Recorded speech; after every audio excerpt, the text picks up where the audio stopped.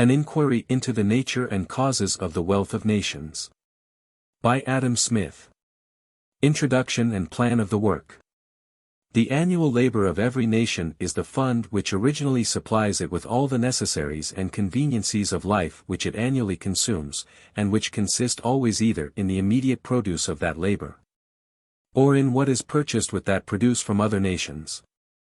According, therefore, as this produce, or what is purchased with it, bears a greater or smaller proportion to the number of those who are to consume it, the nation will be better or worse supplied with all the necessaries and conveniencies for which it has occasion. But this proportion must in every nation be regulated by two different circumstances: first, by the skill, dexterity, and judgment with which its labor is generally applied; and, secondly, by the proportion between the number of those who are employed in useful labor, and that of those who are not so employed. Whatever be the soil, climate, or extent of territory of any particular nation, the abundance or scantiness of its annual supply must, in that particular situation, depend upon those two circumstances. The abundance or scantiness of this supply, too, seems to depend more upon the former of those two circumstances than upon the latter. Among the savage nations of hunters and fishers, every individual who is able to work is more or less employed in useful labor, and endeavors to provide, as well as he can, the necessaries and conveniencies of life, for himself and such of his family or tribe as are either too old, or too young, or too infirm, to go a-hunting and fishing. Such nations, however, are so miserably poor, that, from mere want, they are frequently reduced, or at least think themselves reduced, to the necessity sometimes of directly destroying, and sometimes of abandoning their infants, their old people, and those afflicted with lingering diseases, to perish with hunger, or to be devoured by wild beasts. Among civilized and thriving nations, on the contrary, though a great number of people do not labor at all, many of whom consume the produce of 10 times, frequently of 100 times, more labor than the greater part of those who work, yet the produce of the whole labor of the society is so great, that all are often abundantly supplied. And a workman, even of the lowest and poorest order, if he is frugal and industrious, may enjoy a greater share of the necessaries and conveniencies of life than it is possible for any savage to acquire. The causes of this improvement in the productive powers of labor, and the order according to which its produce is naturally distributed among the different ranks and conditions of men in the society, make the subject of the first book of this inquiry. Whatever be the actual state of the skill, dexterity, and judgment, with which labor is applied in any nation, the abundance or scantiness of its annual supply must depend, during the continuance of that state, upon the proportion between the number of those who are annually employed in useful labor, and that of those who are not so employed. The number of useful and productive laborers, it will hereafter appear, is everywhere in proportion to the quantity of capital stock which is employed in setting them to work, and to the particular way in which it is so employed. The second book, therefore, treats of the nature of capital stock, of the manner in which it is gradually accumulated, and of the different quantities of labor which it puts into motion, according to the different ways in which it is employed. Nations tolerably well advanced as to skill, dexterity, and judgment, in the application of labor, have followed very different plans in the general conduct or direction of it. And those plans have not all been equally favorable to the greatness of its produce. The policy of some nations has given extraordinary encouragement to the industry of the country, that of others to the industry of towns. Scarce any nation has dealt equally and impartially with every sort of industry. Since the downfall of the Roman Empire, the policy of Europe has been more favorable to arts, manufactures, and commerce, the industry of towns, than to agriculture, the industry of the country. The circumstances which seem to have introduced and established this policy are explained in the third book. Though those different plans were, perhaps, first introduced by the private interests and prejudices of particular orders of men, without any regard to, or foresight of, their consequences upon the general welfare of the society, yet they have given occasion to very different theories of political economy, of which some magnify the importance of that industry which is carried on in towns, others of that which is carried on in the country. Those theories have had a considerable influence, not only upon the opinions of men of learning, but upon the public conduct of princes and sovereign states. I have endeavored, in the fourth book, to explain as fully and distinctly as I can those different theories, and the principal effects which they have produced in different ages and nations. To explain in what has consisted the revenue of the great body of the people, or what has been the nature of those funds, which, in different ages and nations, have supplied their annual consumption, is the object of these four first books. The fifth and last book treats of the revenue of the sovereign, or commonwealth. In this book I have endeavored to shew, first, what are the necessary expenses of the sovereign, or commonwealth. Which of those expenses ought to be defrayed by the general contribution of the whole society, and which of them, by that of some particular part only, or of some particular members of it. Secondly, what are the different methods in which the whole society may be made to contribute towards defraying the expenses incumbent on the whole society, and what are the principal advantages and inconveniencies of each of those methods. And, thirdly and lastly, what are the reasons and causes which have induced almost all modern governments to mortgage some part of this revenue, or to contract debts. And what have been the effects of those debts upon the real wealth, the annual produce of the land and labor of the society. Book I. Of the causes of improvement in the productive powers of labor, and of the order according to which its produce is naturally distributed among the different ranks of the people. Chapter 1, of the division of labor.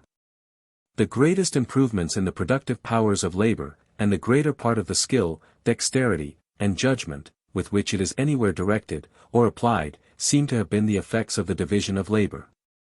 The effects of the division of labor, in the general business of society, will be more easily understood, by considering in what manner it operates in some particular manufactures.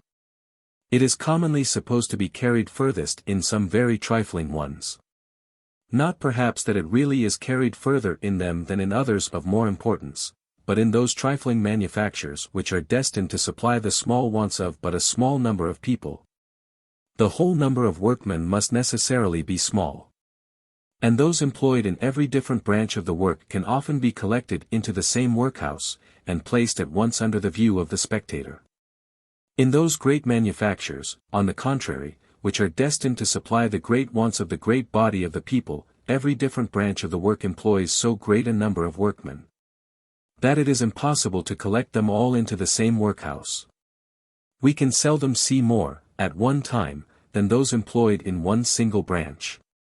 Though in such manufactures, therefore, the work may really be divided into a much greater number of parts, than in those of a more trifling nature, the division is not near so obvious, and has accordingly been much less observed.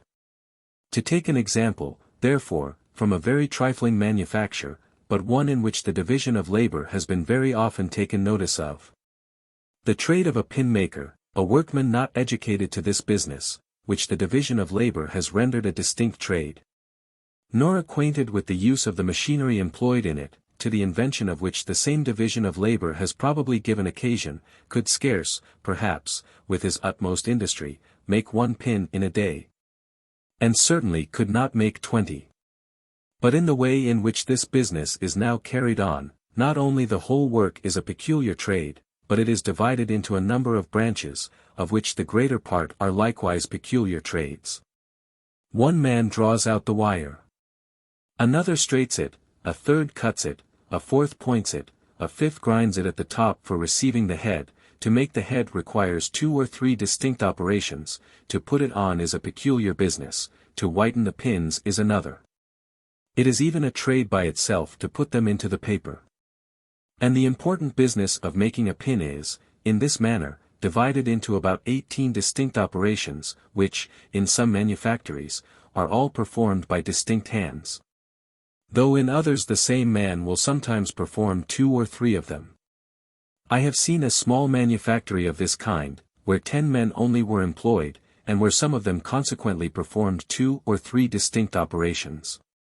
But though they were very poor, and therefore but indifferently accommodated with the necessary machinery, they could, when they exerted themselves, make among them about 12 pounds of pins in a day. There are in a pound upwards of 4,000 pins of a middling size. Those 10 persons, therefore, could make among them upwards of 48,000 pins in a day. Each person, therefore, making a 10th part of 48,000 pins, might be considered as making 4,800 pins in a day.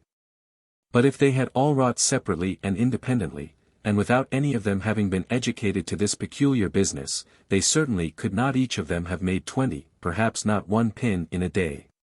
That is, certainly, not the 240th, perhaps not the 4,800th, part of what they are at present capable of performing, in consequence of a proper division and combination of their different operations. In every other art and manufacture, the effects of the division of labor are similar to what they are in this very trifling one, though, in many of them, the labor can neither be so much subdivided, nor reduced to so great a simplicity of operation. The division of labor, however, so far as it can be introduced, occasions, in every art, a proportionable increase of the productive powers of labor. The separation of different trades and employments from one another, seems to have taken place in consequence of this advantage. This separation, too, is generally carried furthest in those countries which enjoy the highest degree of industry and improvement. What is the work of one man, in a rude state of society, being generally that of several in an improved one. In every improved society, the farmer is generally nothing but a farmer, the manufacturer, nothing but a manufacturer. The labor, too, which is necessary to produce any one complete manufacture, is almost always divided among a great number of hands. How many different trades are employed in each branch of the linen and woolen manufactures, from the growers of the flax and the wool, to the bleachers and smoothers of the linen, or to the dyers and dressers of the cloth. The nature of agriculture, indeed, does not admit of so many subdivisions of labor, nor of so complete a separation of one business from another, as manufactures. It is impossible to separate so entirely the business of the grazier from that of the corn farmer, as the trade of the carpenter is commonly separated from that of the smith. The spinner is almost always a distinct person from the weaver. But the plowman, the harrower, the sower of the seed, and the reaper of the corn, are often the same. The occasions for those different sorts of labor returning with the different seasons of the year, it is impossible that one man should be constantly employed in any one of them. This impossibility of making so complete and entire a separation of all the different branches of labor employed in agriculture, is perhaps the reason why the improvement of the productive powers of labor, in this art, does not always keep pace with their improvement in manufactures. The most opulent nations, indeed, generally excel all their neighbors in agriculture as well as in manufactures, but they are commonly more distinguished by their superiority in the latter than in the former. Their lands are in general better cultivated, and having more labor and expense bestowed upon them, produce more in proportion to the extent and natural fertility of the ground. But this superiority of produce is seldom much more than in proportion to the superiority of labor and expense. In agriculture, the labor of the rich country is not always much more productive than that of the poor. Or, at least, it is never so much more productive, as it commonly is in manufactures.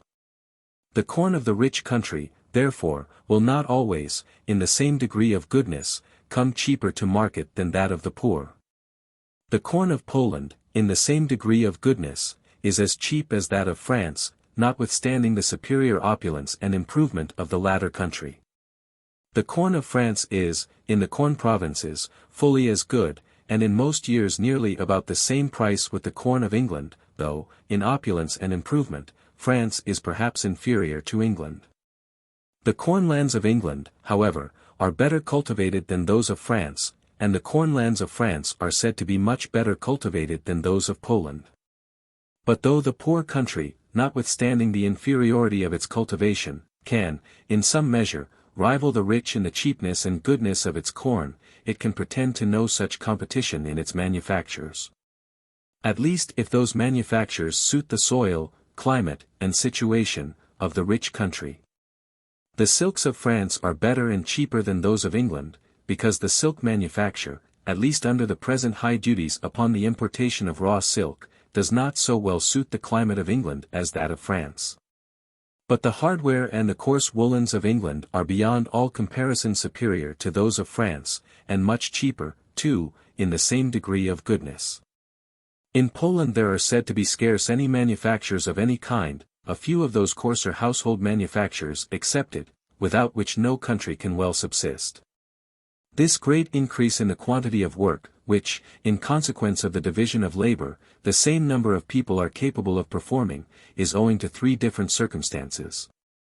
First, to the increase of dexterity in every particular workman; secondly, to the saving of the time which is commonly lost in passing from one species of work to another. And, lastly, to the invention of a great number of machines which facilitate and abridge labor, and enable one man to do the work of many. First, the improvement of the dexterity of the workman, necessarily increases the quantity of the work he can perform. And the division of labor, by reducing every man's business to some one simple operation, and by making this operation the sole employment of his life, necessarily increases very much the dexterity of the workman. A common smith, who, though accustomed to handle the hammer, has never been used to make nails, if, upon some particular occasion, he is obliged to attempt it, will scarce, I am assured, be able to make above 200 or 300 nails in a day. And those, too, very bad ones. A smith who has been accustomed to make nails, but whose sole or principal business has not been that of a nailer, can seldom, with his utmost diligence, make more than 800 or 1,000 nails in a day. I have seen several boys, under 20 years of age, who had never exercised any other trade but that of making nails, and who, when they exerted themselves, could make, each of them, upwards of 2,300 nails in a day. The making of a nail, however, is by no means one of the simplest operations. The same person blows the bellows, stirs or mends the fire as there is occasion, heats the iron, and forges every part of the nail. In forging the head, too, he is obliged to change his tools. The different operations into which the making of a pin, or of a metal button, is subdivided, are all of them much more simple, and the dexterity of the person, of whose life it has been the sole business to perform them, is usually much greater. The rapidity with which some of the operations of those manufactures are performed, exceeds what the human hand could, by those who had never seen them, be supposed capable of acquiring. Secondly, the advantage which is gained by saving the time commonly lost in passing from one sort of work to another, is much greater than we should at first view be apt to imagine it. It is impossible to pass very quickly from one kind of work to another, that is carried on in a different place, and with quite different tools. A country weaver, who cultivates a small farm, must lose a good deal of time in passing from his loom to the field, and from the field to his loom. When the two trades can be carried on in the same workhouse, the loss of time is, no doubt, much less. It is, even in this case, however, very considerable. A man commonly saunters a little in turning his hand from one sort of employment to another. When he first begins the new work, he is seldom very keen and hearty, his mind, as they say, does not go to it, and for some time he rather trifles than applies to good purpose. The habit of sauntering, and of indolent careless application, which is naturally, or rather necessarily, acquired by every country workman who is obliged to change his work and his tools every half hour, and to apply his hand in 20 different ways almost every day of his life, renders him almost always slothful and lazy, and incapable of any vigorous application, even on the most pressing occasions. Independent, therefore, of his deficiency in point of dexterity, this cause alone must always reduce considerably the quantity of work which he is capable of performing. Thirdly, and lastly, everybody must be sensible how much labor is facilitated and abridged by the application of proper machinery. It is unnecessary to give any example. I shall only observe, therefore, that the invention of all those machines by which labor is so much facilitated and abridged, seems to have been originally owing to the division of labor. Men are much more likely to discover easier and readier methods of attaining any object, when the whole attention of their minds is directed towards that single object, than when it is dissipated among a great variety of things. But, in consequence of the division of labor, the whole of every man's attention comes naturally to be directed towards some one very simple object. It is naturally to be expected, therefore, that some one or other of those who are employed in each particular branch of labor should soon find out easier and readier methods of performing their own particular work, whenever the nature of it admits of such improvement. A great part of the machines made use of in those manufactures in which labor is most subdivided, were originally the invention of common workmen, who, being each of them employed in some very simple operation, naturally turned their thoughts towards finding out easier and readier methods of performing it. Whoever has been much accustomed to visit such manufactures, must frequently have been shown very pretty machines, which were the inventions of such workmen, in order to facilitate and quicken their own particular part of the work. In the first fire engines, this was the current designation for steam engines. A boy was constantly employed to open and shut alternately the communication between the boiler and the cylinder, according as the piston either ascended or descended. One of those boys, who loved to play with his companions, observed that, by tying a string from the handle of the valve which opened this communication to another part of the machine, the valve would open and shut without his assistance, and leave him at liberty to divert himself with his playfellows. One of the greatest improvements that has been made upon this machine, since it was first invented, was in this manner the discovery of a boy who wanted to save his own labor. All the improvements in machinery, however, have by no means been the inventions of those who had occasion to use the machines. Many improvements have been made by the ingenuity of the makers of the machines, when to make them became the business of a peculiar trade. And some by that of those who are called philosophers, or men of speculation, whose trade it is not to do anything, but to observe everything, and who, upon that account, are often capable of combining together the powers of the most distant and dissimilar objects in the progress of society. Philosophy or speculation becomes, like every other employment, the principal or sole trade and occupation of a particular class of citizens. Like every other employment, too, it is subdivided into a great number of different branches, each of which affords occupation to a peculiar tribe or class of philosophers.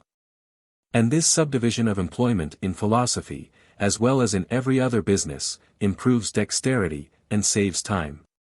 Each individual becomes more expert in his own peculiar branch, more work is done upon the whole, and the quantity of science is considerably increased by it. It is the great multiplication of the productions of all the different arts, in consequence of the division of labor, which occasions, in a well-governed society, that universal opulence which extends itself to the lowest ranks of the people.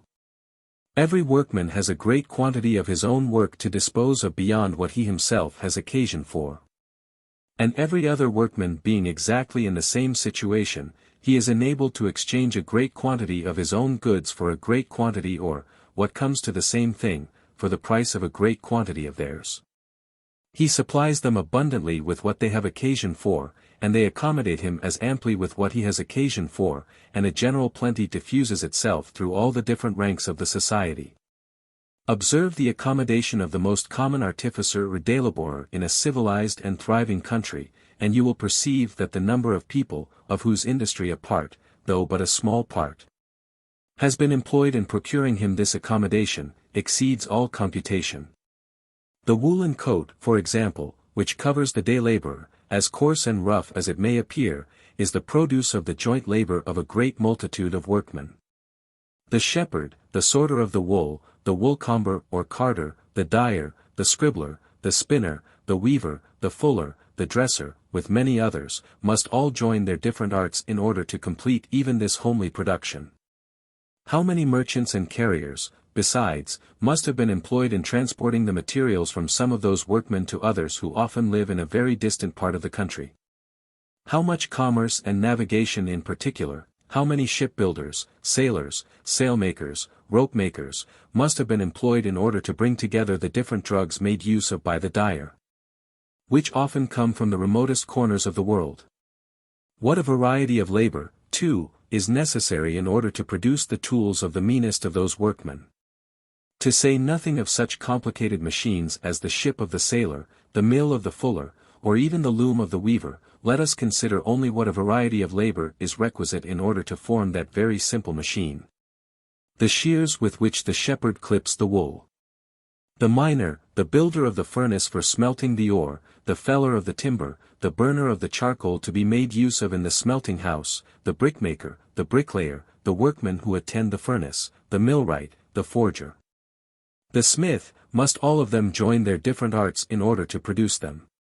Were we to examine, in the same manner, all the different parts of his dress and household furniture, the coarse linen shirt which he wears next his skin, the shoes which cover his feet, the bed which he lies on, and all the different parts which compose it, the kitchen grate at which he prepares his victuals, the coals which he makes use of for that purpose, dug from the bowels of the earth, and brought to him, perhaps, by a long sea in a long land carriage, all the other utensils of his kitchen, all the furniture of his table, the knives and forks, the earthen or pewter plates upon which he serves up and divides his victuals, the different hands employed in preparing his bread and his beer, the glass window which lets in the heat and the light, and keeps out the wind and the rain, with all the knowledge and art requisite for preparing that beautiful and happy invention, without which these northern parts of the world could scarce have afforded a very comfortable habitation, together with the tools of all the different workmen employed in producing those different conveniencies.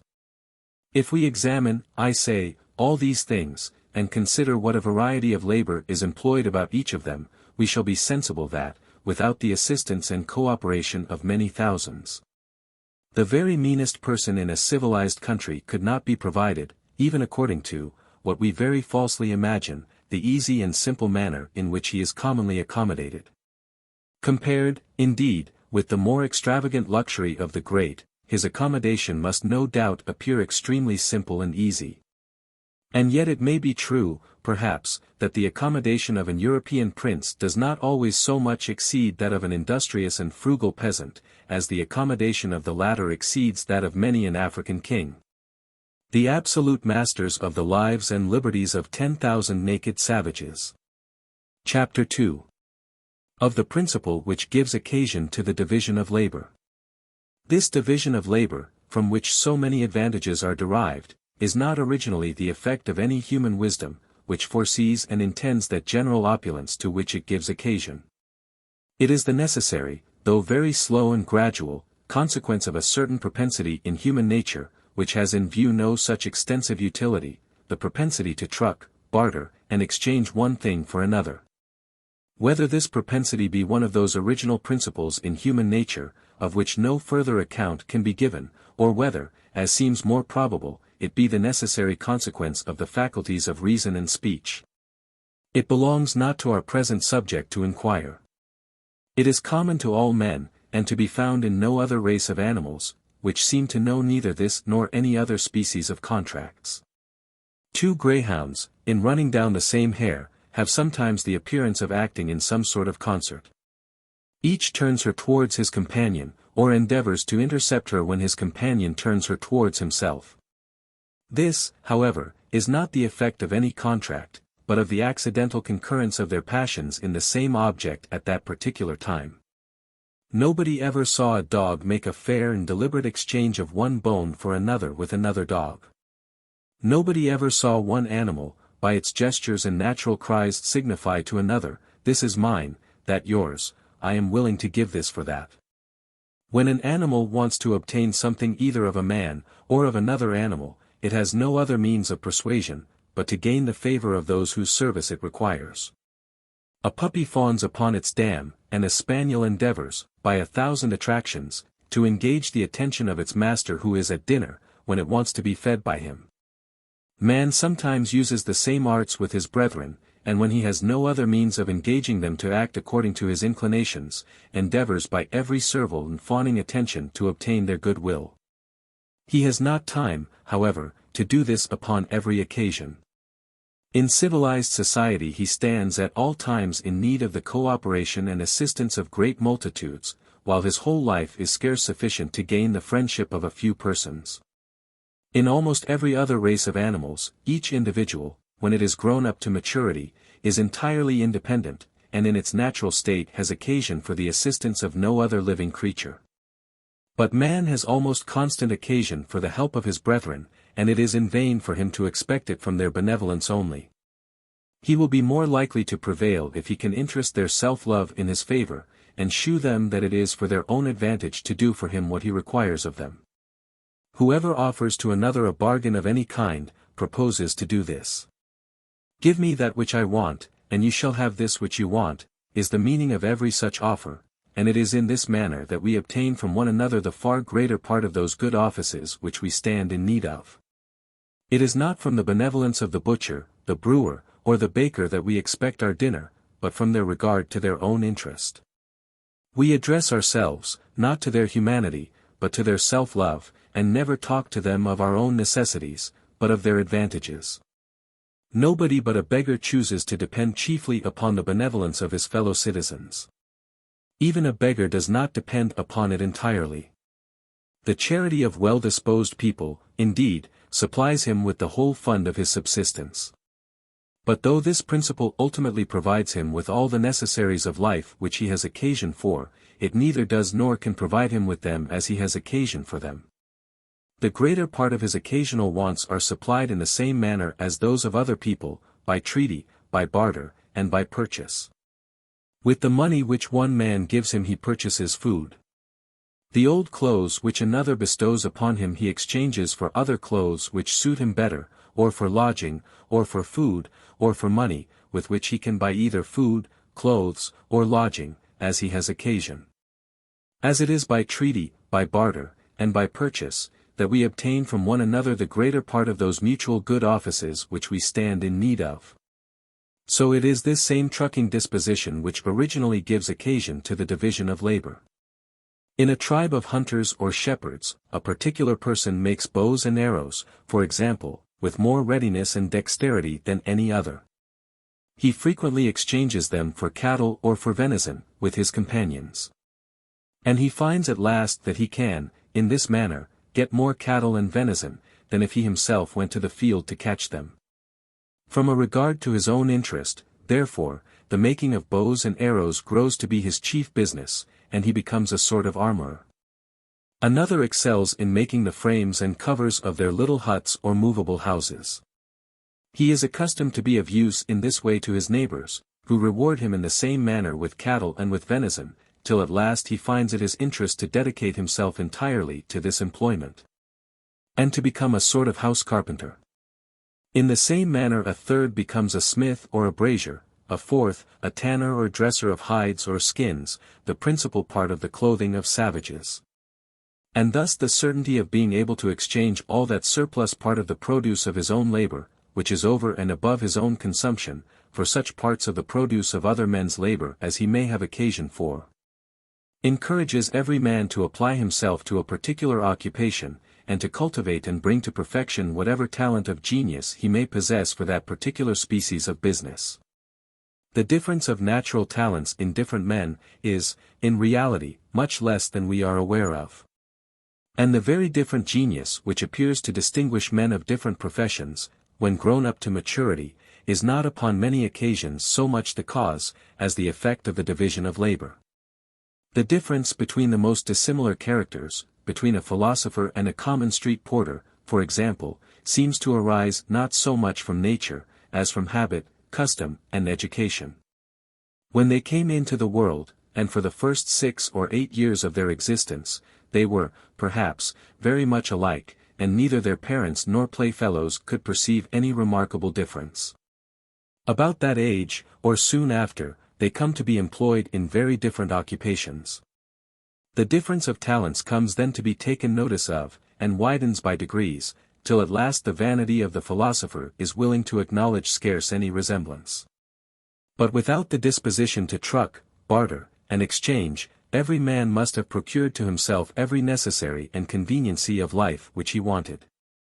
All must have had the same duties to perform, and the same work to do, and there could have been no such difference of employment as could alone give occasion to any great difference of talents. As it is this disposition which forms that difference of talents, so remarkable among men of different professions, so it is this same disposition which renders that difference useful. Many tribes of animals, acknowledged to be all of the same species, derive from nature a much more remarkable distinction of genius, than what, antecedent to custom and education, appears to take place among men. By nature a philosopher is not in genius and disposition half so different from a street porter, as a mastiff is from a greyhound, or a greyhound from a spaniel, or this last from a shepherd's dog. Those different tribes of animals, however, though all of the same species, are of scarce any use to one another. The strength of the mastiff is not in the least supported either by the swiftness of the greyhound, or by the sagacity of the spaniel, or by the docility of the shepherd's dog. The effects of those different geniuses and talents, for want of the power or disposition to barter and exchange, cannot be brought into a common stock, and do not in the least contribute to the better accommodation and conveniency of the species.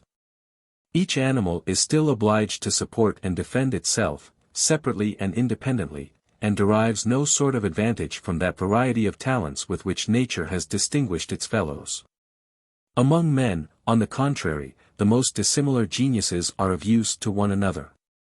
The different produces of their respective talents, by the general disposition to truck, barter, and exchange, being brought, as it were, into a common stock, where every man may purchase whatever part of the produce of other men's talents he has occasion for. Chapter 3. That the division of labor is limited by the extent of the market. As it is the power of exchanging that gives occasion to the division of labor, so the extent of this division must always be limited by the extent of that power, or, in other words, by the extent of the market. When the market is very small, no person can have any encouragement to dedicate himself entirely to one employment, for want of the power to exchange all that surplus part of the produce of his own labor, which is over and above his own consumption, for such parts of the produce of other men's labor as he has occasion for. There are some sorts of industry, even of the lowest kind, which can be carried on nowhere but in a great town. A porter, for example, can find employment and subsistence in no other place. A village is by much too narrow a sphere for him. Even an ordinary market town is scarce large enough to afford him constant occupation. In the lone houses and very small villages which are scattered about in so desert a country as the Highlands of Scotland, every farmer must be butcher, baker, and brewer, for his own family. In such situations we can scarce expect to find even a smith, a carpenter, or a mason, within less than 20 miles of another of the same trade.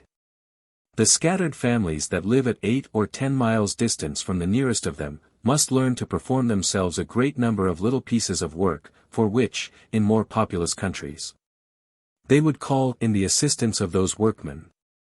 Country workmen are almost everywhere obliged to apply themselves to all the different branches of industry that have so much affinity to one another as to be employed about the same sort of materials.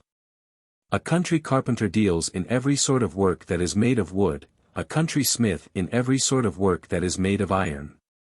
The former is not only a carpenter, but a joiner, a cabinet maker, and even a carver in wood, as well as a wheelwright, a plowright, a cart and wagon maker. The employments of the latter are still more various.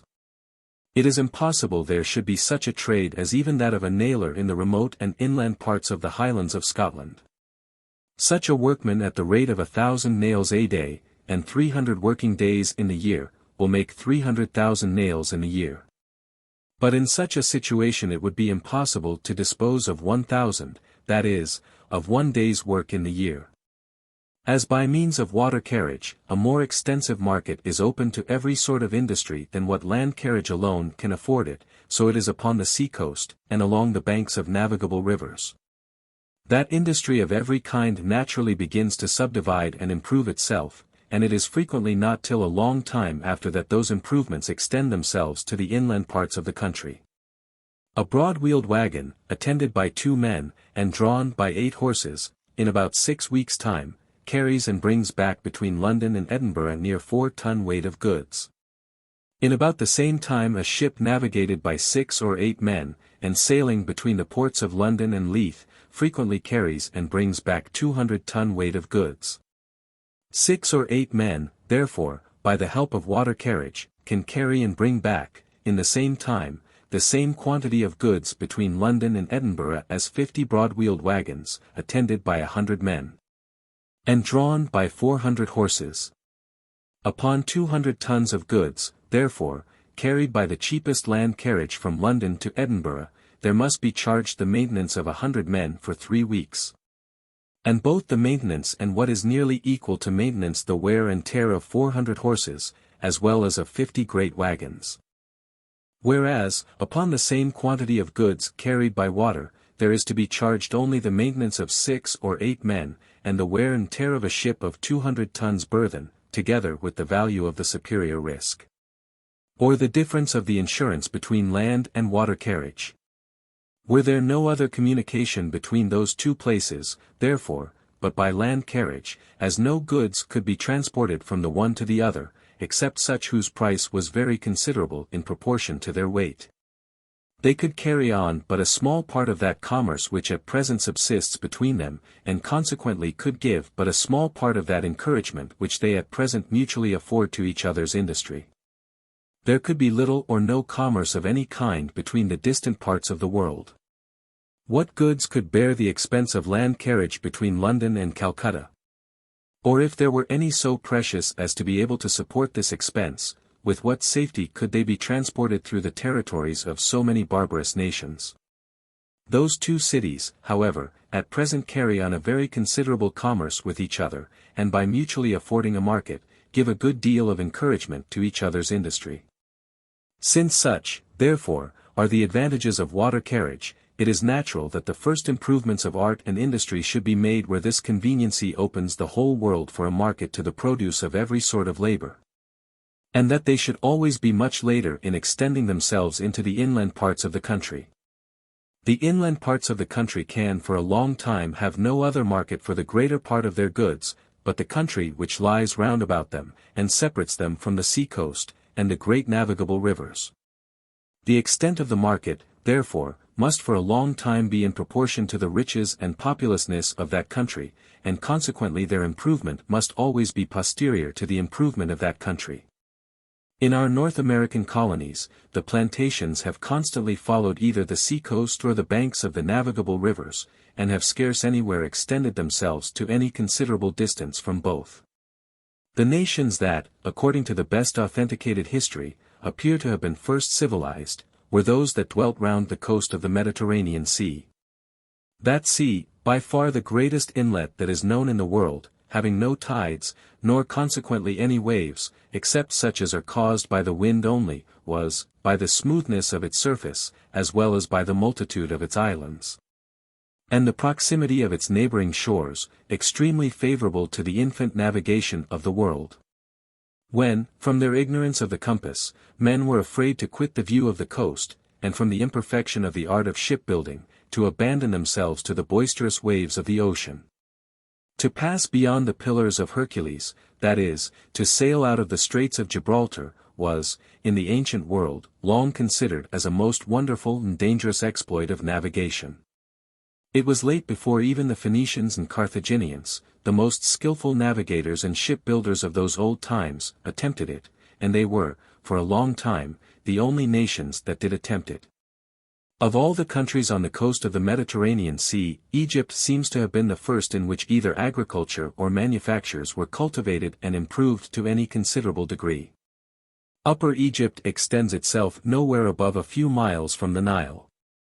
And in Lower Egypt, that great river breaks itself into many different canals, which, with the assistance of a little art, seem to have afforded a communication by water carriage, not only between all the great towns, but between all the considerable villages, and even to many farmhouses in the country, nearly in the same manner as the Rhine and the Meuse do in Holland at present. The extent and easiness of this inland navigation was probably one of the principal causes of the early improvement of Egypt. The improvements in agriculture and manufactures seem likewise to have been of very great antiquity in the provinces of Bengal, in the East Indies, and in some of the eastern provinces of China. Though the great extent of this antiquity is not authenticated by any histories of whose authority we, in this part of the world, are well assured. In Bengal, the Ganges, and several other great rivers, form a great number of navigable canals, in the same manner as the Nile does in Egypt. In the eastern provinces of China, too, several great rivers form, by their different branches, a multitude of canals, and, by communicating with one another, afford an inland navigation much more extensive than that either of the Nile or the Ganges, or, perhaps, than both of them put together. It is remarkable, that neither the ancient Egyptians, nor the Indians, nor the Chinese, encouraged foreign commerce, but seem all to have derived their great opulence from this inland navigation. All the inland parts of Africa, and all that part of Asia which lies any considerable way north of the Euxine and Caspian seas, the ancient Scythia, the modern Tartary in Siberia, seem, in all ages of the world, to have been in the same barbarous and uncivilized state in which we find them at present. The Sea of Tartary is the frozen ocean, which admits of no navigation. And though some of the greatest rivers in the world run through that country, they are at too great a distance from one another to carry commerce and communication through the greater part of it. There are in Africa none of those great inlets, such as the Baltic and Adriatic seas in Europe, the Mediterranean and Euxine seas in both Europe and Asia, and the Gulfs of Arabia, Persia, India, Bengal, and Siam, in Asia, to carry maritime commerce into the interior parts of that great continent. And the great rivers of Africa are at too great a distance from one another to give occasion to any considerable inland navigation. The commerce, besides, which any nation can carry on by means of a river which does not break itself into any great number of branches or canals, and which runs into another territory before it reaches the sea, can never be very considerable, because it is always in the power of the nations who possess that other territory to obstruct the communication between the upper country and the sea. The navigation of the Danube is of very little use to the different states of Bavaria, Austria, and Hungary, in comparison of what it would be, if any of them possessed the whole of its course, till it falls into the Black Sea. Chapter 4. Of the Origin and Use of Money. When the division of labor has been once thoroughly established, it is but a very small part of a man's wants which the produce of his own labor can supply. He supplies the far greater part of them by exchanging that surplus part of the produce of his own labor, which is over and above his own consumption, for such parts of the produce of other men's labor as he has occasion for. Every man thus lives by exchanging, or becomes, in some measure, a merchant, and the society itself grows to be what is properly a commercial society. But when the division of labor first began to take place, this power of exchanging must frequently have been very much clogged and embarrassed in its operations. One man, we shall suppose, has more of a certain commodity than he himself has occasion for, while another has less. The former, consequently, would be glad to dispose of, and the latter to purchase, a part of this superfluity. But if this latter should chance to have nothing that the former stands in need of, no exchange can be made between them. The butcher has more meat in his shop than he himself can consume, and the brewer and the baker would each of them be willing to purchase a part of it. But they have nothing to offer in exchange, except the different productions of their respective trades, and the butcher is already provided with all the bread and beer which he has immediate occasion for. No exchange can, in this case, be made between them. He cannot be their merchant, nor they his customers, and they are all of them thus mutually less serviceable to one another. In order to avoid the inconveniency of such situations, every prudent man in every period of society, after the first establishment of the division of labor, must naturally have endeavored to manage his affairs in such a manner as to have at all times by him, besides the peculiar produce of his own industry, a certain quantity of some one commodity or other, such as he imagined few people would be likely to refuse in exchange for the produce of their industry. Many different commodities, it is probable, were successively both thought of and employed for this purpose. In the rude ages of society, cattle are said to have been the common instrument of commerce. And, though they must have been a most inconvenient one, yet, in old times, we find things were frequently valued according to the number of cattle which had been given in exchange for them. The armor of Diomed, says Homer, cost only 9 oxen. But that of Glaucus cost 100 oxen. Salt is said to be the common instrument of commerce and exchanges in Abyssinia, a species of shells in some parts of the coast of India, dried cod at Newfoundland, tobacco in Virginia, sugar in some of our West India colonies, hides or dressed leather in some other countries. And there is at this day a village in Scotland, where it is not uncommon, I am told, for a workman to carry nails instead of money to the baker's shop or the alehouse. In all countries, however, men seem at last to have been determined by irresistible reasons to give the preference, for this employment, to metals above every other commodity. Metals can not only be kept with as little loss as any other commodity, scarce anything being less perishable than they are, but they can likewise, without any loss, be divided into any number of parts. As by fusion those parts can easily be reunited again. A quality which no other equally durable commodities possess, and which, more than any other quality, renders them fit to be the instruments of commerce in circulation. The man who wanted to buy salt, for example, and had nothing but cattle to give in exchange for it, must have been obliged to buy salt to the value of a whole ox, or a whole sheep, at a time. He could seldom buy less than this, because what he was to give for it could seldom be divided without loss. And if he had a mind to buy more, he must, for the same reasons, have been obliged to buy double or triple the quantity, the value, to wit, of 2 or 3 oxen, or of 2 or 3 sheep. If, on the contrary, instead of sheep or oxen, he had metals to give in exchange for it, he could easily proportion the quantity of the metal to the precise quantity of the commodity which he had immediate occasion for. Different metals have been made use of by different nations for this purpose. Iron was the common instrument of commerce among the ancient Spartans, copper among the ancient Romans, and gold and silver among all rich and commercial nations. Those metals seem originally to have been made use of for this purpose in rude bars, without any stamp or coinage. Thus we are told by Pliny, Plin. Hist. Nat. lib. 33, cap. 3, upon the authority of Timaeus, an ancient historian, that, till the time of Servius Tullius, the Romans had no coined money, but made use of unstamped bars of copper, to purchase whatever they had occasion for. These rude bars, therefore, performed at this time the function of money.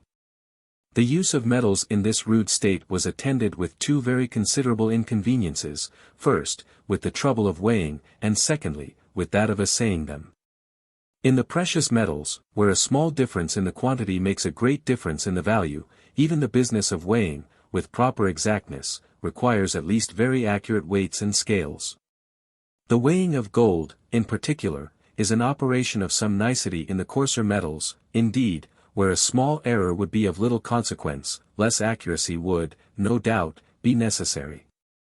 Yet we should find it excessively troublesome if every time a poor man had occasion either to buy or sell a farthing's worth of goods, he was obliged to weigh the farthing. The operation of assaying is still more difficult, still more tedious. And, unless a part of the metal is fairly melted in the crucible, with proper dissolvents, any conclusion that can be drawn from it is extremely uncertain. Before the institution of coined money, however, unless they went through this tedious and difficult operation, people must always have been liable to the grossest frauds and impositions. And instead of a pound weight of pure silver, or pure copper, might receive, in exchange for their goods, an adulterated composition of the coarsest and cheapest materials, which had, however, in their outward appearance, been made to resemble those metals. To prevent such abuses, to facilitate exchanges, and thereby to encourage all sorts of industry and commerce, it has been found necessary, in all countries that have made any considerable advances towards improvement, to affix a public stamp upon certain quantities of such particular metals, as were in those countries commonly made use of to purchase goods. Hence the origin of coined money, and of those public offices called mints, institutions exactly of the same nature with those of the almagers and stamp-masters of woolen and linen cloth. All of them are equally meant to ascertain, by means of a public stamp, the quantity and uniform goodness of those different commodities when brought to market. The first public stamps of this kind that were affixed to the current metals, seem in many cases to have been intended to ascertain, what it was both most difficult and most important to ascertain, the goodness or fineness of the metal. And to have resembled the sterling mark which is at present affixed to plate and bars of silver, or the Spanish mark which is sometimes affixed to ingots of gold, and which, being struck only upon one side of the piece, and not covering the whole surface, ascertains the fineness, but not the weight of the metal. Abraham weighs to Ephron the 400 shekels of silver which he had agreed to pay for the field of Machpelah. They are said, however, to be the current money of the merchant, and yet are received by weight, and not by tale, in the same manner as ingots of gold and bars of silver are at present. The revenues of the ancient Saxon kings of England are said to have been paid, not in money, but in kind, that is, in victuals and provisions of all sorts. William the Conqueror introduced the custom of paying them in money. This money, however, was for a long time received at the exchequer, by weight and not by tale. The inconveniency and difficulty of weighing those metals with exactness, gave occasion to the institution of coins, of which the stamp, covering entirely both sides of the piece, and sometimes the edges too, was supposed to ascertain not only the fineness, but the weight of the metal. Such coins, therefore, were received by tale, as at present, without the trouble of weighing. The denominations of those coins seem originally to have expressed the weight or quantity of metal contained in them. In the time of Servius Tullius, who first coined money at Rome, the Roman as or pondo contained a Roman pound of good copper. It was divided, in the same manner as our Troy pound, into 12 ounces, each of which contained a real ounce of good copper. The English pound sterling, in the time of Edward I, contained a pound, Tower weight, of silver of a known fineness. The Tower pound seems to have been something more than the Roman pound, and something less than the Troy pound. This last was not introduced into the mint of England till the 18th of Henry VIII. The French livre contained, in the time of Charlemagne, a pound, Troy weight, of silver of a known fineness. The fair of Troyes in Champagne was at that time frequented by all the nations of Europe, and the weights and measures of so famous a market were generally known and esteemed. The Scots money pound contained, from the time of Alexander I to that of Robert Bruce, a pound of silver of the same weight and fineness with the English pound sterling. English, French, and Scots pennies, too, contained all of them originally a real pennyweight of silver, the 20th part of an ounce, and the 240th part of a pound. The shilling, too, seems originally to have been the denomination of a weight. When wheat is at 12 shillings the quarter, says an ancient statute of Henry III. Then was tell bread of a farthing shall weigh 11 shillings and 4 pence. The proportion, however, between the shilling, and either the penny on the one hand, or the pound on the other, seems not to have been so constant and uniform as that between the penny and the pound. During the first race of the kings of France, the French so or shilling appears upon different occasions to have contained 5, 12, 20, and 40 pennies. Among the ancient Saxons, a shilling appears at one time to have contained only 5 pennies, and it is not improbable that it may have been as variable among them as among their neighbors, the ancient Franks. From the time of Charlemagne among the French, and from that of William the Conqueror among the English, the proportion between the pound, the shilling, and the penny, seems to have been uniformly the same as at present. Though the value of each has been very different. For in every country of the world, I believe, the avarice and injustice of princes and sovereign states, abusing the confidence of their subjects, have by degrees diminished the real quantity of metal, which had been originally contained in their coins.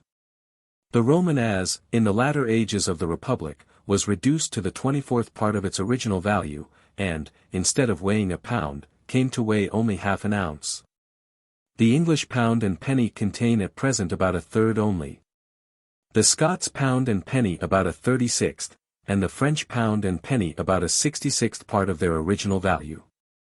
By means of those operations, the princes and sovereign states which performed them were enabled, in appearance, to pay their debts and fulfill their engagements with a smaller quantity of silver than would otherwise have been requisite. It was indeed in appearance only, for their creditors were really defrauded of a part of what was due to them. All other debtors in the state were allowed the same privilege, and might pay with the same nominal sum of the new and debased coin whatever they had borrowed in the old. Such operations, therefore, have always proved favorable to the debtor, and ruinous to the creditor, and have sometimes produced a greater and more universal revolution in the fortunes of private persons than could have been occasioned by a very great public calamity. It is in this manner that money has become, in all civilized nations, the universal instrument of commerce, by the intervention of which goods of all kinds are bought and sold, or exchanged for one another. What are the rules which men naturally observe, in exchanging them either for money, or for one another, I shall now proceed to examine. These rules determine what may be called the relative or exchangeable value of goods. The word value, it is to be observed, has two different meanings, and sometimes expresses the utility of some particular object, and sometimes the power of purchasing other goods which the possession of that object conveys. The one may be called value in use, the other, value in exchange. The things which have the greatest value in use have frequently little or no value in exchange. And, on the contrary, those which have the greatest value in exchange have frequently little or no value in use. Nothing is more useful than water, but it will purchase scarce anything can be had in exchange for it. A diamond, on the contrary, has scarce any value in use, but a very great quantity of other goods may frequently be had in exchange for it. In order to investigate the principles which regulate the exchangeable value of commodities, I shall endeavor to shew. First, what is the real measure of this exchangeable value, or wherein consists the real price of all commodities? Secondly, what are the different parts of which this real price is composed or made up? And, lastly, what are the different circumstances which sometimes raise some or all of these different parts of price above, and sometimes sink them below, their natural or ordinary rate? Or, what are the causes which sometimes hinder the market price, that is, the actual price of commodities, from coinciding exactly with what may be called their natural price? I shall endeavor to explain, as fully and distinctly as I can, those three subjects in the three following chapters, for which I must very earnestly entreat both the patience and attention of the reader, his patience, in order to examine a detail which may, perhaps, in some places, appear unnecessarily tedious, and his attention, in order to understand what may perhaps, after the fullest explication which I am capable of giving it, appear still in some degree obscure. I am always willing to run some hazard of being tedious, in order to be sure that I am perspicuous. And, after taking the utmost pains that I can to be perspicuous, some obscurity may still appear to remain upon a subject, in its own nature extremely abstracted. Chapter 5. Of the real and nominal price of commodities, or of their price in labor, and their price in money.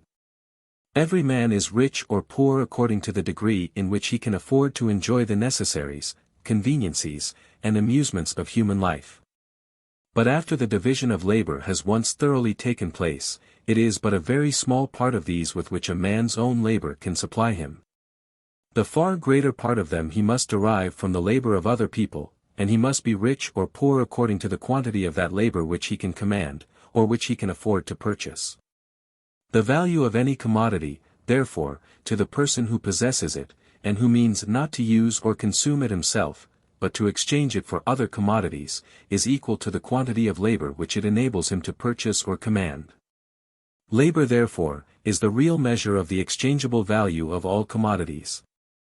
The real price of everything, what everything really costs to the man who wants to acquire it, is the toil and trouble of acquiring it. What everything is really worth to the man who has acquired it and who wants to dispose of it, or exchange it for something else, is the toil and trouble which it can save to himself, and which it can impose upon other people. What is bought with money, or with goods, is purchased by labor, as much as what we acquire by the toil of our own body. That money, or those goods, indeed, save us this toil. They contain the value of a certain quantity of labor, which we exchange for what is supposed at the time to contain the value of an equal quantity. Labor was the first price, the original purchase money that was paid for all things. It was not by gold or by silver, but by labor, that all the wealth of the world was originally purchased. And its value, to those who possess it, and who want to exchange it for some new productions, is precisely equal to the quantity of labor which it can enable them to purchase or command. Wealth, as Mr. Hobbes says, is power. But the person who either acquires, or succeeds to a great fortune, does not necessarily acquire or succeed to any political power, either civil or military. His fortune may, perhaps, afford him the means of acquiring both. But the mere possession of that fortune does not necessarily convey to him either. The power which that possession immediately and directly conveys to him, is the power of purchasing a certain command over all the labor, or over all the produce of labor which is then in the market. His fortune is greater or less, precisely in proportion to the extent of this power, or to the quantity either of other men's labor, or, what is the same thing, of the produce of other men's labor, which it enables him to purchase or command. The exchangeable value of everything must always be precisely equal to the extent of this power which it conveys to its owner. But though labor be the real measure of the exchangeable value of all commodities, it is not that by which their value is commonly estimated. It is often difficult to ascertain the proportion between two different quantities of labor. The time spent in two different sorts of work will not always alone determine this proportion. The different degrees of hardship endured, and of ingenuity exercised, must likewise be taken into account. There may be more labor in an hour's hard work, than in 2 hours' easy business, or in an hour's application to a trade which it cost 10 years' labor to learn, than in a month's industry, at an ordinary and obvious employment. But it is not easy to find any accurate measure either of hardship or ingenuity. In exchanging, indeed, the different productions of different sorts of labor for one another, some allowance is commonly made for both. It is adjusted, however, not by any accurate measure, but by the higgling and bargaining of the market, according to that sort of rough equality which, though not exact, is sufficient for carrying on the business of common life. Every commodity, besides, is more frequently exchanged for, and thereby compared with, other commodities, than with labor. It is more natural, therefore, to estimate its exchangeable value by the quantity of some other commodity, than by that of the labor which it can produce. The greater part of people, too, understand better what is meant by a quantity of a particular commodity, than by a quantity of labor. The one is a plain palpable object. The other an abstract notion, which though it can be made sufficiently intelligible, is not altogether so natural and obvious. But when barter ceases, and money has become the common instrument of commerce, every particular commodity is more frequently exchanged for money than for any other commodity. The butcher seldom carries his beef or his mutton to the baker or the brewer, in order to exchange them for bread or for beer. But he carries them to the market, where he exchanges them for money, and afterwards exchanges that money for bread and for beer. The quantity of money which he gets for them regulates, too, the quantity of bread and beer which he can afterwards purchase. It is more natural and obvious to him, therefore, to estimate their value by the quantity of money, the commodity for which he immediately exchanges them, than by that of bread and beer. The commodities for which he can exchange them only by the intervention of another commodity. And rather to say that his butcher's meat is worth 3 pence or 4 pence a pound, than that it is worth 3 or 4 pounds of bread, or 3 or 4 quarts of small beer. Hence it comes to pass, that the exchangeable value of every commodity is more frequently estimated by the quantity of money, than by the quantity either of labor or of any other commodity which can be had in exchange for it. Gold and silver, however, like every other commodity, vary in their value, are sometimes cheaper and sometimes dearer, sometimes of easier and sometimes of more difficult purchase.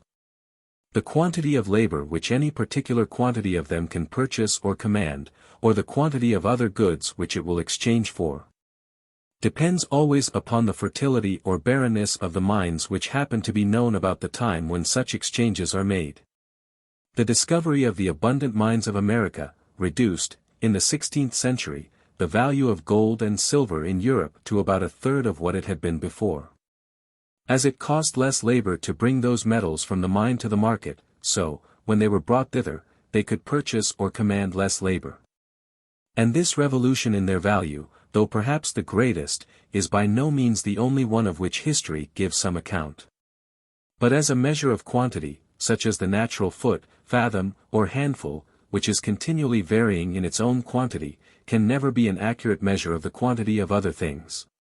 So a commodity which is itself continually varying in its own value, can never be an accurate measure of the value of other commodities. Equal quantities of labor, at all times and places, may be said to be of equal value to the laborer. In his ordinary state of health, strength, and spirits, in the ordinary degree of his skill and dexterity, he must always lay down the same portion of his ease, his liberty, and his happiness. The price which he pays must always be the same, whatever may be the quantity of goods which he receives in return for it.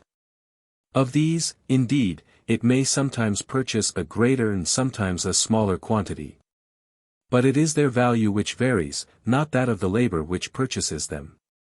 At all times and places, that is dear which it is difficult to come at, or which it costs much labor to acquire. And that cheap which is to be had easily, or with very little labor. Labor alone, therefore, never varying in its own value, is alone the ultimate and real standard by which the value of all commodities can at all times and places be estimated and compared. It is their real price, money is their nominal price only.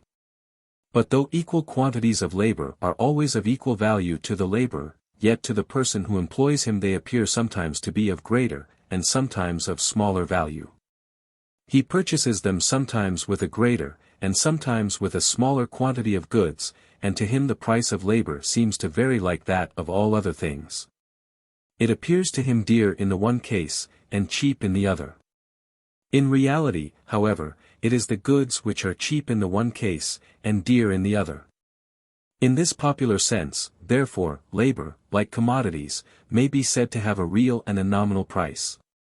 Its real price may be said to consist in the quantity of the necessaries and conveniencies of life which are given for it, its nominal price, in the quantity of money.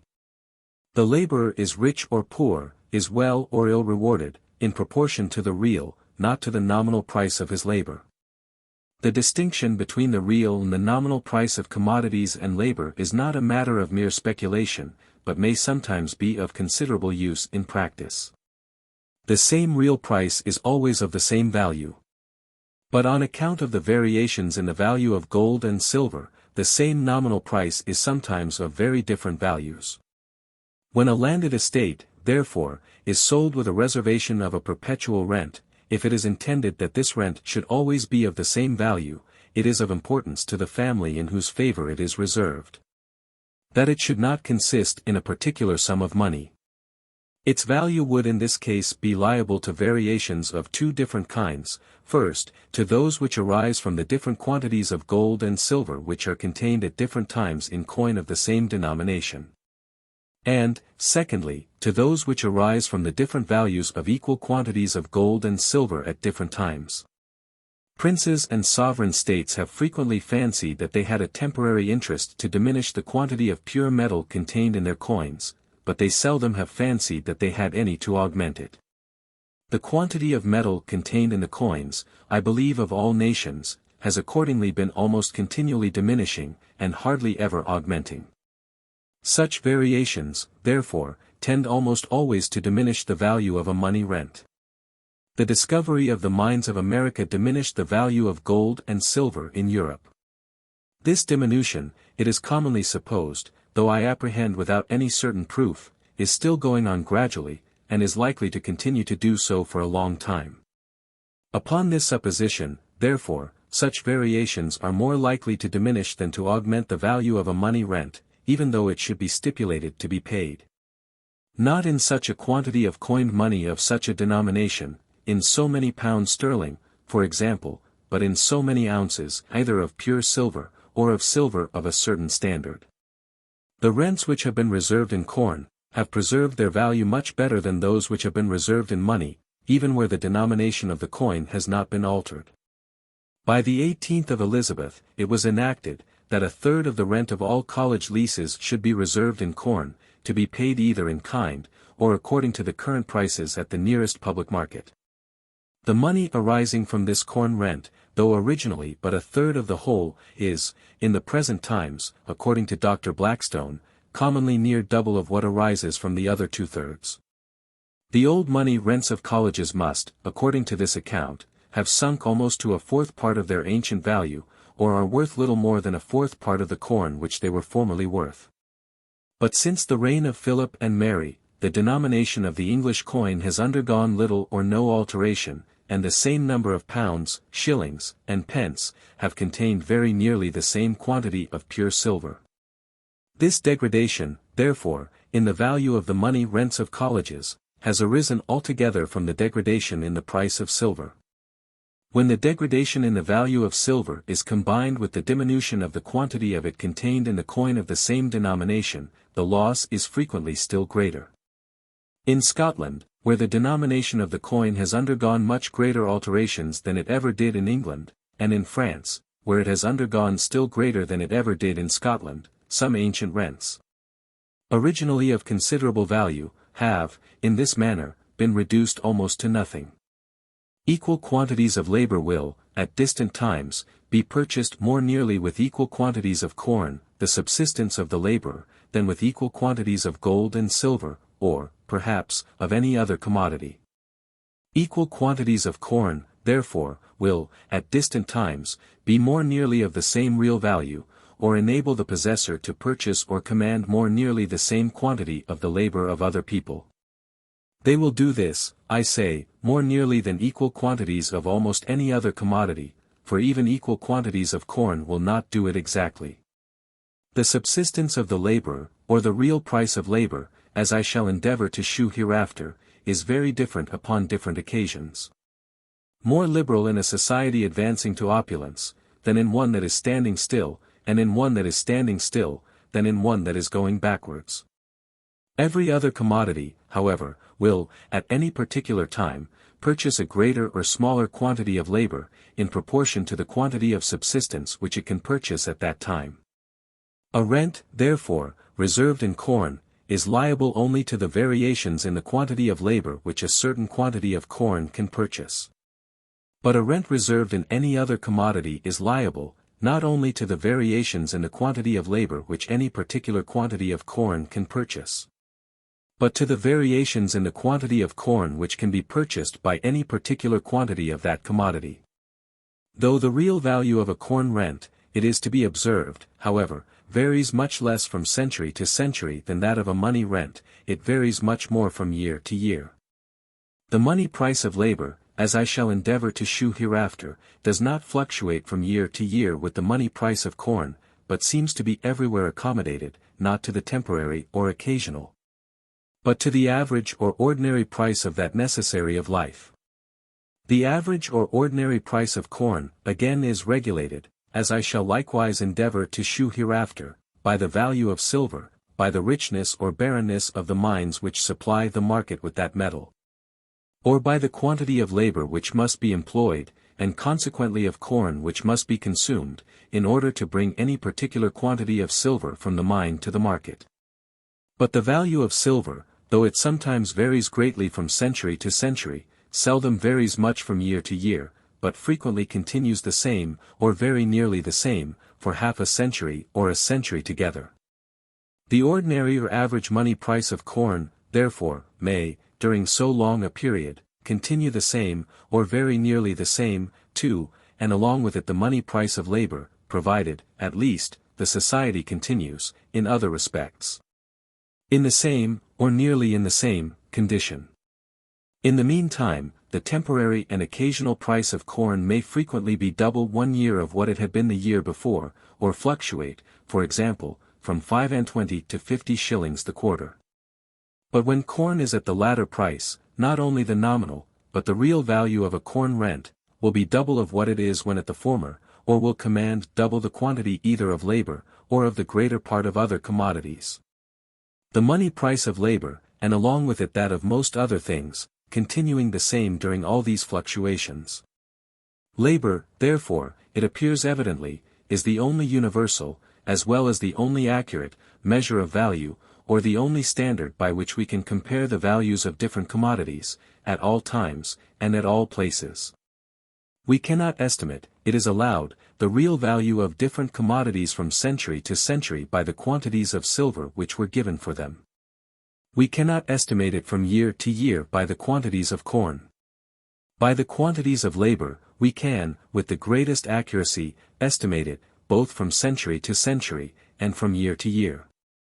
From century to century, corn is a better measure than silver, because, from century to century, equal quantities of corn will command the same quantity of labor more nearly than equal quantities of silver. From year to year, on the contrary, silver is a better measure than corn, because equal quantities of it will more nearly command the same quantity of labor. But though, In establishing perpetual rents, or even in letting very long leases, it may be of use to distinguish between real and nominal price. It is of none in buying and selling, the more common and ordinary transactions of human life. At the same time and place, the real and the nominal price of all commodities are exactly in proportion to one another. The more or less money you get for any commodity, in the London market, for example, the more or less labor it will at that time and place enable you to purchase or command. At the same time and place, therefore, money is the exact measure of the real exchangeable value of all commodities. It is so, however, at the same time and place only. Though at distant places there is no regular proportion between the real and the money price of commodities, yet the merchant who carries goods from the one to the other, has nothing to consider but the money price. Or the difference between the quantity of silver for which he buys them, and that for which he is likely to sell them. Half an ounce of silver at Canton in China may command a greater quantity both of labor and of the necessaries and conveniencies of life, than an ounce at London. A commodity, therefore, which sells for half an ounce of silver at Canton, may there be really dearer, of more real importance to the man who possesses it there. Then a commodity which sells for an ounce at London is to the man who possesses it at London. If a London merchant, however, can buy at Canton, for half an ounce of silver, a commodity which he can afterwards sell at London for an ounce, he gains 100%. By the bargain, just as much as if an ounce of silver was at London exactly of the same value as at Canton. It is of no importance to him that half an ounce of silver at Canton would have given him the command of more labor, and of a greater quantity of the necessaries and conveniencies of life than an ounce can do at London. An ounce at London will always give him the command of double the quantity of all these, which half an ounce could have done there, and this is precisely what he wants. As it is the nominal or money price of goods, therefore, which finally determines the prudence or imprudence of all purchases and sales, and thereby regulates almost the whole business of common life in which price is concerned, we cannot wonder that it should have been so much more attended to than the real price. In such a work as this, however, it may sometimes be of use to compare the different real values of a particular commodity at different times and places, or the different degrees of power over the labor of other people which it may, upon different occasions, have given to those who possessed it. We must in this case compare, not so much the different quantities of silver for which it was commonly sold, as the different quantities or labor which those different quantities of silver could have purchased. But the current prices of labor, at distant times and places, can scarce ever be known with any degree of exactness. Those of corn, though they have in few places been regularly recorded, are in general better known, and have been more frequently taken notice of by historians and other writers. We must generally, therefore, content ourselves with them, not as being always exactly in the same proportion as the current prices of labor, but as being the nearest approximation which can commonly be had to that proportion.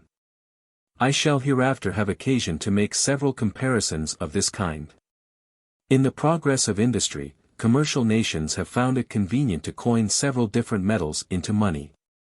Gold for larger payments, silver for purchases of moderate value, and copper, or some other coarse metal, for those of still smaller consideration. They have always, however, considered one of those metals as more peculiarly the measure of value than any of the other two. And this preference seems generally to have been given to the metal which they happen first to make use of as the instrument of commerce. Having once begun to use it as their standard, which they must have done when they had no other money, they have generally continued to do so even when the necessity was not the same.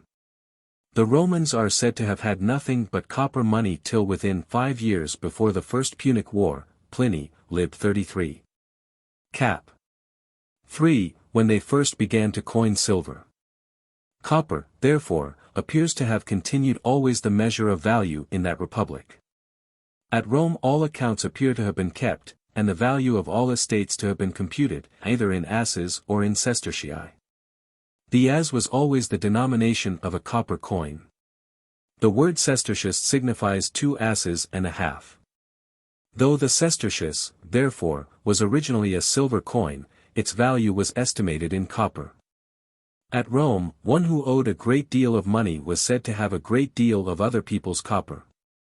The northern nations who established themselves upon the ruins of the Roman Empire, seem to have had silver money from the first beginning of their settlements, and not to have known either gold or copper coins for several ages thereafter.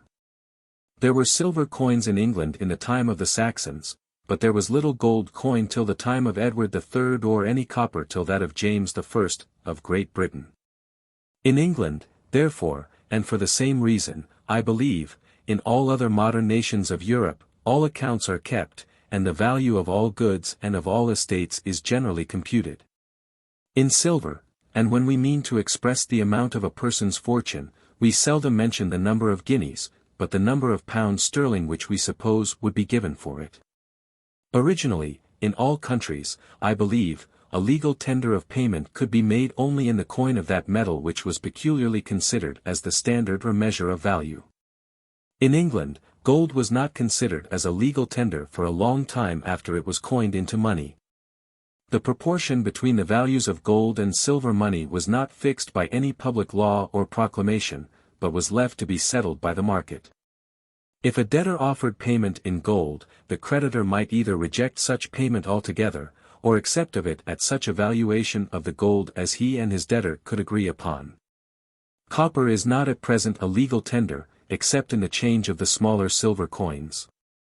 In this state of things, the distinction between the metal which was the standard, and that which was not the standard, was something more than a nominal distinction. In process of time, and as people became gradually more familiar with the use of the different metals in coin, and consequently better acquainted with the proportion between their respective values, it has, in most countries, I believe, been found convenient to ascertain this proportion, and to declare by a public law, that a guinea, for example, of such a weight and fineness, should exchange for 1 shillings, or be a legal tender for a debt of that amount. In this state of things, and during the continuance of any one regulated proportion of this kind, the distinction between the metal, which is the standard, and that which is not the standard, becomes little more than a nominal distinction. In consequence of any change, however, in this regulated proportion, this distinction becomes, or at least seems to become, something more than nominal again. If the regulated value of a guinea, for example, was either reduced to 20, or raised to 2 shillings, all accounts being kept, and almost all obligations for debt being expressed, in silver money, the greater part of payments could in either case be made with the same quantity of silver money as before, but would require very different quantities of gold money, a greater in the one case, and a smaller in the other. Silver would appear to be more invariable in its value than gold. Silver would appear to measure the value of gold, and gold would not appear to measure the value of silver. The value of gold would seem to depend upon the quantity of silver which it would exchange for, and the value of silver would not seem to depend upon the quantity of gold which it would exchange for. This difference, however, would be altogether owing to the custom of keeping accounts, and of expressing the amount of all great and small sums rather in silver than in gold money. One of Mr. Drummond's notes for 5 or 50 guineas would, after an alteration of this kind, be still payable with 5 or 50 guineas, in the same manner as before. It would, after such an alteration, be payable with the same quantity of gold as before, but with very different quantities of silver. In the payment of such a note, gold would appear to be more invariable in its value than silver. Gold would appear to measure the value of silver, and silver would not appear to measure the value of gold. If the custom of keeping accounts, and of expressing promissory notes and other obligations for money, in this manner should ever become general, gold, and not silver, would be considered as the metal which was peculiarly the standard or measure of value. In reality, during the continuance of any one regulated proportion between the respective values of the different metals in coin, the value of the most precious metal regulates the value of the whole coin. 12 copper pence contain half a pound avoirdupois of copper, of not the best quality, which, before it is coined, is seldom worth 7 pence in silver. But as, by the regulation, 12 such pence are ordered to exchange for a shilling, they are in the market considered as worth a shilling, and a shilling can at any time be had for them. Even before the late reformation of the gold coin of Great Britain, the the gold, that part of it at least which circulated in London and its neighbourhood, was in general less degraded below its standard weight than the greater part of the silver. 1 and 20 worn in defaced shillings, however, were considered as equivalent to a guinea, which, perhaps, indeed, was worn in defaced too, but seldom so much so. The late regulations have brought the gold coin as near, perhaps, to its standard weight as it is possible to bring the current coin of any nation. And the order to receive no gold at the public offices but by weight, is likely to preserve it so, as long as that order is enforced.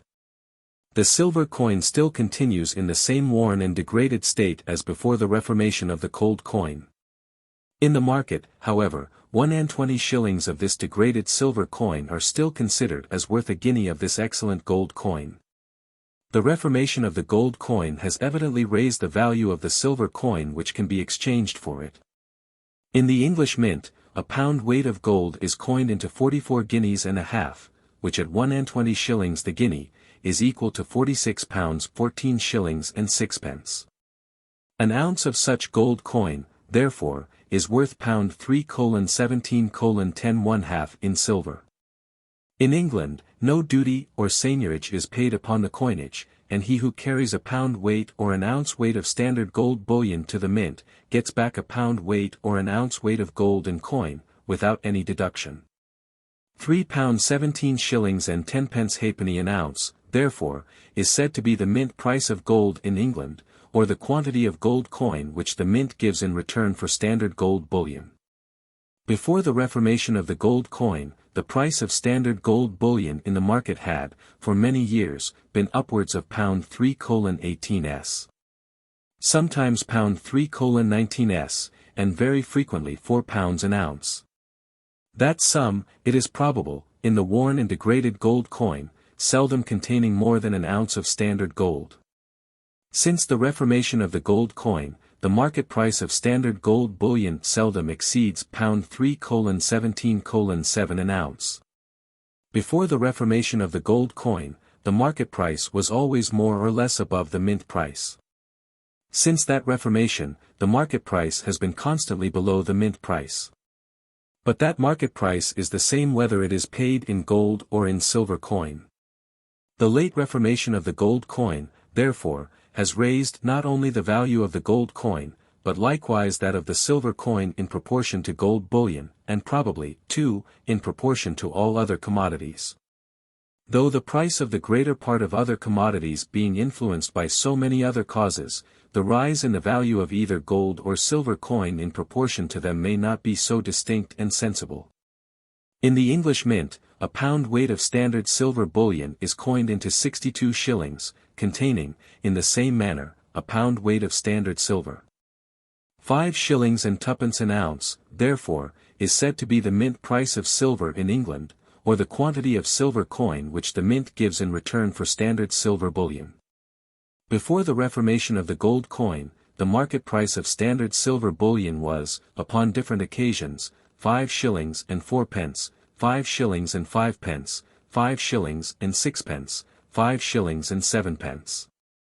And very often 5 shillings and 8 pence an ounce. 5 shillings and 7 pence, however, seems to have been the most common price. Since the reformation of the gold coin, the market price of standard silver bullion has fallen occasionally to 5 shillings and 3 pence, 5 shillings and 4 pence, and 5 shillings and 5 pence an ounce. Which last price it has scarce ever exceeded. Though the market price of silver bullion has fallen considerably since the reformation of the gold coin, it has not fallen so low as the mint price. In the proportion between the different metals in the English coin, as copper is rated very much above its real value, so silver is rated somewhat below it. In the market of Europe, in the French coin and in the Dutch coin, an ounce of fine gold exchanges for about 14 ounces of fine silver. In the English coin, it exchanges for about 15 ounces, that is, for more silver than it is worth, according to the common estimation of Europe.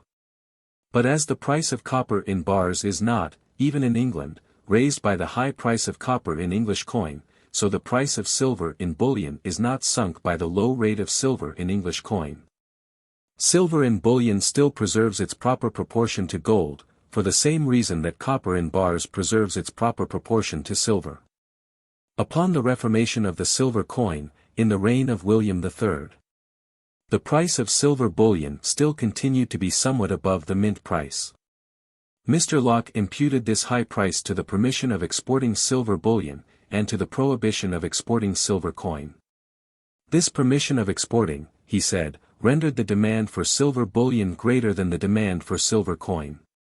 But the number of people who want silver coin for the common uses of buying and selling at home, is surely much greater than that of those who want silver bullion either for the use of exportation or for any other use.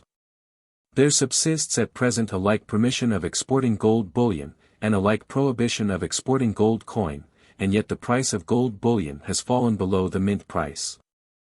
But in the English coin, silver was then, in the same manner as now, underrated in proportion to gold. And the gold coin, which at that time, too, was not supposed to require any reformation, regulated then, as well as now, the real value of the whole coin. As the reformation of the silver coin did not then reduce the price of silver bullion to the mint price, it is not very probable that a like reformation will do so now. Were the silver coin brought back as near to its standard weight as the gold, a guinea, it is probable, would, according to the present proportion, exchange for more silver in coin than it would purchase in bullion. The silver coin containing its full standard weight, there would in this case, be a profit in melting it down, in order, first to sell the bullion for gold coin, and afterwards to exchange this gold coin for silver coin. To be melted down in the same manner.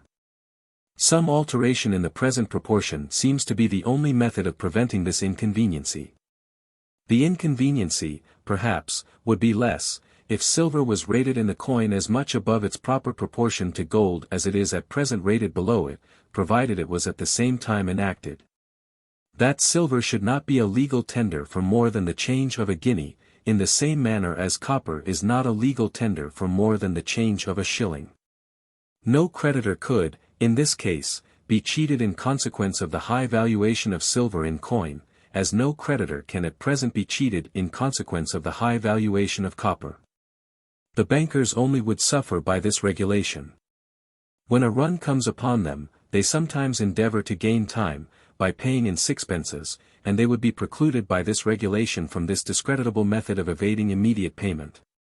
They would be obliged, in consequence, to keep at all times in their coffers a greater quantity of cash than at present.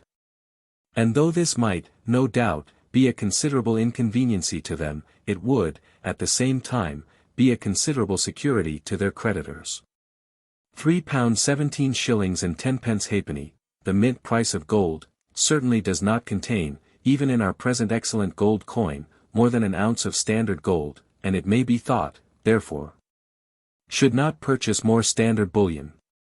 But gold in coin is more convenient than gold in bullion, and though, in England, the coinage is free, yet the gold which is carried in bullion to the mint, can seldom be returned in coin to the owner till after a delay of several weeks.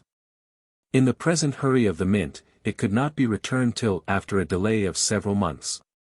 This delay is equivalent to a small duty, and renders gold in coin somewhat more valuable than an equal quantity of gold in bullion. If, in the English coin, silver was rated according to its proper proportion to gold, the price of silver bullion would probably fall below the mint price, even without any reformation of the silver coin. The value even of the present worn and defaced silver coin being regulated by the value of the excellent gold coin for which it can be changed. A small seigniorage or duty upon the coinage of both gold and silver, would probably increase still more the superiority of those metals in coin above an equal quantity of either of them in bullion. The coinage would, in this case, increase the value of the metal coined in proportion to the extent of this small duty, for the same reason that the fashion increases the value of plate in proportion to the price of that fashion.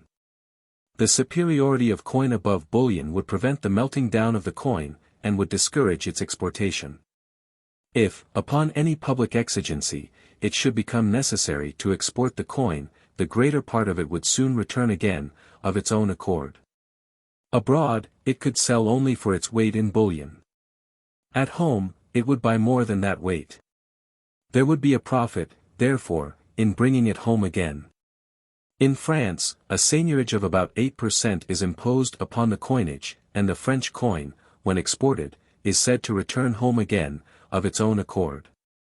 The occasional fluctuations in the market price of gold and silver bullion arise from the same causes as the like fluctuations in that of all other commodities. The frequent loss of those metals from various accidents by sea and by land, the continual waste of them in gilding and plating, in lace and embroidery, in the wear and tear of coin, and in that of plate, require, in all countries which possess no mines of their own, a continual importation, in order to repair this loss and this waste. The merchant importers, like all other merchants, we may believe, endeavor, as well as they can, to suit their occasional importations to what they judge is likely to be the immediate demand. With all their attention, however, they sometimes overdo the business, and sometimes underdo it. When they import more bullion than is wanted, rather than incur the risk and trouble of exporting it again, they are sometimes willing to sell a part of it for something less than the ordinary or average price. When, on the other hand, they import less than is wanted, they get something more than this price. But when, under all those occasional fluctuations, the market price either of gold or silver bullion continues for several years together steadily and constantly, either more or less above, or more or less below the mint price, we may be assured that this steady and constant, either superiority or inferiority of price, is the effect of something in the state of the coin, which, at that time, renders a certain quantity of coin either of more value or of less value than the precise quantity of bullion which it ought to contain. The constancy and steadiness of the effect supposes a proportionable constancy and steadiness in the cause. The money of any particular country is, at any particular time and place, more or less an accurate measure or value, according as the current coin is more or less exactly agreeable to its standard, or contains more or less exactly the precise quantity of pure gold or pure silver which it ought to contain. If in England, for example, 44 guineas and a half contained exactly a pound weight of standard gold, or 11 ounces of fine gold, and 1 ounce of alloy, the gold coin of England would be as accurate a measure of the actual value of goods at any particular time and place as the nature of the thing would admit. But if, by rubbing and wearing, 44 guineas and a half generally contain less than a pound weight of standard gold, the diminution, however, being greater in some pieces than in others, the measure of value comes to be liable to the same sort of uncertainty to which all other weights and measures are commonly exposed.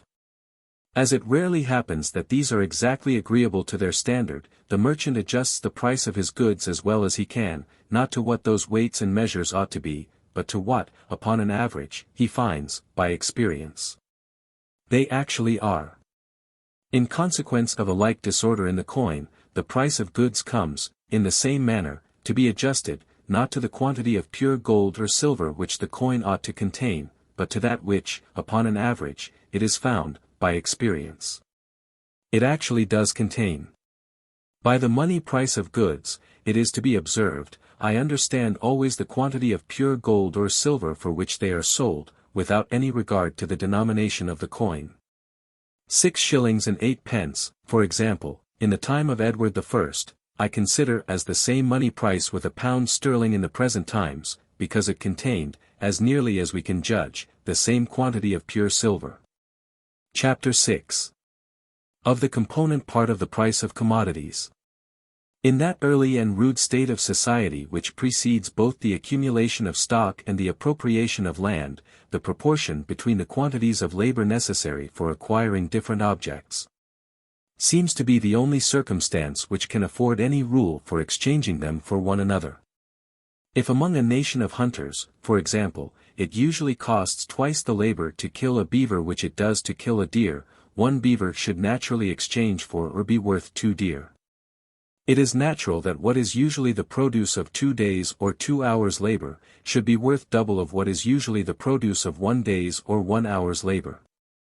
If the one species of labor should be more severe than the other, some allowance will naturally be made for this superior hardship. And the produce of 1 hour's labor in the one way may frequently exchange for that of 2 hours' labor in the other. Or if the one species of labor requires an uncommon degree of dexterity and ingenuity, the esteem which men have for such talents, will naturally give a value to their produce, superior to what would be due to the time employed about it. Such talents can seldom be acquired but in consequence of long application, and the superior value of their produce may frequently be no more than a reasonable compensation for the time and labor which must be spent in acquiring them. In the advanced state of society, allowances of this kind, for superior hardship and superior skill, are commonly made in the wages of labor, and something of the same kind must probably have taken place in its earliest and rudest period. In this state of things, the whole produce of labor belongs to the laborer. And the quantity of labor commonly employed in acquiring or producing any commodity, is the only circumstance which can regulate the quantity of labor which it ought commonly to purchase, command, or exchange for. As soon as stock has accumulated in the hands of particular persons, some of them will naturally employ it in setting to work industrious people, whom they will supply with materials and subsistence. In order to make a profit by the sale of their work, or by what their labor adds to the value of the materials. In exchanging the complete manufacture either for money, for labor, or for other goods, over and above what may be sufficient to pay the price of the materials, and the wages of the workmen. Something must be given for the profits of the undertaker of the work, who hazards his stock in this adventure.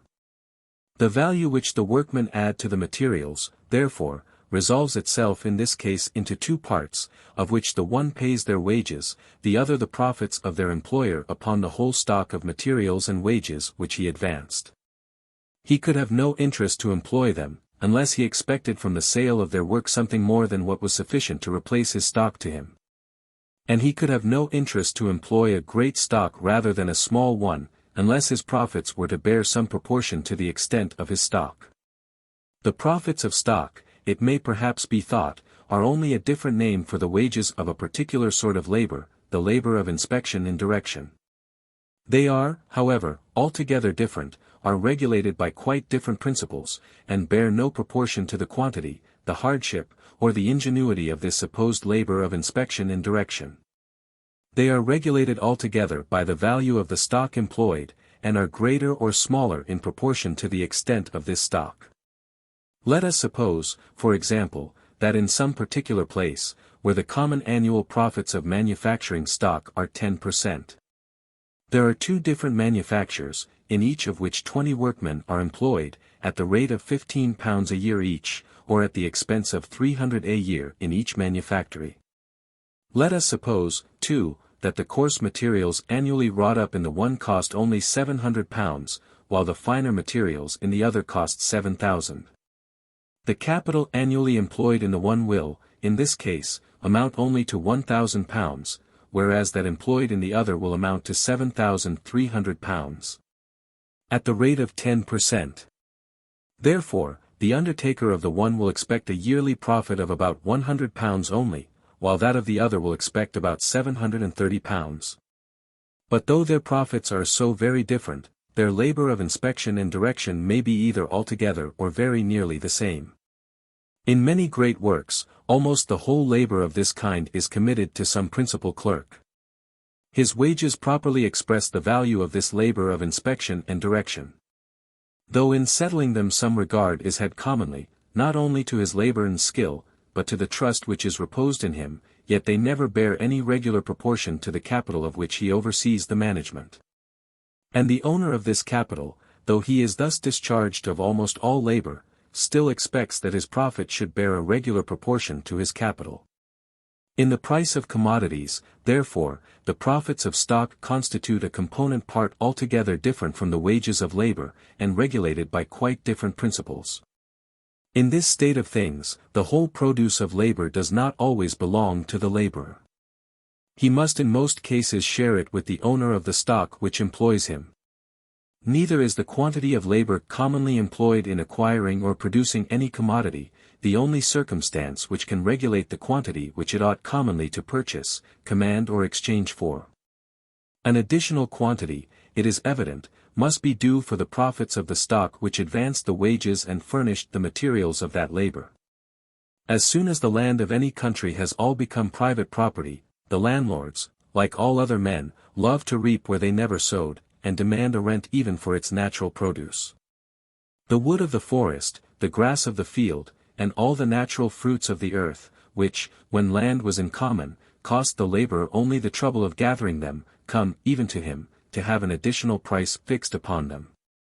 He must then pay for the license to gather them, and must give up to the landlord a portion of what his labor either collects or produces.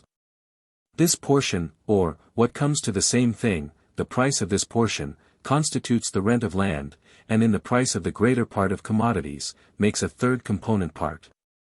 The real value of all the different component parts of price, it must be observed, is measured by the quantity of labor which they can, each of them, purchase or command.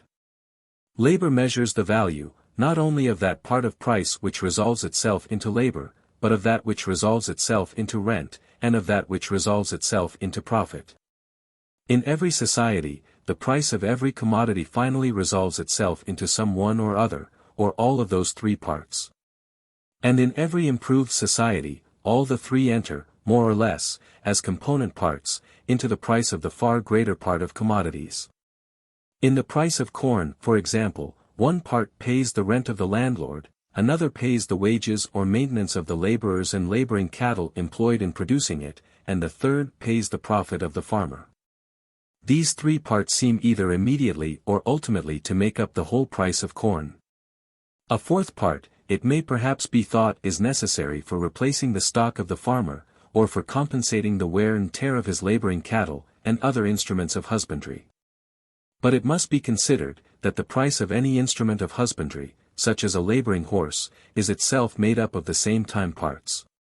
The rent of the land upon which he is reared, the labor of tending and rearing him, and the profits of the farmer, who advances both the rent of this land, and the wages of this labor.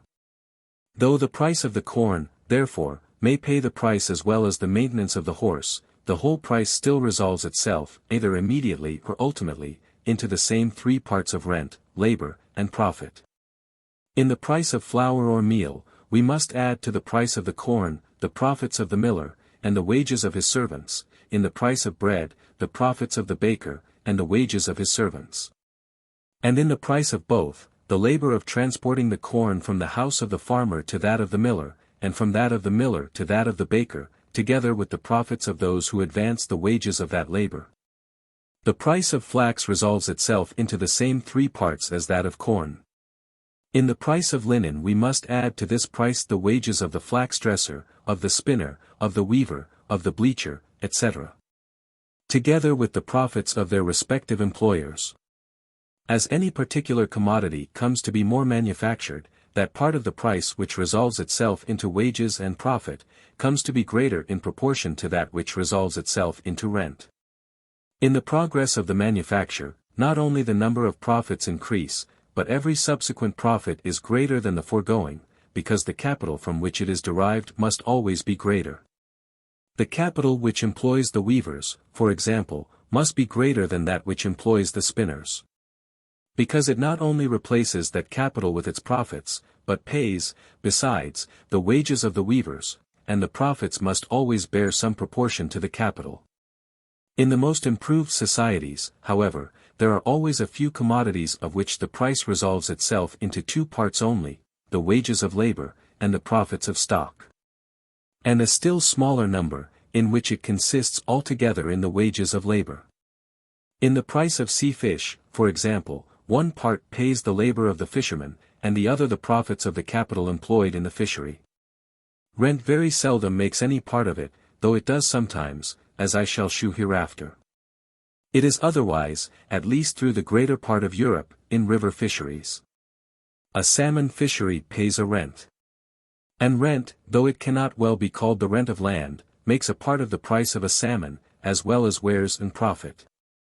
In some parts of Scotland, a few poor people make a trade of gathering, along the seashore, those little variegated stones commonly known by the name of Scotch pebbles. The price which is paid to them by the stone cutter, is altogether the wages of their labor, neither rent nor profit makes an part of it. But the whole price of any commodity must still finally resolve itself into some one or other or all of those three parts. As whatever part of it remains after paying the rent of the land, and the price of the whole labor employed in raising, manufacturing, and bringing it to market, must necessarily be profit to somebody. As the price or exchangeable value of every particular commodity, taken separately, resolves itself into some one or other, or all of those three parts. So that of all the commodities which compose the whole annual produce of the labor of every country, taken complexly, must resolve itself into the same three parts, and be parcelled out among different inhabitants of the country. Either as the wages of their labor, the profits of their stock, or the rent of their land. The whole of what is annually either collected or produced by the labor of every society, or, what comes to the same thing, the whole price of it, is in this manner originally distributed among some of its different members. Wages, profit, and rent, are the three original sources of all revenue, as well as of all exchangeable value.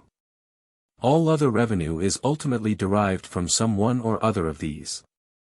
Whoever derives his revenue from a fund which is his own, must draw it either from his labor, from his stock, or from his land. The revenue derived from labor is called wages. That derived from stock, by the person who manages or employs it, is called profit. That derived from it by the person who does not employ it himself, but lends it to another, is called the interest or the use of money. It is the compensation which the borrower pays to the lender, for the profit which he has an opportunity of making by the use of the money. Part of that profit naturally belongs to the borrower, who runs the risk and takes the trouble of employing it, and part to the lender, who affords him the opportunity of making this profit. The interest of money is always a derivative revenue, which, if it is not paid from the profit which is made by the use of the money, must be paid from some other source of revenue, unless perhaps the borrower is a spendthrift, who contracts a second debt in order to pay the interest of the first. The revenue which proceeds altogether from land, is called rent, and belongs to the landlord. The revenue of the farmer is derived partly from his labor, and partly from his stock. To him, land is only the instrument which enables him to earn the wages of this labor, and to make the profits of this stock. All taxes, and all the revenue which is founded upon them, all salaries, pensions, and annuities of every kind, are ultimately derived from some one or other of those three original sources of revenue, and are paid either immediately or mediately from the wages of labor, the profits of stock, or the rent of land. When those three different sorts of revenue belong to different persons, they are readily distinguished, but when they belong to the same, they are sometimes confounded with one another, at least in common language. A gentleman who farms a part of his own estate, after paying the expense of cultivation, should gain both the rent of the landlord and the profit of the farmer. He is apt to denominate, however, his whole gain, profit, and thus confounds rent with profit, at least in common language. The greater part of our North American and West Indian planters are in this situation. They farm, the greater part of them, their own estates, and accordingly we seldom hear of the rent of a plantation, but frequently of its profit. Common farmers seldom employ any overseer to direct the general operations of the farm. They generally, too, work a good deal with their own hands, as ploughmen, harrowers, etc. What remains of the crop, after paying the rent, therefore, should not only replace to them their stock employed in cultivation, together with its ordinary profits, but pay them the wages which are due to them, both as laborers and overseers. Whatever remains, however, after paying the rent and keeping up the stock, is called profit. But wages evidently make a part of it. The farmer, by saving these wages, must necessarily gain them. Wages, therefore, are in this case confounded with profit. An independent manufacturer, who has stock enough both to purchase materials, and to maintain himself till he can carry his work to market, should gain both the wages of a journeyman who works under a master, and the profit which that master makes by the sale of that journeyman's work. His whole gains, however, are commonly called profit, and wages are, in this case, too, confounded with profit. A gardener who cultivates his own garden with his own hands, unites in his own person the three different characters, of landlord, farmer, and laborer. His produce, therefore, should pay him the rent of the first, the profit of the second, and the wages of the third. The whole, however, is commonly considered as the earnings of his labor. Both rent and profit are, in this case, confounded with wages. As in a civilized country there are but few commodities of which the exchangeable value arises from labor only, rent and profit contributing largely to that of the far greater part of them. So the annual produce of its labor will always be sufficient to purchase or command a much greater quantity of labor than what was employed in raising, preparing, and bringing that produce to market. If the society were annually to employ all the labor which it can annually purchase, as the quantity of labor would increase greatly every year, so the produce of every succeeding year would be of vastly greater value than that of the foregoing. But there is no country in which the whole annual produce is employed in maintaining the industrious. The idle everywhere consume a great part of it. And, according to the different proportions in which it is annually divided between those two different orders of people, its ordinary or average value must either annually increase or diminish, or continue the same from one year to another. Chapter 7. Of the natural and market price of commodities.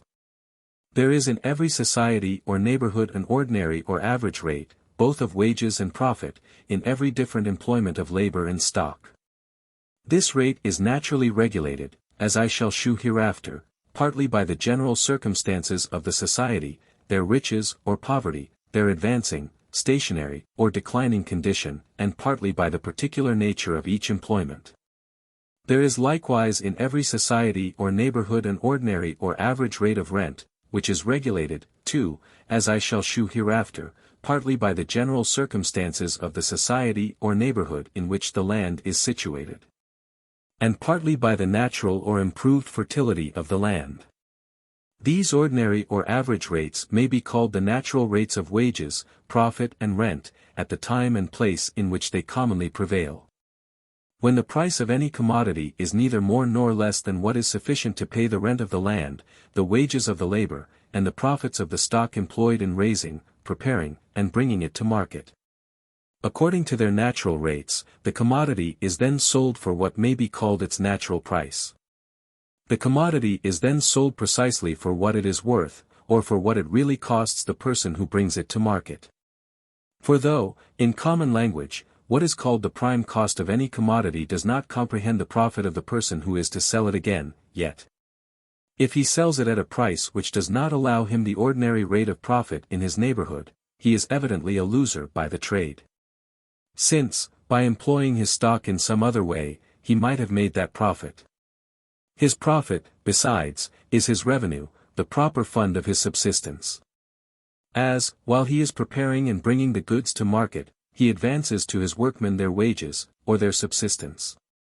So he advances to himself, in the same manner, his own subsistence, which is generally suitable to the profit which he may reasonably expect from the sale of his goods. Unless they yield him this profit, therefore, they do not repay him what they may very properly be said to have really cost him.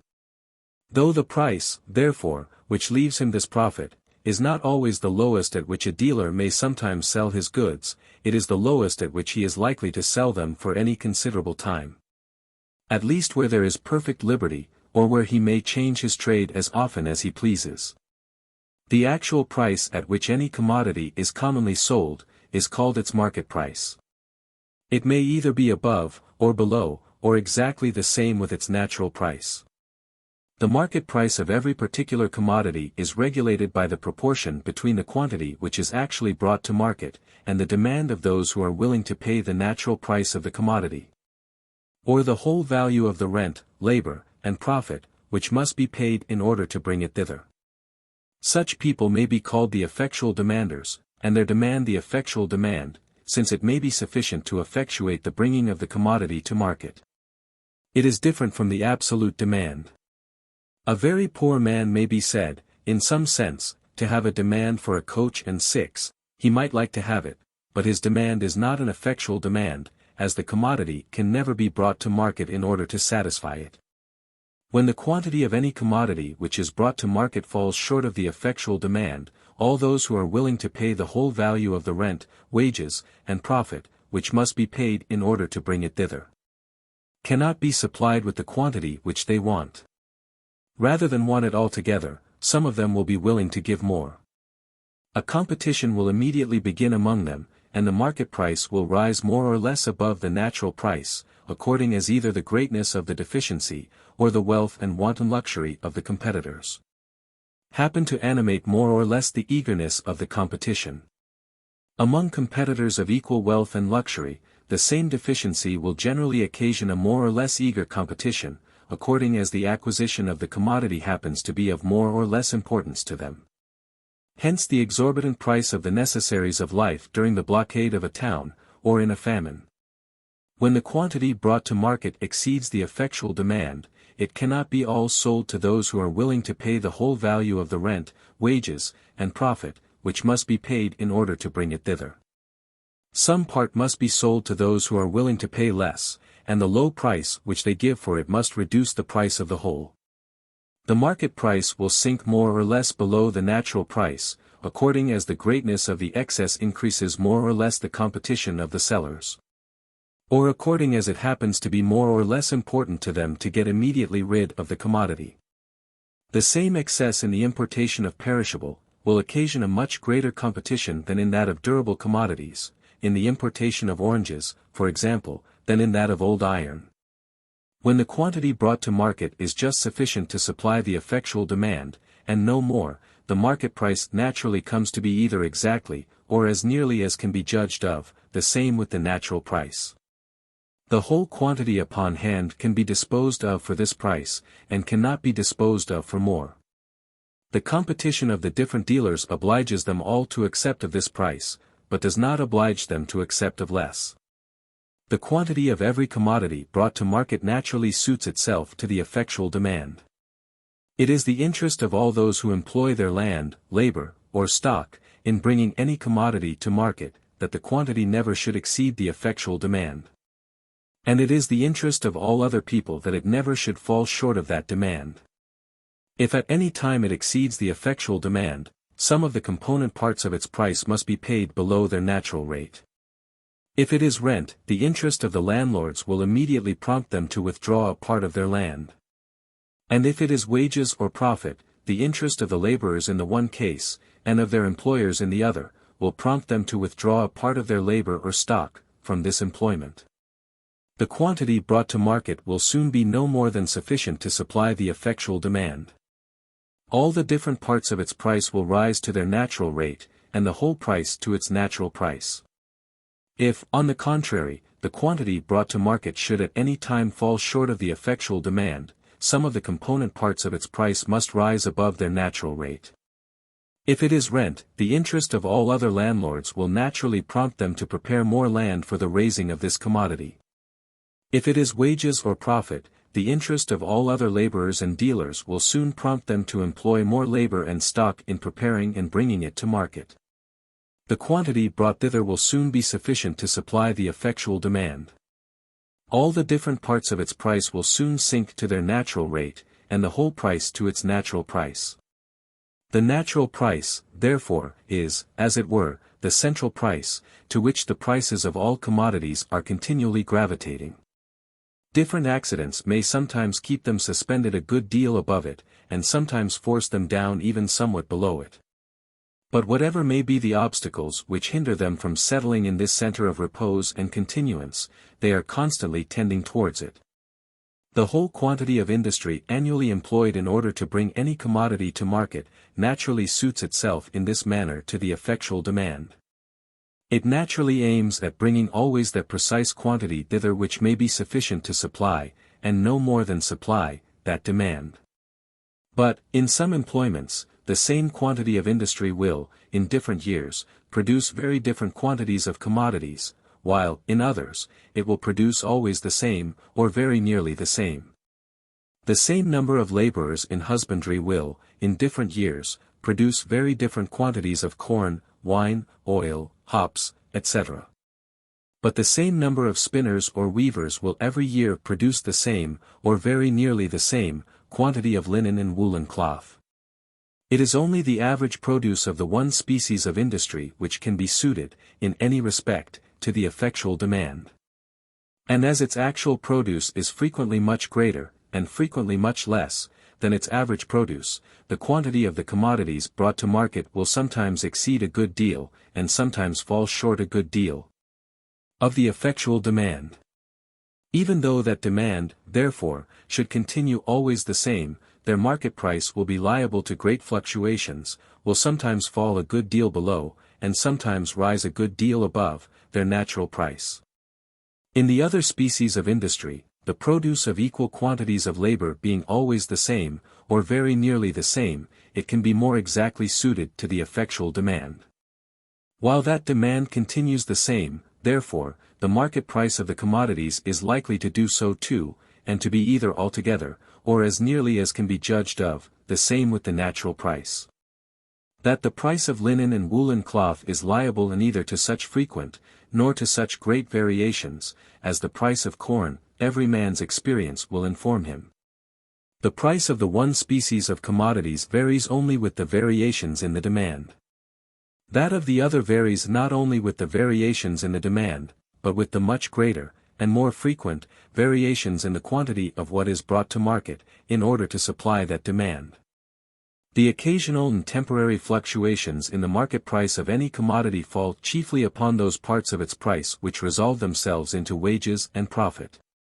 That part which resolves itself into rent is less affected by them. A rent certain in money is not in the least affected by them, either in its rate or in its value.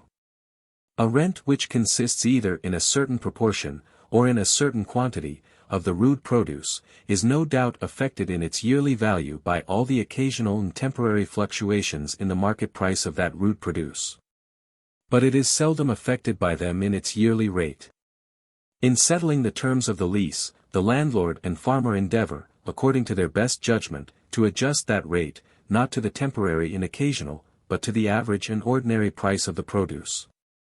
Such fluctuations affect both the value and the rate, either of wages or of profit, according as the market happens to be either overstocked or understocked with commodities or with labor, with work done, or with work to be done.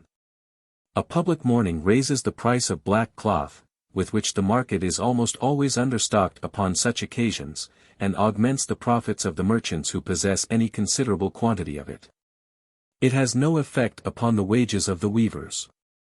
The market is understocked with commodities, not with labor, with work done, not with work to be done. It raises the wages of journeyman tailors. The market is here understocked with labor. There is an effectual demand for more labor, for more work to be done, than can be had.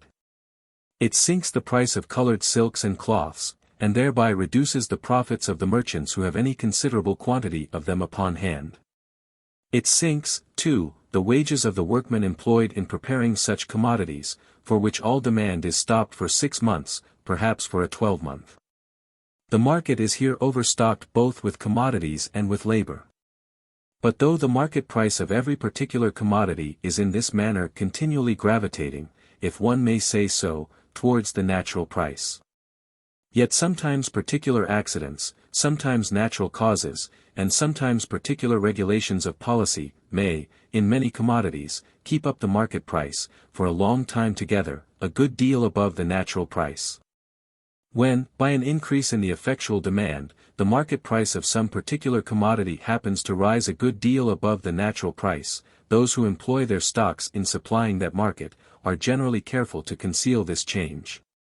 If it was commonly known, their great profit would tempt so many new rivals to employ their stocks in the same way, that, the effectual demand being fully supplied, the market price would soon be reduced to the natural price, and, perhaps, for some time even below it. If the market is at a great distance from the residence of those who supply it, they may sometimes be able to keep the secret for several years together, and may so long enjoy their extraordinary profits without any new rivals. Secrets of this kind, however, it must be acknowledged, can seldom be long kept, and the extraordinary profit can last very little longer than they are kept. Secrets in manufactures are capable of being longer kept than secrets in trade. A dyer who has found the means of producing a particular color with materials which cost only half the price of those commonly made use of, may, with good management, enjoy the advantage of his discovery as long as he lives, and even leave it as a legacy to his posterity. His extraordinary gains arise from the high price which is paid for his private labor. They properly consist in the high wages of that labor. But as they are repeated upon every part of his stock, and as their whole amount bears, upon that account, a regular proportion to it, they are commonly considered as extraordinary profits of stock. Such enhancements of the market price are evidently the effects of particular accidents, of which, however, the operation may sometimes last for many years together. Some natural productions require such a singularity of soil and situation, that all the land in a great country, which is fit for producing them, may not be sufficient to supply the effectual demand. The whole quantity brought to market, therefore, may be disposed of to those who are willing to give more than what is sufficient to pay the rent of the land which produced them, together with the wages of the labor and the profits of the stock which were employed in preparing and bringing them to market, according to their natural rates. Such commodities may continue for whole centuries together to be sold at this high price, and that part of it which resolves itself into the rent of land, is in this case the part which is generally paid above its natural rate. The rent of the land which affords such singular and esteemed productions, like the rent of some vineyards in France of a peculiarly happy soil and situation, bears no regular proportion to the rent of other equally fertile and equally well cultivated land in its neighborhood. The wages of the labor, and the profits of the stock employed in bringing such commodities to market, on the contrary, are seldom out of their natural proportion to those of the other employments of labor and stock in their neighborhood. Such enhancements of the market price are evidently the effect of natural causes, which may hinder the effectual demand from ever being fully supplied, and which may continue, therefore, to operate for ever. A monopoly granted either to an individual or to a trading company, has the same effect as a secret in trade or manufactures. The monopolists, by keeping the market constantly understocked by never fully supplying the effectual demand, sell their commodities much above the natural price, and raise their emoluments, whether they consist in wages or profit, greatly above their natural rate. The price of monopoly is upon every occasion the highest which can be got. The natural price, or the price of free competition, on the contrary, is the lowest which can be taken, not upon every occasion indeed, but for any considerable time together. The one is upon every occasion the highest which can be squeezed out of the buyers, or which it is supposed they will consent to give. The other is the lowest which the sellers can commonly afford to take, and at the same time continue their business. The exclusive privileges of corporations, statutes of apprenticeship, and all those laws which restrain in particular employments, the competition to a smaller number than might otherwise go into them, have the same tendency, though in a less degree. They are a sort of enlarged monopolies, and may frequently, for ages together, and in whole classes of employments, keep up the market price of particular commodities above the natural price, and maintain both the wages of the labor and the profits of the stock employed about them somewhat above their natural rate. Such enhancements of the market price may last as long as the regulations of policy which give occasion to them. The market price of any particular commodity, though it may continue long above, can seldom continue long below, its natural price. Whatever part of it was paid below the natural rate, the persons whose interest it affected would immediately feel the loss, and would immediately withdraw either so much land or so much labor, or so much stock, from being employed about it, that the quantity brought to market would soon be no more than sufficient to supply the effectual demand. Its market price, therefore, would soon rise to the natural price. This at least would be the case where there was perfect liberty. The same statutes of apprenticeship and other corporation laws, indeed, which, when a manufacture is in prosperity, enable the workman to raise his wages a good deal above their natural rate, sometimes oblige him, when it decays, to let them down a good deal below it. As in the one case they exclude many people from his employment, so in the other they exclude him from many employments. The effect of such regulations, however, is not near so durable in sinking the workman's wages below, as in raising them above their natural rate. Their operation in the one way may endure for many centuries, but in the other it can last no longer than the lives of some of the workmen who were bred to the business in the time of its prosperity. When they are gone, the number of those who are afterwards educated to the trade will naturally suit itself to the effectual demand. The policy must be as violent as that of Indostan or ancient Egypt, where every man was bound by a principle of religion to follow the occupation of his father, and was supposed to commit the most horrid sacrilege if he changed it for another, which can in any particular employment, and for several generations together, sink either the wages of labor or the profits of stock below their natural rate. This is all that I think necessary to be observed at present concerning the deviations, whether occasional or permanent, of the market price of commodities from the natural price. The natural price itself varies with the natural rate of each of its component parts, of wages, profit, and rent. And in every society this rate varies according to their circumstances, according to their riches or poverty, their advancing, stationary, or declining condition. I shall, in the 4 following chapters, endeavor to explain, as fully and distinctly as I can, the causes of those different variations. First, I shall endeavor to explain what are the circumstances which naturally determine the rate of wages, and in what manner those circumstances are affected by the riches or poverty, by the advancing, stationary, or declining state of the society. Secondly, I shall endeavor to shew what are the circumstances which naturally determine the rate of profit, and in what manner, too, those circumstances are affected by the like variations in the state of the society.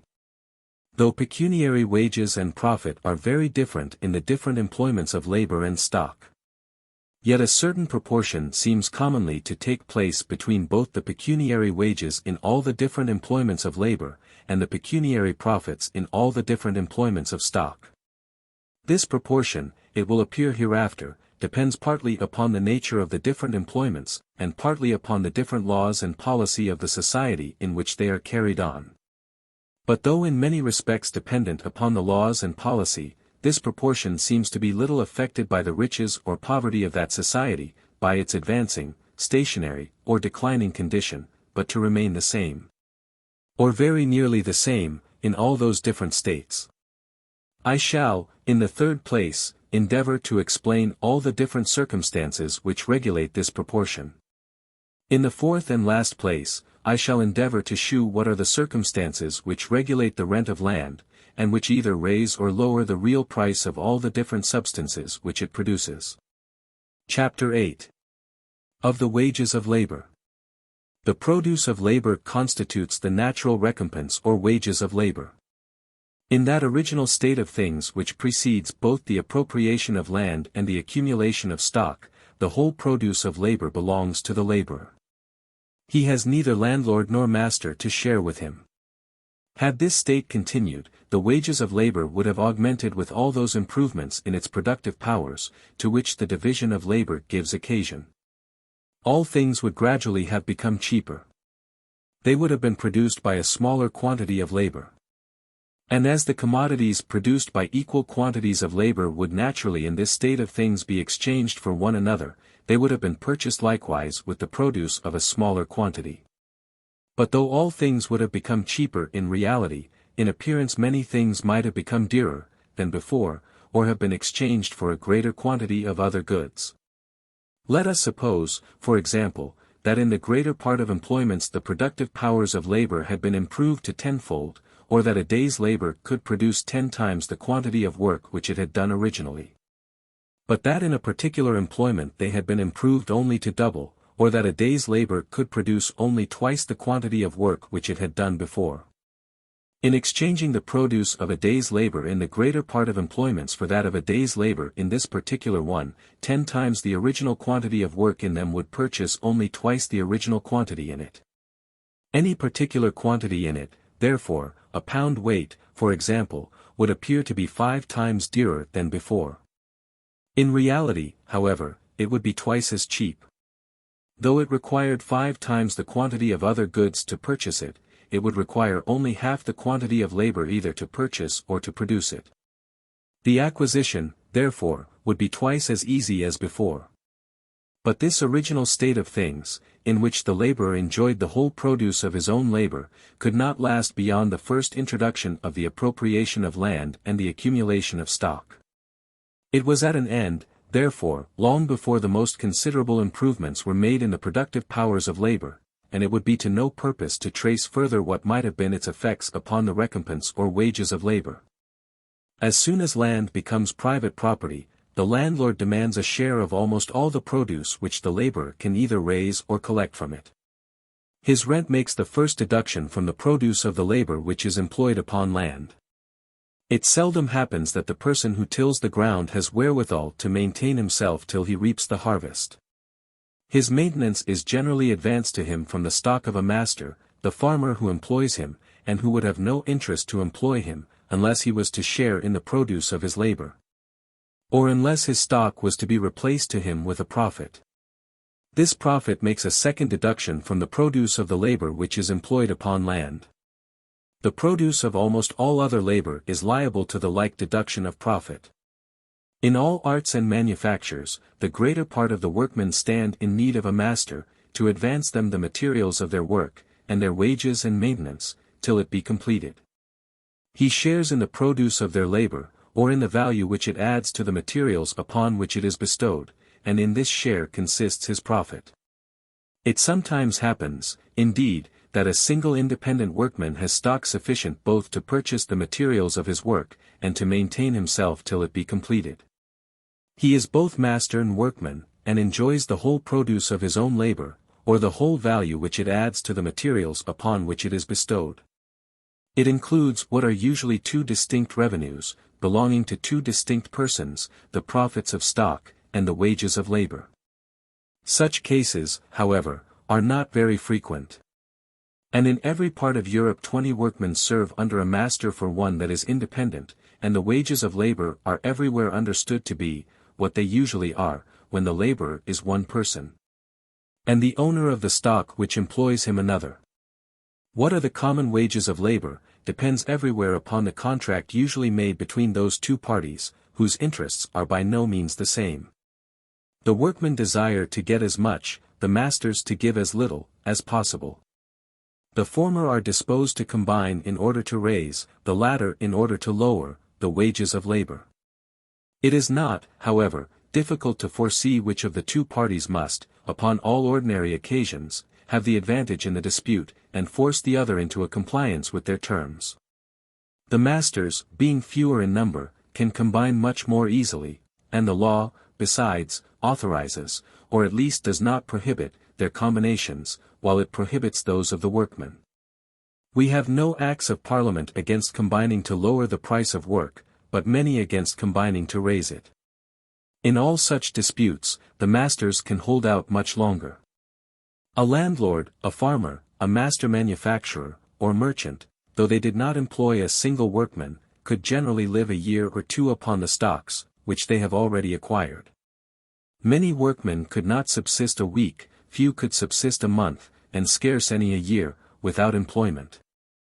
In the long run, the workman may be as necessary to his master as his master is to him, but the necessity is not so immediate. We rarely hear, it has been said, of the combinations of masters, though frequently of those of workmen. But whoever imagines, upon this account, that masters rarely combine, is as ignorant of the world as of the subject. Masters are always and everywhere in a sort of tacit, but constant and uniform, combination, not to raise the wages of labor above their actual rate. To violate this combination is everywhere a most unpopular action, and a sort of reproach to a master among his neighbors and equals. We seldom, indeed, hear of this combination, because it is the usual, and, one may say, the natural state of things, which nobody ever hears of. Masters, too, sometimes enter into particular combinations to sink the wages of labor even below this rate. These are always conducted with the utmost silence and secrecy till the moment of execution. And when the workmen yield, as they sometimes do without resistance, though severely felt by them, they are never heard of by other people. Such combinations, however, are frequently resisted by a contrary defensive combination of the workmen, who sometimes, too, without any provocation of this kind, combine, of their own accord, to raise the price of their labor. Their usual pretenses are, sometimes the high price of provisions, sometimes the great profit which their masters make by their work.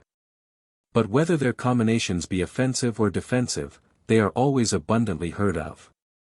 In order to bring the point to a speedy decision, they have always recourse to the loudest clamor, and sometimes to the most shocking violence and outrage. They are desperate, and act with the folly and extravagance of desperate men, who must either starve, or frighten their masters into an immediate compliance with their demands.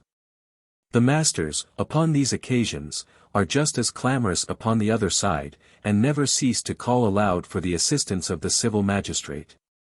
And the rigorous execution of those laws which have been enacted with so much severity against the combination of servants, laborers, and journeymen. The workmen, accordingly, very seldom derive any advantage from the violence of those tumultuous combinations, which, partly from the interposition of the civil magistrate, partly from the superior steadiness of the masters, partly from the necessity which the greater part of the workmen are under of submitting for the sake of present subsistence, generally end in nothing but the punishment or ruin of the ringleaders.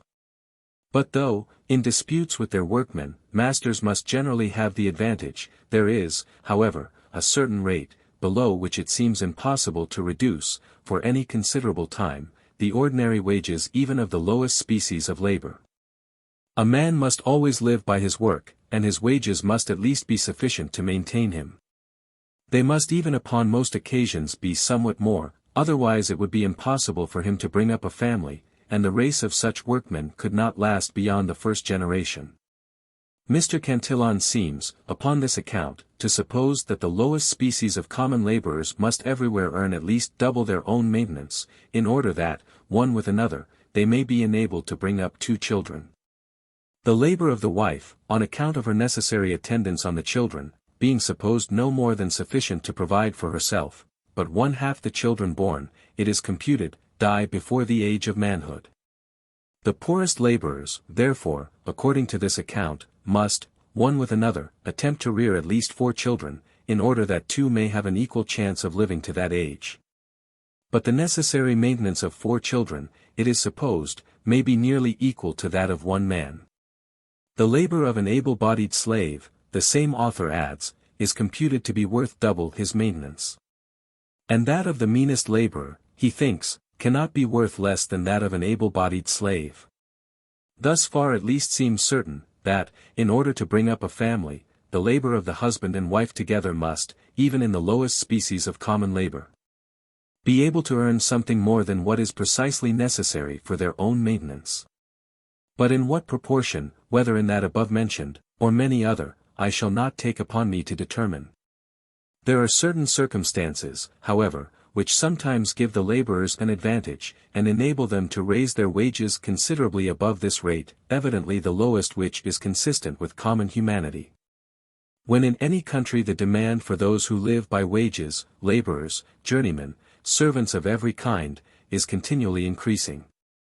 When every year furnishes employment for a greater number than had been employed the year before, the workmen have no occasion to combine in order to raise their wages. The scarcity of hands occasions a competition among masters, who bid against one another in order to get workmen, and thus voluntarily break through the natural combination of masters not to raise wages. The demand for those who live by wages, it is evident, cannot increase but in proportion to the increase of the funds which are destined to the payment of wages. These funds are of 2 kinds, first, the revenue which is over and above what is necessary for the maintenance, and, secondly, the stock which is over and above what is necessary for the employment of their masters. When the landlord, annuitant, or moneyed man, has a greater revenue than what he judges sufficient to maintain his own family, he employs either the whole or a part of the surplus in maintaining 1 or more menial servants.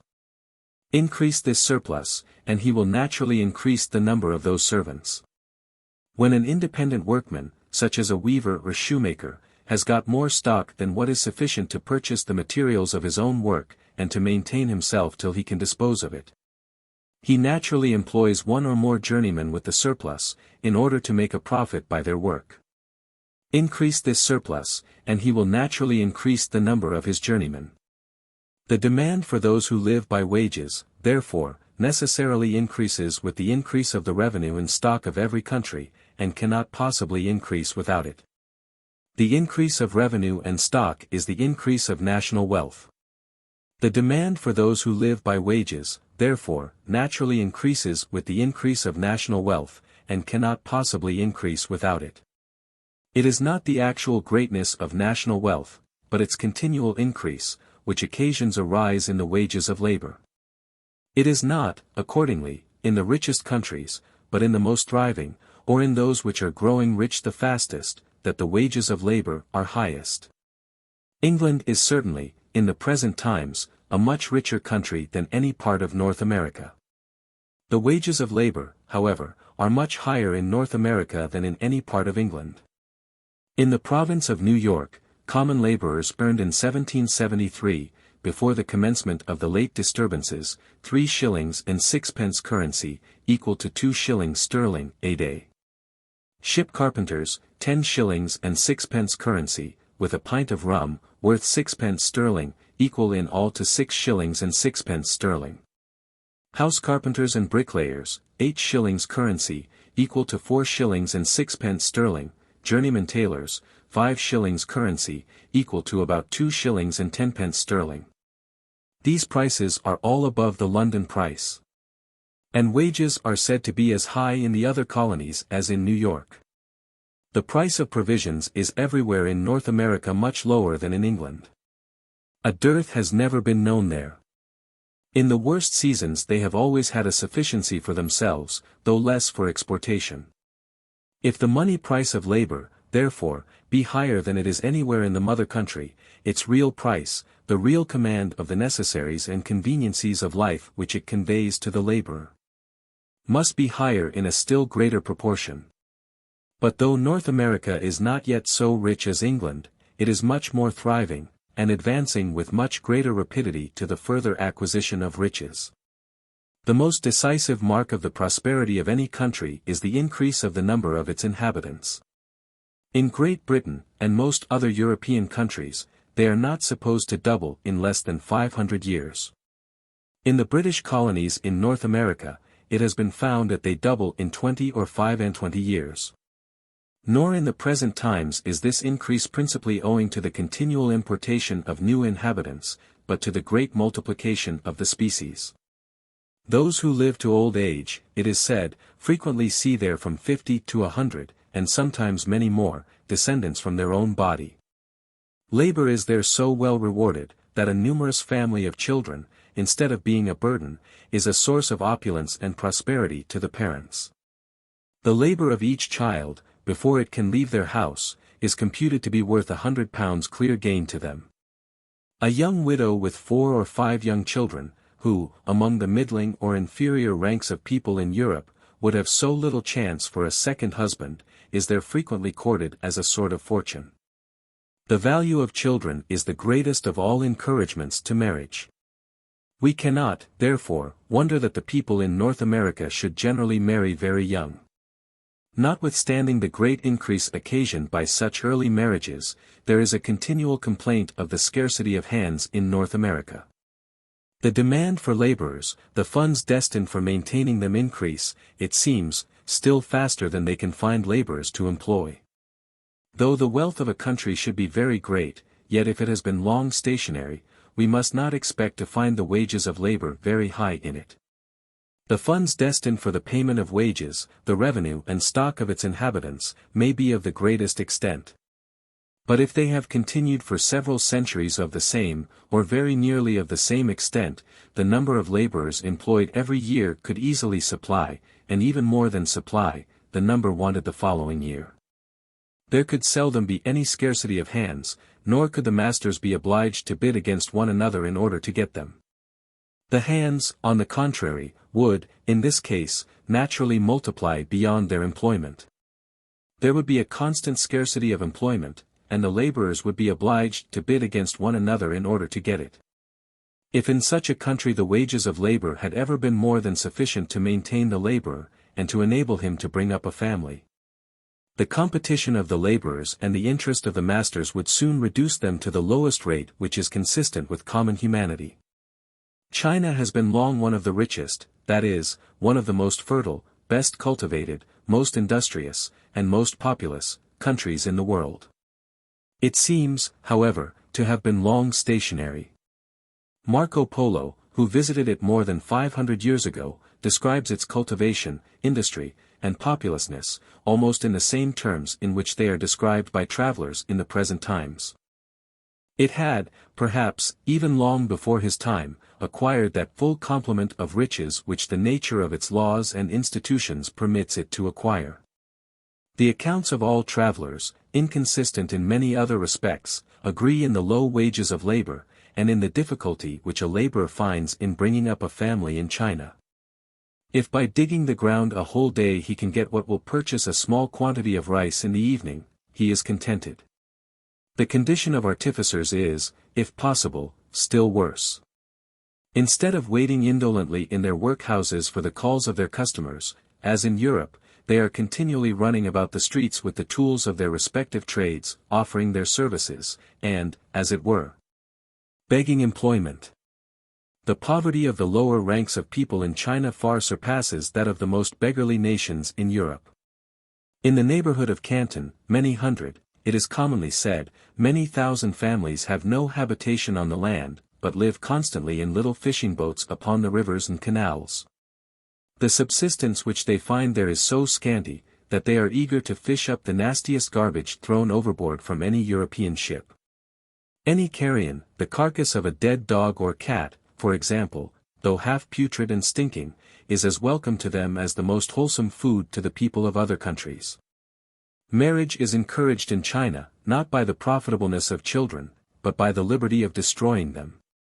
In all great towns, several are every night exposed in the street, or drowned like puppies in the water. The performance of this horrid office is even said to be the avowed business by which some people earn their subsistence. China, however, though it may, perhaps, stand still, does not seem to go backwards. Its towns are nowhere deserted by their inhabitants. The lands which had once been cultivated, are nowhere neglected. The same, or very nearly the same, annual labor, must, therefore, continue to be performed, and the funds destined for maintaining it must not, consequently, be sensibly diminished. The lowest class of laborers, therefore, notwithstanding their scanty subsistence, must some way or another make shift to continue their race so far as to keep up their usual numbers. But it would be otherwise in a country where the funds destined for the maintenance of labor were sensibly decaying. Every year the demand for servants and laborers would, in all the different classes of employments, be less than it had been the year before. Many who had been bred in the superior classes, not being able to find employment in their own business, would be glad to seek it in the lowest. The lowest class being not only overstocked with its own workmen, but with the overflowings of all the other classes, the competition for employment would be so great in it as to reduce the wages of labor to the most miserable and scanty subsistence of the laborer. Many would not be able to find employment even upon these hard terms, but would either starve, or be driven to seek a subsistence, either by begging, or by the perpetration perhaps, of the greatest enormities. Want, famine, and mortality, would immediately prevail in that class, and from thence extend themselves to all the superior classes, till the number of inhabitants in the country was reduced to what could easily be maintained by the revenue and stock which remained in it, and which had escaped either the tyranny or calamity which had destroyed the rest. This, perhaps, is nearly the present state of Bengal, and of some other of the English settlements in the East Indies. In a fertile country, which had before been much depopulated, where subsistence, consequently, should not be very difficult, and where, notwithstanding, 300,000 or 400,000 people die of hunger in 1 year, we may be assured that the funds destined for the maintenance of the laboring poor are fast decaying. The difference between the genius of the British Constitution, which protects and governs North America, and that of the mercantile company which oppresses and domineers in the East Indies, cannot, perhaps, be better illustrated than by the different state of those countries. The liberal reward of labor, therefore, as it is the necessary effect, so it is the natural symptom of increasing national wealth. The scanty maintenance of the laboring poor, on the other hand, is the natural symptom that things are at a stand, and their starving condition, that they are going fast backwards. In Great Britain, the wages of labor seem, in the present times, to be evidently more than what is precisely necessary to enable the laborer to bring up a family. In order to satisfy ourselves upon this point, it will not be necessary to enter into any tedious or doubtful calculation of what may be the lowest sum upon which it is possible to do this. There are many plain symptoms, that the wages of labor are nowhere in this country regulated by this lowest rate, which is consistent with common humanity. First, in almost every part of Great Britain there is a distinction, even in the lowest species of labor, between summer and winter wages. Summer wages are always highest. But, on account of the extraordinary expense of fuel, the maintenance of a family is most expensive in winter. Wages, therefore, being highest when this expense is lowest, it seems evident that they are not regulated by what is necessary for this expense, but by the quantity and supposed value of the work. A laborer, it may be said, indeed, ought to save part of his summer wages, in order to defray his winter expense, and that, through the whole year, they do not exceed what is necessary to maintain his family through the whole year. A slave, however, or one absolutely dependent on us for immediate subsistence, would not be treated in this manner. His daily subsistence would be proportioned to his daily necessities. Secondly, the wages of labor do not, in Great Britain, fluctuate with the price of provisions. These vary everywhere from year to year, frequently from month to month. But in many places, the money price of labor remains uniformly the same, sometimes for half a century together. If, in these places, therefore, the laboring poor can maintain their families in dear years, they must be at their ease in times of moderate plenty, and in affluence in those of extraordinary cheapness. The high price of provisions during these 10 years past, has not, in many parts of the kingdom, been accompanied with any sensible rise in the money price of labor. It has, indeed, in some. Owing, probably, more to the increase of the demand for labor, than to that of the price of provisions. Thirdly, as the price of provisions varies more from year to year than the wages of labor, so, on the other hand, the wages of labor vary more from place to place than the price of provisions. The prices of bread and butcher's meat are generally the same, or very nearly the same, through the greater part of the United Kingdom. These, and most other things which are sold by retail, the way in which the laboring poor buy all things, are generally fully as cheap, or cheaper, in great towns than in the remoter parts of the country. For reasons which I shall have occasion to explain hereafter. But the wages of labor in a great town and its neighborhood are frequently a fourth or a fifth part, 20 or 5 and 20% higher than at a few miles distance. 18 pence a day may be reckoned the common price of labor in London and its neighborhood. At a few miles distance, it falls to 14 and 15 pence. 10 pence may be reckoned its price in Edinburgh and its neighborhood. At a few miles distance, it falls to 8 pence, the usual price of common labor through the greater part of the low country of Scotland, where it varies a good deal less than in England. Such a difference of prices, which, it seems, is not always sufficient to transport a man from one parish to another, would necessarily occasion so great a transportation of the most bulky commodities, not only from one parish to another, but from one end of the kingdom, almost from one end of the world to the other, as would soon reduce them more nearly to a level. After all that has been said of the levity and inconstancy of human nature, it appears evidently from experience, that man is, of all sorts of luggage, the most difficult to be transported. If the laboring poor, therefore, can maintain their families in those parts of the kingdom where the price of labor is lowest, they must be in affluence where it is highest. Fourthly, the variations in the price of labor not only do not correspond, either in place or time, with those in the price of provisions, but they are frequently quite opposite. Grain, the food of the common people, is dearer in Scotland than in England, whence Scotland receives almost every year very large supplies. But English corn must be sold dearer in Scotland, the country to which it is brought, than in England, the country from which it comes.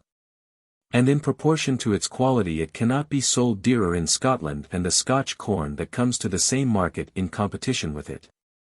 The quality of grain depends chiefly upon the quantity of flour or meal which it yields at the mill. And, in this respect, English grain is so much superior to the Scotch, that though often dearer in appearance, or in proportion to the measure of its bulk, it is generally cheaper in reality, or in proportion to its quality, or even to the measure of its weight. The price of labor, on the contrary, is dearer in England than in Scotland. If the laboring poor, therefore, can maintain their families in the one part of the United Kingdom, they must be in affluence in the other. Oatmeal, indeed, supplies the common people in Scotland with the greatest and the best part of their food, which is, in general, much inferior to that of their neighbours of the same rank in England. This difference, however, in the mode of their subsistence, is not the cause, but the effect, of the difference in their wages, though, by a strange misapprehension, I have frequently heard it represented as the cause. It is not because one man keeps a coach, while his neighbour walks afoot, that the one is rich, and the other poor, but because the one is rich, he keeps a coach, and because the other is poor, he walks afoot. During the course of the last century, taking one year with another, grain was dearer in both parts of the United Kingdom than during that of the present. This is a matter of fact which cannot now admit of any reasonable doubt. And the proof of it is, if possible, still more decisive with regard to Scotland than with regard to England. It is in Scotland supported by the evidence of the public fiars, annual valuations made upon oath, according to the actual state of the markets, of all the different sorts of grain in every different county of Scotland. If such direct proof could require any collateral evidence to confirm it, I would observe, that this has likewise been the case in France, and probably in most other parts of Europe. With regard to France, there is the clearest proof. But though it is certain, that in both parts of the United Kingdom grain was somewhat dearer in the last century than in the present, it is equally certain that labor was much cheaper. If the laboring poor, therefore, could bring up their families then, they must be much more at their ease now. In the last century, the most usual day wages of common labor through the greater part of Scotland were 6 pence in summer, and 5 pence in winter. 3 shillings a week, the same price, very nearly still continues to be paid in some parts of the Highlands and Western Islands. Through the greater part of the Low Country, the most usual wages of common labor are now 8 pence a day. 10 pence, sometimes a shilling, about Edinburgh, in the counties which border upon England, probably on account of that neighbourhood, and in a few other places where there has lately been a considerable rise in the demand for labour, about Glasgow, Carron, Ayrshire, etc. In England, the improvements of agriculture, manufactures, and commerce, began much earlier than in Scotland. The demand for labour, and consequently its price, must necessarily have increased with those improvements. In the last century, accordingly, as well as in the present, the wages of labour were higher in England than in Scotland. They have risen, too, considerably since that time, though, on account of the greater variety of wages paid there in different places, it is more difficult to ascertain how much. In 1614, the pay of a foot soldier was the same as in the present times, 8 pence a day. When it was first established, it would naturally be regulated by the usual wages of common labourers, the rank of people from which foot soldiers are commonly drawn. Lord Chief Justice Hales, who wrote in the time of Charles II, computes the necessary expense of a labourer's family, consisting of 6 persons, the father and mother, 2 children able to do something, and 2 not able, at 10 shillings a week, or £26 a year. If they cannot earn this by their labour, they must make it up, he supposes, either by begging or stealing. He appears to have inquired very carefully into this subject, see his scheme for the maintenance of the poor, in Burns' History of the Poor Laws. In 1688, Mr. Gregory King, whose skill in political arithmetic is so much extolled by Dr. Davenant, computed the ordinary income of labourers and out-servants to be £15 a year to a family, which he supposed to consist, one with another, of 3½ persons. His calculation, therefore, though different in appearance, corresponds very nearly at bottom with that of Judge Hales. Both suppose the weekly expense of such families to be about 20 pence a head. Both the pecuniary income and expense of such families have increased considerably since that time through the greater part of the kingdom, in some places more, and in some less. Though perhaps scarce anywhere so much as some exaggerated accounts of the present wages of labour have lately represented them to the public.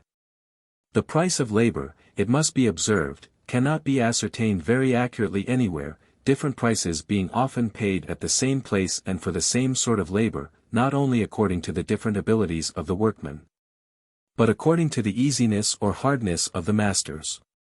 Where wages are not regulated by law, all that we can pretend to determine is, what are the most usual, and experience seems to shew that law can never regulate them properly, though it has often pretended to do so. The real recompense of labor, the real quantity of the necessaries and conveniencies of life which it can procure to the laborer, has, during the course of the present century, increased perhaps in a still greater proportion than its money price. Not only grain has become somewhat cheaper, but many other things, from which the industrious poor derive an agreeable and wholesome variety of food, have become a great deal cheaper. Potatoes, for example, do not at present, through the greater part of the kingdom, cost half the price which they used to do 30 or 40 years ago. The same thing may be said of turnips, carrots, cabbages. Things which were formerly never raised but by the spade, but which are now commonly raised by the plough. All sort of garden stuff, too, has become cheaper. The greater part of the apples, and even of the onions, consumed in Great Britain, were, in the last century, imported from Flanders. The great improvements in the coarser manufactories of both linen and woolen cloth furnished the laborers with cheaper and better clothing. And those in the manufactories of the coarser metals, with cheaper and better instruments of trade, as well as with many agreeable and convenient pieces of household furniture.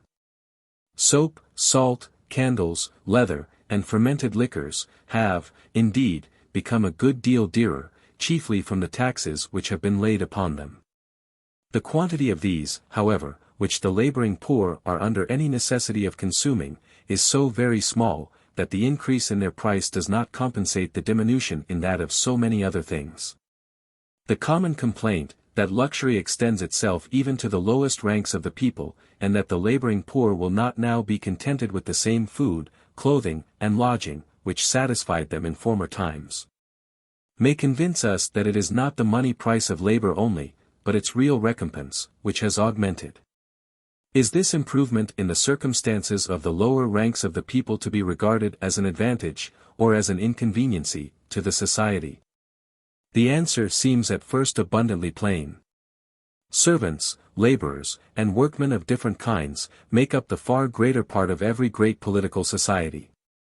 But what improves the circumstances of the greater part, can never be regarded as any inconveniency to the whole. No society can surely be flourishing and happy, of which the far greater part of the members are poor and miserable. It is but equity, besides, that they who feed, clothe, and lodge the whole body of the people, should have such a share of the produce of their own labor as to be themselves tolerably well fed, clothed, and lodged. Poverty, though it no doubt discourages, does not always prevent marriage. It seems even to be favorable to generation. A half-starved Highland woman frequently bears more than 20 children, while a pampered fine lady is often incapable of bearing any, and is generally exhausted by 2 or 3. Barrenness, so frequent among women of fashion, is very rare among those of inferior station. Luxury, in the fair sex, while it inflames, perhaps, the passion for enjoyment, seems always to weaken, and frequently to destroy altogether, the powers of generation.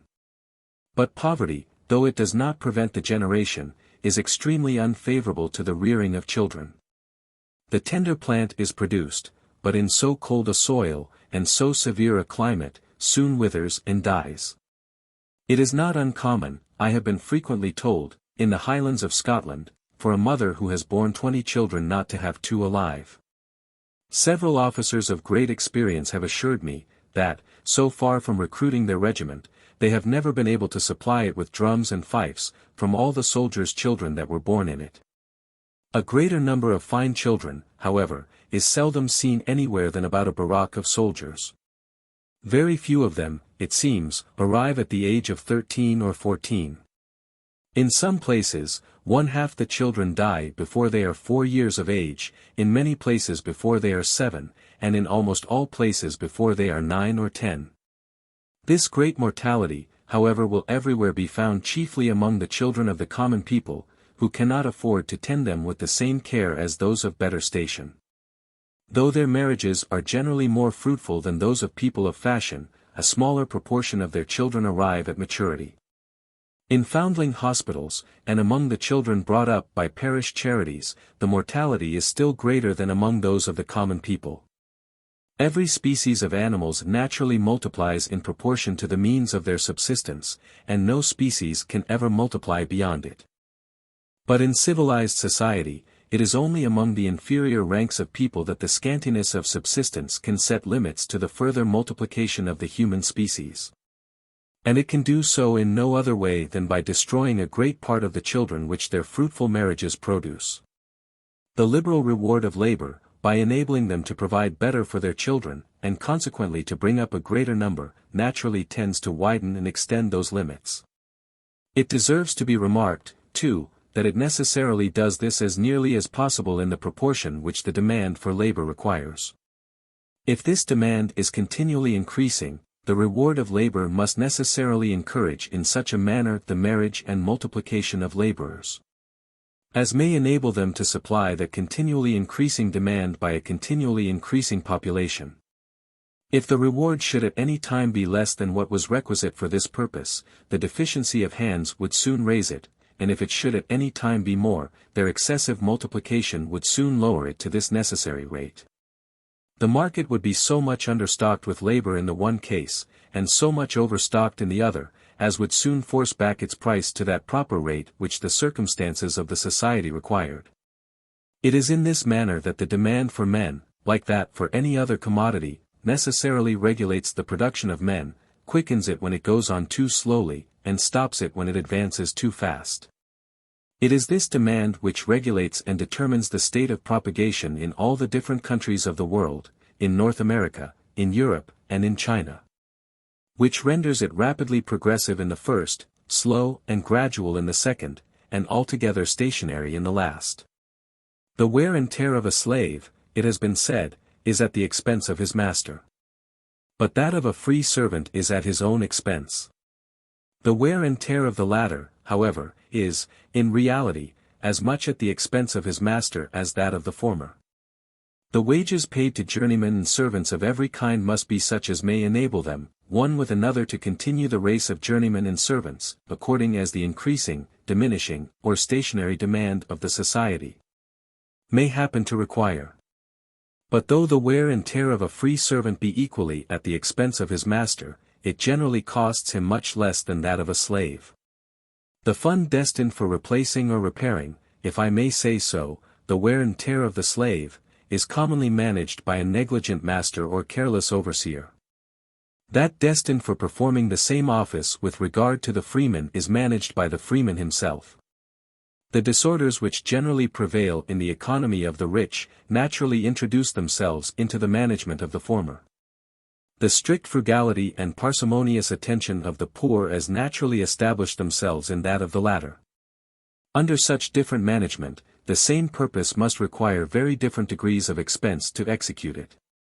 It appears, accordingly, from the experience of all ages and nations, I believe, that the work done by freemen comes cheaper in the end than that performed by slaves. It is found to do so even at Boston, New York, and Philadelphia, where the wages of common labor are so very high. The liberal reward of labor, therefore, as it is the effect of increasing wealth, so it is the cause of increasing population. To complain of it, is to lament over the necessary cause and effect of the greatest public prosperity. It deserves to be remarked, perhaps, that it is in the progressive state, while the society is advancing to the further acquisition, rather than when it has acquired its full complement of riches, that the condition of the laboring poor, of the great body of the people, seems to be the happiest and the most comfortable. It is hard in the stationary, and miserable in the declining state. The progressive state is, in reality, the cheerful and the hearty state to all the different orders of the society. The stationary is dull, the declining melancholy. The liberal reward of labor, as it encourages the propagation, so it increases the industry of the common people. The wages of labor are the encouragement of industry, which, like every other human quality, improves in proportion to the encouragement it receives. A plentiful subsistence increases the bodily strength of the laborer, and the comfortable hope of bettering his condition, and of ending his days, perhaps, in ease and plenty, animates him to exert that strength to the utmost. Where wages are high, accordingly, we shall always find the workman more active, diligent, and expeditious, than where they are low, in England, for example, than in Scotland, in the neighbourhood of great towns, than in remote country places. Some workmen, indeed, when they can earn in 4 days what will maintain them through the week, will be idle the other 3. This, however, is by no means the case with the greater part. Workmen, on the contrary, when they are liberally paid by the piece, are very apt to overwork themselves, and to ruin their health and constitution in a few years. A carpenter in London, and in some other places, is not supposed to last in his utmost vigour above 8 years. Something of the same kind happens in many other trades, in which the workmen are paid by the piece. As they generally are in manufactures, and even in country labour, wherever wages are higher than ordinary. Almost every class of artificers is subject to some peculiar infirmity occasioned by excessive application to their peculiar species of work. Ramazzini, an eminent Italian physician, has written a particular book concerning such diseases. We do not reckon our soldiers the most industrious set of people among us. Yet when soldiers have been employed in some particular sorts of work, and liberally paid by the piece, their officers have frequently been obliged to stipulate with the undertaker that they should not be allowed to earn above a certain sum every day, according to the rate at which they were paid. Till this stipulation was made, mutual emulation, and the desire of greater gain, frequently prompted them to overwork themselves, and to hurt their health by excessive labor. Excessive application, during 4 days of the week, is frequently the real cause of the idleness of the other 3, so much and so loudly complained of. Great labor, either of mind or body, continued for several days together is, in most men, naturally followed by a great desire of relaxation, which, if not restrained by force, or by some strong necessity, is almost irresistible.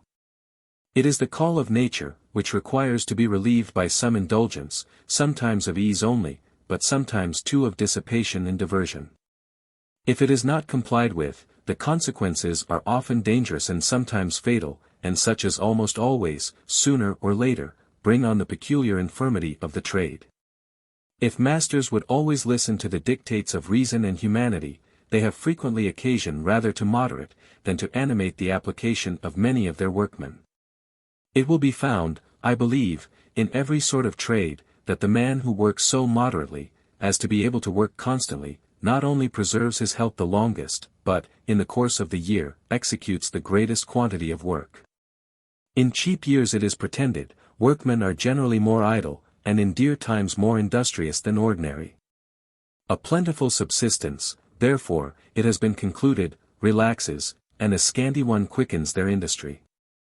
That a little more plenty than ordinary may render some workmen idle, cannot be well doubted.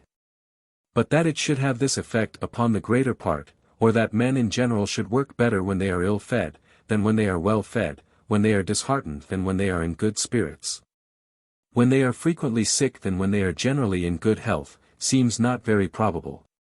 Years of dearth, it is to be observed, are generally among the common people years of sickness and mortality, which cannot fail to diminish the produce of their industry. In years of plenty, servants frequently leave their masters, and trust their subsistence to what they can make by their own industry. But the same cheapness of provisions, by increasing the fund which is destined for the maintenance of servants, encourages masters, farmers especially, to employ a greater number. Farmers, upon such occasions, expect more profit from their corn by maintaining a few more laboring servants, than by selling it at a low price in the market. The demand for servants increases, while the number of those who offer to supply that demand diminishes. The price of labor, therefore, frequently rises in cheap years. In years of scarcity, the difficulty and uncertainty of subsistence make all such people eager to return to service. But the high price of provisions, by diminishing the funds destined for the maintenance of servants, disposes masters rather to diminish than to increase the number of those they have. In dear years, too, poor independent workmen frequently consume the little stock with which they had used to supply themselves with the materials of their work, and are obliged to become journeymen for subsistence. More people want employment than easily get it, many are willing to take it upon lower terms than ordinary, and the wages of both servants and journeymen frequently sink in dear years. Masters of all sorts, therefore, frequently make better bargains with their servants in dear than in cheap years, and find them more humble and dependent in the former than in the latter. They naturally, therefore, commend the former as more favorable to industry. Landlords and farmers, besides, two of the largest classes of masters, have another reason for being pleased with dear years. The rents of the one, and the profits of the other, depend very much upon the price of provisions. Nothing can be more absurd, however, than to imagine that men in general should work less when they work for themselves, than when they work for other people. A poor independent workman will generally be more industrious than even a journeyman who works by the piece. The one enjoys the whole produce of his own industry, the other shares it with his master. The one, in his separate independent state, is less liable to the temptations of bad company, which, in large manufactories, so frequently ruin the morals of the other. The superiority of the independent workman over those servants who are hired by the month or by the year, and whose wages and maintenance are the same, whether they do much or do little, is likely to be still greater. Cheap years tend to increase the proportion of independent workmen to journeymen and servants of all kinds, and dear years to diminish it. A French author of great knowledge and ingenuity, Mr. Messens, receiver of the tallies in the election of Saint Etienne, endeavors to shew that the poor do more work in cheap than in dear years. By comparing the quantity and value of the goods made upon those different occasions in 3 different manufactures. One of coarse woolens, carried on at Elbeuf, one of linen, and another of silk, both which extend through the whole generality of Rouen. It appears from his account, which is copied from the registers of the public offices, that the quantity and value of the goods made in all those 3 manufactories has generally been greater in cheap than in dear years. And that it has always been greatest in the cheapest, and least in the dearest years. All the 3 seem to be stationary manufactures, or which, though their produce may vary somewhat from year to year, are, upon the whole, neither going backwards nor forwards. The manufacture of linen in Scotland, and that of coarse woolens in the West Riding of Yorkshire, are growing manufactures, of which the produce is generally, though with some variations, increasing both in quantity and value. Upon examining, however, the accounts which have been published of their annual produce, I have not been able to observe that its variations have had any sensible connection with the dearness or cheapness of the seasons. In 1740, a year of great scarcity, both manufactures, indeed, appear to have declined very considerably.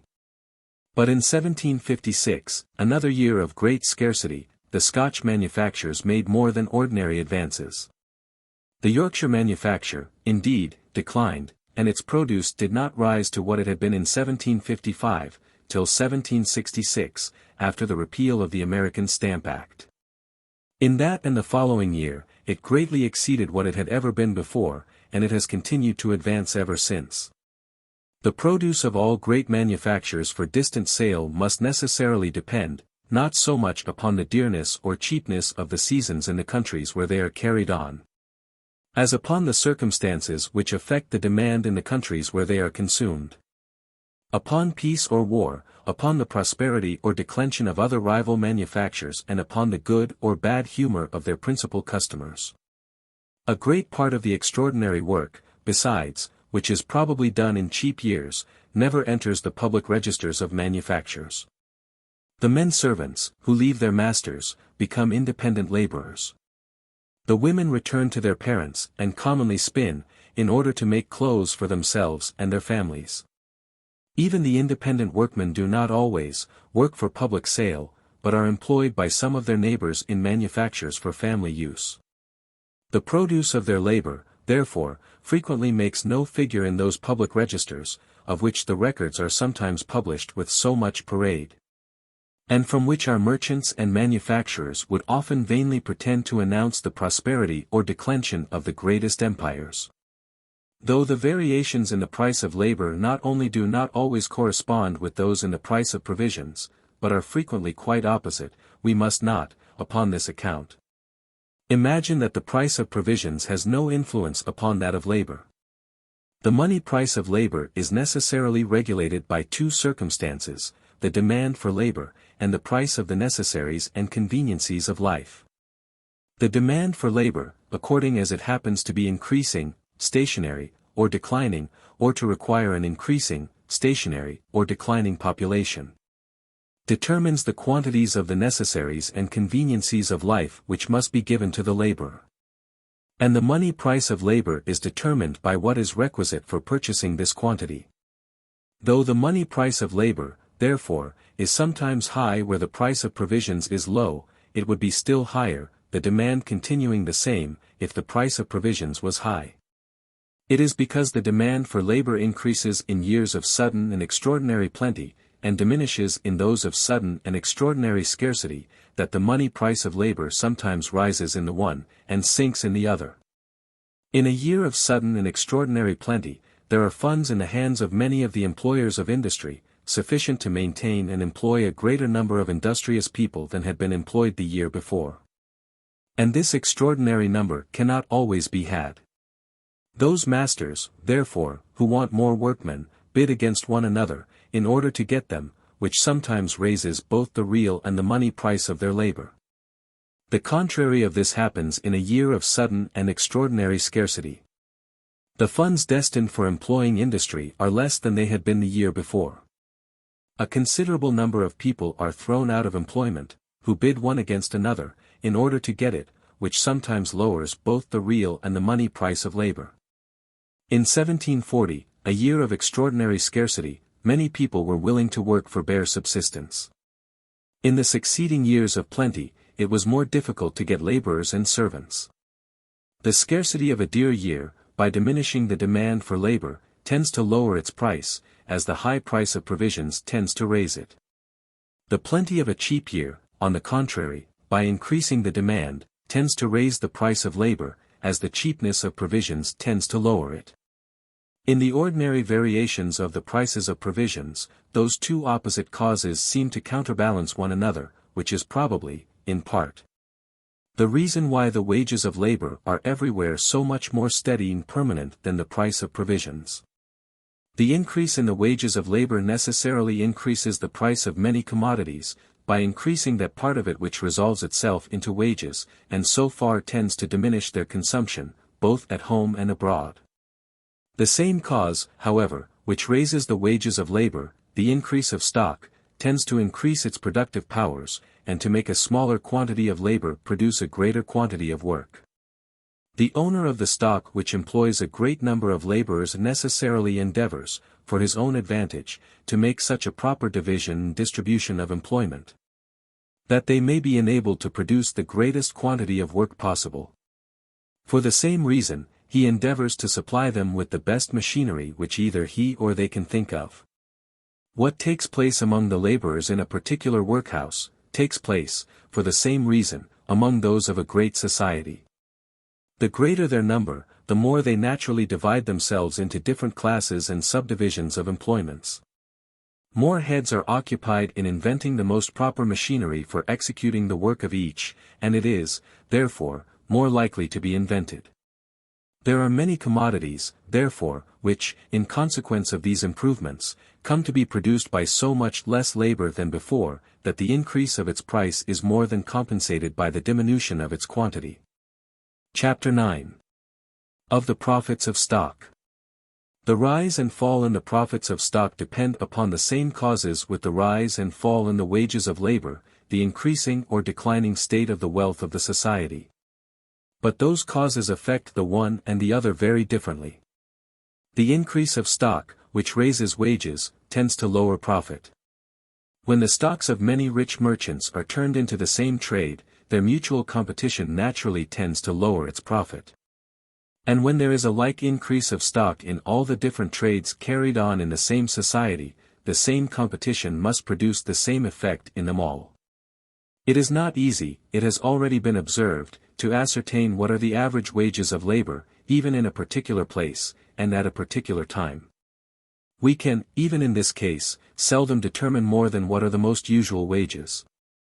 But even this can seldom be done with regard to the profits of stock. Profit is so very fluctuating, that the person who carries on a particular trade, cannot always tell you himself what is the average of his annual profit. It is affected, not only by every variation of price in the commodities which he deals in, but by the good or bad fortune both of his rivals and of his customers, and by 1,000 other accidents, to which goods, when carried either by sea or by land, or even when stored in a warehouse, are liable. It varies, therefore, not only from year to year, but from day to day, and almost from hour to hour. To ascertain what is the average profit of all the different trades carried on in a great kingdom, must be much more difficult. And to judge of what it may have been formerly, or in remote periods of time, with any degree of precision, must be altogether impossible. But though it may be impossible to determine, with any degree of precision, what are or were the average profits of stock either in the present or in ancient times, some notion may be formed of them from the interest of money.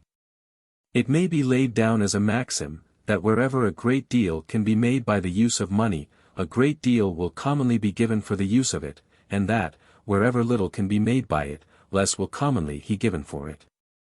Accordingly, therefore, as the usual market rate of interest varies in any country, we may be assured that the ordinary profits of stock must vary with it, must sink as it sinks, and rise as it rises. The progress of interest, therefore, may lead us to form some notion of the progress of profit. By the 37th of Henry VIII, all interest above 10% was declared unlawful. More, it seems, had sometimes been taken before that. In the reign of Edward VI, religious zeal prohibited all interest. This prohibition, however, like all others of the same kind, is said to have produced no effect, and probably rather increased than diminished the evil of usury. The statute of Henry VIII was revived by the 13th of Elizabeth, cap. 8, and 10% continued to be the legal rate of interest till the 21st of James I, when it was restricted to 8%. It was reduced to 6%. Soon after the Restoration, and by the 12th of Queen Anne, to 5%. All these different statutory regulations seem to have been made with great propriety. They seem to have followed, and not to have gone before, the market rate of interest, or the rate at which people of good credit usually borrowed. Since the time of Queen Anne, 5% seems to have been rather above than below the market rate. Before the late war, the government borrowed at 3%. And people of good credit in the capital, and in many other parts of the kingdom, at 3.5%, 4%, and 4.5%. Since the time of Henry VIII, the wealth and revenue of the country have been continually advancing, and in the course of their progress, their pace seems rather to have been gradually accelerated than retarded. They seem not only to have been going on, but to have been going on faster and faster. The wages of labor have been continually increasing during the same period, and, in the greater part of the different branches of trade and manufactures, the profits of stock have been diminishing. It generally requires a greater stock to carry on any sort of trade in a great town than in a country village. The great stocks employed in every branch of trade, and the number of rich competitors, generally reduce the rate of profit in the former below what it is in the latter. But the wages of labor are generally higher in a great town than in a country village. In a thriving town, the people who have great stocks to employ frequently cannot get the number of workmen they want, and therefore bid against one another, in order to get as many as they can, which raises the wages of labor and lowers the profits of stock. In the remote parts of the country, there is frequently not stock sufficient to employ all the people, who therefore bid against one another, in order to get employment, which lowers the wages of labor, and raises the profits of stock. In Scotland, though the legal rate of interest is the same as in England, the market rate is rather higher. People of the best credit there seldom borrow under 5%. Even private bankers in Edinburgh give 4%. Upon their promissory notes, of which payment, either in whole or in part, may be demanded at pleasure. Private bankers in London give no interest for the money which is deposited with them. There are few trades which cannot be carried on with a smaller stock in Scotland than in England. The common rate of profit, therefore, must be somewhat greater. The wages of labor, it has already been observed, are lower in Scotland than in England. The country, too, is not only much poorer, but the steps by which it advances to a better condition, for it is evidently advancing, seem to be much slower and more tardy. The legal rate of interest in France has not during the course of the present century, been always regulated by the market rate, see Denisart, article Taux d'Interests, Tom. 3, page 13. In 1720, interest was reduced from the 20th to the 50th penny, or from 5 to 2%. In 1724, it was raised to the 30th penny, or to 3 1/3%. In 1725, it was again raised to the 20th penny, or to 5%. In 1766, during the administration of Mr. Loverty, it was reduced to the 25th penny, or to 4%. The Abbé Terraille raised it afterwards to the old rate of 5%. The supposed purpose of many of those violent reductions of interest was to prepare the way for reducing that of the public debts, a purpose which has sometimes been executed. France is, perhaps, in the present times, not so rich a country as England, and though the legal rate of interest has in France frequently been lower than in England, the market rate has generally been higher. For there, as in other countries, they have several very safe and easy methods of evading the law. The profits of trade, I have been assured by British merchants who had traded in both countries, are higher in France than in England. And it is no doubt upon this account, that many British subjects choose rather to employ their capitals in a country where trade is in disgrace, than in one where it is highly respected. The wages of labor are lower in France than in England. When you go from Scotland to England, the difference which you may remark between the dress and countenance of the common people in the one country and in the other, sufficiently indicates the difference in their condition. The contrast is still greater when you return from France. France, though no doubt a richer country than Scotland, seems not to be going forward so fast. It is a common and even a popular opinion in the country, that it is going backwards. An opinion which I apprehend, is ill-founded, even with regard to France, but which nobody can possibly entertain with regard to Scotland, who sees the country now, and who saw it 20 or 30 years ago. The province of Holland, on the other hand, in proportion to the extent of its territory and the number of its people, is a richer country than England. The government there borrow at 2% and private people of good credit at 3%. The wages of labor are said to be higher in Holland than in England, and the Dutch, it is well known, trade upon lower profits than any people in Europe. The trade of Holland, it has been pretended by some people, is decaying, and it may perhaps be true that some particular branches of it are so, but these symptoms seem to indicate sufficiently that there is no general decay. When profit diminishes, merchants are very apt to complain that trade decays, though the diminution of profit is the natural effect of its prosperity, or of a greater stock being employed in it than before. During the late war, the Dutch gained the whole carrying trade of France, of which they still retain a very large share. The great property which they possess both in French and English funds, about 40 millions, it is said in the latter, in which, I suspect, however, there is a considerable exaggeration, the great sums which they lend to private people. In countries where the rate of interest is higher than in their own, are circumstances which no doubt demonstrate the redundancy of their stock. Or that it has increased beyond what they can employ with tolerable profit in the proper business of their own country. But they do not demonstrate that that business has decreased. As the capital of a private man, though acquired by a particular trade, may increase beyond what he can employ in it, and yet that trade continue to increase too, so may likewise the capital of a great nation. In our North American and West Indian colonies, not only the wages of labor, but the interest of money, and consequently the profits of stock, are higher than in England. In the different colonies, both the legal and the market rate of interest run from 6 to 8%. High wages of labor and high profits of stock, however, are things, perhaps, which scarce ever go together, except in the peculiar circumstances of new colonies. A new colony must always, for some time, be more understocked in proportion to the extent of its territory, and more underpeopled in proportion to the extent of its stock, than the greater part of other countries. They have more land than they have stock to cultivate. What they have, therefore, is applied to the cultivation only of what is most fertile and most favorably situated, the land near the seashore, and along the banks of navigable rivers. Such land, too, is frequently purchased at a price below the value even of its natural produce. Stock employed in the purchase and improvement of such lands, must yield a very large profit, and, consequently, afford to pay a very large interest. Its rapid accumulation in so profitable an employment enables the planter to increase the number of his hands faster than he can find them in a new settlement.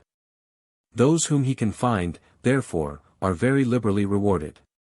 As the colony increases, the profits of stock gradually diminish. When the most fertile and best situated lands have been all occupied, less profit can be made by the cultivation of what is inferior both in soil and situation, and less interest can be afforded for the stock which is so employed. In the greater part of our colonies, accordingly, both the legal and the market rate of interest have been considerably reduced during the course of the present century. As riches, improvement, and population have increased, interest has declined. The wages of labor do not sink with the profits of stock. The demand for labor increases with the increase of stock, whatever be its profits. And after these are diminished, stock may not only continue to increase, but to increase much faster than before. It is with industrious nations, who are advancing in the acquisition of riches, as with industrious individuals. A great stock, though with small profits, generally increases faster than a small stock with great profits. Money, says the proverb, makes money. When you have got a little, it is often easy to get more. The great difficulty is to get that little. The connection between the increase of stock and that of industry, or of the demand for useful labor, has partly been explained already, but will be explained more fully hereafter, in treating of the accumulation of stock. The acquisition of new territory, or of new branches of trade, may sometimes raise the profits of stock, and with them the interest of money, even in a country which is fast advancing in the acquisition of riches. The stock of the country, not being sufficient for the whole accession of business which such acquisitions present to the different people among whom it is divided, is applied to those particular branches only which afford the greatest profit. Part of what had before been employed in other trades, is necessarily withdrawn from them, and turned into some of the new and more profitable ones. In all those old trades, therefore, the competition comes to be less than before. The market comes to be less fully supplied with many different sorts of goods. Their price necessarily rises more or less, and yields a greater profit to those who deal in them, who can, therefore, afford to borrow at a higher interest. For some time after the conclusion of the late war, not only private people of the best credit, but some of the greatest companies in London, commonly borrowed at 5%. Who, before that, had not been used to pay more than 4 and 4.5%. The great accession both of territory and trade by our acquisitions in North America and the West Indies, will sufficiently account for this, without supposing any diminution in the capital stock of the society. So great an accession of new business to be carried on by the old stock, must necessarily have diminished the quantity employed in a great number of particular branches, in which the competition being less, the profits must have been greater. I shall hereafter have occasion to mention the reasons which dispose me to believe that the capital stock of Great Britain was not diminished, even by the enormous expense of the late war. The diminution of the capital stock of the society, or of the funds destined for the maintenance of industry, however, as it lowers the wages of labor, so it raises the profits of stock and consequently the interest of money. By the wages of labor being lowered, the owners of what stock remains in the society can bring their goods at less expense to market than before, and less stock being employed in supplying the market than before, they can sell them dearer. Their goods cost them less, and they get more for them. Their profits, therefore, being augmented at both ends, can well afford a large interest. The great fortunes so suddenly and so easily acquired in Bengal and the other British settlements in the East Indies, may satisfy us, that as the wages of labor are very low, so the profits of stock are very high in those ruined countries. The interest of money is proportionably so. In Bengal, money is frequently lent to the farmers at 40, 50, and 60%, and the succeeding crop is mortgaged for the payment. As the profits which can afford such an interest must eat up almost the whole rent of the landlord, so such enormous usury must in its turn eat up the greater part of those profits. Before the fall of the Roman Republic, a usury of the same kind seems to have been common in the provinces, under the ruinous administration of their proconsuls. The virtuous Brutus lent money in Cyprus at 8 and 40%. As we learn from the letters of Cicero. In a country which had acquired that full complement of riches which the nature of its soil and climate, and its situation with respect to other countries, allowed it to acquire, which could, therefore, advance no further, and which was not going backwards, both the wages of labor and the profits of stock would probably be very low. In a country fully peopled in proportion to what either its territory could maintain, or its stock employ, the competition for employment would necessarily be so great as to reduce the wages of labor to what was barely sufficient to keep up the number of laborers, and the country being already fully peopled, that number could never be augmented. In a country fully stocked in proportion to all the business it had to transact, as great a quantity of stock would be employed in every particular branch as the nature and extent of the trade would admit. The competition, therefore, would everywhere be as great, and, consequently, the ordinary profit as low as possible. But, perhaps, no country has ever yet arrived at this degree of opulence. China seems to have been long stationary, and had, probably, long ago acquired that full complement of riches which is consistent with the nature of its laws and institutions. But this complement may be much inferior to what, with other laws and institutions, the nature of its soil, climate, and situation, might admit of. A country which neglects or despises foreign commerce, and which admits the vessel of foreign nations into one or two of its ports only, cannot transact the same quantity of business which it might do with different laws and institutions. In a country, too, where, though the rich, or the owners of large capitals, enjoy a good deal of security, the poor, or the owners of small capitals, enjoy scarce any, but are liable, under the pretence of justice, to be pillaged and plundered at any time by the inferior mandarins, the quantity of stock employed in all the different branches of business transacted within it, can never be equal to what the nature and extent of that business might admit. In every different branch, the oppression of the poor must establish the monopoly of the rich, who, by engrossing the whole trade to themselves, will be able to make very large profits. 12%. Accordingly, is said to be the common interest of money in China, and the ordinary profits of stock must be sufficient to afford this large interest. A defect in the law may sometimes raise the rate of interest considerably above what the condition of the country, as to wealth or poverty, would require. When the law does not enforce the performance of contracts, it puts all borrowers nearly upon the same footing with bankrupts, or people of doubtful credit, in better regulated countries.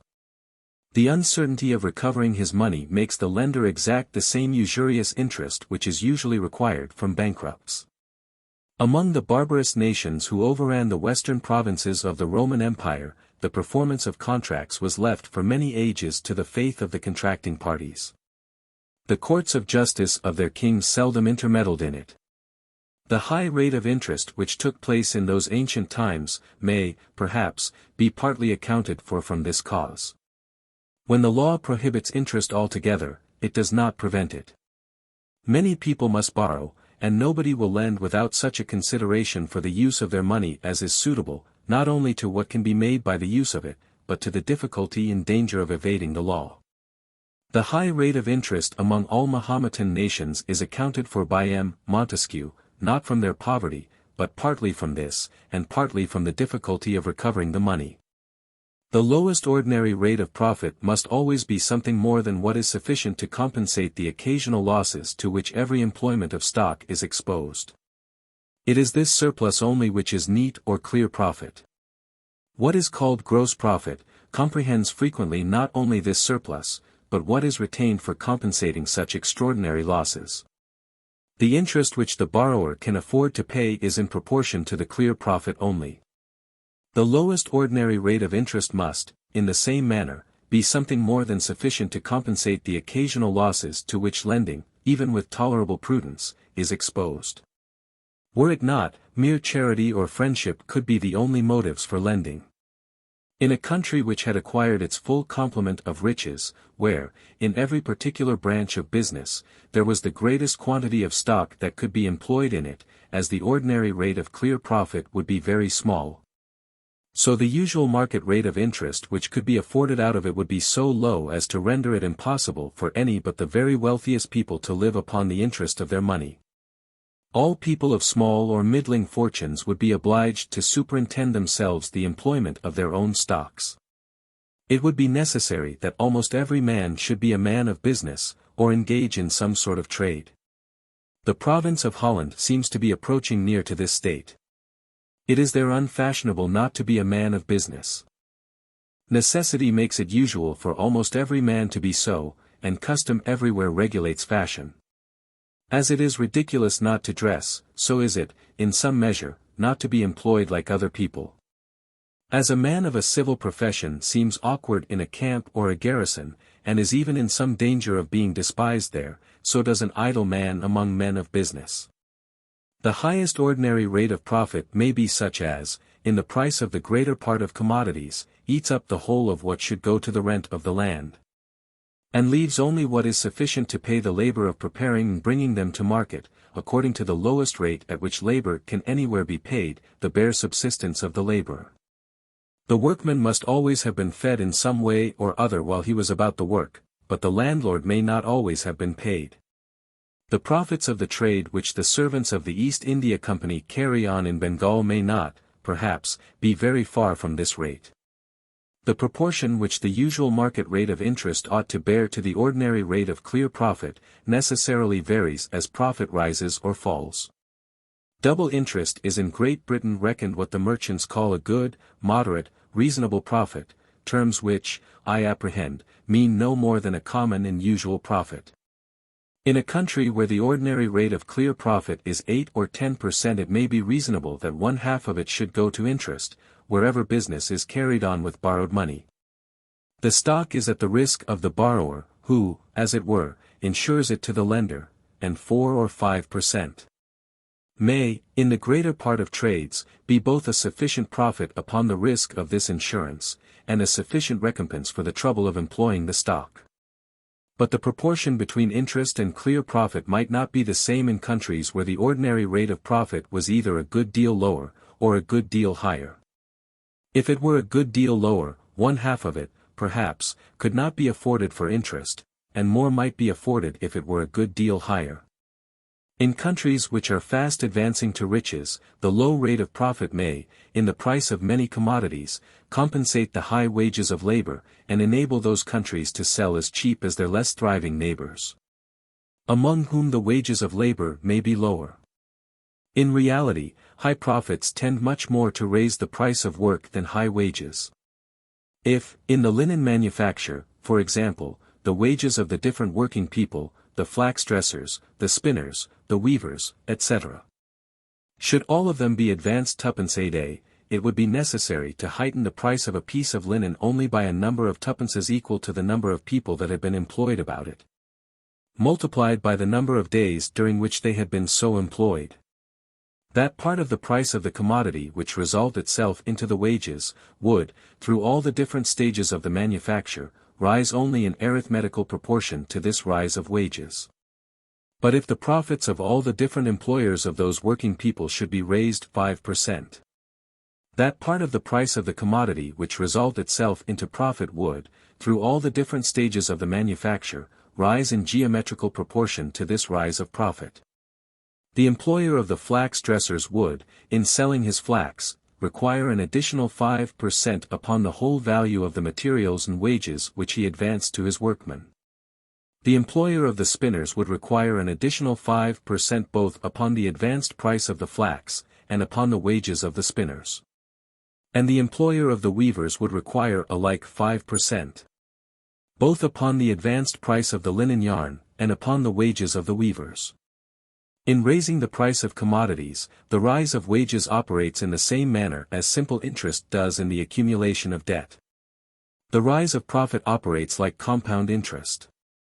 Our merchants and master manufacturers complain much of the bad effects of high wages in raising the price, and thereby lessening the sale of their goods, both at home and abroad. They say nothing concerning the bad effects of high profits, they are silent with regard to the pernicious effects of their own gains, they complain only of those of other people. Chapter 10. Of wages and profit in the different employments of labor and stock. The whole of the advantages and disadvantages of the different employments of labor and stock, must, in the same neighborhood, be either perfectly equal, or continually tending to equality. If, in the same neighborhood, there was any employment evidently either more or less advantageous than the rest, so many people would crowd into it in the one case, and so many would desert it in the other. That its advantages would soon return to the level of other employments. This, at least, would be the case in a society where things were left to follow their natural course, where there was perfect liberty, and where every man was perfectly free both to choose what occupation he thought proper, and to change it as often as he thought proper. Every man's interest would prompt him to seek the advantageous, and to shun the disadvantageous employment. Pecuniary wages and profit, indeed, are everywhere in Europe extremely different, according to the different employments of labor and stock. But this difference arises, partly from certain circumstances in the employments themselves, which either really, or at least in the imagination of men, make up for a small pecuniary gain in some, and counterbalance a great one in others. And partly from the policy of Europe, which nowhere leaves things at perfect liberty. The particular consideration of those circumstances, and of that policy, will divide this chapter into two parts. Part 1, Inequalities arising from the nature of the employments themselves. The 5 following are the principal circumstances which, so far as I have been able to observe, make up for a small pecuniary gain in some employments, and counterbalance a great one in others. First, the agreeableness or disagreeableness of the employments themselves, secondly, the easiness and cheapness, or the difficulty and expense of learning them, thirdly, the constancy or inconstancy of employment in them. Fourthly, the small or great trust which must be reposed in those who exercise them, and, fifthly, the probability or improbability of success in them. First, the wages of labor vary with the ease or hardship, the cleanliness or dirtiness, the honorableness or dishonorableness, of the employment.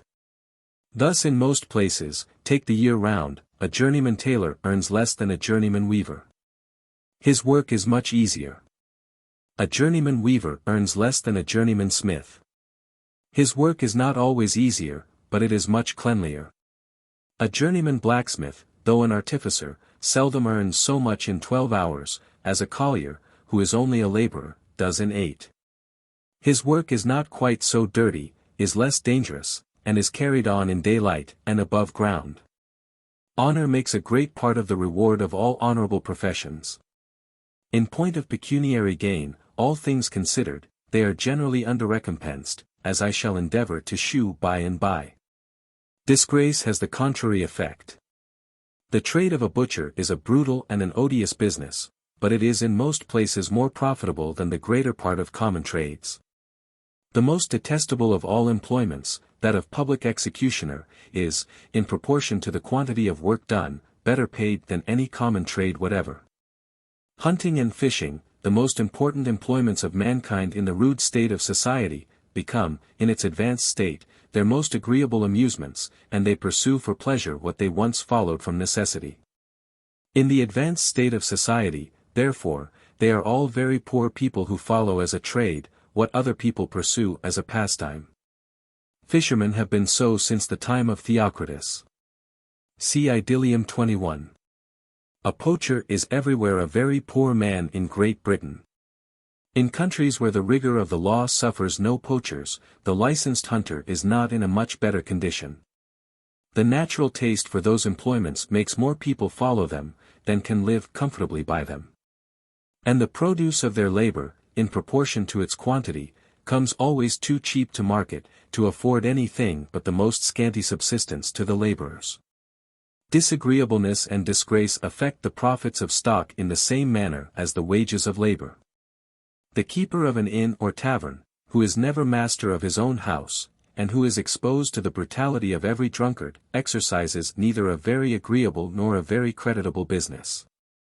But there is scarce any common trade in which a small stock yields so great a profit. Secondly, the wages of labor vary with the easiness and cheapness, or the difficulty and expense, of learning the business. When any expensive machine is erected, the extraordinary work to be performed by it before it is worn out, it must be expected, will replace the capital laid out upon it, with at least the ordinary profits. A man educated at the expense of much labor and time to any of those employments which require extraordinary dexterity and skill, may be compared to one of those expensive machines. The work which he learns to perform, it must be expected, over and above the usual wages of common labor, will replace to him the whole expense of his education, with at least the ordinary profits of an equally valuable capital. It must do this too in a reasonable time, regard being had to the very uncertain duration of human life, in the same manner as to the more certain duration of the machine. The difference between the wages of skilled labor and those of common labor, is founded upon this principle. The policy of Europe considers the labor of all mechanics, artificers, and manufacturers, as skilled labor, and that of all country laborers as common labor. It seems to suppose that of the former to be of a more nice and delicate nature than that of the latter. It is so perhaps in some cases. But in the greater part it is quite otherwise, as I shall endeavor to shew by and by. The laws and customs of Europe, therefore, in order to qualify any person for exercising the one species of labor, impose the necessity of an apprenticeship, though with different degrees of rigor in different places. They leave the other free and open to every body. During the continuance of the apprenticeship, the whole labor of the apprentice belongs to his master. In the meantime he must, in many cases, be maintained by his parents or relations, and, in almost all cases, must be clothed by them. Some money, too, is commonly given to the master for teaching him his trade. They who cannot give money, give time, or become bound for more than the usual number of years. A consideration which, though it is not always advantageous to the master, on account of the usual idleness of apprentices, is always disadvantageous to the apprentice. In country labor, on the contrary, the laborer, while he is employed about the easier, learns the more difficult parts of his business, and his own labor maintains him through all the different stages of his employment. It is reasonable, therefore, that in Europe the wages of mechanics, artificers, and manufacturers, should be somewhat higher than those of common laborers.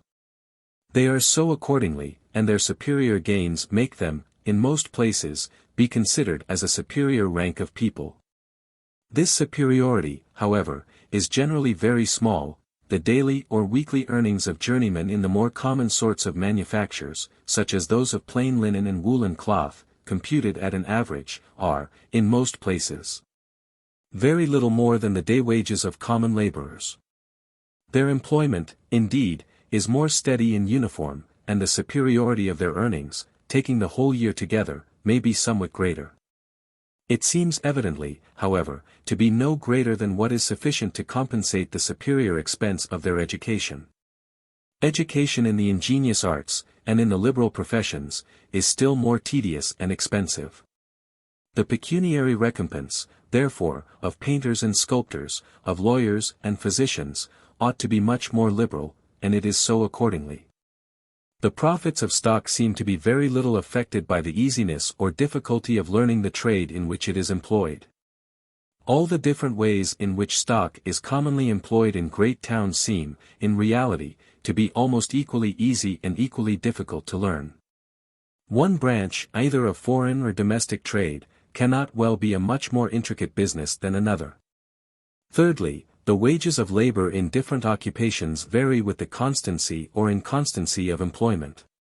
Employment is much more constant in some trades than in others. In the greater part of manufactures, a journeyman may be pretty sure of employment almost every day in the year that he is able to work. A mason or bricklayer, on the contrary, can work neither in hard frost nor in foul weather, and his employment at all other times depends upon the occasional calls of his customers.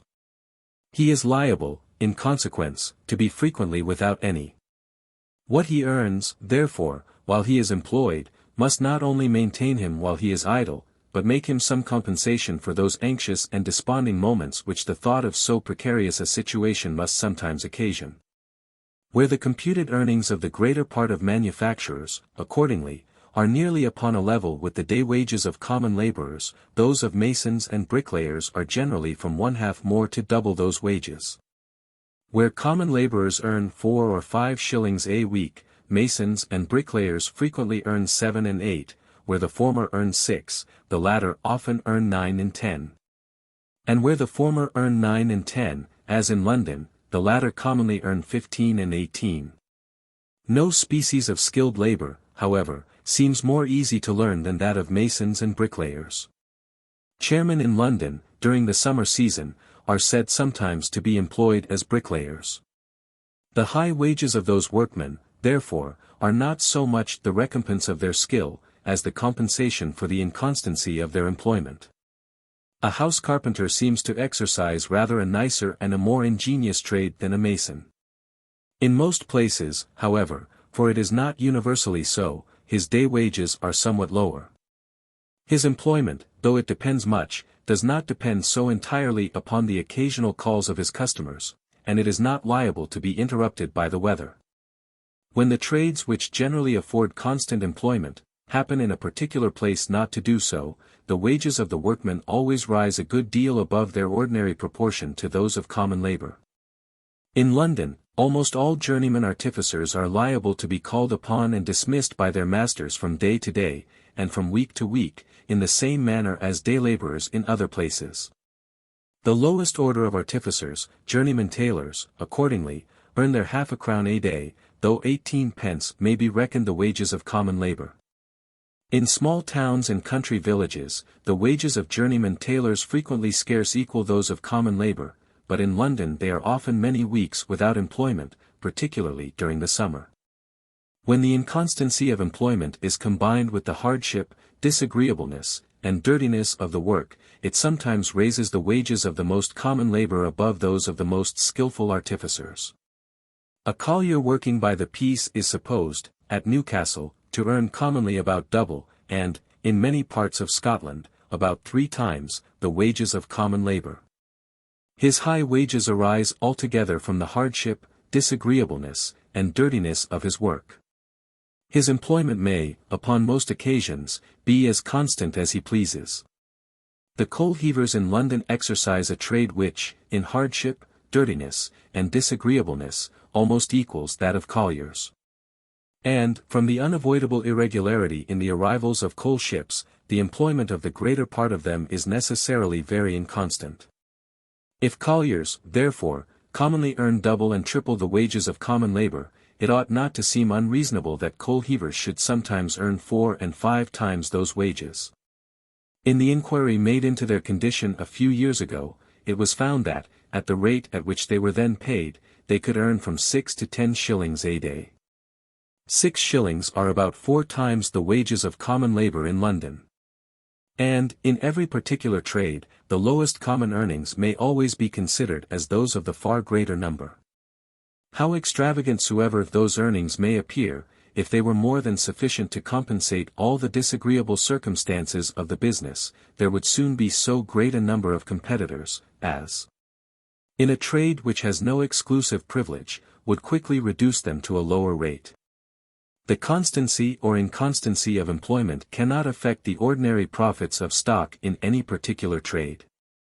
Whether the stock is or is not constantly employed, depends, not upon the trade, but the trader. Fourthly, the wages of labor vary according to the small or great trust which must be reposed in the workman.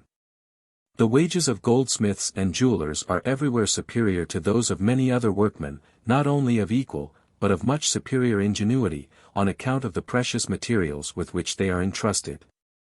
We trust our health to the physician, our fortune, and sometimes our life and reputation, to the lawyer and attorney. Such confidence could not safely be reposed in people of a very mean or low condition. Their reward must be such, therefore, as may give them that rank in the society which so important a trust requires. The long time and the great expense which must be laid out in their education, when combined with this circumstance, necessarily enhance still further the price of their labor. When a person employs only his own stock in trade, there is no trust. And the credit which he may get from other people, depends, not upon the nature of the trade, but upon their opinion of his fortune, probity and prudence. The different rates of profit, therefore, in the different branches of trade, cannot arise from the different degrees of trust reposed in the traders. Fifthly, the wages of labor in different employments vary according to the probability or improbability of success in them. The probability that any particular person shall ever be qualified for the employments to which he is educated, is very different in different occupations.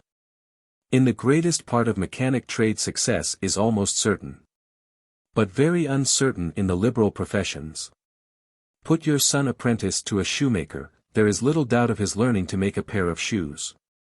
But send him to study the law, it has at least 20 to 1 if he ever makes such proficiency as will enable him to live by the business.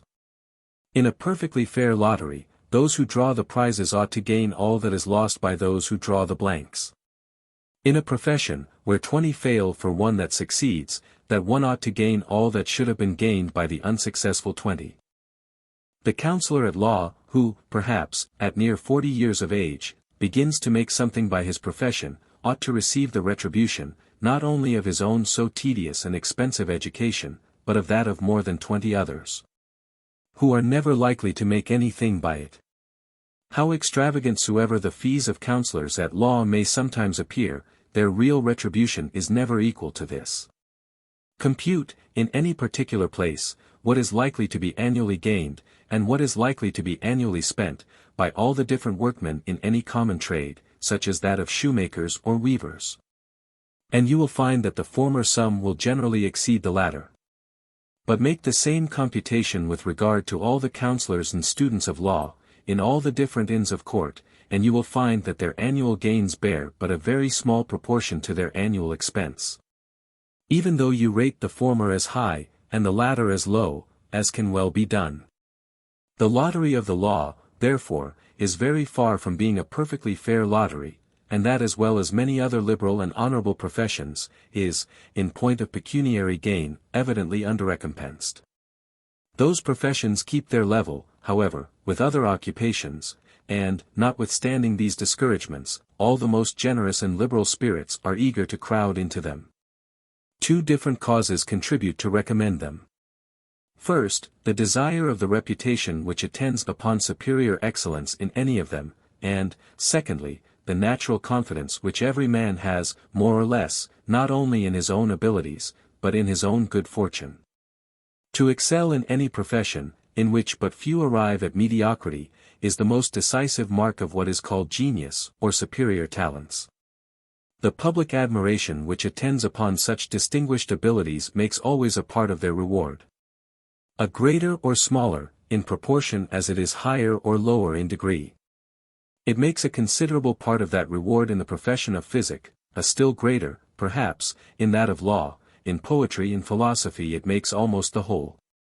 There are some very agreeable and beautiful talents, of which the possession commands a certain sort of admiration, but of which the exercise, for the sake of gain, is considered, whether from reason or prejudice, as a sort of public prostitution. The pecuniary recompense, therefore, of those who exercise them in this manner, must be sufficient, not only to pay for the time, labor, and expense of acquiring the talents, but for the discredit which attends the employment of them as the means of subsistence.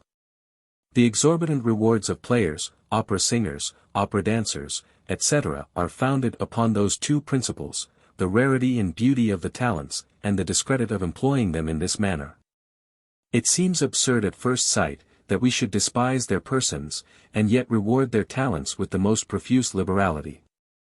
While we do the one, however, we must of necessity do the other. Should the public opinion or prejudice ever alter with regard to such occupations, their pecuniary recompense would quickly diminish.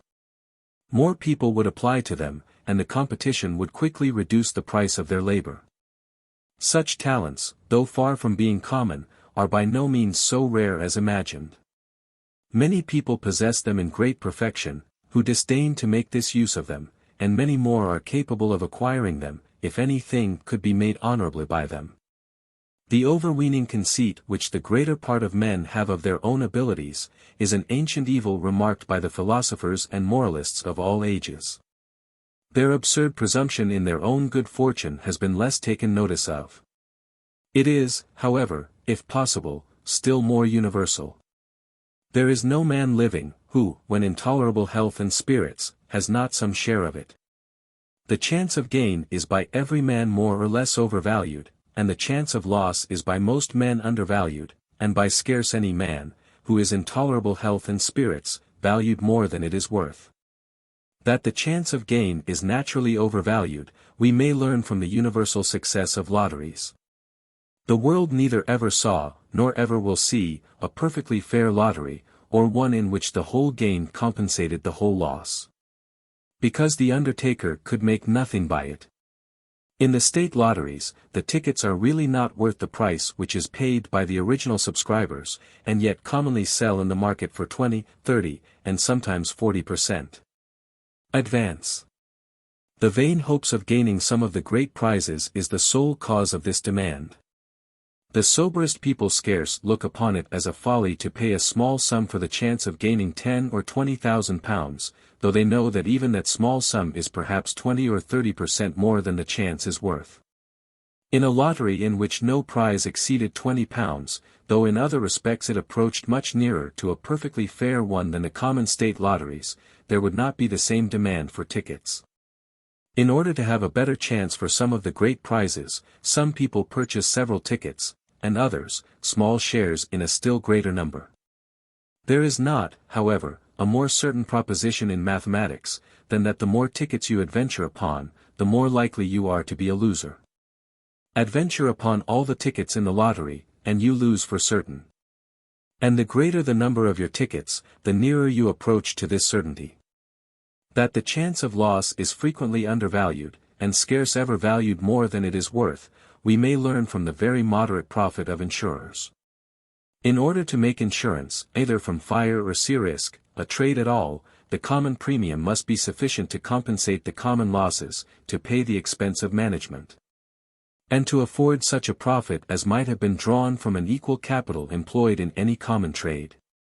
The person who pays no more than this, evidently pays no more than the real value of the risk, or the lowest price at which he can reasonably expect to insure it.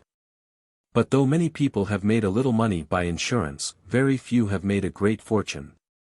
And, from this consideration alone, it seems evident enough that the ordinary balance of profit and loss is not more advantageous in this than in other common trades, by which so many people make fortunes. Moderate, however, as the premium of insurance commonly is, many people despise the risk too much to care to pay it. Taking the whole kingdom at an average, 19 houses in 20, or rather, perhaps, 99 in 100, are not insured from fire. Sea risk is more alarming to the greater part of people. And the proportion of ships insured to those not insured is much greater. Many sail, however, at all seasons, and even in time of war, without any insurance. This may sometimes, perhaps, be done without any imprudence. When a great company, or even a great merchant, has 20 or 30 ships at sea, they may, as it were, insure one another. The premium saved up on them all may more than compensate such losses as they are likely to meet with in the common course of chances. The neglect of insurance upon shipping, however, in the same manner as upon houses, is, in most cases, the effect of no such nice calculation, but of mere thoughtless rashness, and presumptuous contempt of the risk. The contempt of risk, and the presumptuous hope of success, are in no period of life more active than at the age at which young people choose their professions. How little the fear of misfortune is then capable of balancing the hope of good luck, appears still more evidently in the readiness of the common people to enlist as soldiers, or to go to sea, than in the eagerness of those of better fashion to enter into what are called the liberal professions. What a common soldier may lose is obvious enough. Without regarding the danger, however, young volunteers never enlist so readily as at the beginning of a new war. And though they have scarce any chance of preferment, they figure to themselves, in their youthful fancies, 1,000 occasions of acquiring honor and distinction which never occur. These romantic hopes make the whole price of their blood. Their pay is less than that of common laborers, and, in actual service, their fatigues are much greater. The lottery of the sea is not altogether so disadvantageous as that of the army. The son of a creditable laborer or artificer may frequently go to sea with his father's consent, but if he enlists as a soldier, it is always without it. Other people see some chance of his making something by the one trade. Nobody but himself sees any of his making anything by the other. The great admiral is less the object of public admiration than the great general.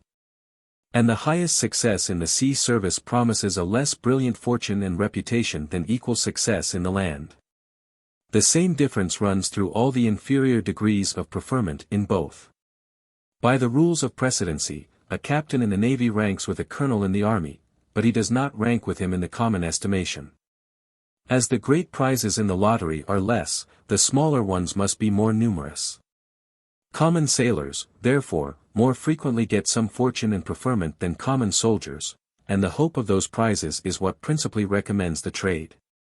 Though their skill and dexterity are much superior to that of almost any artificers, and though their whole life is one continual scene of hardship and danger. Yet for all this dexterity and skill, for all those hardships and dangers, while they remain in the condition of common sailors, they receive scarce any other recompense but the pleasure of exercising the one and of surmounting the other. Their wages are not greater than those of common laborers at the port which regulates the rate of seamen's wages. As they are continually going from port to port, the monthly pay of those who sail from all the different ports of Great Britain, is more nearly upon a level than that of any other workman in those different places. And the rate of the port to and from which the greatest number sail, that is, the port of London, regulates that of all the rest. At London, the wages of the greater part of the different classes of workmen are about double those of the same classes at Edinburgh. But the sailors who sail from the port of London, seldom earn above 3 or 4 shillings a month more than those who sail from the port of Leith, and the difference is frequently not so great. In time of peace, and in the merchant service, the London price is from a guinea to about 27 shillings the calendar month. A common labourer in London, at the rate of 9 or 10 shillings a week, may earn in the calendar month from 40 to 45 shillings. The sailor, indeed, over and above his pay, is supplied with provisions. Their value, however, may not perhaps always exceed the difference between his pay and that of the common labourer. And though it sometimes should, the excess will not be clear gain to the sailor, because he cannot share it with his wife and family, whom he must maintain out of his wages at home. The dangers and hairbreadth escapes of a life of adventures, instead of disheartening young people, seem frequently to recommend a trade to them. A tender mother, among the inferior ranks of people, is often afraid to send her son to school at a seaport town, lest the sight of the ships, and the conversation and adventures of the sailors, should entice him to go to sea. The distant prospect of hazards, from which we can hope to extricate ourselves by courage and address, is not disagreeable to us, and does not raise the wages of labor in any employment. It is otherwise with those in which courage and address can be of no avail. In trades which are known to be very unwholesome, the wages of labor are always remarkably high. Unwholesomeness is a species of disagreeableness, and its effects upon the wages of labor are to be ranked under that general head. In all the different employments of stock, the ordinary rate of profit varies more or less with the certainty or uncertainty of the returns. These are, in general, less uncertain in the inland than in the foreign trade, and in some branches of foreign trade than in others, in the trade to North America, for example, than in that to Jamaica. The ordinary rate of profit always rises more or less with the risk. It does not, however, seem to rise in proportion to it, or so as to compensate it completely. Bankruptcies are most frequent in the most hazardous trades. The most hazardous of all trades, that of a smuggler, though, when the adventure succeeds, it is likewise the most profitable, is the infallible road to bankruptcy. The presumptuous hope of success seems to act here as upon all other occasions, and to entice so many adventurers into those hazardous trades, that their competition reduces the profit below what is sufficient to compensate the risk. To compensate it completely, the common returns ought, over and above the ordinary profits of stock, not only to make up for all occasional losses, but to afford a surplus profit to the adventurers, of the same nature with the profit of insurers. But if the common returns were sufficient for all this, bankruptcies would not be more frequent in these than in other trades. Of the 5 circumstances, therefore, which vary the wages of labor, 2 only affect the profits of stock. The agreeableness or disagreeableness of the business, and the risk or security with which it is attended. In point of agreeableness or disagreeableness, there is little or no difference in the far greater part of the different employments of stock, but a great deal in those of labor. And the ordinary profit of stock, though it rises with the risk, does not always seem to rise in proportion to it.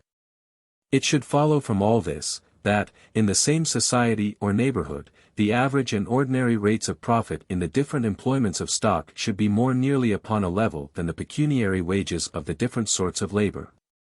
They are so accordingly. The difference between the earnings of a common laborer and those of a well-employed lawyer or physician, is evidently much greater than that between the ordinary profits in any 2 different branches of trade. The apparent difference, besides, in the profits of different trades, is generally a deception arising from our not always distinguishing what ought to be considered as wages, from what ought to be considered as profit. Apothecary's profit is become a byword, denoting something uncommonly extravagant. This great apparent profit, however, is frequently no more than the reasonable wages of labor. The skill of an apothecary is a much nicer and more delicate matter than that of any artificer whatever, and the trust which is reposed in him is of much greater importance. He is the physician of the poor in all cases, and of the rich when the distress or danger is not very great. His reward, therefore, ought to be suitable to his skill and his trust, and it arises generally from the price at which he sells his drugs. But the whole drugs which the best employed apothecary in a large market town will sell in a year, may not perhaps cost him above 30 or 40 pounds. Though he should sell them, therefore, for 300 or 400, or at 1,000%. Profit, this may frequently be no more than the reasonable wages of his labor, charged, in the only way in which he can charge them, upon the price of his drugs. The greater part of the apparent profit is real wages disguised in the garb of profit. In a small seaport town, a little grocer will make 40 or 50% upon a stock of a single £100, while a considerable wholesale merchant in the same place will scarce make 8 or 10% upon a stock of 10,000. The trade of the grocer may be necessary for the conveniency of the inhabitants, and the narrowness of the market may not admit the employment of a larger capital in the business. The man, however, must not only live by his trade, but live by it suitably to the qualifications which it requires. Besides possessing a little capital, he must be able to read, write, and account, and must be a tolerable judge, too, of perhaps 50 or 60 different sorts of goods, their prices, qualities, and the markets where they are to be had cheapest. He must have all the knowledge, in short, that is necessary for a great merchant, which nothing hinders him from becoming but the want of a sufficient capital. 30 or 40 pounds a year cannot be considered as too great a recompense for the labor of a person so accomplished. Deduct this from the seemingly great profits of his capital, and little more will remain, perhaps, than the ordinary profits of stock. The greater part of the apparent profit is, in this case too, real wages. The difference between the apparent profit of the retail and that of the wholesale trade, is much less in the capital than in small towns and country villages. Where £10,000 can be employed in the grocery trade, the wages of the grocer's labor must be a very trifling addition to the real profits of so great a stock. The apparent profits of the wealthy retailer, therefore, are there more nearly upon a level with those of the wholesale merchant. It is upon this account that goods sold by retail are generally as cheap, and frequently much cheaper, in the capital than in small towns and country villages. Grocery goods, for example, are generally much cheaper. Bread and butcher's meat frequently as cheap. It costs no more to bring grocery goods to the great town than to the country village. But it costs a great deal more to bring corn and cattle, as the greater part of them must be brought from a much greater distance. The prime cost of grocery goods, therefore, being the same in both places, they are cheapest where the least profit is charged upon them. The prime cost of bread and butcher's meat is greater in the great town than in the country village. And though the profit is less, therefore they are not always cheaper there, but often equally cheap. In such articles as bread and butcher's meat, the same cause which diminishes apparent profit, increases prime cost. The extent of the market, by giving employment to greater stocks, diminishes apparent profit, but by requiring supplies from a greater distance, it increases prime cost. This diminution of the one and increase of the other, seem, in most cases, nearly to counterbalance one another. Which is probably the reason that, though the prices of corn and cattle are commonly very different in different parts of the kingdom, those of bread and butcher's meat are generally very nearly the same through the greater part of it. Though the profits of stock, both in the wholesale and retail trade, are generally less in the capital than in small towns and country villages, yet great fortunes are frequently acquired from small beginnings in the former, and scarce ever in the latter.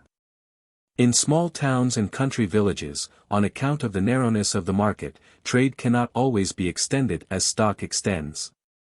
In such places, therefore, though the rate of a particular person's profits may be very high, the sum or amount of them can never be very great, nor consequently that of his annual accumulation.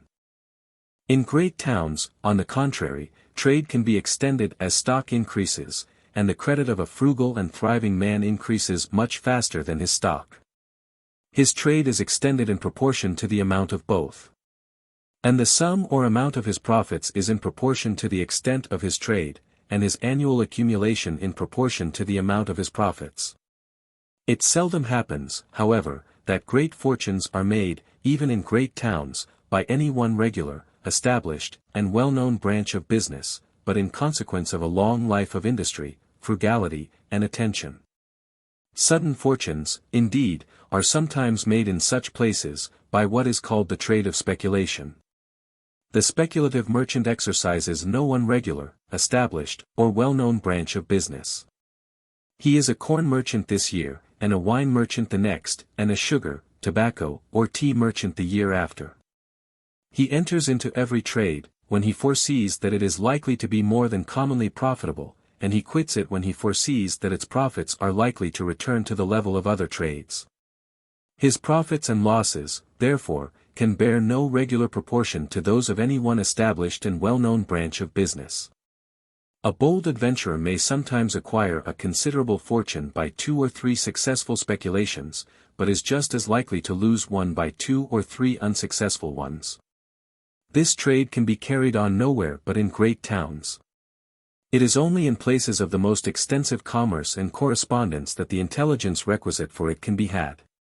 The 5 circumstances above mentioned, though they occasion considerable inequalities in the wages of labor and profits of stock, occasion none in the whole of the advantages and disadvantages, real or imaginary, of the different employments of either.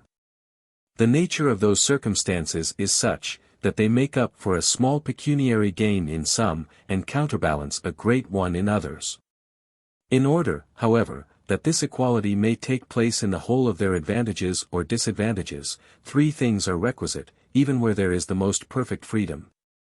First, the employments must be well known and long established in the neighborhood. Secondly, they must be in their ordinary, or what may be called their natural state. And, thirdly, they must be the sole or principal employments of those who occupy them. First, this equality can take place only in those employments which are well known, and have been long established in the neighborhood. Where all other circumstances are equal, wages are generally higher in new than in old trades. When a projector attempts to establish a new manufacture, he must at first entice his workmen from other employments, by higher wages than they can either earn in their own trades, or than the nature of his work would otherwise require. And a considerable time must pass away before he can venture to reduce them to the common level. Manufactures for which the demand arises altogether from fashion and fancy, are continually changing, and seldom last long enough to be considered as old established manufactures. Those, on the contrary, for which the demand arises chiefly from use or necessity, are less liable to change, and the same form or fabric may continue in demand for whole centuries together. The wages of labor, therefore, are likely to be higher in manufactures of the former, than in those of the latter kind. Birmingham deals chiefly in manufactures of the former kind, Sheffield in those of the latter. And the wages of labor in those two different places are said to be suitable to this difference in the nature of their manufactures. The establishment of any new manufacture, of any new branch of commerce, or of any new practice in agriculture, is always a speculation from which the projector promises himself extraordinary profits. These profits sometimes are very great, and sometimes, more frequently, perhaps, they are quite otherwise, but, in general, they bear no regular proportion to those of other old trades in the neighborhood. If the project succeeds, they are commonly at first very high. When the trade or practice becomes thoroughly established and well known, the competition reduces them to the level of other trades. Secondly, this equality in the whole of the advantages and disadvantages of the different employments of labor and stock, can take place only in the ordinary, or what may be called the natural state of those employments. The demand for almost every different species of labor is sometimes greater, and sometimes less than usual. In the one case, the advantages of the employment rise above, in the other they fall below the common level. The demand for country labor is greater at haytime and harvest than during the greater part of the year, and wages rise with the demand. In time of war, when 40 or 50,000 sailors are forced from the merchant service into that of the king, the demand for sailors to merchant ships necessarily rises with their scarcity. And their wages, upon such occasions, commonly rise from a guinea and 7 shillings to 40 shillings and £3 a month. In a decaying manufacture, on the contrary, many workmen, rather than quit their own trade, are contented with smaller wages than would otherwise be suitable to the nature of their employment. The profits of stock vary with the price of the commodities in which it is employed. As the price of any commodity rises above the ordinary or average rate, the profits of at least some part of the stock that is employed in bringing it to market, rise above their proper level, and as it falls they sink below it. All commodities are more or less liable to variations of price, but some are much more so than others. In all commodities which are produced by human industry, the quantity of industry annually employed is necessarily regulated by the annual demand, in such a manner that the average annual produce may, as nearly as possible, be equal to the average annual consumption. In some employments, it has already been observed, the same quantity of industry will always produce the same, or very nearly the same quantity of commodities. In the linen or woolen manufactures, for example, the same number of hands will annually work up very nearly the same quantity of linen and woolen cloth. The variations in the market price of such commodities, therefore, can arise only from some accidental variation in the demand. A public mourning raises the price of black cloth. But as the demand for most sorts of plain linen and woolen cloth is pretty uniform, so is likewise the price. But there are other employments in which the same quantity of industry will not always produce the same quantity of commodities. The same quantity of industry, for example, will, in different years, produce very different quantities of corn, wine, hops, sugar, tobacco, etc. The price of such commodities, therefore, varies not only with the variations of demand, but with the much greater and more frequent variations of quantity, and is consequently extremely fluctuating. But the profit of some of the dealers must necessarily fluctuate with the price of the commodities. The operations of the speculative merchant are principally employed about such commodities. He endeavors to buy them up when he foresees that their price is likely to rise, and to sell them when it is likely to fall. Thirdly, this equality in the whole of the advantages and disadvantages of the different employments of labor and stock, can take place only in such as are the sole or principal employments of those who occupy them. When a person derives his subsistence from one employment, which does not occupy the greater part of his time, in the intervals of his leisure he is often willing to work at another for less wages than would otherwise suit the nature of the employment. There still subsists, in many parts of Scotland, a set of people called cotters or cottagers, though they were more frequent some years ago than they are now. They are a sort of outservants of the landlords and farmers. The usual reward which they receive from their master is a house, a small garden for pot herbs, as much grass as will feed a cow, and, perhaps, an acre or two of bad arable land. When their master has occasion for their labor, he gives them, besides, 2 pecks of oatmeal a week, worth about 16 pence sterling. During a great part of the year, he has little or no occasion for their labor, and the cultivation of their own little possession is not sufficient to occupy the time which is left at their own disposal.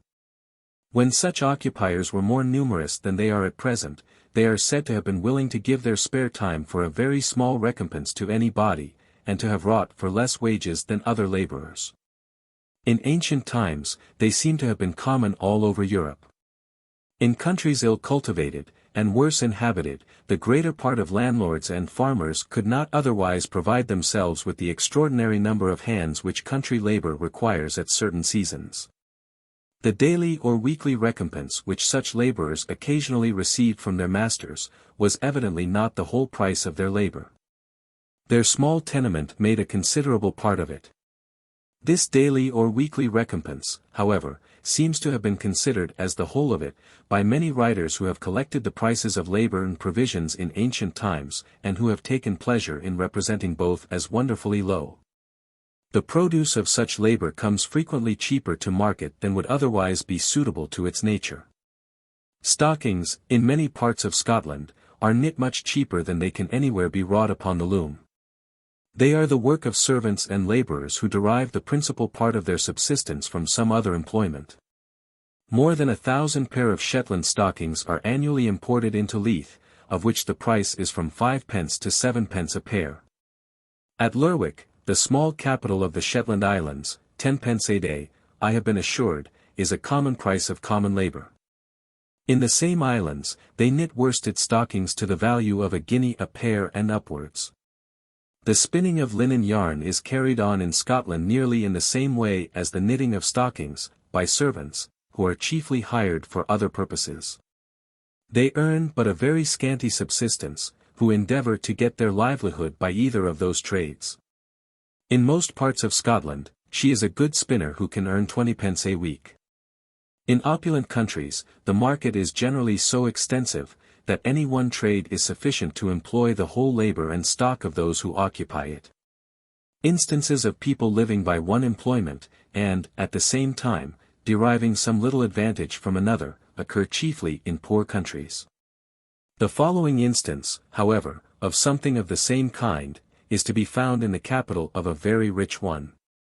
There is no city in Europe, I believe, in which house rent is dearer than in London, and yet I know no capital in which a furnished apartment can be hired so cheap.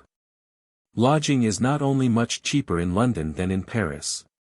It is much cheaper than in Edinburgh, of the same degree of goodness, and, what may seem extraordinary, the dearness of house rent is the cause of the cheapness of lodging. The dearness of house rent in London arises, not only from those causes which render it dear in all great capitals, the dearness of labor, the dearness of all the materials of building, which must generally be brought from a great distance, and, above all, the dearness of ground rent, every landlord acting the part of a monopolist, and frequently exacting a higher rent for a single acre of bad land in a town, than can be had for 100 of the best in the country. But it arises in part from the peculiar manners and customs of the people, which oblige every master of a family to hire a whole house from top to bottom. A dwelling house in England means everything that is contained under the same roof. In France, Scotland, and many other parts of Europe, it frequently means no more than a single story. A tradesman in London is obliged to hire a whole house in that part of the town where his customers live.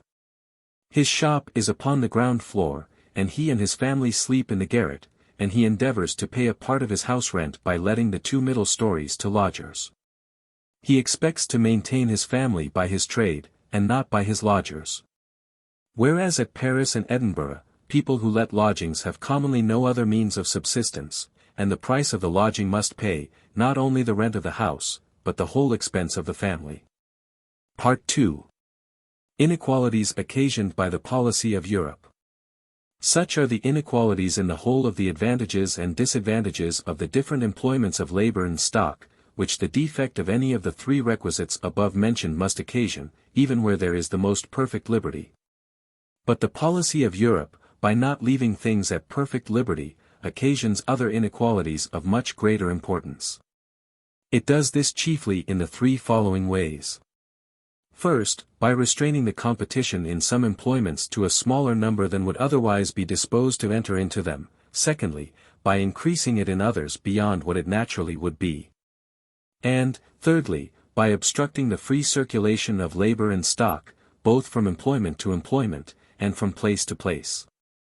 First, the policy of Europe occasions a very important inequality in the whole of the advantages and disadvantages of the different employments of labor and stock. By restraining the competition in some employments to a smaller number than might otherwise be disposed to enter into them. The exclusive privileges of corporations are the principal means it makes use of for this purpose. The exclusive privilege of an incorporated trade necessarily restrains the competition, in the town where it is established, to those who are free of the trade. To have served an apprenticeship in the town, under a master properly qualified, is commonly the necessary requisite for obtaining this freedom. The bylaws of the corporation regulate sometimes the number of apprentices which any master is allowed to have, and almost always the number of years which each apprentice is obliged to serve. The intention of both regulations is to restrain the competition to a much smaller number than might otherwise be disposed to enter into the trade. The limitation of the number of apprentices restrains it directly. A long term of apprenticeship restrains it more indirectly, but as effectually, by increasing the expense of education. In Sheffield, no master cutler can have more than one apprentice at a time, by a by-law of the corporation. In Norfolk and Norwich, no master weaver can have more than 2 apprentices, under pain of forfeiting £5 a month to the king. No master hatter can have more than 2 apprentices anywhere in England, or in the English plantations, under pain of forfeiting £5 a month, half to the king, and half to him who shall sue in any court of record. Both these regulations, though they have been confirmed by a public law of the kingdom, are evidently dictated by the same corporation spirit which enacted the by-law of Sheffield. The silk weavers in London had scarce been incorporated a year, when they enacted a by-law, restraining any master from having more than 2 apprentices at a time. It required a particular Act of Parliament to rescind this by-law. 7 years seem anciently to have been, all over Europe, the usual term established for the duration of apprenticeships in the greater part of incorporated trades. All such incorporations were anciently called universities, which, indeed, is the proper Latin name for any incorporation whatever. The University of Smiths, the University of Tailors, etc. are expressions which we commonly meet with in the old charters of ancient towns. When those particular incorporations, which are now peculiarly called universities, were first established, the term of years which it was necessary to study, in order to obtain the degree of Master of Arts, appears evidently to have been copied from the term of apprenticeship in common trades, of which the incorporations were much more ancient. As to have wrought 7 years under a master properly qualified, was necessary, in order to entitle any person to become a master, and to have himself apprentices in a common trade. So to have studied 7 years under a master properly qualified, was necessary to entitle him to become a master, teacher, or doctor, words anciently synonymous, in the liberal arts. And to have scholars or apprentices, words likewise originally synonymous, to study under him. By the 5th of Elizabeth, commonly called the Statute of Apprenticeship, it was enacted, that no person should, for the future, exercise any trade, craft, or mystery, at that time exercised in England, unless he had previously served to it an apprenticeship of 7 years at least. And what before had been the by-law of many particular corporations, became in England the general and public law of all trades carried on in market towns. For though the words of the statute are very general, and seem plainly to include the whole kingdom, by interpretation its operation has been limited to market towns. It having been held that, in country villages, a person may exercise several different trades, though he has not served a 7 years' apprenticeship to each, they being necessary for the conveniency of the inhabitants. And the number of people frequently not being sufficient to supply each with a particular set of hands. By a strict interpretation of the words, too, the operation of this statute has been limited to those trades which were established in England before the 5th of Elizabeth, and has never been extended to such as have been introduced since that time. This limitation has given occasion to several distinctions, which, considered as rules of police, appear as foolish as can well be imagined. It has been adjudged, for example, that a coachmaker can neither himself make nor employ journeymen to make his coach wheels, but must buy them of a master wheelwright. This latter trade having been exercised in England before the 5th of Elizabeth. But a wheelwright, though he has never served an apprenticeship to a coachmaker, may either himself make or employ journeymen to make coaches. The trade of a coachmaker not being within the statute, because not exercised in England at the time when it was made. The manufactures of Manchester, Birmingham, and Wolverhampton, are many of them, upon this account, not within the statute, not having been exercised in England before the 5th of Elizabeth. In France, the duration of apprenticeships is different in different towns and in different trades. In Paris, 5 years is the term required in a great number. But, before any person can be qualified to exercise the trade as a master, he must, in many of them, serve 5 years more as a journeyman. During this latter term, he is called the companion of his master, and the term itself is called his companionship. In Scotland, there is no general law which regulates universally the duration of apprenticeships. The term is different in different corporations. Where it is long, a part of it may generally be redeemed by paying a small fine. In most towns, too, a very small fine is sufficient to purchase the freedom of any corporation. The weavers of linen and hempen cloth, the principal manufacturers of the country, as well as all other artificers subservient to them, wheelmakers, reelmakers, etc. may exercise their trades in any town corporate without paying any fine. In all towns corporate, all persons are free to sell butcher's meat upon any lawful day of the week. 3 years is, in Scotland, a common term of apprenticeship, even in some very nice trades. And, in general, I know of no country in Europe, in which corporation laws are so little oppressive. The property which every man has in his own labor, as it is the original foundation of all other property, so it is the most sacred and inviolable. The patrimony of a poor man lies in the strength and dexterity of his hands. And to hinder him from employing this strength and dexterity in what manner he thinks proper, without injury to his neighbor, is a plain violation of this most sacred property. It is a manifest encroachment upon the just liberty, both of the workman, and of those who might be disposed to employ him. As it hinders the one from working at what he thinks proper, so it hinders the others from employing whom they think proper. To judge whether he is fit to be employed, may surely be trusted to the discretion of the employers, whose interest it so much concerns. The affected anxiety of the lawgiver, lest they should employ an improper person, is evidently as impertinent as it is oppressive. The institution of long apprenticeships can give no security that insufficient workmanship shall not frequently be exposed to public sale. When this is done, it is generally the effect of fraud, and not of inability. And the longest apprenticeship can give no security against fraud. Quite different regulations are necessary to prevent this abuse. The sterling mark upon plate, and the stamps upon linen and woolen cloth, give the purchaser much greater security than any statute of apprenticeship. He generally looks at these, but never thinks it worth while to inquire whether the workman had served a 7 years' apprenticeship. The institution of long apprenticeships has no tendency to form young people to industry. A journeyman who works by the piece is likely to be industrious, because he derives a benefit from every exertion of his industry. An apprentice is likely to be idle, and almost always is so, because he has no immediate interest to be otherwise. In the inferior employments, the sweets of labor consist altogether in the recompense of labor. They who are soonest in a condition to enjoy the sweets of it, are likely soonest to conceive a relish for it, and to acquire the early habit of industry. A young man naturally conceives an aversion to labor, when for a long time he receives no benefit from it. The boys who are put out apprentices from public charities are generally bound for more than the usual number of years, and they generally turn out very idle and worthless. Apprenticeships were altogether unknown to the ancients. The reciprocal duties of master and apprentice make a considerable article in every modern code.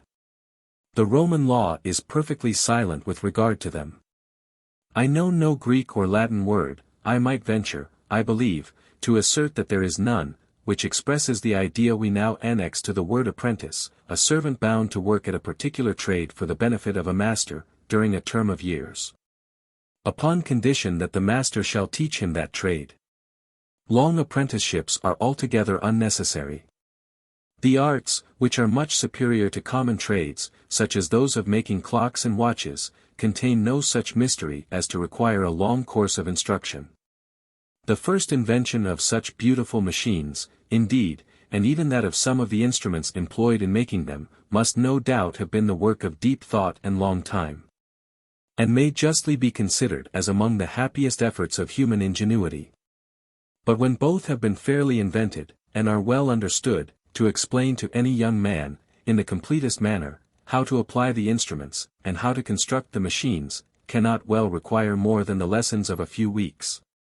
Perhaps those of a few days might be sufficient. In the common mechanic trades, those of a few days might certainly be sufficient.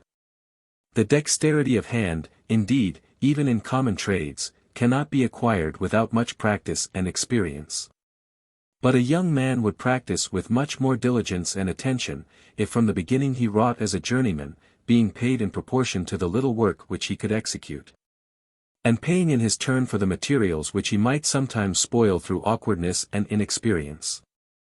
His education would generally in this way be more effectual, and always less tedious and expensive. The master, indeed, would be a loser. He would lose all the wages of the apprentice, which he now saves, for 7 years together. In the end, perhaps, the apprentice himself would be a loser. In a trade so easily learnt he would have more competitors, and his wages, when he came to be a complete workman, would be much less than at present. The same increase of competition would reduce the profits of the masters, as well as the wages of workmen. The trades, the crafts, the mysteries, would all be losers. But the public would be a gainer, the work of all artificers coming in this way much cheaper to market. It is to prevent his reduction of price, and consequently of wages and profit, by restraining that free competition which would most certainly occasion it, that all corporations, and the greater part of corporation laws have been established. In order to erect a corporation, no other authority in ancient times was requisite, in many parts of Europe, but that of the town corporate in which it was established. In England, indeed, a charter from the king was likewise necessary. But this prerogative of the crown seems to have been reserved rather for extorting money from the subject, than for the defense of the common liberty against such oppressive monopolies. Upon paying a fine to the king, the charter seems generally to have been readily granted. And when any particular class of artificers or traders thought proper to act as a corporation, without a charter, such adulterine guilds, as they were called, were not always disfranchised upon that account, but obliged to fine annually to the king. For permission to exercise their usurped privileges, see Madoc's Firma Burgi p. 26 etc. The immediate inspection of all corporations, and of the bylaws which they might think proper to enact for their own government, belonged to the town corporate in which they were established. And whatever discipline was exercised over them, proceeded commonly, not from the king, but from that greater incorporation of which those subordinate ones were only parts or members. The government of towns corporate was altogether in the hands of traders and artificers, and it was the manifest interest of every particular class of them, to prevent the market from being overstocked, as they commonly express it, with their own particular species of industry, which is in reality to keep it always understocked. Each class was eager to establish regulations proper for this purpose, and, provided it was allowed to do so, was willing to consent that every other class should do the same. In consequence of such regulations, indeed, each class was obliged to buy the goods they had occasion for from every other within the town, somewhat dearer than they otherwise might have done. But, in recompense, they were enabled to sell their own just as much dearer, so that, so far it was as broad as long, as they say. And in the dealings of the different classes within the town with one another, none of them were losers by these regulations. But in their dealings with the country they were all great gainers. And in these latter dealings consists the whole trade which supports and enriches every town. Every town draws its whole subsistence, and all the materials of its industry, from the country. It pays for these chiefly in two ways. First, by sending back to the country a part of those materials wrought up and manufactured, in which case, their price is augmented by the wages of the workmen, and the profits of their masters or immediate employers. Secondly, by sending to it a part both of the rude and manufactured produce, either of other countries, or of distant parts of the same country, imported into the town. In which case, too, the original price of those goods is augmented by the wages of the carriers or sailors, and by the profits of the merchants who employ them. In what is gained upon the first of those branches of commerce, consists the advantage which the town makes by its manufactures, in what is gained upon the second, the advantage of its inland and foreign trade. The wages of the workmen, and the profits of their different employers, make up the whole of what is gained upon both. Whatever regulations, therefore, tend to increase those wages and profits beyond what they otherwise would be, tend to enable the town to purchase, with a smaller quantity of its labor, the produce of a greater quantity of the labor of the country. They give the traders and artificers in the town an advantage over the landlords, farmers, and laborers, in the country, and break down that natural equality which would otherwise take place in the commerce which is carried on between them. The whole annual produce of the labor of the society is annually divided between those two different sets of people. By means of those regulations, a greater share of it is given to the inhabitants of the town than would otherwise fall to them, and a less to those of the country. The price which the town really pays for the provisions and materials annually imported into it, is the quantity of manufactures and other goods annually exported from it. The dearer the latter are sold, the cheaper the former are bought. The industry of the town becomes more, and that of the country less advantageous. That the industry which is carried on in towns is, everywhere in Europe, more advantageous than that which is carried on in the country, without entering into any very nice computations. We may satisfy ourselves by one very simple and obvious observation. In every country of Europe, we find at least 100 people who have acquired great fortunes, from small beginnings, by trade and manufactures, the industry which properly belongs to towns. For one who has done so by that which properly belongs to the country, the raising of rude produce by the improvement and cultivation of land. Industry, therefore, must be better rewarded, the wages of labor and the profits of stock must evidently be greater, in the one situation than in the other. But stock and labor naturally seek the most advantageous employment. They naturally, therefore, resort as much as they can to the town, and desert the country. The inhabitants of a town being collected into one place, can easily combine together. The most insignificant trades carried on in towns have, accordingly, in some place or other, been incorporated. And even where they have never been incorporated, yet the corporation spirit, the jealousy of strangers, the aversion to take apprentices, or to communicate the secret of their trade, generally prevail in them, and often teach them, by voluntary associations and agreements, to prevent that free competition which they cannot prohibit by bylaws. The trades which employ but a small number of hands, run most easily into such combinations. Half a dozen woolcombers, perhaps, are necessary to keep 1,000 spinners and weavers at work. By combining not to take apprentices, they can not only engross the employment, but reduce the whole manufacture into a sort of slavery to themselves, and raise the price of their labor much above what is due to the nature of their work. The inhabitants of the country, dispersed in distant places, cannot easily combine together. They have not only never been incorporated, but the incorporation spirit never has prevailed among them. No apprenticeship has ever been thought necessary to qualify for husbandry, the great trade of the country. After what are called the fine arts, and the liberal professions, however, there is perhaps no trade which requires so great a variety of knowledge and experience. The innumerable volumes which have been written upon it in all languages, may satisfy us, that among the wisest and most learned nations, it has never been regarded as a matter very easily understood. And from all those volumes we shall in vain attempt to collect that knowledge of its various and complicated operations which is commonly possessed even by the common farmer. How contemptuously soever the very contemptible authors of some of them may sometimes affect to speak of him. There is scarce any common mechanic trade, on the contrary, of which all the operations may not be as completely and distinctly explained in a pamphlet of a very few pages, as it is possible for words illustrated by figures to explain them. In the History of the Arts, now publishing by the French Academy of Sciences, several of them are actually explained in this manner. The direction of operations, besides, which must be varied with every change of the weather, as well as with many other accidents, requires much more judgment and discretion, than that of those which are always the same, or very nearly the same. Not only the art of the farmer, the general direction of the operations of husbandry, but many inferior branches of country labor require much more skill and experience than the greater part of mechanic trades. The man who works upon brass and iron, works with instruments, and upon materials of which the temper is always the same, or very nearly the same. But the man who plows the ground with a team of horses or oxen, works with instruments of which the health, strength, and temper, are very different upon different occasions.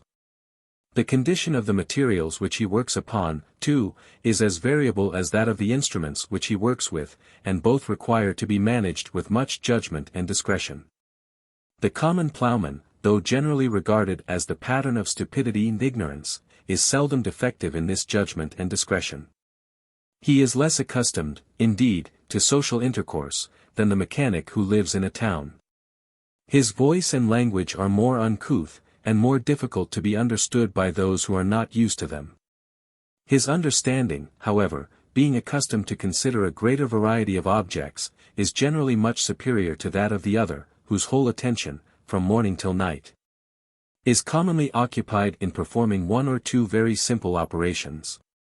How much the lower ranks of people in the country are really superior to those of the town, is well known to every man whom either business or curiosity has led to converse much with both. In China and in Dostan, accordingly, both the rank and the wages of country laborers are said to be superior to those of the greater part of artificers and manufacturers.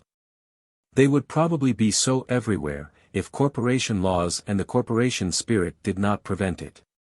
The superiority which the industry of the towns has everywhere in Europe over that of the country, is not altogether owing to corporations and corporation laws.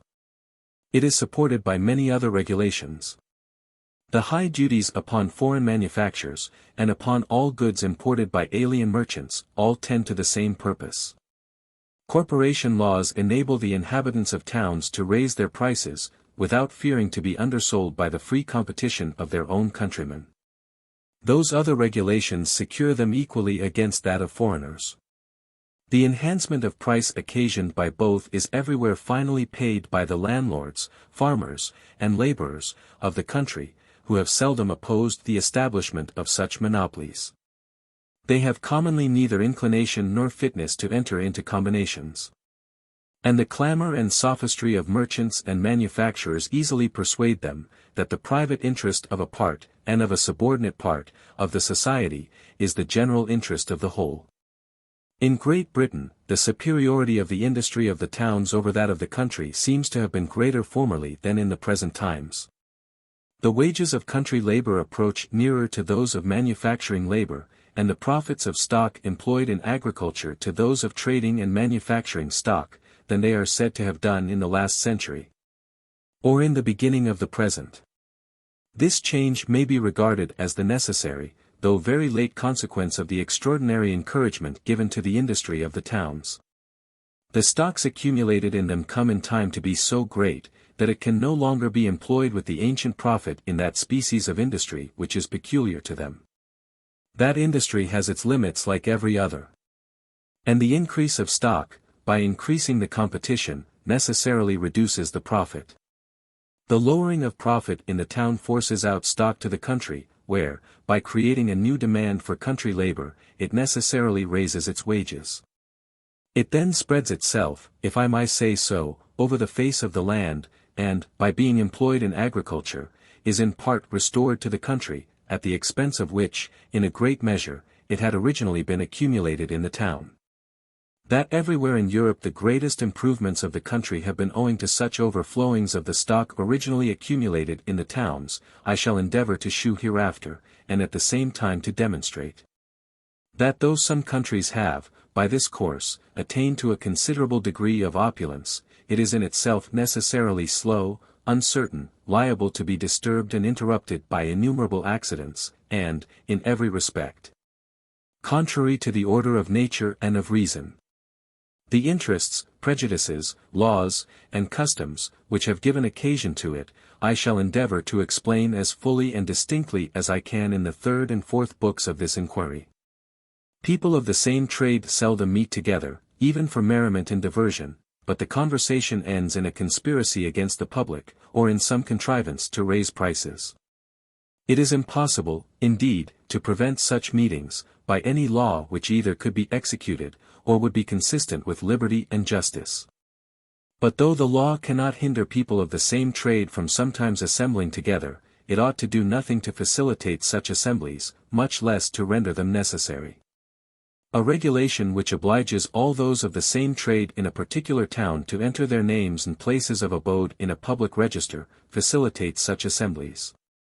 It connects individuals who might never otherwise be known to one another, and gives every man of the trade a direction where to find every other man of it.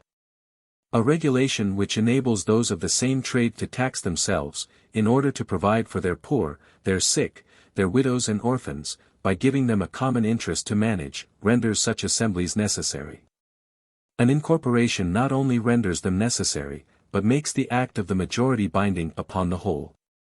In a free trade, an effectual combination cannot be established but by the unanimous consent of every single trader, and it cannot last longer than every single trader continues of the same mind. The majority of a corporation can enact a by-law, with proper penalties, which will limit the competition more effectually and more durably than any voluntary combination whatever. The pretense that corporations are necessary for the better government of the trade, is without any foundation. The real and effectual discipline which is exercised over a workman, is not that of his corporation, but that of his customers. It is the fear of losing their employment which restrains his frauds and corrects his negligence. An exclusive corporation necessarily weakens the force of this discipline. A particular set of workmen must then be employed, let them behave well or ill. It is upon this account that, in many large incorporated towns, no tolerable workmen are to be found, even in some of the most necessary trades. If you would have your work tolerably executed, it must be done in the suburbs, where the workmen, having no exclusive privilege, have nothing but their character to depend upon, and you must then smuggle it into the town as well as you can.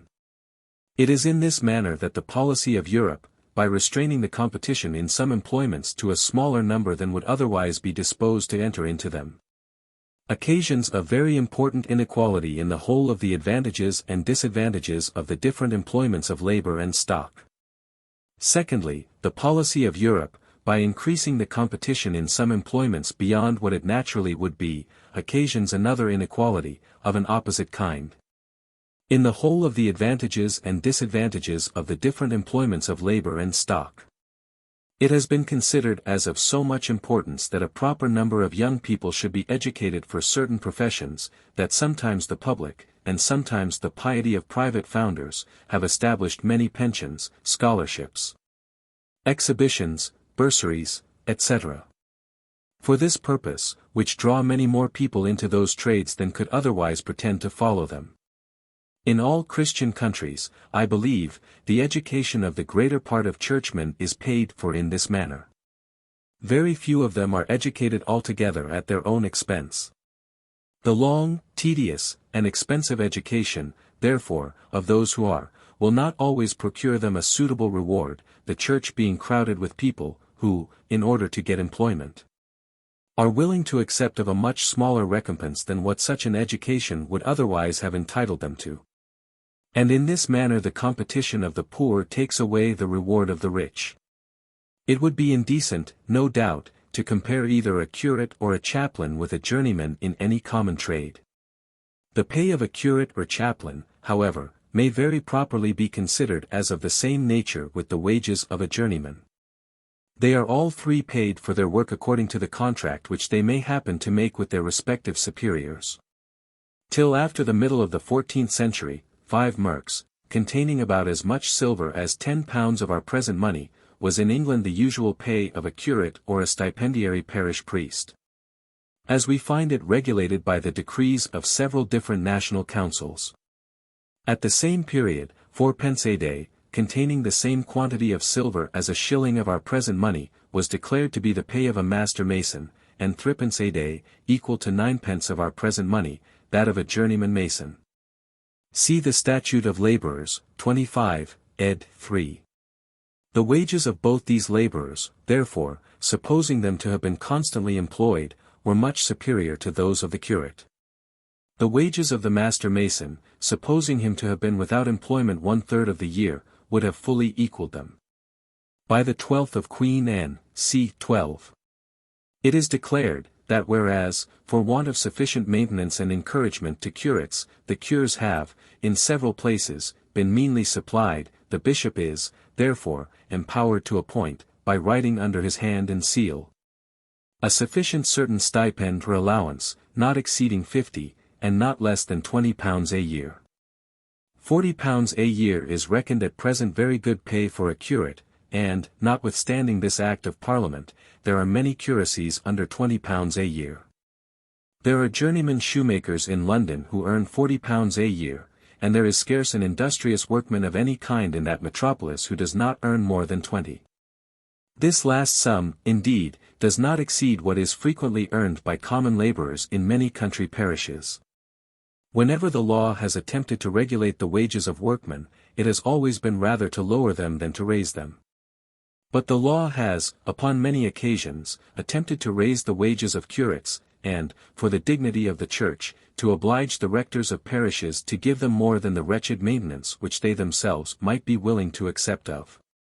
And, in both cases, the law seems to have been equally ineffectual, and has never either been able to raise the wages of curates, or to sink those of labourers to the degree that was intended. Because it has never been able to hinder either the one from being willing to accept of less than the legal allowance, on account of the indigence of their situation and the multitude of their competitors, or the other from receiving more, on account of the contrary competition of those who expected to derive either profit or pleasure from employing them. The great benefices and other ecclesiastical dignities support the honour of the Church, notwithstanding the mean circumstances of some of its inferior members. The respect paid to the profession, too, makes some compensation even to them for the meanness of their pecuniary recompense. In England, and in all Roman Catholic countries, the lottery of the Church is in reality much more advantageous than is necessary. The example of the churches of Scotland, of Geneva, and of several other Protestant churches, may satisfy us, that in so creditable a profession, in which education is so easily procured, the hopes of much more moderate benefices will draw a sufficient number of learned, decent, and respectable men into holy orders. In professions in which there are no benefices, such as law and physic, if an equal proportion of people were educated at the public expense, the competition would soon be so great as to sink very much their pecuniary reward. It might then not be worth any man's while to educate his son to either of those professions at his own expense. They would be entirely abandoned to such as had been educated by those public charities, whose numbers and necessities would oblige them in general to content themselves with a very miserable recompense. To the entire degradation of the now respectable professions of law and physic. That unprosperous race of men, commonly called men of letters, are pretty much in the situation which lawyers and physicians probably would be in, upon the foregoing supposition. In every part of Europe, the greater part of them have been educated for the Church, but have been hindered by different reasons from entering into holy orders. They have generally, therefore, been educated at the public expense. And their numbers are everywhere so great, as commonly to reduce the price of their labour to a very paltry recompense. Before the invention of the art of printing, the only employment by which a man of letters could make anything by his talents, was that of a public or private teacher, or by communicating to other people the curious and useful knowledge which he had acquired himself. And this is still surely a more honorable, a more useful, and, in general, even a more profitable employment than that other of writing for a bookseller, to which the art of printing has given occasion. The time and study, the genius, knowledge, and application requisite to qualify an eminent teacher of the sciences, are at least equal to what is necessary for the greatest practitioners in law and physic. But the usual reward of the eminent teacher bears no proportion to that of the lawyer or physician, because the trade of the one is crowded with indigent people, who have been brought up to it at the public expense, whereas those of the other two are encumbered with very few who have not been educated at their own. The usual recompense, however, of public and private teachers, small as it may appear, would undoubtedly be less than it is, if the competition of those yet more indigent men of letters, who write for bread, was not taken out of the market. Before the invention of the art of printing, a scholar and a beggar seem to have been terms very nearly synonymous. The different governors of the universities, before that time, appear to have often granted licenses to their scholars to beg. In ancient times, before any charities of this kind had been established for the education of indigent people to the learned professions, the rewards of eminent teachers appear to have been much more considerable. Isocrates, in what is called his Discourse against the Sophists, reproaches the teachers of his own times with inconsistency. They make the most magnificent promises to their scholars, says he, and undertake to teach them to be wise, to be happy, and to be just, and, in return for so important a service, they stipulate the paltry reward of 4 or 5 minae. They who teach wisdom, continues he, ought certainly to be wise themselves, but if any man were to sell such a bargain for such a price, he would be convicted of the most evident folly. He certainly does not mean here to exaggerate the reward, and we may be assured that it was not less than he represents it. For minae were equal to £13 6 shillings and 8 pence. 5 minae to £16 13 shillings and 4 pence.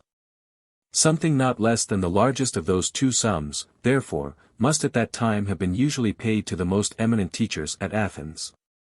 Isocrates himself demanded 10 minae, or £33:6:8 from each scholar. When he taught at Athens, he is said to have had 100 scholars. I understand this to be the number whom he taught at one time, or who attended what we would call one course of lectures. A number which will not appear extraordinary from so great a city to so famous a teacher, who taught, too, what was at that time the most fashionable of all sciences, rhetoric. He must have made, therefore, by each course of lectures, 1,000 minae, or £3335:6:8. 1,000 minae, accordingly, is said by Plutarch, in another place, to have been his didactron, or usual price of teaching. Many other eminent teachers in those times appear to have acquired great fortunes. Gorgias made a present to the temple of Delphi of his own statue in solid gold. We must not, I presume, suppose that it was as large as the life. His way of living, as well as that of Hippias and Protagoras, two other eminent teachers of those times, is represented by Plato as splendid, even to ostentation. Plato himself is said to have lived with a good deal of magnificence. Aristotle, after having been tutor to Alexander, and most munificently rewarded, as it is universally agreed, both by him and his father, Philip, thought it worth while, notwithstanding, to return to Athens, in order to resume the teaching of his school. Teachers of the sciences were probably in those times less common than they came to be in an age or two afterwards, when the competition had probably somewhat reduced both the price of their labor and the admiration for their persons. The most eminent of them, however, appear always to have enjoyed a degree of consideration much superior to any of the like profession in the present times. The Athenians sent Carneades the academic and Diogenes the Stoic, upon a solemn embassy to Rome, and though their city had then declined from its former grandeur, it was still an independent and considerable republic. Carneades, too, was a Babylonian by birth, and as there never was a people more jealous of admitting foreigners to public offices than the Athenians, their consideration for him must have been very great. This inequality is, upon the whole, perhaps rather advantageous than hurtful to the public. It may somewhat degrade the profession of a public teacher. But the cheapness of literary education is surely an advantage which greatly overbalances this trifling inconveniency. The public, too, might derive still greater benefit from it, if the constitution of those schools and colleges, in which education is carried on, was more reasonable than it is at present through the greater part of Europe. Thirdly, the policy of Europe, by obstructing the free circulation of labor and stock, both from employment to employment, and from place to place, occasions, in some cases, a very inconvenient inequality in the whole of the advantages and disadvantages of their different employments. The statute of apprenticeship obstructs the free circulation of labor from one employment to another, even in the same place. The exclusive privileges of corporations obstruct it from one place to another, even in the same employment. It frequently happens, that while high wages are given to the workmen in one manufacture, those in another are obliged to content themselves with bare subsistence. The one is in an advancing state, and has therefore a continual demand for new hands. The other is in a declining state, and the superabundance of hands is continually increasing. Those two manufactures may sometimes be in the same town, and sometimes in the same neighborhood, without being able to lend the least assistance to one another. The statute of apprenticeship may oppose it in the one case, and both that and an exclusive corporation in the other. In many different manufactures, however, the operations are so much alike, that the workmen could easily change trades with one another, if those absurd laws did not hinder them. The arts of weaving plain linen and plain silk, for example, are almost entirely the same. That of weaving plain woolen is somewhat different. But the difference is so insignificant, that either a linen or a silk weaver might become a tolerable workman in a very few days. If any of those three capital manufactures, therefore, were decaying, the workman might find a resource in one of the other two which was in a more prosperous condition. And their wages would neither rise too high in the thriving, nor sink too low in the decaying manufacture. The linen manufacture, indeed, is in England, by a particular statute, open to every body. But as it is not much cultivated through the greater part of the country, it can afford no general resource to the workmen of other decaying manufactures, who, wherever the statute of apprenticeship takes place, have no other choice but either to come upon the parish or to work as common laborers. For which, by their habits, they are much worse qualified than for any sort of manufacture that bears any resemblance to their own. They generally, therefore, choose to come upon the parish. Whatever obstructs the free circulation of labor from one employment to another, obstructs that of stock likewise. The quantity of stock which can be employed in any branch of business depending very much upon that of the labor which can be employed in it. Corporation laws, however, give less obstruction to the free circulation of stock from one place to another, than to that of labor. It is everywhere much easier for a wealthy merchant to obtain the privilege of trading in a town corporate, than for a poor artificer to obtain that of working in it. The obstruction which corporation laws give to the free circulation of labor is common, I believe, to every part of Europe. That which is given to it by the poor laws is, so far as I know, peculiar to England. It consists in the difficulty which a poor man finds in obtaining a settlement, or even in being allowed to exercise his industry in any parish but that to which he belongs. It is the labor of artificers and manufacturers only of which the free circulation is obstructed by corporation laws. The difficulty of obtaining settlements obstructs even that of common labor. It may be worth while to give some account of the rise, progress, and present state of this disorder, the greatest, perhaps, of any in the police of England. When, by the destruction of monasteries, the poor had been deprived of the charity of those religious houses, after some other ineffectual attempts for their relief, it was enacted, by the 43d of Elizabeth, c. 2, that every parish should be bound to provide for its own poor, and that overseers of the poor should be annually appointed, who, with the church wardens, should raise, by a parish rate, competent sums for this purpose. By this statute, the necessity of providing for their own poor was indispensably imposed upon every parish.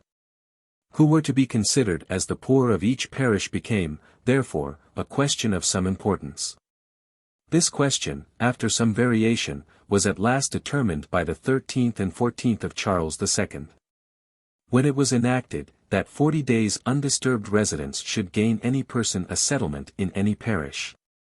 But that within that time it should be lawful for 2 justices of the peace, upon complaint made by the churchwardens or overseers of the poor, to remove any new inhabitant to the parish where he was last legally settled.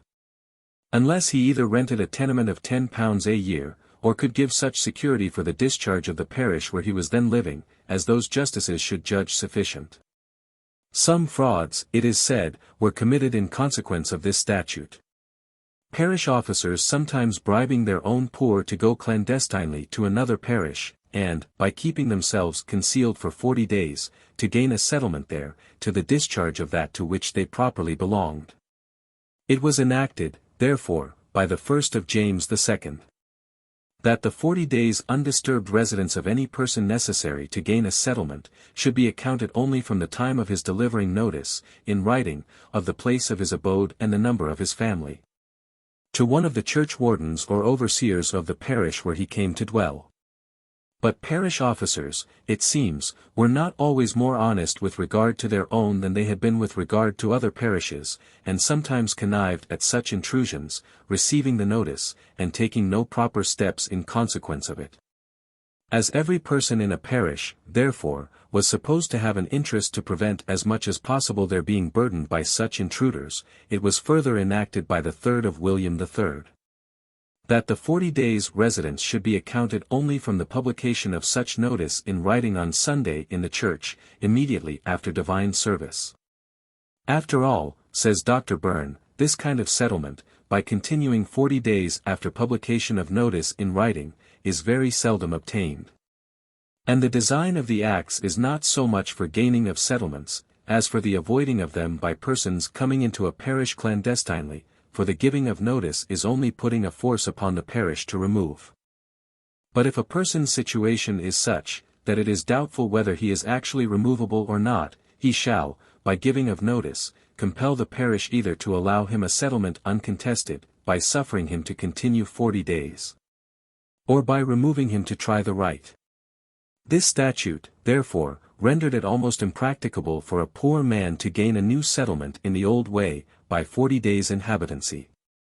But that it might not appear to preclude altogether the common people of one parish from ever establishing themselves with security in another, it appointed 4 other ways by which a settlement might be gained without any notice delivered or published.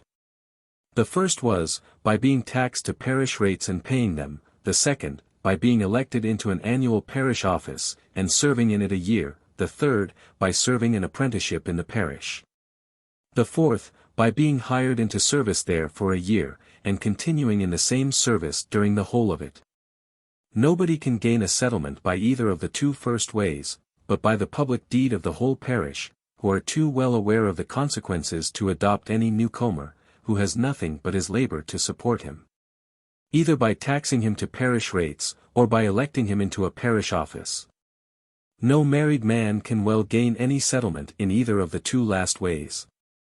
An apprentice is scarce ever married, and it is expressly enacted, that no married servant shall gain any settlement by being hired for a year. The principal effect of introducing settlement by service, has been to put out in a great measure the old fashion of hiring for a year, which before had been so customary in England, that even at this day, if no particular term is agreed upon, the law intends that every servant is hired for a year. But masters are not always willing to give their servants a settlement by hiring them in this manner.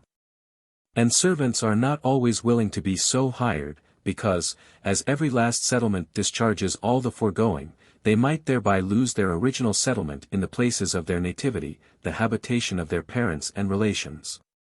No independent workman, it is evident, whether laborer or artificer, is likely to gain any new settlement either by apprenticeship or by service. When such a person, therefore, carried his industry to a new parish, he was liable to be removed, how healthy and industrious soever, at the caprice of any churchwarden or overseer, unless he either rented a tenement of £10 a year, A thing impossible for one who has nothing but his labor to live by, or could give such security for the discharge of the parish as 2 justices of the peace should judge sufficient. What security they shall require, indeed, is left altogether to their discretion. But they cannot well require less than £30, it having been enacted, that the purchase even of a freehold estate of less than £30 value, shall not gain any person a settlement, as not being sufficient for the discharge of the parish. But this is a security which scarce any man who lives by labor can give, and much greater security is frequently demanded. In order to restore, in some measure, that free circulation of labor which those different statutes had almost entirely taken away, the invention of certificates was fallen upon. By the 8th and 9th of William III. It was enacted that if any person should bring a certificate from the parish where he was last legally settled, subscribed by the church wardens and overseers of the poor, and allowed by 2 justices of the peace, that every other parish should be obliged to receive him. That he should not be removable merely upon account of his being likely to become chargeable, but only upon his becoming actually chargeable. And that then the parish which granted the certificate should be obliged to pay the expense both of his maintenance and of his removal. And in order to give the most perfect security to the parish where such certificated man should come to reside, it was further enacted by the same statute, that he should gain no settlement there by any means whatever, except either by renting a tenement of £10 a year, or by serving upon his own account in an annual parish office for 1 whole year.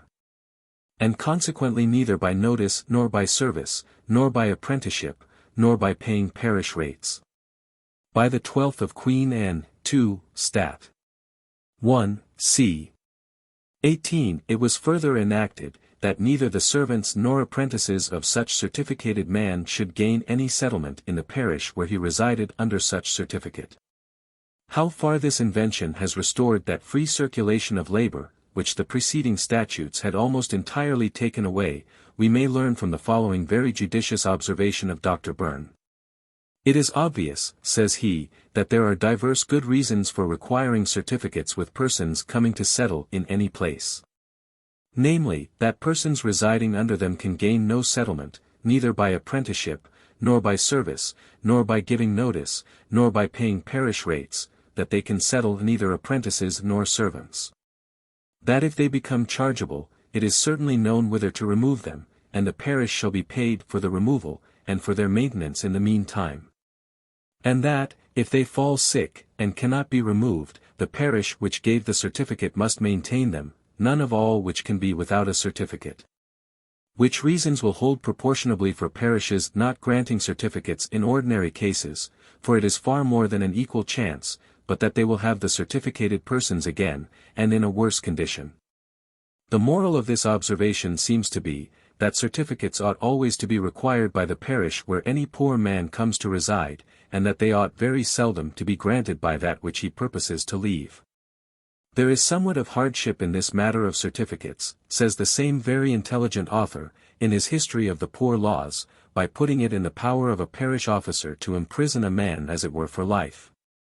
However inconvenient it may be for him to continue at that place where he has had the misfortune to acquire what is called a settlement, or whatever advantage he may propose himself by living elsewhere. Though a certificate carries along with it no testimonial of good behavior, and certifies nothing but that the person belongs to the parish to which he really does belong, it is altogether discretionary in the parish officers either to grant or to refuse it. A mandamus was once moved for, says Dr. Burn, to compel the church wardens and overseers to sign a certificate, but the Court of King's Bench rejected the motion as a very strange attempt. The very unequal price of labor which we frequently find in England, in places at no great distance from one another, is probably owing to the obstruction which the law of settlements gives to a poor man who would carry his industry from one parish to another without a certificate. A single man, indeed who is healthy and industrious, may sometimes reside by sufferance without one, but a man with a wife and family who should attempt to do so, would, in most parishes, be sure of being removed. And, if the single man should afterwards marry, he would generally be removed likewise. The scarcity of hands in one parish, therefore, cannot always be relieved by their superabundance in another, as it is constantly in Scotland, and I believe, in all other countries where there is no difficulty of settlement. In such countries, though wages may sometimes rise a little in the neighborhood of a great town, or wherever else there is an extraordinary demand for labor, and sink gradually as the distance from such places increases, till they fall back to the common rate of the country. Yet we never meet with those sudden and unaccountable differences in the wages of neighboring places which we sometimes find in England, where it is often more difficult for a poor man to pass the artificial boundary of a parish than an arm of the sea, or a ridge of high mountains, natural boundaries which sometimes separate very distinctly different rates of wages in other countries. To remove a man who has committed no misdemeanor, from the parish where he chooses to reside, is an evident violation of natural liberty and justice. The common people of England, however, so jealous of their liberty, but like the common people of most other countries, never rightly understanding wherein it consists, have now, for more than a century together, suffered themselves to be exposed to this oppression without a remedy. Though men of reflection, too, have sometimes complained of the law of settlements as a public grievance, yet it has never been the object of any general popular clamor, such as that against general warrants, an abusive practice undoubtedly, but such a one as was not likely to occasion any general oppression. There is scarce a poor man in England, of 40 years of age, I will venture to say, who has not, in some part of his life, felt himself most cruelly oppressed by this ill-contrived law of settlements. I shall conclude this long chapter with observing, that though anciently it was usual to rate wages, first by general laws extending over the whole kingdom, and afterwards by particular orders of the justices of peace in every particular county, both these practices have now gone entirely into disuse. By the experience of above 400 years, says Dr. Byrne, it seems time to lay aside all endeavors to bring under strict regulations, what in its own nature seems incapable of minute limitation. For if all persons in the same kind of work were to receive equal wages, there would be no emulation, and no room left for industry or ingenuity. Particular acts of Parliament, however, still attempt sometimes to regulate wages in particular trades, and in particular places.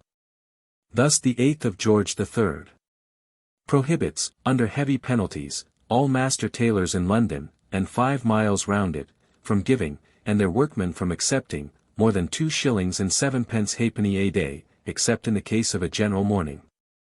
Whenever the legislature attempts to regulate the differences between masters and their workmen, its councillors are always the masters. When the regulation, therefore, is in favor of the workmen, it is always just and equitable. But it is sometimes otherwise when in favor of the masters. Thus the law which obliges the masters in several different trades to pay their workmen in money, and not in goods, is quite just and equitable. It imposes no real hardship upon the masters. It only obliges them to pay that value in money, which they pretended to pay, but did not always really pay, in goods. This law is in favor of the workmen, but the 8th of George III is in favor of the masters.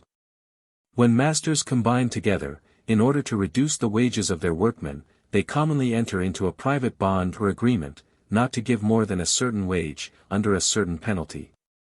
Were the workmen to enter into a contrary combination of the same kind, not to accept of a certain wage, under a certain penalty, the law would punish them very severely, and, if it dealt impartially, it would treat the masters in the same manner.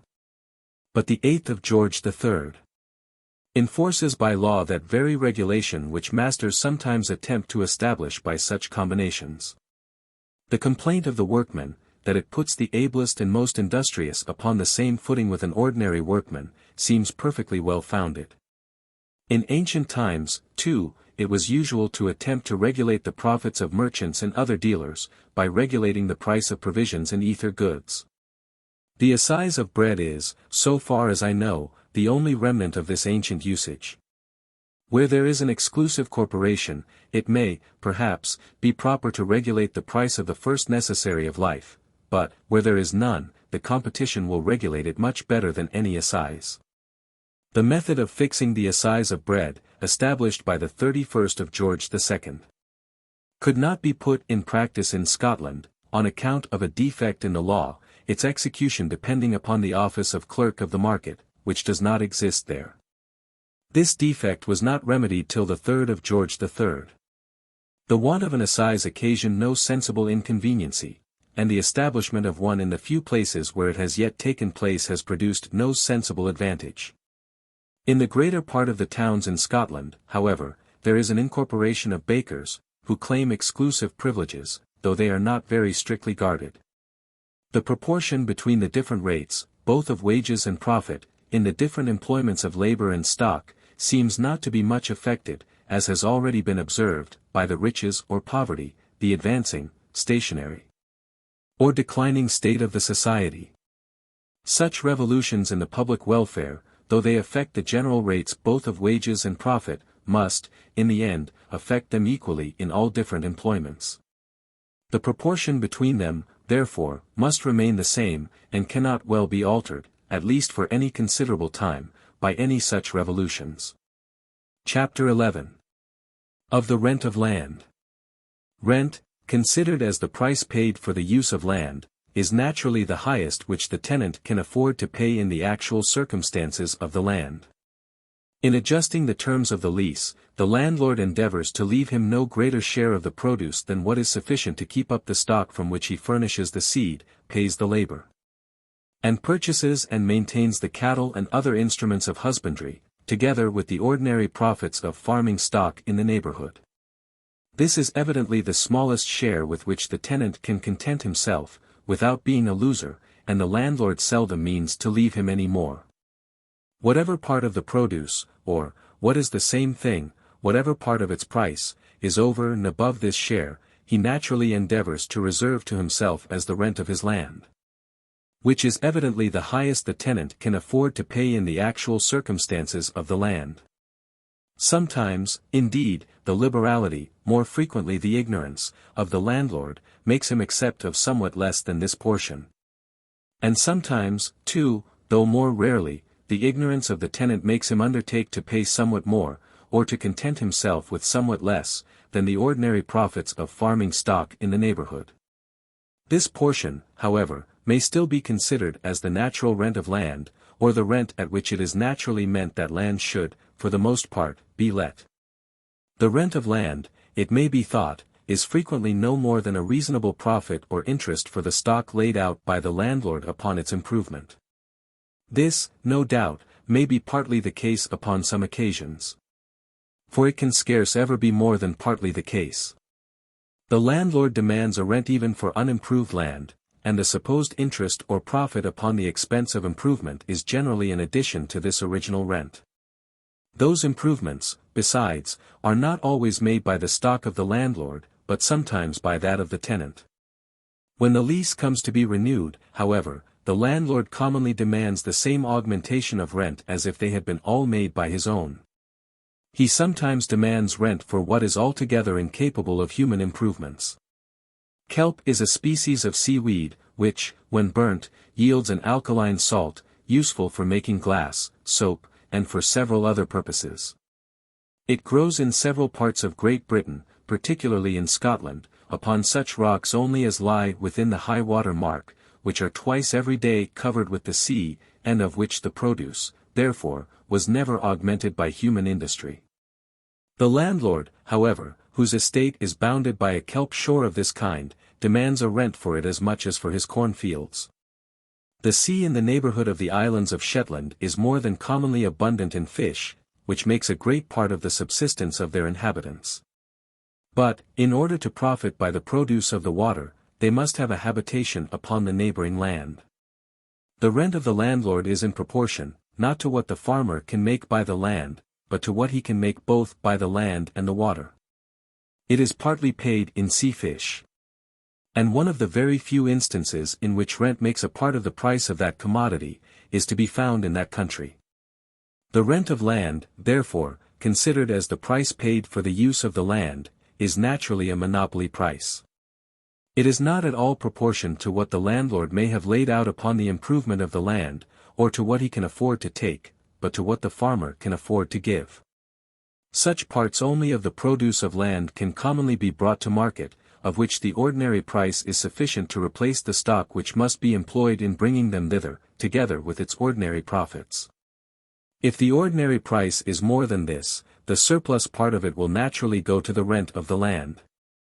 If it is not more, though the commodity may be brought to market, it can afford no rent to the landlord. Whether the price is, or is not more, depends upon the demand.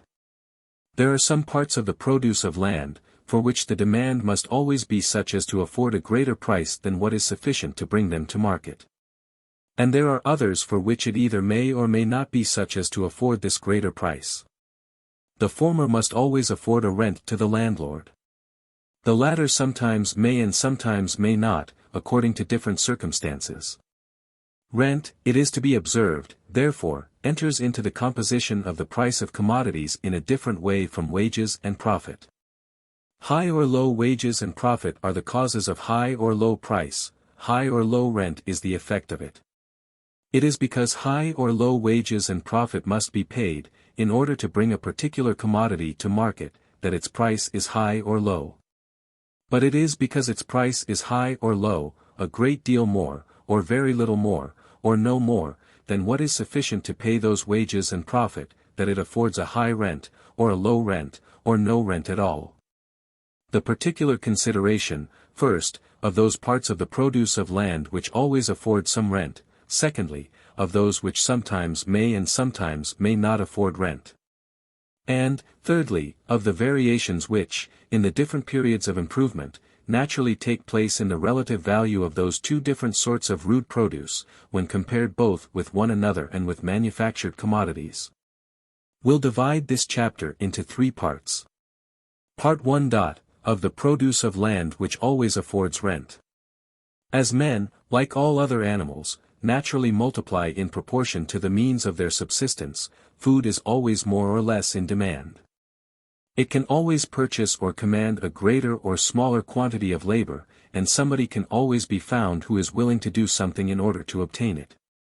The quantity of labor, indeed, which it can purchase, is not always equal to what it could maintain, if managed in the most economical manner, on account of the high wages which are sometimes given to labor. But it can always purchase such a quantity of labor as it can maintain, according to the rate at which that sort of labor is commonly maintained in the neighborhood. But land, in almost any situation, produces a greater quantity of food than what is sufficient to maintain all the labor necessary for bringing it to market, in the most liberal way in which that labor is ever maintained. The surplus, too, is always more than sufficient to replace the stock which employed that labor, together with its profits. Something, therefore, always remains for a rent to the landlord. The most desert moors in Norway and Scotland produce some sort of pasture for cattle, of which the milk and the increase are always more than sufficient, not only to maintain all the labor necessary for tending them, and to pay the ordinary profit to the farmer or the owner of the herd or flock, but to afford some small rent to the landlord. The rent increases in proportion to the goodness of the pasture. The same extent of ground not only maintains a greater number of cattle, but as they are brought within a smaller compass, less labor becomes requisite to tend them, and to collect their produce. The landlord gains both ways. By the increase of the produce, and by the diminution of the labor which must be maintained out of it. The rent of land not only varies with its fertility, whatever be its produce, but with its situation, whatever be its fertility. Land in the neighborhood of a town gives a greater rent than land equally fertile in a distant part of the country. Though it may cost no more labor to cultivate the one than the other, it must always cost more to bring the produce of the distant land to market. A greater quantity of labor, therefore, must be maintained out of it. And the surplus, from which are drawn both the profit of the farmer and the rent of the landlord, must be diminished. But in remote parts of the country, the rate of profit, as has already been shown, is generally higher than in the neighborhood of a large town. A smaller proportion of this diminished surplus, therefore, must belong to the landlord. Good roads, canals, and navigable rivers, by diminishing the expense of carriage, put the remote parts of the country more nearly upon a level with those in the neighborhood of the town. They are upon that account the greatest of all improvements. They encourage the cultivation of the remote, which must always be the most extensive circle of the country. They are advantageous to the town by breaking down the monopoly of the country in its neighborhood. They are advantageous even to that part of the country. Though they introduce some rival commodities into the old market, they open many new markets to its produce. Monopoly, besides, is a great enemy to good management, which can never be universally established, but in consequence of that free and universal competition which forces everybody to have recourse to it for the sake of self-defense. It is not more than 50 years ago, that some of the counties in the neighbourhood of London petitioned the Parliament against the extension of the turnpike roads into the remoter counties. Those remoter counties, they pretended, from the cheapness of labour, would be able to sell their grass and corn cheaper in the London market than themselves, and would thereby reduce their rents, and ruin their cultivation. Their rents, however, have risen, and their cultivation has been improved since that time. A cornfield of moderate fertility produces a much greater quantity of food for man, than the best pasture of equal extent.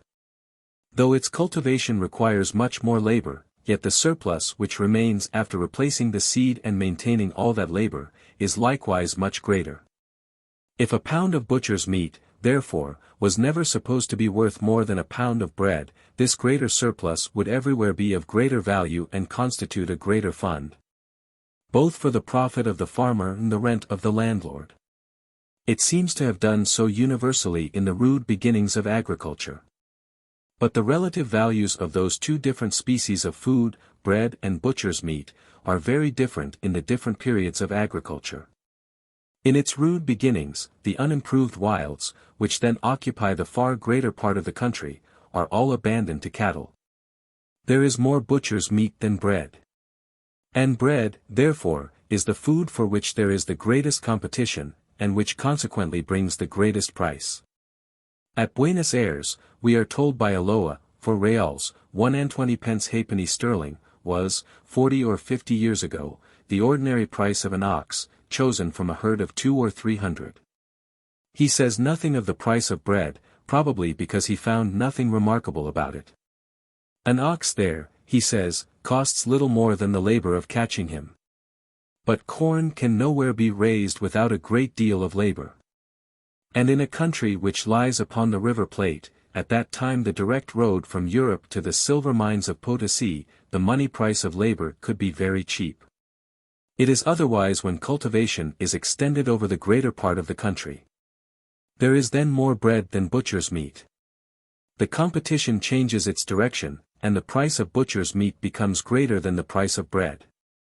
By the extension, besides, of cultivation, the unimproved wilds become insufficient to supply the demand for butcher's meat.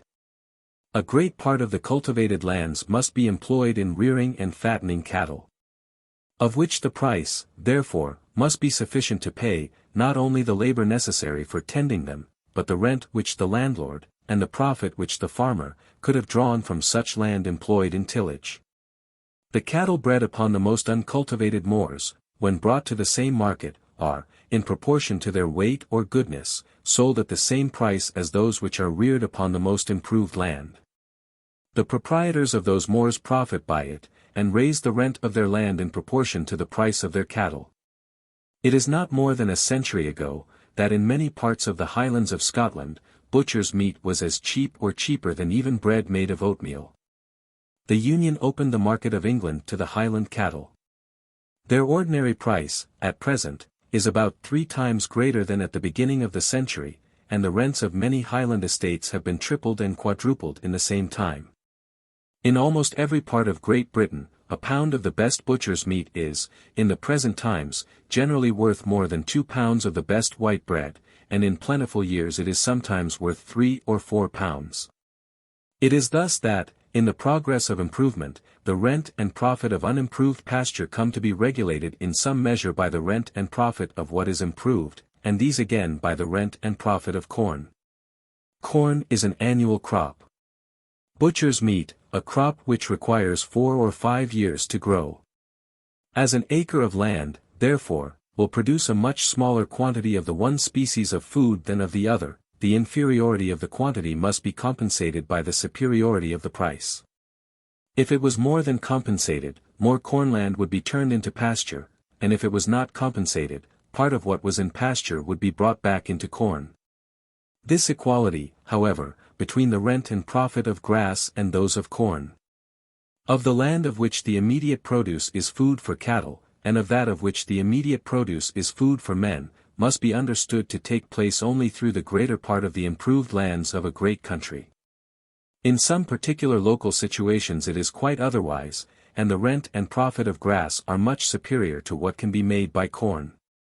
Thus, in the neighborhood of a great town, the demand for milk, and for forage to horses, frequently contribute, together with the high price of butcher's meat, to raise the value of grass above what may be called its natural proportion to that of corn. This local advantage, it is evident, cannot be communicated to the lands at a distance. Particular circumstances have sometimes rendered some countries so populous, that the whole territory, like the lands in the neighborhood of a great town, has not been sufficient to produce both the grass and the corn necessary for the subsistence of their inhabitants. Their lands, therefore, have been principally employed in the production of grass, the more bulky commodity, and which cannot be so easily brought from a great distance. And corn, the food of the great body of the people, has been chiefly imported from foreign countries. Holland is at present in this situation, and a considerable part of ancient Italy seems to have been so during the prosperity of the Romans. To feed well, old Cato said, as we are told by Cicero, was the first and most profitable thing in the management of a private estate, to feed tolerably well, the second, and to feed ill, the third. To plough, he ranked only in the fourth place of profit and advantage. Tillage, indeed, in that part of ancient Italy which lay in the neighborhood of Rome, must have been very much discouraged by the distributions of corn which were frequently made to the people, either gratuitously, or at a very low price. This corn was brought from the conquered provinces, of which several, instead of taxes, were obliged to furnish a tenth part of their produce at a stated price, about 6 pence a peck, to the Republic. The low price at which this corn was distributed to the people, must necessarily have sunk the price of what could be brought to the Roman market from Latium, or the ancient territory of Rome, and must have discouraged its cultivation in that country. In an open country, too, of which the principal produce is corn, a well-enclosed piece of grass will frequently rent higher than any corn field in its neighborhood. It is convenient for the maintenance of the cattle employed in the cultivation of the corn. And its high rent is, in this case, not so properly paid from the value of its own produce, as from that of the corn lands which are cultivated by means of it. It is likely to fall, if ever the neighboring lands are completely enclosed. The present high rent of enclosed land in Scotland seems owing to the scarcity of enclosure, and will probably last no longer than that scarcity. The advantage of enclosure is greater for pasture than for corn. It saves the labor of guarding the cattle, which feed better, too, when they are not liable to be disturbed by their keeper or his dog. But where there is no local advantage of this kind, the rent and profit of corn, or whatever else is the common vegetable food of the people, must naturally regulate upon the land which is fit for producing it, the rent and profit of pasture. The use of the artificial grasses, of turnips, carrots, cabbages, and the other expedients which have been fallen upon to make an equal quantity of land feed a greater number of cattle than when in natural grass, should somewhat reduce. It might be expected, the superiority which, in an improved country, the price of butcher's meat naturally has over that of bread. It seems accordingly to have done so. And there is some reason for believing that, at least in the London market, the price of butcher's meat, in proportion to the price of bread, is a good deal lower in the present times than it was in the beginning of the last century. In the appendix to the Life of Prince Henry, Dr. Birch has given us an account of the prices of butcher's meat as commonly paid by that prince. It is there said, that the 4/4 of an ox, weighing 600 pounds, usually cost him 9 pounds 10 shillings, or thereabouts, that is 31 shillings and 8 pence per 100 pounds weight. Prince Henry died on the 6th of November, 1612, in the 19th year of his age. In March 1764, there was a parliamentary inquiry into the causes of the high price of provisions at that time. It was then, among other proof to the same purpose, given in evidence by a Virginia merchant, that in March 1763, he had victualled his ships for 24 or 25 shillings the hundredweight of beef, which he considered as the ordinary price. Whereas, in that dear year, he had paid 27 shillings for the same weight and sort. This high price in 1764 is, however, 4 shillings and 8 pence cheaper than the ordinary price paid by Prince Henry. And it is the best beef only, it must be observed, which is fit to be salted for those distant voyages. The price paid by Prince Henry amounts to 3d. 4/5 ths per pound weight of the whole carcass, coarse and choice pieces taken together. And at that rate the choice pieces could not have been sold by retail for less than 4/1/2d. Or 5d. The pound. In the parliamentary inquiry in 1764, the witnesses stated the price of the choice pieces of the best beef to be to the consumer 4d. and 4/1/2d. the pound, and the coarse pieces in general to be from 7 farthings to 2/1/2d. and 2/3/4d, and this, they said, was in general 1 halfpenny dearer than the same sort of pieces had usually been sold in the month of March. But even this high price is still a good deal cheaper than what we can well suppose the ordinary retail price to have been in the time of Prince Henry. During the first 12 years of the last century, the average price of the best wheat at the Windsor market was pound 1:18:3/1/2d. The quarter of 9 Winchester bushels. But in the 12 years preceding 1764 including that year, the average price of the same measure of the best wheat at the same market was pound 2:1:9/1/2d. In the first 12 years of the last century, therefore, wheat appears to have been a good deal cheaper, and butcher's meat a good deal dearer, than in the 12 years preceding 1764, including that year. In all great countries, the greater part of the cultivated lands are employed in producing either food for men or food for cattle. The rent and profit of these regulate the rent and profit of all other cultivated land. If any particular produce afforded less, the land would soon be turned into corn or pasture, and if any afforded more, some part of the lands in corn or pasture would soon be turned to that produce. Those productions, indeed, which require either a greater original expense of improvement, or a greater annual expense of cultivation in order to fit the land for them, appear commonly to afford, the one a greater rent, the other a greater profit, than corn or pasture. This superiority, however, will seldom be found to amount to more than a reasonable interest or compensation for this superior expense. In a hop garden, a fruit garden, a kitchen garden, both the rent of the landlord, and the profit of the farmer, are generally greater than in acorn or grass field. But to bring the ground into this condition requires more expense. Hence a greater rent becomes due to the landlord. It requires, too, a more attentive and skillful management. Hence a greater profit becomes due to the farmer. The crop, too, at least in the hop and fruit garden, is more precarious. Its price, therefore, besides compensating all occasional losses, must afford something like the profit of insurance. The circumstances of gardeners, generally mean, and always moderate, may satisfy us that their great ingenuity is not commonly over-recompensed. Their delightful art is practiced by so many rich people for amusement, that little advantage is to be made by those who practice it for profit. Because the persons who should naturally be their best customers, supply themselves with all their most precious productions.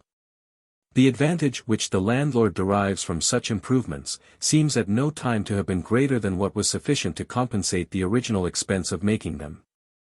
In the ancient husbandry, after the vineyard, a well-watered kitchen garden seems to have been the part of the farm which was supposed to yield the most valuable produce. But Democritus, who wrote upon husbandry about 2,000 years ago, and who was regarded by the ancients as one of the fathers of the art, thought they did not act wisely who enclosed a kitchen garden. The profit, he said, would not compensate the expense of a stone wall, and bricks, he meant, I suppose, bricks baked in the sun, mouldered with the rain and the winter storm, and required continual repairs. Columella, who reports this judgment of Democritus, does not controvert it, but proposes a very frugal method of enclosing with a hedge of brambles and briars, which he says he had found by experience to be both a lasting and an impenetrable fence.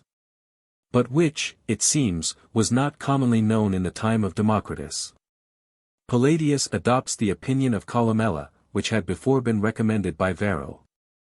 In the judgment of those ancient improvers, the produce of a kitchen garden had, it seems, been little more than sufficient to pay the extraordinary culture and the expense of watering. For in countries so near the sun, it was thought proper, in those times as in the present, to have the command of a stream of water, which could be conducted to every bed in the garden. Through the greater part of Europe, a kitchen garden is not at present supposed to deserve a better enclosure than that recommended by Columella. In Great Britain, and some other northern countries, the finer fruits cannot be brought to perfection but by the assistance of a wall. Their price, therefore, in such countries, must be sufficient to pay the expense of building and maintaining what they cannot be had without. The fruit wall frequently surrounds the kitchen garden, which thus enjoys the benefit of an enclosure which its own produce could seldom pay for. That the vineyard, when properly planted and brought to perfection, was the most valuable part of the farm, seems to have been an undoubted maxim in the ancient agriculture, as it is in the modern, through all the wine countries. But whether it was advantageous to plant a new vineyard, was a matter of dispute among the ancient Italian husbandmen, as we learn from Columella. He decides, like a true lover of all curious cultivation, in favor of the vineyard. And endeavors to shew, by a comparison of the profit and expense, that it was a most advantageous improvement. Such comparisons, however, between the profit and expense of new projects are commonly very fallacious. And in nothing more so than in agriculture. Had the gain actually made by such plantations been commonly as great as he imagined it might have been, there could have been no dispute about it. The same point is frequently at this day a matter of controversy in the wine countries. Their writers on agriculture, indeed, the lovers and promoters of high cultivation, seem generally disposed to decide with Columella in favor of the vineyard. In France, the anxiety of the proprietors of the old vineyards to prevent the planting of any new ones, seems to favor their opinion, and to indicate a consciousness in those who must have the experience. That this species of cultivation is at present in that country more profitable than any other. It seems, at the same time, however, to indicate another opinion, that this superior profit can last no longer than the laws which at present restrain the free cultivation of the vine. In 1731, they obtained an order of council, prohibiting both the planting of new vineyards, and the renewal of these old ones, of which the cultivation had been interrupted for 2 years, without a particular permission from the king. To be granted only in consequence of an information from the intendant of the province, certifying that he had examined the land, and that it was incapable of any other culture. The pretence of this order was the scarcity of corn and pasture, and the superabundance of wine. But had this superabundance been real, it would, without any order of council, have effectually prevented the plantation of new vineyards. By reducing the profits of this species of cultivation below their natural proportion to those of corn and pasture. With regard to the supposed scarcity of corn occasioned by the multiplication of vineyards, corn is nowhere in France more carefully cultivated than in the wine provinces, where the land is fit for producing it, as in Burgundy, Guyenne, and the Upper Languedoc. The numerous hands employed in the one species of cultivation necessarily encourage the other, by affording a ready market for its produce. To diminish the number of those who are capable of paying it, is surely a most unpromising expedient for encouraging the cultivation of corn. It is like the policy which would promote agriculture, by discouraging manufactures. The rent and profit of those productions, therefore, which require either a greater original expense of improvement in order to fit the land for them, or a greater annual expense of cultivation. Though often much superior to those of corn and pasture, yet when they do no more than compensate such extraordinary expense, are in reality regulated by the rent and profit of those common crops. It sometimes happens, indeed, that the quantity of land which can be fitted for some particular produce, is too small to supply the effectual demand. The whole produce can be disposed of to those who are willing to give somewhat more than what is sufficient to pay the whole rent, wages, and profit, necessary for raising and bringing it to market, according to their natural rates. Or according to the rates at which they are paid in the greater part of other cultivated land. The surplus part of the price which remains after defraying the whole expense of improvement and cultivation, may commonly, in this case, and in this case only, bear no regular proportion to the like surplus in corn or pasture, but may exceed it in almost any degree. And the greater part of this excess naturally goes to the rent of the landlord. The usual and natural proportion, for example, between the rent and profit of wine, and those of corn and pasture, must be understood to take place only with regard to those vineyards which produce nothing but good common wine, such as can be raised almost anywhere, upon any light, gravelly, or sandy soil, and which has nothing to recommend it but its strength and wholesomeness. It is with such vineyards only, that the common land of the country can be brought into competition, for with those of a peculiar quality it is evident that it cannot. The vine is more affected by the difference of soils than any other fruit tree. From some it derives a flavor which no culture or management can equal, it is supposed, upon any other. This flavor, real or imaginary, is sometimes peculiar to the produce of a few vineyards. Sometimes it extends through the greater part of a small district, and sometimes through a considerable part of a large province. The whole quantity of such wines that is brought to market falls short of the effectual demand, or the demand of those who would be willing to pay the whole rent, profit, and wages, necessary for preparing and bringing them thither, according to the ordinary rate, or according to the rate at which they are paid in common vineyards. The whole quantity, therefore, can be disposed of to those who are willing to pay more, which necessarily raises their price above that of common wine. The difference is greater or less, according as the fashionableness and scarcity of the wine render the competition of the buyers more or less eager.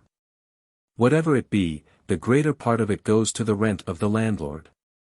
For though such vineyards are in general more carefully cultivated than most others, the high price of the wine seems to be, not so much the effect, as the cause of this careful cultivation. In so valuable a produce, the loss occasioned by negligence is so great, as to force even the most careless to attention. A small part of this high price, therefore, is sufficient to pay the wages of the extraordinary labor bestowed upon their cultivation, and the profits of the extraordinary stock which puts that labor into motion.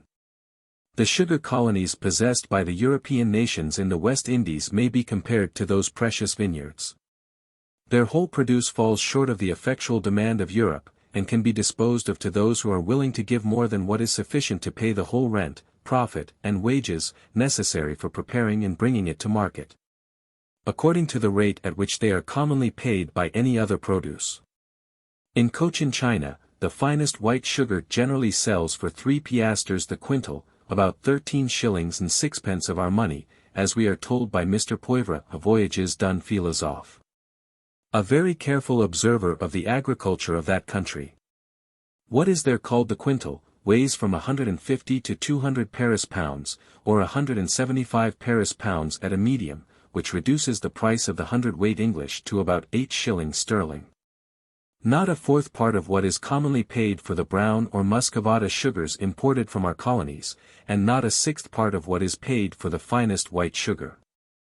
The greater part of the cultivated lands in Cochin China are employed in producing corn and rice, the food of the great body of the people.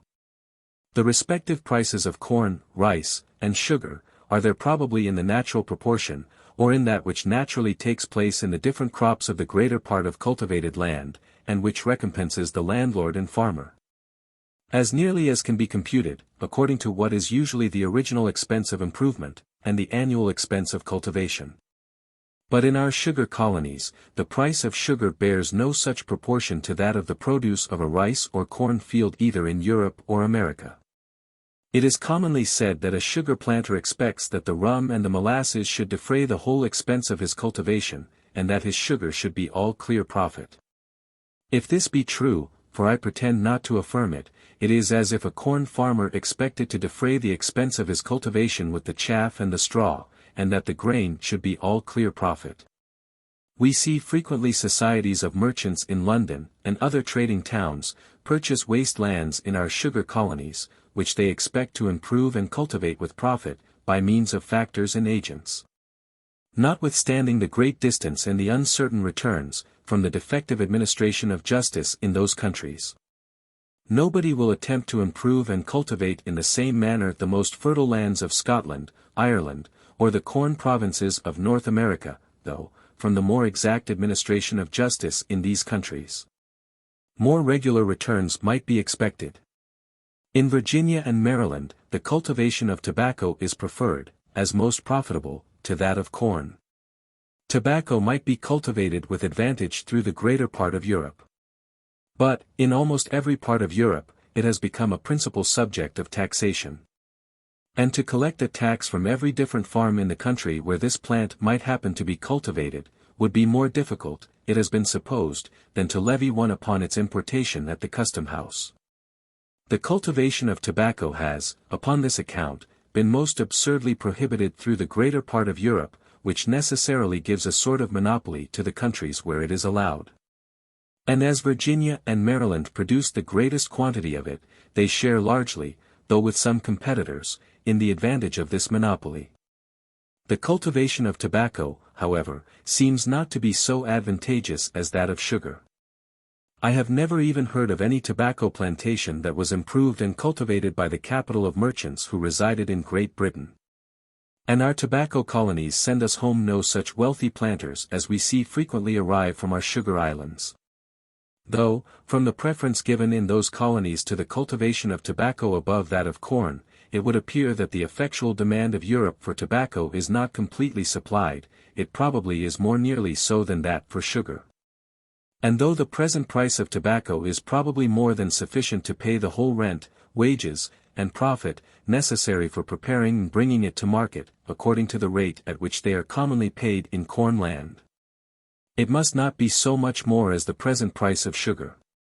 Our tobacco planters, accordingly, have shown the same fear of the superabundance of tobacco, which the proprietors of the old vineyards in France have of the superabundance of wine. By Act of Assembly, they have restrained its cultivation to 6,000 plants, supposed to yield 1,000 weight of tobacco, for every Negro between 16 and 60 years of age. Such a Negro, over and above this quantity of tobacco, can manage, they reckon, 4 acres of Indian corn. To prevent the market from being overstocked, too, they have sometimes, in plentiful years, we are told by Dr. Douglas's Summary, Volume 2, page 379, 373. I suspect he has been ill-informed, burnt a certain quantity of tobacco for every Negro, in the same manner as the Dutch are said to do of spices. If such violent methods are necessary to keep up the present price of tobacco, the superior advantage of its culture over that of corn, if it still has any, will not probably be of long continuance. It is in this manner that the rent of the cultivated land, of which the produce is human food, regulates the rent of the greater part of other cultivated land. No particular produce can long afford less, because the land would immediately be turned to another use. And if any particular produce commonly affords more, it is because the quantity of land which can be fitted for it is too small to supply the effectual demand. In Europe, corn is the principal produce of land, which serves immediately for human food. Except in particular situations, therefore, the rent of corn land regulates in Europe that of all other cultivated land. Britain need envy neither the vineyards of France, nor the olive plantations of Italy. Except in particular situations, the value of these is regulated by that of corn, in which the fertility of Britain is not much inferior to that of either of those two countries. If, in any country, the common and favorite vegetable food of the people should be drawn from a plant of which the most common land, with the same, or nearly the same culture, produced a much greater quantity than the most fertile does of corn, the rent of the landlord, or the surplus quantity of food which would remain to him, after paying the labor, and replacing the stock of the farmer, together with its ordinary profits, would necessarily be much greater. Whatever was the rate at which labor was commonly maintained in that country, this greater surplus could always maintain a greater quantity of it, and, consequently, enable the landlord to purchase or command a greater quantity of it. The real value of his rent, his real power and authority, his command of the necessaries and conveniencies of life with which the labor of other people could supply him, would necessarily be much greater. A rice field produces a much greater quantity of food than the most fertile corn field. 2 crops in the year, from 30 to 60 bushels each, are said to be the ordinary produce of an acre. Though its cultivation, therefore, requires more labor, a much greater surplus remains after maintaining all that labor. In those rice countries, therefore, where rice is the common and favorite vegetable food of the people, and where the cultivators are chiefly maintained with it, a greater share of this greater surplus should belong to the landlord than in corn countries. In Carolina, where the planters, as in other British colonies, are generally both farmers and landlords, and where rent, consequently, is confounded with profit, the cultivation of rice is found to be more profitable than that of corn. Though their fields produce only one crop in the year, and though, from the prevalence of the customs of Europe, rice is not there the common and favorite vegetable food of the people. A good rice field is a bog at all seasons, and at one season a bog covered with water. It is unfit either for corn, or pasture, or vineyard, or, indeed, for any other vegetable produce that is very useful to men. And the lands which are fit for those purposes are not fit for rice. Even in the rice countries, therefore, the rent of rice lands cannot regulate the rent of the other cultivated land which can never be turned to that produce. The food produced by a field of potatoes is not inferior in quantity to that produced by a field of rice, and much superior to what is produced by a field of wheat. 12,000 weight of potatoes from an acre of land is not a greater produce than 2,000 weight of wheat. The food or solid nourishment, indeed, which can be drawn from each of those two plants, is not altogether in proportion to their weight, on account of the watery nature of potatoes. Allowing, however, half the weight of this root to go to water, a very large allowance, such an acre of potatoes will still produce 6,000 weight of solid nourishment, 3 times the quantity produced by the acre of wheat. An acre of potatoes is cultivated with less expense than an acre of wheat, the fallow, which generally precedes the sowing of wheat, more than compensating the hoeing and other extraordinary culture which is always given to potatoes. Should this root ever become in any part of Europe, like rice in some rice countries, the common and favorite vegetable food of the people, so as to occupy the same proportion of the lands in tillage, which wheat and other sorts of grain for human food do at present, the same quantity of cultivated land would maintain a much greater number of people. And the laborers being generally fed with potatoes, a greater surplus would remain after replacing all the stock, and maintaining all the labor employed in cultivation. A greater share of this surplus, too, would belong to the landlord. Population would increase, and rents would rise much beyond what they are at present. The land which is fit for potatoes, is fit for almost every other useful vegetable. If they occupied the same proportion of cultivated land which corn does at present, they would regulate, in the same manner, the rent of the greater part of other cultivated land. In some parts of Lancashire, it is pretended, I have been told, that bread of oatmeal is a heartier food for labouring people than wheaten bread, and I have frequently heard the same doctrine held in Scotland. I am, however, somewhat doubtful of the truth of it. The common people in Scotland, who are fed with oatmeal, are in general neither so strong nor so handsome as the same rank of people in England, who are fed with wheaten bread. They neither work so well, nor look so well. And as there is not the same difference between the people of fashion in the two countries, experience would seem to shew that the food of the common people in Scotland is not so suitable to the human constitution as that of their neighbours of the same rank in England. But it seems to be otherwise with potatoes. The chairmen, porters, and coal heavers in London, and those unfortunate women who live by prostitution, the strongest men and the most beautiful women perhaps in the British dominions, are said to be, the greater part of them, from the lowest rank of people in Ireland, who are generally fed with this root. No food can afford a more decisive proof of its nourishing quality, or of its being peculiarly suitable to the health of the human constitution. It is difficult to preserve potatoes through the year, and impossible to store them like corn, for 2 or 3 years together.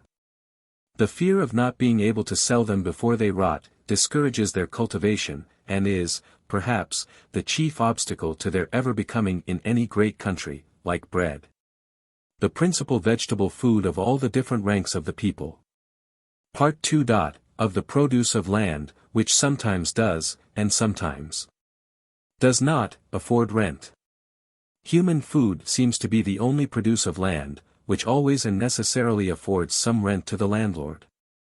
Other sorts of produce sometimes may, and sometimes may not, according to different circumstances. After food, clothing and lodging are the two great wants of mankind. Land, in its original rude state, can afford the materials of clothing and lodging to a much greater number of people than it can feed.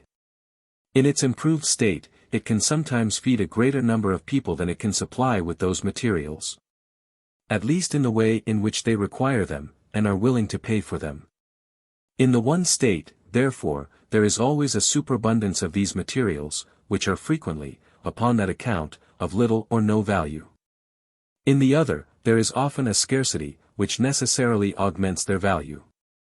In the one state, a great part of them is thrown away as useless, and the price of what is used is considered as equal only to the labor and expense of fitting it for use, and can, therefore, afford no rent to the landlord. In the other, they are all made use of, and there is frequently a demand for more than can be had. Somebody is always willing to give more for every part of them, than what is sufficient to pay the expense of bringing them to market. Their price, therefore, can always afford some rent to the landlord. The skins of the larger animals were the original materials of clothing. Among nations of hunters and shepherds, therefore, whose food consists chiefly in the flesh of those animals, every man, by providing himself with food, provides himself with the materials of more clothing than he can wear. If there was no foreign commerce, the greater part of them would be thrown away as things of no value. This was probably the case among the hunting nations of North America, before their country was discovered by the Europeans, with whom they now exchange their surplus peltry, for blankets, firearms, and brandy, which gives it some value. In the present commercial state of the known world, the most barbarous nations, I believe, among whom land property is established, have some foreign commerce of this kind. And find among their wealthier neighbors such a demand for all the materials of clothing, which their land produces, and which can neither be wrought up nor consumed at home, as raises their price above what it costs to send them to those wealthier neighbors. It affords, therefore, some rent to the landlord. When the greater part of the highland cattle were consumed on their own hills, the exportation of their hides made the most considerable article of the commerce of that country. And what they were exchanged for afforded some addition to the rent of the highland estates. The wool of England, which in old times, could neither be consumed nor wrought up at home, found a market in the then wealthier and more industrious country of Flanders, and its price afforded something to the rent of the land which produced it. In countries not better cultivated than England was then, or than the Highlands of Scotland are now, and which had no foreign commerce, the materials of clothing would evidently be so superabundant that a great part of them would be thrown away as useless, and no part could afford any rent to the landlord. The materials of lodging cannot always be transported to so great a distance as those of clothing, and do not so readily become an object of foreign commerce. When they are superabundant in the country which produces them, it frequently happens, even in the present commercial state of the world, that they are of no value to the landlord. A good stone quarry in the neighbourhood of London would afford a considerable rent. In many parts of Scotland and Wales it affords none. Barren timber for building is of great value in a populous and well-cultivated country, and the land which produces it affords a considerable rent. But in many parts of North America, the landlord would be much obliged to any body who would carry away the greater part of his large trees. In some parts of the Highlands of Scotland, the bark is the only part of the wood which, for want of roads and water carriage, can be sent to market, the timber is left to rot upon the ground. When the materials of lodging are so superabundant, the part made use of is worth only the labor and expense of fitting it for that use. It affords no rent to the landlord, who generally grants the use of it to whoever takes the trouble of asking it. The demand of wealthier nations, however, sometimes enables him to get a rent for it. The paving of the streets of London has enabled the owners of some barren rocks on the coast of Scotland to draw a rent from what never afforded any before. The woods of Norway, and of the coasts of the Baltic, find a market in many parts of Great Britain, which they could not find at home, and thereby afford some rent to their proprietors. Countries are populous, not in proportion to the number of people whom their produce can clothe and lodge, but in proportion to that of those whom it can feed. When food is provided, it is easy to find the necessary clothing and lodging. But though these are at hand, it may often be difficult to find food. In some parts of the British dominions, what is called a house may be built by one day's labor of one man. The simplest species of clothing, the skins of animals, require somewhat more labor to dress and prepare them for use. They do not, however, require a great deal. Among savage or barbarous nations, 100th, or little more than 100th part of the labor of the whole year, will be sufficient to provide them with such clothing and lodging as satisfy the greater part of the people. All the other 99 parts are frequently no more than enough to provide them with food. But when, by the improvement and cultivation of land, the labor of one family can provide food for two, the labor of half the society becomes sufficient to provide food for the whole. The other half, therefore, or at least the greater part of them, can be employed in providing other things, or in satisfying the other wants and fancies of mankind. Clothing and lodging, household furniture, and what is called equipage, are the principal objects of the greater part of those wants and fancies. The rich man consumes no more food than his poor neighbor. In quality it may be very different, and to select and prepare it may require more labor and art, but in quantity it is very nearly the same. But compare the spacious palace and great wardrobe of the one, with the hovel and the few rags of the other, and you will be sensible that the difference between their clothing, lodging, and household furniture is almost as great in quantity as it is in quality. The desire of food is limited in every man by the narrow capacity of the human stomach, but the desire of the conveniencies and ornaments of building, dress, equipage, and household furniture, seems to have no limit or certain boundary.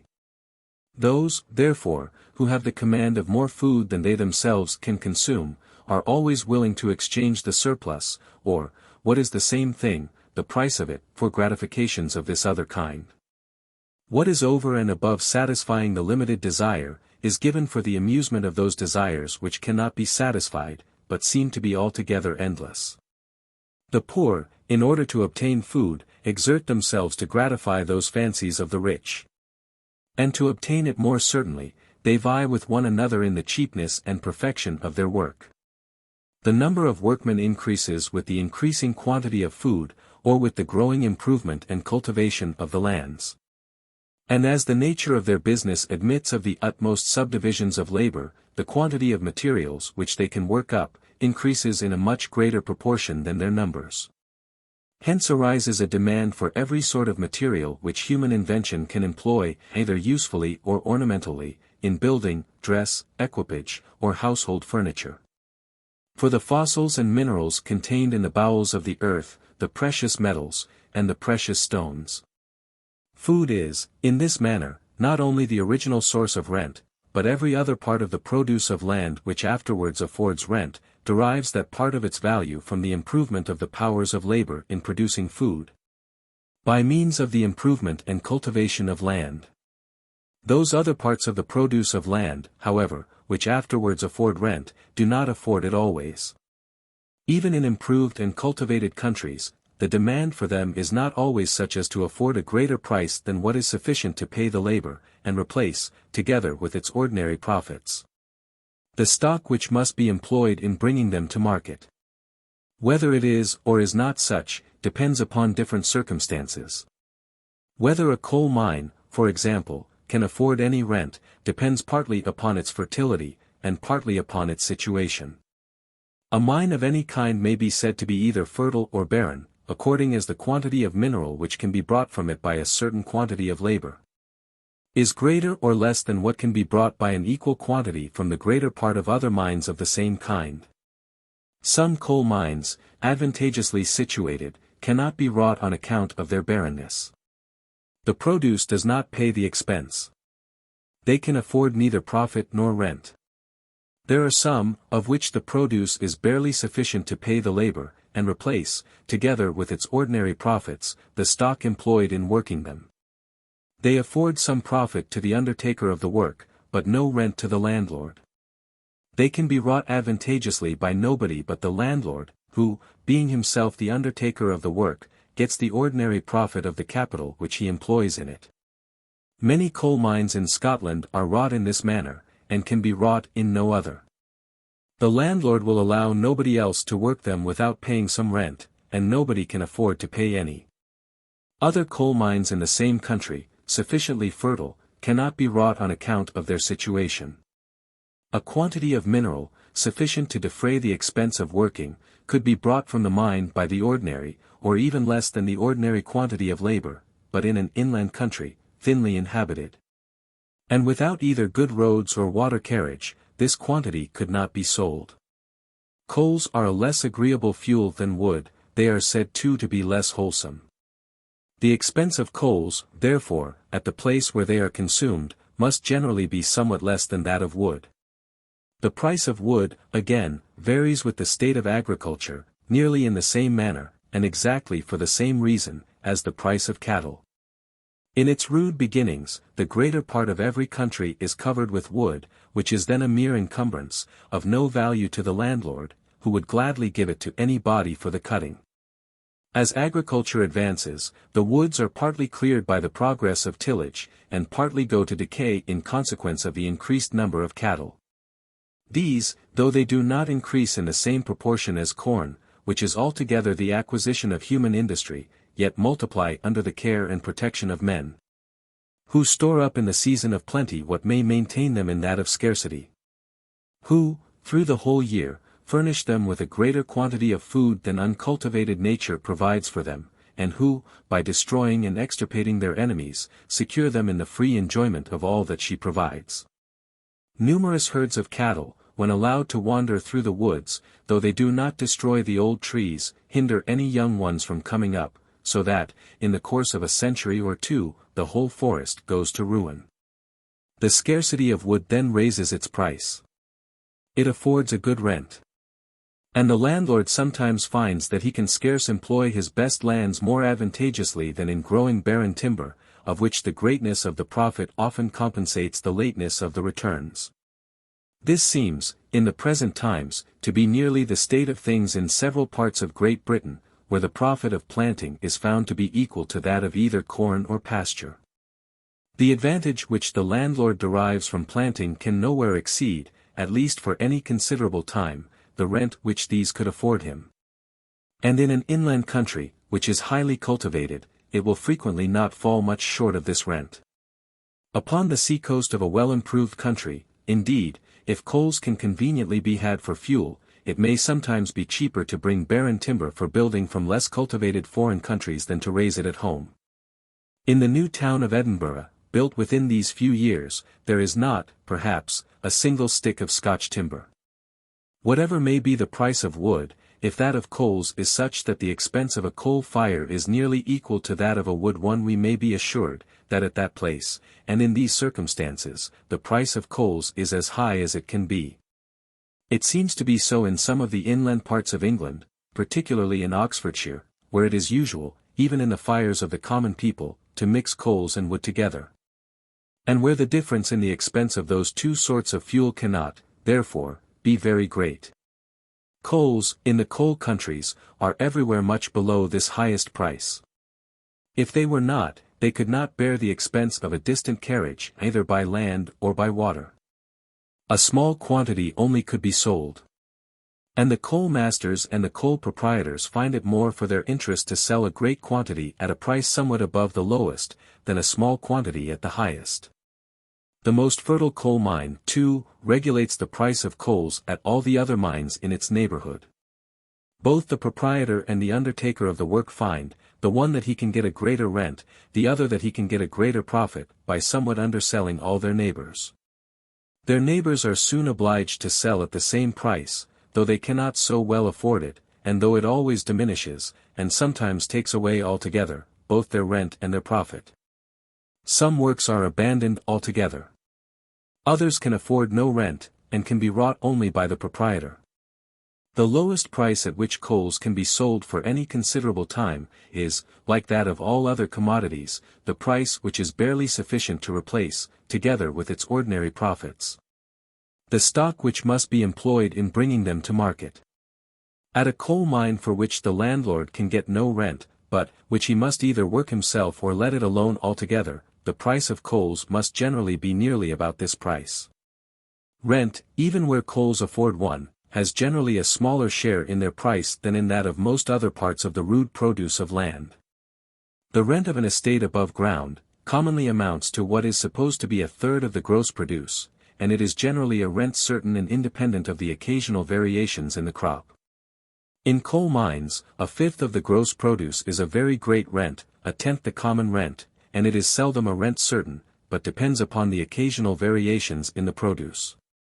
These are so great, that in a country where 30 years' purchase is considered as a moderate price for the property of a landed estate, 10 years' purchase is regarded as a good price for that of a coal mine. The value of a coal mine to the proprietor frequently depends as much upon its situation as upon its fertility. That of a metallic mine depends more upon its fertility, and less upon its situation. The coarse, and still more the precious metals, when separated from the ore, are so valuable, that they can generally bear the expense of a very long land, and of the most distant sea carriage. Their market is not confined to the countries in the neighborhood of the mine, but extends to the whole world. The copper of Japan makes an article of commerce in Europe, the iron of Spain in that of Chile and Peru.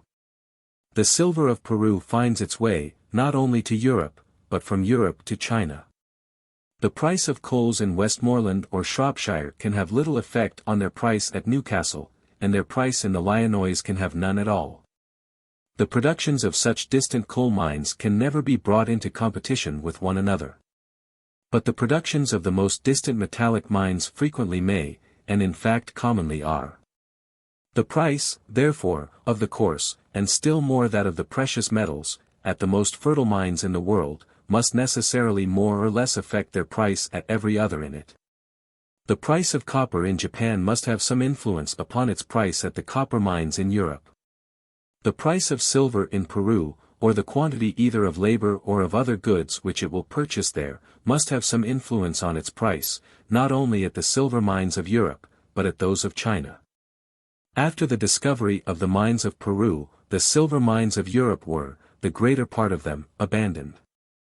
The value of silver was so much reduced, that their produce could no longer pay the expense of working them, or replace, with a profit, the food, clothes, lodging, and other necessaries which were consumed in that operation.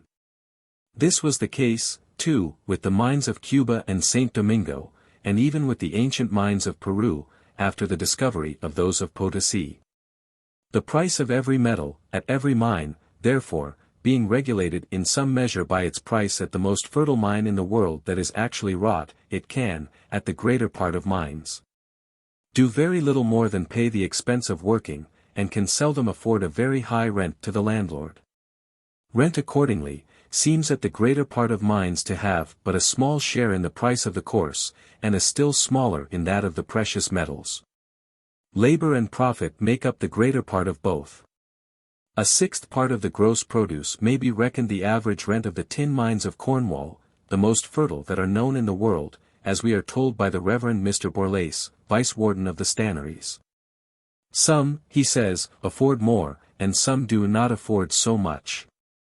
A sixth part of the gross produce is the rent, too, of several very fertile lead mines in Scotland. In the silver mines of Peru, we are told by Frezier Noloa, the proprietor frequently exacts no other acknowledgment from the undertaker of the mine, but that he will grind the ore at his mill, paying him the ordinary multure or price of grinding. Till 1736, indeed, the tax of the King of Spain amounted to 1/5 of the standard silver, which till then might be considered as the real rent of the greater part of the silver mines of Peru, the richest which have been known in the world. If there had been no tax, this fifth would naturally have belonged to the landlord, and many mines might have been wrought which could not then be wrought, because they could not afford this tax. The tax of the Duke of Cornwall upon tin is supposed to amount to more than 5% or 1/20th part of the value, and whatever may be his proportion, it would naturally, too, belong to the proprietor of the mine, if tin was duty-free. But if you add 1/20th to 1/6, you will find that the whole average rent of the tin mines of Cornwall, was to the whole average rent of the silver mines of Peru, as 13 to 12. But the silver mines of Peru are not now able to pay even this low rent, and the tax upon silver was, in 1736, reduced from 1/5 to 1/10. Even this tax upon silver, too, gives more temptation to smuggling than the tax of 1/20 upon tin, and smuggling must be much easier in the precious than in the bulky commodity. The tax of the King of Spain, accordingly, is said to be very ill paid, and that of the Duke of Cornwall very well.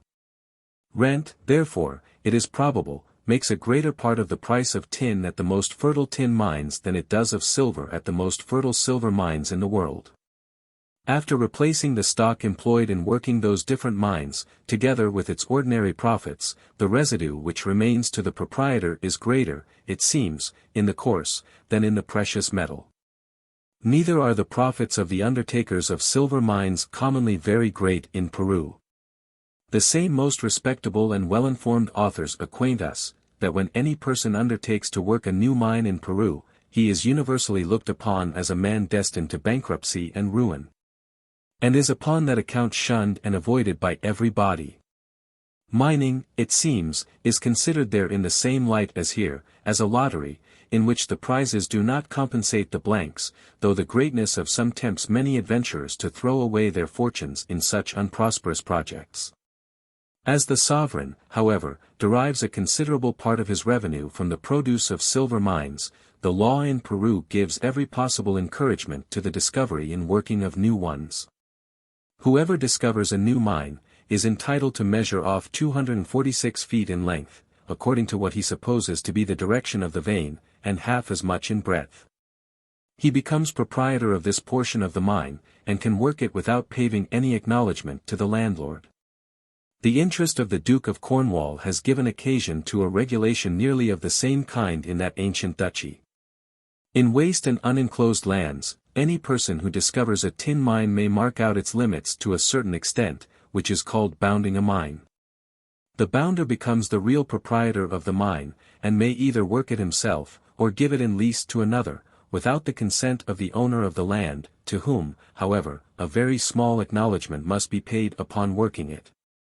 In both regulations, the sacred rights of private property are sacrificed to the supposed interests of public revenue. The same encouragement is given in Peru to the discovery and working of new gold mines. And in gold the king's tax amounts only to a 20th part of the standard rental. It was once a 5th, and afterwards a 10th, as in silver, but it was found that the work could not bear even the lowest of these two taxes. If it is rare, however, say the same authors, Frezier and Aloa, to find a person who has made his fortune by a silver, it is still much rarer to find one who has done so by a gold mine. This 20th part seems to be the whole rent which is paid by the greater part of the gold mines of Chile and Peru. Gold, too, is much more liable to be smuggled than even silver. Not only on account of the superior value of the metal in proportion to its bulk, but on account of the peculiar way in which nature produces it. Silver is very seldom found virgin, but, like most other metals, is generally mineralized with some other body, from which it is impossible to separate it in such quantities as will pay for the expense, but by a very laborious and tedious operation, which cannot well be carried on but in workhouses erected for the purpose, and, therefore, exposed to the inspection of the king's officers. Gold, on the contrary, is almost always found virgin. It is sometimes found in pieces of some bulk. And, even when mixed, in small and almost insensible particles, with sand, earth, and other extraneous bodies, it can be separated from them by a very short and simple operation, which can be carried on in any private house by any body who is possessed of a small quantity of mercury. If the king's tax, therefore, is but ill paid upon silver, it is likely to be much worse paid upon gold, and rent must make a much smaller part of the price of gold than that of silver. The lowest price at which the precious metals can be sold, or the smallest quantity of other goods for which they can be exchanged, during any considerable time, is regulated by the same principles which fix the lowest ordinary price of all other goods. The stock which must commonly be employed, the food, clothes, and lodging, which must commonly be consumed in bringing them from the mine to the market, determine it. It must at least be sufficient to replace that stock, with the ordinary profits. Their highest price, however, seems not to be necessarily determined by anything but the actual scarcity or plenty of these metals themselves. It is not determined by that of any other commodity, in the same manner as the price of coals is by that of wood, beyond which no scarcity can ever raise it. Increase the scarcity of gold to a certain degree, and the smallest bit of it may become more precious than a diamond, and exchange for a greater quantity of other goods. The demand for those metals arises partly from their utility, and partly from their beauty. If you accept iron, they are more useful than, perhaps, any other metal. As they are less liable to rust and impurity, they can more easily be kept clean. And the utensils, either of the table or the kitchen, are often, upon that account, more agreeable when made of them. A silver boiler is more cleanly than a lead, copper, or tin one. And the same quality would render a gold boiler still better than a silver one. Their principal merit, however, arises from their beauty, which renders them peculiarly fit for the ornaments of dress and furniture. No paint or dye can give so splendid a color as gilding. The merit of their beauty is greatly enhanced by their scarcity. With the greater part of rich people, the chief enjoyment of riches consists in the parade of riches, which, in their eye, is never so complete as when they appear to possess those decisive marks of opulence which nobody can possess but themselves. In their eyes, the merit of an object, which is in any degree either useful or beautiful, is greatly enhanced by its scarcity, or by the great labor which it requires to collect any considerable quantity of it. A labor which nobody can afford to pay but themselves. Such objects they are willing to purchase at a higher price than things much more beautiful and useful, but more common. These qualities of utility, beauty, and scarcity, are the original foundation of the high price of those metals, or of the great quantity of other goods for which they can everywhere be exchanged. This value was antecedent to, and independent of their being employed as coin, and was the quality which fitted them for that employment. That employment, however, by occasioning a new demand, and by diminishing the quantity which could be employed in any other way, may have afterwards contributed to keep up or increase their value. The demand for the precious stones arises altogether from their beauty. They are of no use but as ornaments, and the merit of their beauty is greatly enhanced by their scarcity, or by the difficulty and expense of getting them from the mine. Wages and profit accordingly make up, upon most occasions, almost the whole of the high price. Rent comes in but for a very small share, frequently for no share, and the most fertile mines only afford any considerable rent. When Tavernier, a jeweler, visited the diamond mines of Golconda and Viziapur, he was informed that the sovereign of the country, for whose benefit they were wrought, had ordered all of them to be shut up except those which yielded the largest and finest stones. The other, it seems, were to the proprietor not worth the working.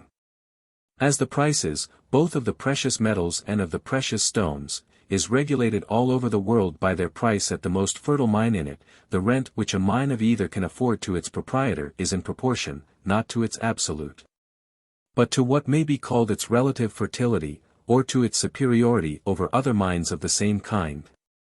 If new mines were discovered, as much superior to those of Potosi, as they were superior to those of Europe, the value of silver might be so much degraded as to render even the mines of Potosi not worth the working.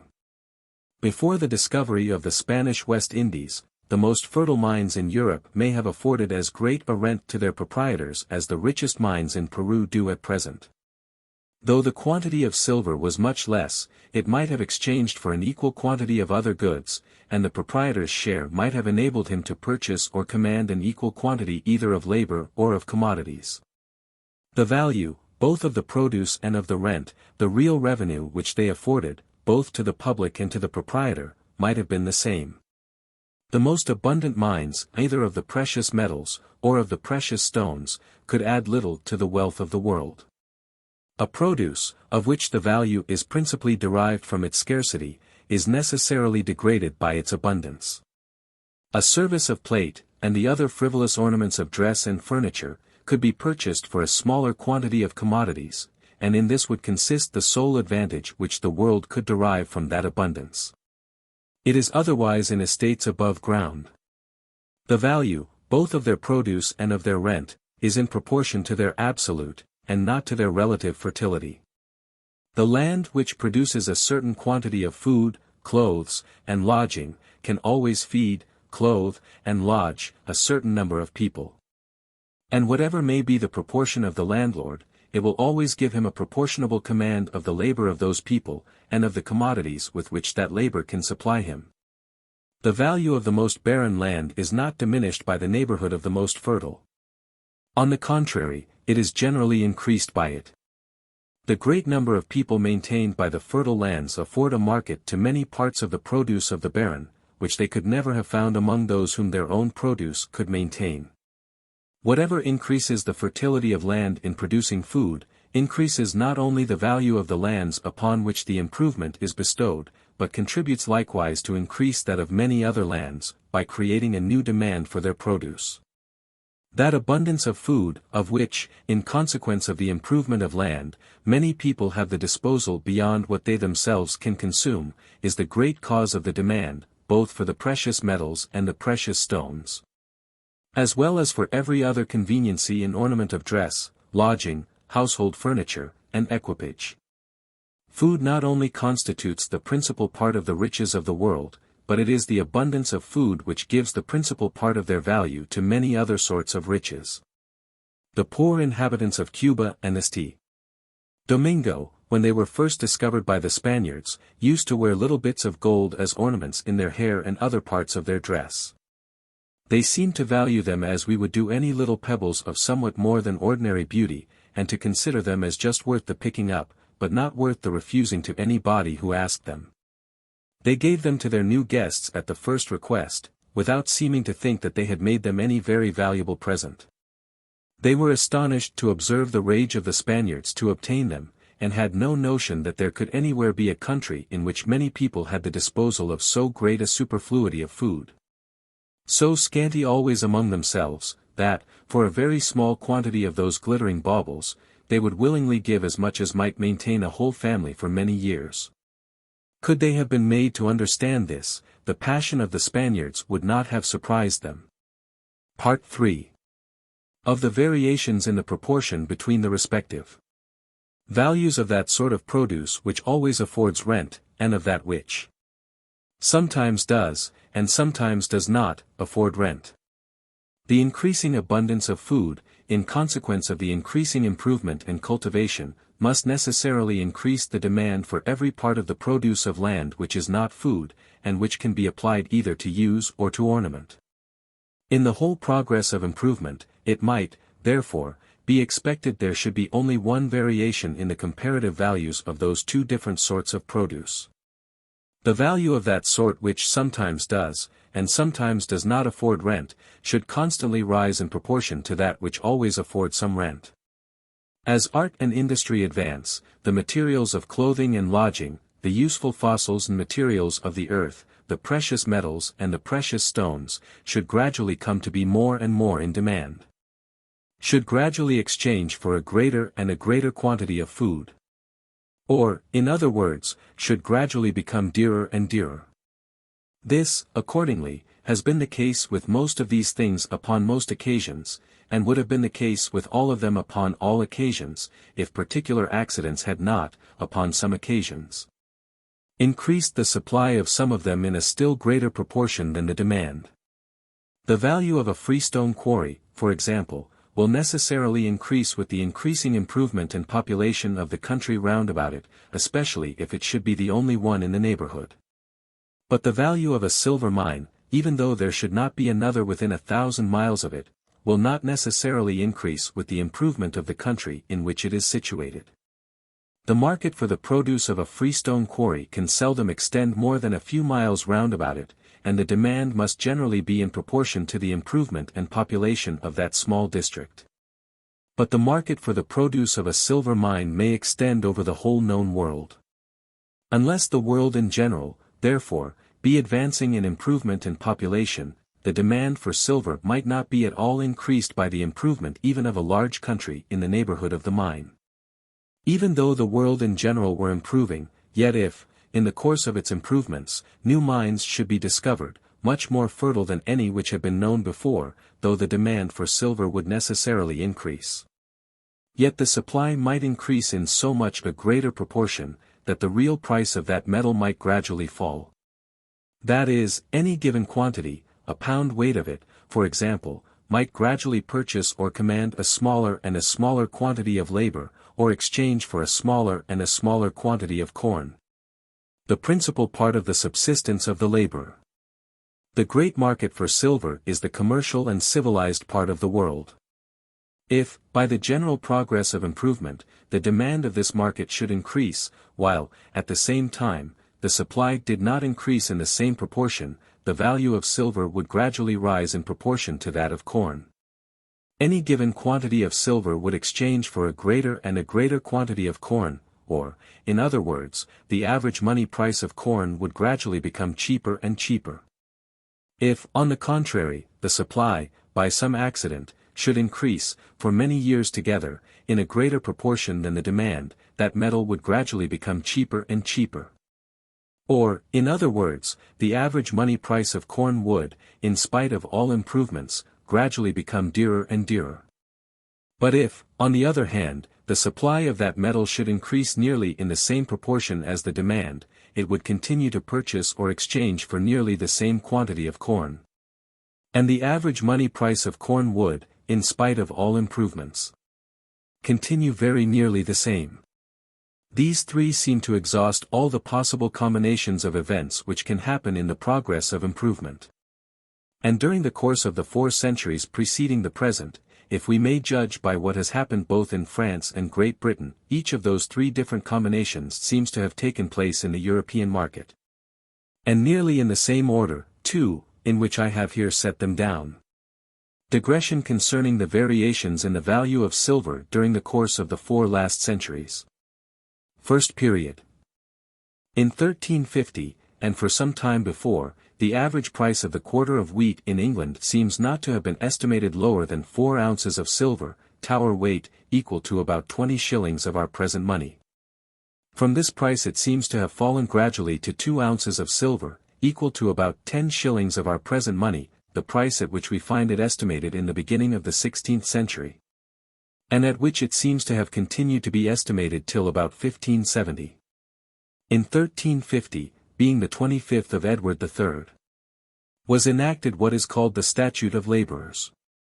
In the preamble, it complains much of the insolence of servants, who endeavoured to raise their wages upon their masters. It therefore ordains, that all servants and labourers should, for the future, be contented with the same wages and liveries. Liveries in those times signified not only clothes, but provisions, which they had been accustomed to receive in the 20th year of the king, and the 4 preceding years. That, upon this account, their livery wheat should nowhere be estimated higher than 10 pence a bushel, and that it should always be in the option of the master to deliver them either the wheat or the money. 10 pence, a bushel, therefore, had, in the 25th of Edward III, been reckoned a very moderate price of wheat, since it required a particular statute to oblige servants to accept of it in exchange for their usual livery of provisions. And it had been reckoned a reasonable price 10 years before that, or in the 16th year of the king, the term to which the statute refers. But in the 16th year of Edward III, 10 pence contained about half an ounce of silver, Tower weight, and was nearly equal to half a crown of our present money. 4 ounces of silver, Tower weight, therefore, equal to 6 shillings and 8 pence of the money of those times, and to near 20 shillings of that of the present, must have been reckoned a moderate price for the quarter of 8 bushels. This statute is surely a better evidence of what was reckoned, in those times, a moderate price of grain, than the prices of some particular years, which have generally been recorded by historians and other writers. On account of their extraordinary dearness or cheapness, and from which, therefore, it is difficult to form any judgment concerning what may have been the ordinary price. There are, besides, other reasons for believing that, in the beginning of the 14th century, and for some time before, the common price of wheat was not less than 4 ounces of silver the quarter, and that of other grain in proportion.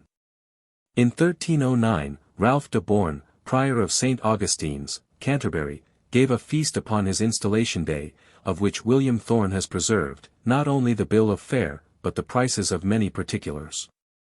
In that feast were consumed, first, 53 quarters of wheat, which cost £19, or 7 shillings, and twopence a quarter, equal to about 120 shillings and sixpence of our present money. 2 delay, 58 quarters of malt, which cost £17 10 shillings, or 6 shillings a quarter, equal to about 18 shillings of our present money. 3 delay, 20 quarters of oats, which cost £4, or 4 shillings a quarter, equal to about 12 shillings of our present money. The prices of malt and oats seem here to lie higher than their ordinary proportion to the price of wheat. These prices are not recorded, on account of their extraordinary dearness or cheapness, but are mentioned accidentally, as the prices actually paid for large quantities of grain consumed at a feast, which was famous for its magnificence. In 1262, being the 51st of Henry III, was revived an ancient statute, called the Assize of Bread and Ale, which, the king says in the preamble, had been made in the times of his progenitors, sometime kings of England. It is probably, therefore, as old at least as the time of his grandfather, Henry II. And may have been as old as the Conquest. It regulates the price of bread according as the prices of wheat may happen to be, from 1 shilling to 20 shillings the quarter of the money of those times. But statutes of this kind are generally presumed to provide with equal care for all deviations from the middle price, for those below it, as well as for those above it. 10 shillings, therefore, containing 6 ounces of silver, Tower weight, and equal to about 30 shillings of our present money, must, upon this supposition, have been reckoned the middle price of the quarter of wheat when this statute was first enacted, and must have continued to be so in the 51st of Henry III. We cannot, therefore, be very wrong in supposing that the middle price was not less than 1/3 of the highest price at which this statute regulates the price of bread, or than 6 shillings and 8 pence of the money of those times, containing 4 ounces of silver, Tower weight.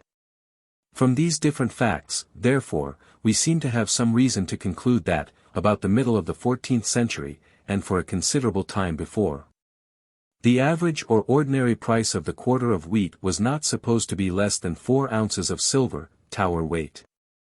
From about the middle of the 14th to the beginning of the 16th century, what was reckoned the reasonable and moderate, that is, the ordinary or average price of wheat, seems to have sunk gradually to about 1/2 of this price, so as at last to have fallen to about 2 ounces of silver, Tower weight, equal to about 10 shillings of our present money. It continued to be estimated at this price till about 1570. In the Household Book of Henry, the 5th Earl of Northumberland, drawn up in 1512, there are 2 different estimations of wheat. In one of them it is computed at 6 shillings and 8 pence the quarter, in the other at 5 shillings and 8 pence only. In 1512, 6 shillings and 8 pence contained only 2 ounces of silver, Tower weight, and were equal to about 10 shillings of our present money. From the 25th of Edward III to the beginning of the reign of Elizabeth, during the space of more than 200 years, 6 shillings and 8 pence, it appears from several different statutes, had continued to be considered as what is called the moderate and reasonable. That is, the ordinary or average price of wheat. The quantity of silver, however, contained in that nominal sum was, during the course of this period, continually diminishing in consequence of some alterations which were made in the coin. But the increase of the value of silver had, it seems, so far compensated the diminution of the quantity of it contained in the same nominal sum, that the legislature did not think it worth while to attend to this circumstance. Thus, in 1436, it was enacted, that wheat might be exported without a license when the price was so low as 6 shillings and 8 pence, and in 1463, it was enacted that no wheat should be imported if the price was not above 6 shillings and 8 pence the quarter. The legislature had imagined, that when the price was so low, there could be no inconveniency in exportation, but that when it rose higher, it became prudent to allow of importation. 6 shillings and 8 pence, therefore, containing about the same quantity of silver as 13 shillings and 4 pence of our present money, 1/3 part less than the same nominal sum contained in the time of Edward III, had, in those times, been considered as what is called the moderate and reasonable price of wheat. In 1554, by the first and second of Philip and Mary, and in 1558, by the first of Elizabeth, the exportation of wheat was in the same manner prohibited, whenever the price of the quarter should exceed 6 shillings and 8 pence. Which did not then contain 2 pennyworth more silver than the same nominal sum does at present. But it had soon been found, that to restrain the exportation of wheat till the price was so very low, was, in reality, to prohibit it altogether. In 1562, therefore, by the 5th of Elizabeth, the exportation of wheat was allowed from certain ports, whenever the price of the quarter should not exceed 10 shillings. Containing nearly the same quantity of silver as the like nominal sum does at present. This price had at this time, therefore, been considered as what is called the moderate and reasonable price of wheat. It agrees nearly with the estimation of the Northumberland Book in 1512. That in France the average price of grain was, in the same manner, much lower in the end of the 15th and beginning of the 16th century, than in the 2 centuries preceding, has been observed both by Mr. Dupré de Saint Maur and by the elegant author of the Essay on the Policy of Grain. Its price, during the same period, had probably sunk in the same manner through the greater part of Europe. This rise in the value of silver, in proportion to that of corn, may either have been owing altogether to the increase of the demand for that metal, in consequence of increasing improvement and cultivation, the supply, in the meantime, continuing the same as before. Or, the demand continuing the same as before, it may have been owing altogether to the gradual diminution of the supply, the greater part of the mines which were then known in the world being much exhausted, and, consequently, the expense of working them much increased. Or it may have been owing partly to the one, and partly to the other of those 2 circumstances. In the end of the 15th and beginning of the 16th centuries, the greater part of Europe was approaching towards a more settled form of government than it had enjoyed for several ages before. The increase of security would naturally increase industry and improvement, and the demand for the precious metals, as well as for every other luxury and ornament, would naturally increase with the increase of riches. A greater annual produce would require a greater quantity of coin to circulate it, and a greater number of rich people would require a greater quantity of plate and other ornaments of silver. It is natural to suppose, too, that the greater part of the mines which then supplied the European market with silver might be a good deal exhausted, and have become more expensive in the working. They had been wrought, many of them, from the time of the Romans. It has been the opinion, however, of the greater part of those who have written upon the prices of commodities in ancient times, that, from the conquest, perhaps from the invasion of Julius Caesar, till the discovery of the mines of America, the value of silver was continually diminishing.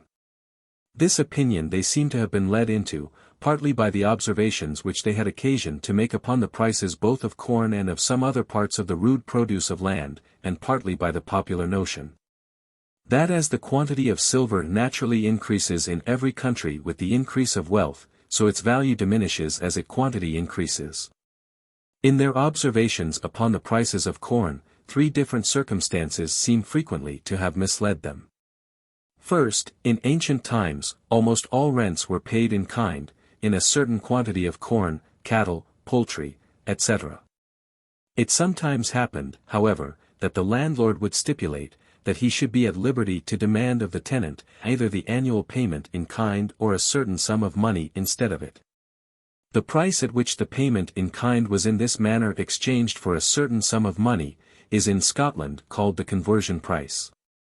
As the option is always in the landlord to take either the substance or the price, it is necessary, for the safety of the tenant, that the conversion price should rather be below than above the average market price. In many places, accordingly, it is not much above 1/2 of this price. Through the greater part of Scotland this custom still continues with regard to poultry, and in some places with regard to cattle. It might probably have continued to take place, too, with regard to corn, had not the institution of the public fiars put an end to it.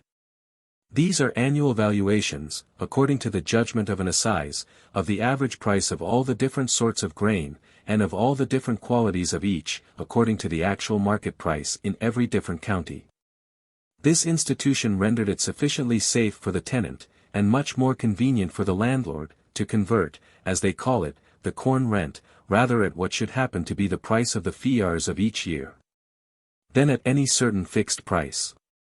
But the writers who have collected the prices of corn in ancient times seem frequently to have mistaken what is called in Scotland the conversion price for the actual market price. Fleetwood acknowledges, upon one occasion, that he had made this mistake. As he wrote his book, however, for a particular purpose, he does not think proper to make this acknowledgment till after transcribing this conversion price 15 times. The price is 8 shillings the quarter of wheat. This sum in 1423, the year at which he begins with it, contained the same quantity of silver as 16 shillings of our present money. But in 1562, the year at which he ends with it, it contained no more than the same nominal sum does at present. Secondly, they have been misled by the slovenly manner in which some ancient statutes of assize had been sometimes transcribed by lazy copiers, and sometimes, perhaps, actually composed by the legislature. The ancient statutes of assize seem to have begun always with determining what ought to be the price of bread and ale when the price of wheat and barley were at the lowest, and to have proceeded gradually to determine what it ought to be, according as the prices of those two sorts of grain should gradually rise above this lowest price. But the transcribers of those statutes seem frequently to have thought it sufficient to copy the regulation as far as the 3 or 4 first and lowest prices, saving in this manner their own labor, and judging, I suppose, that this was enough to show what proportion ought to be observed in all higher prices. Thus, in the assize of bread and ale, of the 51st of Henry III, the price of bread was regulated according to the different prices of wheat, from 1 shilling to 20 shillings the quarter of the money of those times. But in the manuscripts from which all the different editions of the statutes, preceding that of Mr. Roughhead, were printed, the copiers had never transcribed this regulation beyond the price of 12 shillings. Several writers, therefore, being misled by this faulty transcription, very naturally conclude that the middle price, or 6 shillings the quarter, equal to about 18 shillings of our present money, was the ordinary or average price of wheat at that time. In the statute of tumbrel and pillory, enacted nearly about the same time, the price of ale is regulated according to every 6pence rise in the price of barley, from 2 shillings, to 4 shillings the quarter. That 4 shillings, however, was not considered as the highest price to which barley might frequently rise in those times, and that these prices were only given as an example of the proportion which ought to be observed in all other prices. Whether higher or lower, we may infer from the last words of the statute, sic dienceps cresciter vel diminuiter per sex denarios. The expression is very slovenly, but the meaning is plain enough, that the price of ale is in this manner to be increased or diminished according to every 6pence rise or fall in the price of barley. In the composition of this statute, the legislature itself seems to have been as negligent as the copiers were in the transcription of the other. In an ancient manuscript of the Regiam Majestatem, an old Scotch law book, there is a statute of assize, in which the price of bread is regulated according to all the different prices of wheat, from 10pence to 3 shillings the Scotch bowl, equal to about half an English quarter. 3 shillings Scotch, at the time when this assize is supposed to have been enacted, were equal to about 9 shillings sterling of our present money. Mr. Ruddiman seems, see his preface to Anderson's Diplomata Scotii, to conclude from this, that 3 shillings was the highest price to which wheat ever rose in those times, and that 10 pence, a shilling, or at most 2 shillings, were the ordinary prices. Upon consulting the manuscript, however, it appears evidently, that all these prices are only set down as examples of the proportion which ought to be observed between the respective prices of wheat and bread. The last words of the statute are reliqua judicabis secundum prescripta, habendo respectum ad pretium bloti. You shall judge of the remaining cases, according to what is above written, having respect to the price of corn. Thirdly, they seem to have been misled too, by the very low price at which wheat was sometimes sold in very ancient times, and to have imagined, that as its lowest price was then much lower than in later times its ordinary price must likewise have been much lower. They might have found, however, that in those ancient times its highest price was fully as much above, as its lowest price was below anything that had ever been known in later times. Thus, in 1270, Fleetwood gives us two prices of the quarter of wheat. The one is £4 16 shillings of the money of those times, equal to £14 8 shillings of that of the present. The other is £6 8 shillings, equal to £19 4 shillings of our present money. No price can be found in the end of the 15th, or beginning of the 16th century, which approaches to the extravagance of these. The price of corn, though at all times liable to variation, varies most in those turbulent and disorderly societies, in which the interruption of all commerce and communication hinders the plenty of one part of the country from relieving the scarcity of another. In the disorderly state of England under the Plantagenets, who governed it from about the middle of the 12th till towards the end of the 15th century, one district might be in plenty, while another, at no great distance, by having its crop destroyed either by some accident of the seasons, or by the incursion of some neighboring baron, might be suffering all the horrors of a famine. And yet if the lands of some hostile lord were interposed between them, the one might not be able to give the least assistance to the other. Under the vigorous administration of the Tudors, who governed England during the latter part of the 15th, and through the whole of the 16th century, no baron was powerful enough to dare to disturb the public security. The reader will find at the end of this chapter all the prices of wheat which have been collected by Fleetwood, from 1202 to 1597, both inclusive, reduced to the money of the present times, and digested, according to the order of time, into 7 divisions of 12 years each. At the end of each division, too, he will find the average price of the 12 years of which it consists. In that long period of time, Fleetwood has been able to collect the prices of no more than 80 years. So that 4 years are wanting to make out the last 12 years. I have added, therefore, from the accounts of Eton College, the prices of 1598, 1599, 1600, and 1601. It is the only addition which I have made. The reader will see, that from the beginning of the 13th till after the middle of the 16th century, the average price of each 12 years grows gradually lower and lower. And that towards the end of the 16th century it begins to rise again. The prices, indeed, which Fleetwood has been able to collect, seem to have been those chiefly which were remarkable for extraordinary dearness or cheapness. And I do not pretend that any very certain conclusion can be drawn from them. So far, however, as they prove anything at all, they confirm the account which I have been endeavoring to give. Fleetwood himself, however, seems, with most other writers, to have believed, that, during all this period, the value of silver, in consequence of its increasing abundance, was continually diminishing. The prices of corn, which he himself has collected, certainly do not agree with this opinion. They agree perfectly with that of Mr. Dupré de St. Maur, and with that which I have been endeavoring to explain. Bishop Fleetwood and Mr. Dupré de St. Maur are the two authors who seem to have collected, with the greatest diligence and fidelity, the prices of things in ancient times. It is somewhat curious that, though their opinions are so very different, their facts, so far as they relate to the price of corn at least, should coincide so very exactly. It is not, however, so much from the low price of corn, as from that of some other parts of the rude produce of land, that the most judicious writers have inferred the great value of silver in those very ancient times.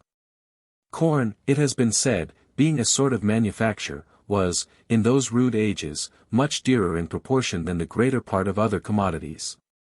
It is meant, I suppose, than the greater part of unmanufactured commodities, such as cattle, poultry, game of all kinds, etc. That in those times of poverty and barbarism these were proportionably much cheaper than corn, is undoubtedly true. But this cheapness was not the effect of the high value of silver, but of the low value of those commodities.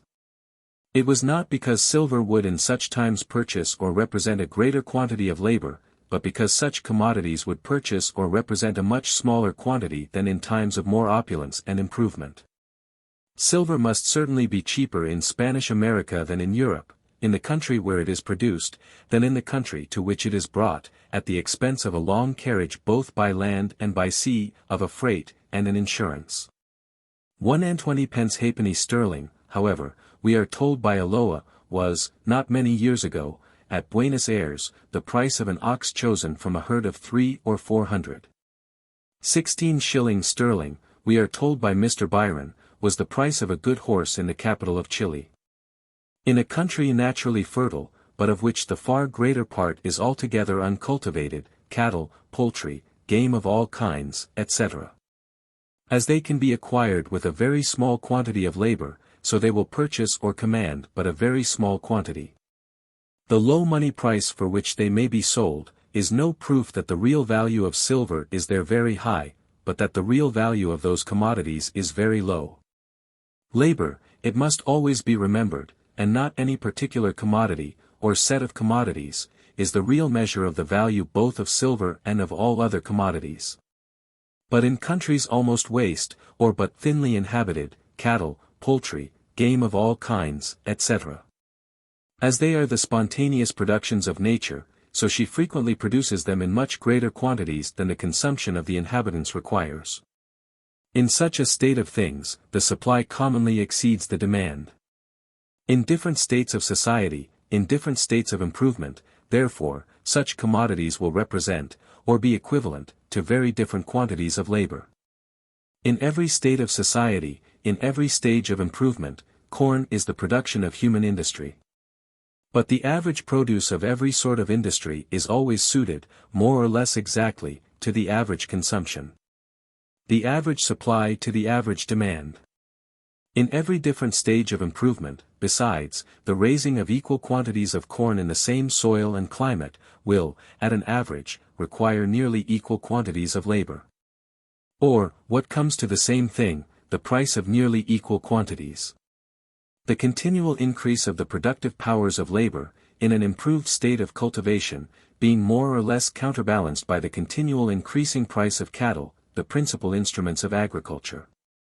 Upon all these accounts, therefore, we may rest assured, that equal quantities of corn will, in every state of society, in every stage of improvement, more nearly represent, or be equivalent to, equal quantities of labor, than equal quantities of any other part of the rude produce of land. Corn, accordingly, it has already been observed, is, in all the different stages of wealth and improvement, a more accurate measure of value than any other commodity or set of commodities. In all those different stages, therefore, we can judge better of the real value of silver, by comparing it with corn, than by comparing it with any other commodity or set of commodities. Corn, besides, or whatever else is the common and favorite vegetable food of the people, constitutes, in every civilized country, the principal part of the subsistence of the laborer. In consequence of the extension of agriculture, the land of every country produces a much greater quantity of vegetable than of animal food, and the laborer everywhere lives chiefly upon the wholesome food that is cheapest and most abundant. Butcher's meat, except in the most thriving countries, or where labor is most highly rewarded, makes but an insignificant part of his subsistence, poultry makes a still smaller part of it, and game no part of it. In France, and even in Scotland, where labor is somewhat better rewarded than in France, the laboring poor seldom eat butcher's meat, except upon holidays, and other extraordinary occasions. The money price of labor, therefore, depends much more upon the average money price of corn, the subsistence of the laborer, than upon that of butcher's meat, or of any other part of the rude produce of land. The real value of gold and silver, therefore, the real quantity of labor which they can purchase or command, depends much more upon the quantity of corn which they can purchase or command, than upon that of butcher's meat, or any other part of the rude produce of land. Such slight observations, however, upon the prices either of corn or of other commodities, would not probably have misled so many intelligent authors, had they not been influenced at the same time by the popular notion that as the quantity of silver naturally increases in every country with the increase of wealth, so its value diminishes as its quantity increases. This notion, however, seems to be altogether groundless. The quantity of the precious metals may increase in any country from two different causes, either, first, from the increased abundance of the mines which supply it. Or, secondly, from the increased wealth of the people, from the increased produce of their annual labor. The first of these causes is no doubt necessarily connected with the diminution of the value of the precious metals, but the second is not. When more abundant mines are discovered, a greater quantity of the precious metals is brought to market. And the quantity of the necessaries and conveniencies of life for which they must be exchanged being the same as before, equal quantities of the metals must be exchanged for smaller quantities of commodities. So far, therefore, as the increase of the quantity of the precious metals in any country arises from the increased abundance of the mines, it is necessarily connected with some diminution of their value. When, on the contrary, the wealth of any country increases, when the annual produce of its labor becomes gradually greater and greater, a greater quantity of coin becomes necessary in order to circulate a greater quantity of commodities, and the people, as they can afford it, as they have more commodities to give for it, will naturally purchase a greater and a greater quantity of plate. The quantity of their coin will increase from necessity. The quantity of their plate from vanity and ostentation, or from the same reason that the quantity of fine statues, pictures, and of every other luxury and curiosity, is likely to increase among them. But as statuaries and painters are not likely to be worse rewarded in times of wealth and prosperity, than in times of poverty and depression, so gold and silver are not likely to be worse paid for. The price of gold and silver, when the accidental discovery of more abundant mines does not keep it down, as it naturally rises with the wealth of every country, so, whatever be the state of the mines, it is at all times naturally higher in a rich than in a poor country. Gold and silver, like all other commodities, naturally seek the market where the best price is given for them, and the best price is commonly given for everything in the country which can best afford it. Labor, it must be remembered, is the ultimate price which is paid for everything, and in countries where labor is equally well rewarded, the money price of labor will be in proportion to that of the subsistence of the laborer. But gold and silver will naturally exchange for a greater quantity of subsistence in a rich than in a poor country, in a country which abounds with subsistence, than in one which is but indifferently supplied with it. If the two countries are at a great distance, the difference may be very great. Because, though the metals naturally fly from the worse to the better market, yet it may be difficult to transport them in such quantities as to bring their price nearly to a level in both. If the countries are near, the difference will be smaller, and may sometimes be scarce perceptible, because in this case the transportation will be easy. China is a much richer country than any part of Europe, and the difference between the price of subsistence in China and in Europe is very great. Rice in China is much cheaper than wheat is anywhere in Europe. England is a much richer country than Scotland, but the difference between the money price of corn in those two countries is much smaller, and is but just perceptible. In proportion to the quantity or measure, Scotch corn generally appears to be a good deal cheaper than English, but, in proportion to its quality, it is certainly somewhat dearer. Scotland receives almost every year very large supplies from England, and every commodity must commonly be somewhat dearer in the country to which it is brought than in that from which it comes. English corn, therefore, must be dearer in Scotland than in England. And yet in proportion to its quality, or to the quantity and goodness of the flour or meal which can be made from it, it cannot commonly be sold higher there than the Scotch corn which comes to market in competition with it. The difference between the money price of labor in China and in Europe is still greater than that between the money price of subsistence. Because the real recompense of labor is higher in Europe than in China, the greater part of Europe being in an improving state, while China seems to be standing still. The money price of labor is lower in Scotland than in England, because the real recompense of labor is much lower. Scotland, though advancing to greater wealth, advances much more slowly than England. The frequency of emigration from Scotland, and the rarity of it from England, sufficiently prove that the demand for labor is very different in the two countries. The proportion between the real recompense of labor in different countries, it must be remembered, is naturally regulated, not by their actual wealth or poverty, but by their advancing, stationary, or declining condition. Gold and silver, as they are naturally of the greatest value among the richest, so they are naturally of the least value among the poorest nations. Among savages, the poorest of all nations, they are scarce of any value. In great towns, corn is always dearer than in remote parts of the country. This, however, is the effect, not of the real cheapness of silver, but of the real dearness of corn. It does not cost less labor to bring silver to the great town than to the remote parts of the country, but it costs a great deal more to bring corn. In some very rich and commercial countries, such as Holland and the territory of Genoa, corn is dear for the same reason that it is dear in great towns. They do not produce enough to maintain their inhabitants. They are rich in the industry and skill of their artificers and manufacturers, in every sort of machinery which can facilitate and abridge labor.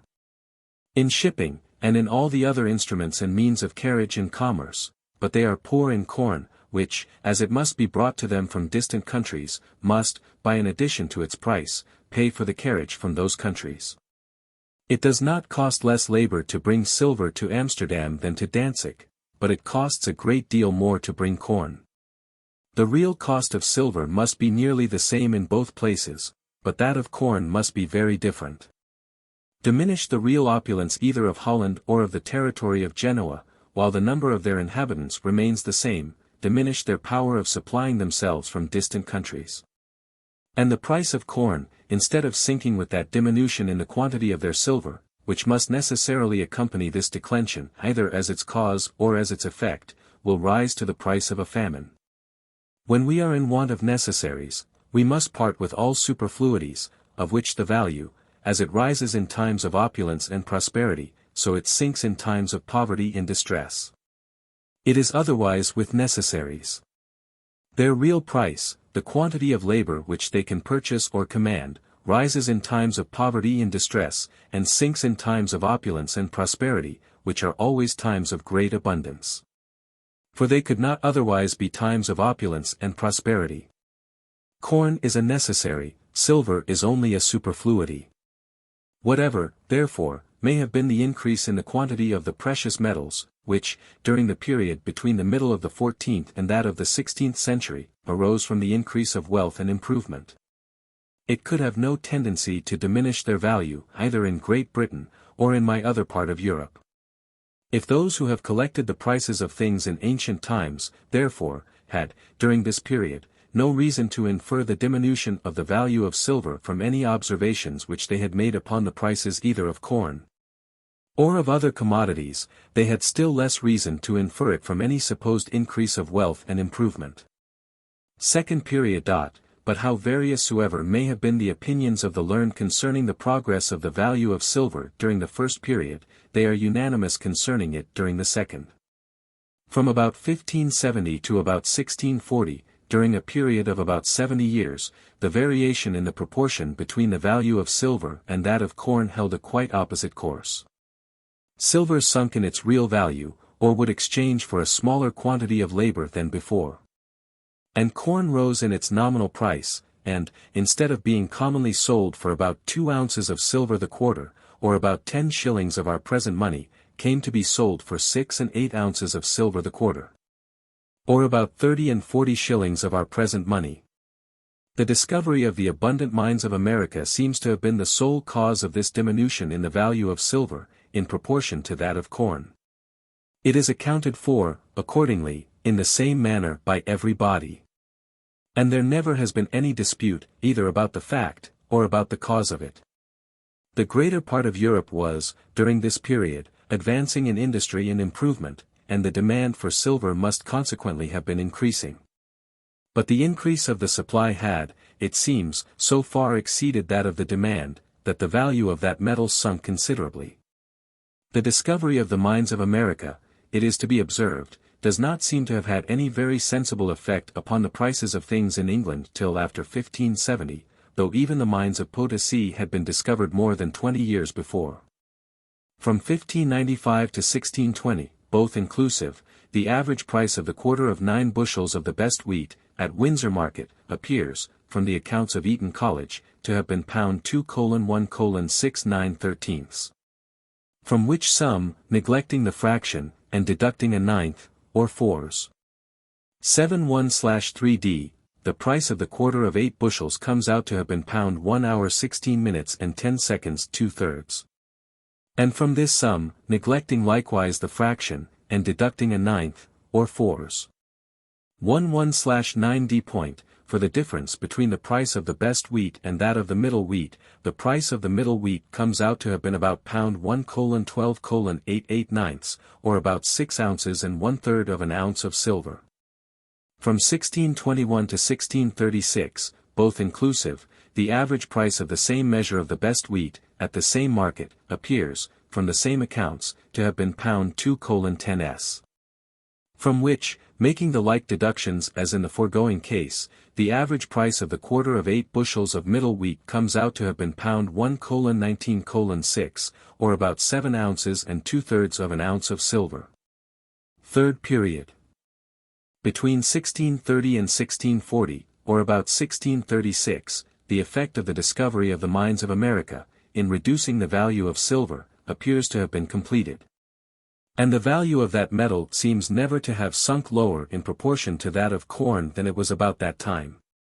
It seems to have risen somewhat in the course of the present century, and it had probably begun to do so, even some time before the end of the last. From 1637 to 1700, both inclusive, being the 64 last years of the last century, the average price of the quarter of 9 bushels of the best wheat, at Windsor market, appears, from the same accounts, to have been pound 2:11:01/3. Which is only 1/01/3d. dearer than it had been during the 16 years before. But, in the course of these 64 years, there happened 2 events, which must have produced a much greater scarcity of corn than what the course of the seasons would otherwise have occasioned, and which, therefore, without supposing any further reduction in the value of silver, will much more than account for this very small enhancement of price. The first of these events was the Civil War, which, by discouraging tillage and interrupting commerce, must have raised the price of corn much above what the course of the seasons would otherwise have occasioned. It must have had this effect, more or less, at all the different markets in the kingdom, but particularly at those in the neighbourhood of London, which require to be supplied from the greatest distance. In 1648, accordingly, the price of the best wheat, at Windsor market, appears, from the same accounts, to have been pound 4:5s, and, in 1649, to have been 4 pounds, the quarter of 9 bushels. The excess of those 2 years above pound 2:10s. The average price of the 16 years preceding 1637, is pound 3:5s, which, divided among the 64 last years of the last century, will alone very nearly account for that small enhancement of price which seems to have taken place in them. These, however, though the highest, are by no means the only high prices which seem to have been occasioned by the civil wars. The second event was the bounty upon the exportation of corn, granted in 1688. The bounty, it has been thought by many people, by encouraging tillage, may, in a long course of years, have occasioned a greater abundance, and, consequently, a greater cheapness of corn in the home market, than what would otherwise have taken place there. How far the bounty could produce this effect at any time I shall examine hereafter. I shall only observe at present, that between 1688 and 1700, it had not time to produce any such effect. During this short period, its only effect must have been, by encouraging the exportation of the surplus produce of every year, and thereby hindering the abundance of one year from compensating the scarcity of another. To raise the price in the home market. The scarcity which prevailed in England, from 1693 to 1699, both inclusive, though no doubt principally owing to the badness of the seasons, and, therefore, extending through a considerable part of Europe, must have been somewhat enhanced by the bounty. In 1699, accordingly, the further exportation of corn was prohibited for 9 months. There was a third event which occurred in the course of the same period, and which, though it could not occasion any scarcity of corn, nor, perhaps, any augmentation in the real quantity of silver which was usually paid for it, must necessarily have occasioned some augmentation in the nominal sum. This event was the great debasement of the silver coin, by clipping and wearing. This evil had begun in the reign of Charles II. and had gone on continually increasing till 1695. At which time, as we may learn from Mr. Lowndes, the current silver coin was, at an average, near 25% below its standard value. But the nominal sum which constitutes the market price of every commodity is necessarily regulated, not so much by the quantity of silver, which, according to the standard, ought to be contained in it, as by that which, it is found by experience, actually is contained in it.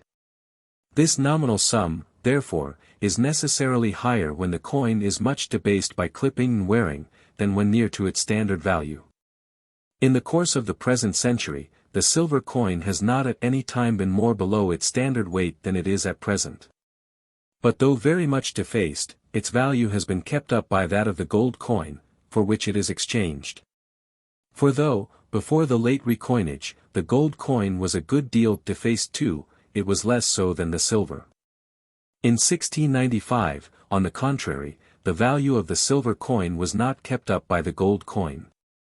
A guinea then commonly exchanging for 30 shillings of the worn and clipped silver. Before the late recoinage of the gold, the price of silver bullion was seldom higher than 5 shillings and 7 pence an ounce, which is but 5 pence above the mint price. But in 1695, the common price of silver bullion was 6 shillings and 5 pence an ounce, Lowndes' essay on the silver coin, 68, which is 15 pence above the mint price. Even before the late recoinage of the gold, therefore, the coin, gold and silver together, when compared with silver bullion, was not supposed to be more than 8%. Below its standard value, in 1695, on the contrary, it had been supposed to be near 25% below that value. But in the beginning of the present century, that is, immediately after the great recoinage in King William's time, the greater part of the current silver coin must have been still nearer to its standard weight than it is at present. In the course of the present century, too, there has been no great public calamity, such as a civil war, which could either discourage tillage, or interrupt the interior commerce of the country. And though the bounty which has taken place through the greater part of this century, must always raise the price of corn somewhat higher than it otherwise would be in the actual state of tillage. Yet, as in the course of this century, the bounty has had full time to produce all the good effects commonly imputed to it to encourage tillage, and thereby to increase the quantity of corn in the home market, it may, upon the principles of a system which I shall explain and examine hereafter, be supposed to have done something to lower the price of that commodity the one way, as well as to raise it the other. It is by many people supposed to have done more. In the 64 years of the present century, accordingly, the average price of the quarter of 9 bushels of the best wheat, at Windsor Market, appears, by the accounts of Eton College, to have been £2:0:6 10/32, which is about 10 shillings and 6 pence, or more than 25%. Cheaper than it had been during the 64 last years of the last century. And about 9 shillings and 6 pence cheaper than it had been during the 16 years preceding 1636, when the discovery of the abundant mines of America may be supposed to have produced its full effect. And about 1 shilling cheaper than it had been in the 26 years preceding 1620, before that discovery can well be supposed to have produced its full effect. According to this account, the average price of middle wheat, during these 64 first years of the present century, comes out to have been about 32 shillings the quarter of 8 bushels. The value of silver, therefore, seems to have risen somewhat in proportion to that of corn during the course of the present century, and it had probably begun to do so even some time before the end of the last. In 1687, the price of the quarter of 9 bushels of the best wheat, at Windsor Market, was £1:5:2, the lowest price at which it had ever been from 1595. In 1688, Mr. Gregory King, a man famous for his knowledge in matters of this kind, estimated the average price of wheat, in years of moderate plenty, to be to the grower 3s. the bushel, or 8 shillings the quarter. The grower's price I understand to be the same with what is sometimes called the contract price, or the price at which a farmer contracts for a certain number of years to deliver a certain quantity of corn to a dealer. As a contract of this kind saves the farmer the expense and trouble of marketing, the contract price is generally lower than what is supposed to be the average market price. Mr. King had judged 8 and 20 shillings the quarter to be at that time the ordinary contract price in years of moderate plenty.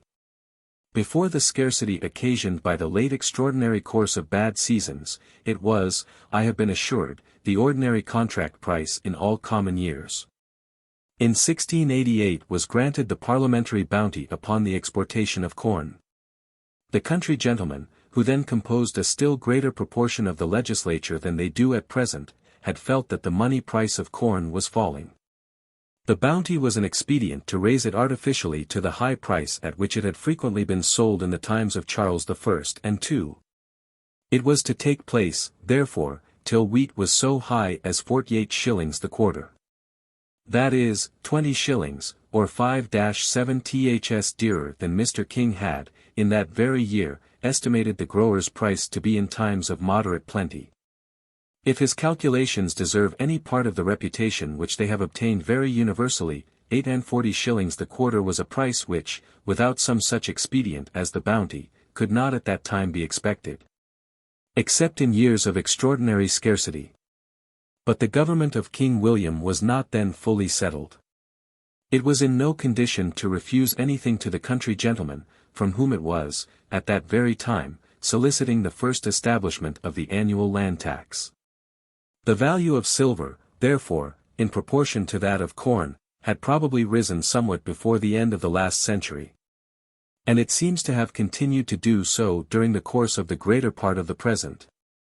Though the necessary operation of the bounty must have hindered that rise from being so sensible as it otherwise would have been in the actual state of tillage. In plentiful years, the bounty, by occasioning an extraordinary exportation, necessarily raises the price of corn above what it otherwise would be in those years. To encourage tillage, by keeping up the price of corn, even in the most plentiful years, was the avowed end of the institution. In years of great scarcity, indeed, the bounty has generally been suspended. It must, however, have had some effect upon the prices of many of those years. By the extraordinary exportation which it occasions in years of plenty, it must frequently hinder the plenty of one year from compensating the scarcity of another. Both in years of plenty and in years of scarcity, therefore, the bounty raises the price of corn above what it naturally would be in the actual state of tillage.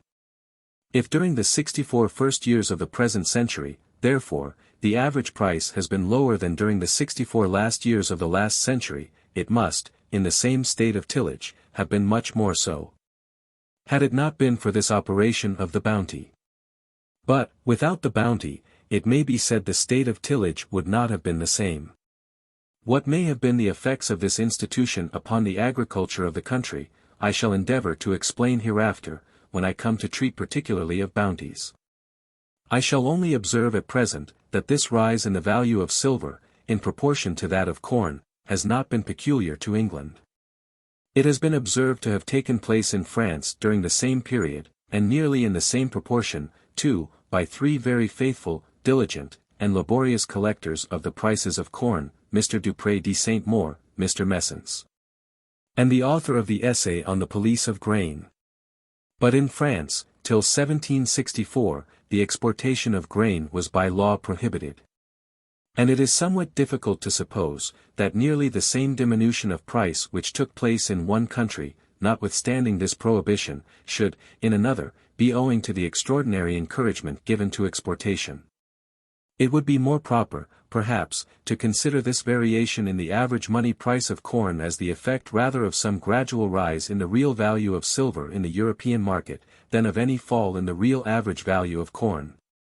Corn, it has already been observed, is, at distant periods of time, a more accurate measure of value than either silver or, perhaps, any other commodity.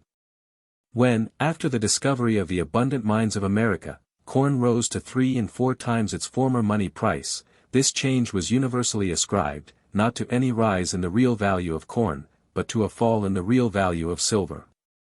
If, during the 64 first years of the present century, therefore, the average money price of corn has fallen somewhat below what it had been during the greater part of the last century, we should, in the same manner, impute this change, not to any fall in the real value of corn, but to some rise in the real value of silver in the European market. The high price of corn during these 10 or 12 years past, indeed, has occasioned a suspicion that the real value of silver still continues to fall in the European market. This high price of corn, however, seems evidently to have been the effect of the extraordinary unfavorableness of the seasons, and ought, therefore, to be regarded, not as a permanent, but as a transitory and occasional event. The seasons, for these 10 or 12 years past, have been unfavorable through the greater part of Europe. And the disorders of Poland have very much increased the scarcity in all those countries, which, in dear years, used to be supplied from that market.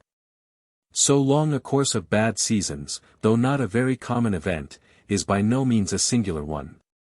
And whoever has inquired much into the history of the prices of corn in former times, will be at no loss to recollect several other examples of the same kind. 10 years of extraordinary scarcity, besides, are not more wonderful than 10 years of extraordinary plenty. The low price of corn, from 1741 to 1750, both inclusive, may very well be set in opposition to its high price during these last 8 or 10 years. From 1741 to 1750, the average price of the quarter of 9 bushels of the best wheat, at Windsor Market, it appears from the accounts of Eton College, was only £1:13:9 which is nearly 6s.3d. Below the average price of the 64 first years of the present century. The average price of the quarter of 8 bushels of middle wheat comes out, according to this account, to have been, during these 10 years, only £1:6:8. Between 1741 and 1750, however, the bounty must have hindered the price of corn from falling so low in the home market as it naturally would have done. During these 10 years, the quantity of all sorts of grain exported, it appears from the Custom House books, amounted to no less than 8,029,156 quarters, 1 bushel. The bounty paid for this amounted to £1,514,962:17:4 In 1749, accordingly, Mr. Pelham, at that time Prime Minister, observed to the House of Commons, that, for the 3 years preceding, a very extraordinary sum had been paid as bounty for the exportation of corn. He had good reason to make this observation, and in the following year he might have had still better. In that single year, the bounty paid amounted to no less than £324,176:10:6. See Tracts on the Corn Trade, Tract 3. It is unnecessary to observe how much this forced exportation must have raised the price of corn above what it otherwise would have been in the home market. At the end of the accounts annexed to this chapter the reader will find the particular account of those 10 years separated from the rest. He will find there, too, the particular account of the preceding 10 years, of which the average is likewise below, though not so much below, the general average of the 64 first years of the century. The year 1740, however, was a year of extraordinary scarcity. These 20 years preceding 1750 may very well be set in opposition to the 20 preceding 1770. As the former were a good deal below the general average of the century, notwithstanding the intervention of 1 or 2 dear years.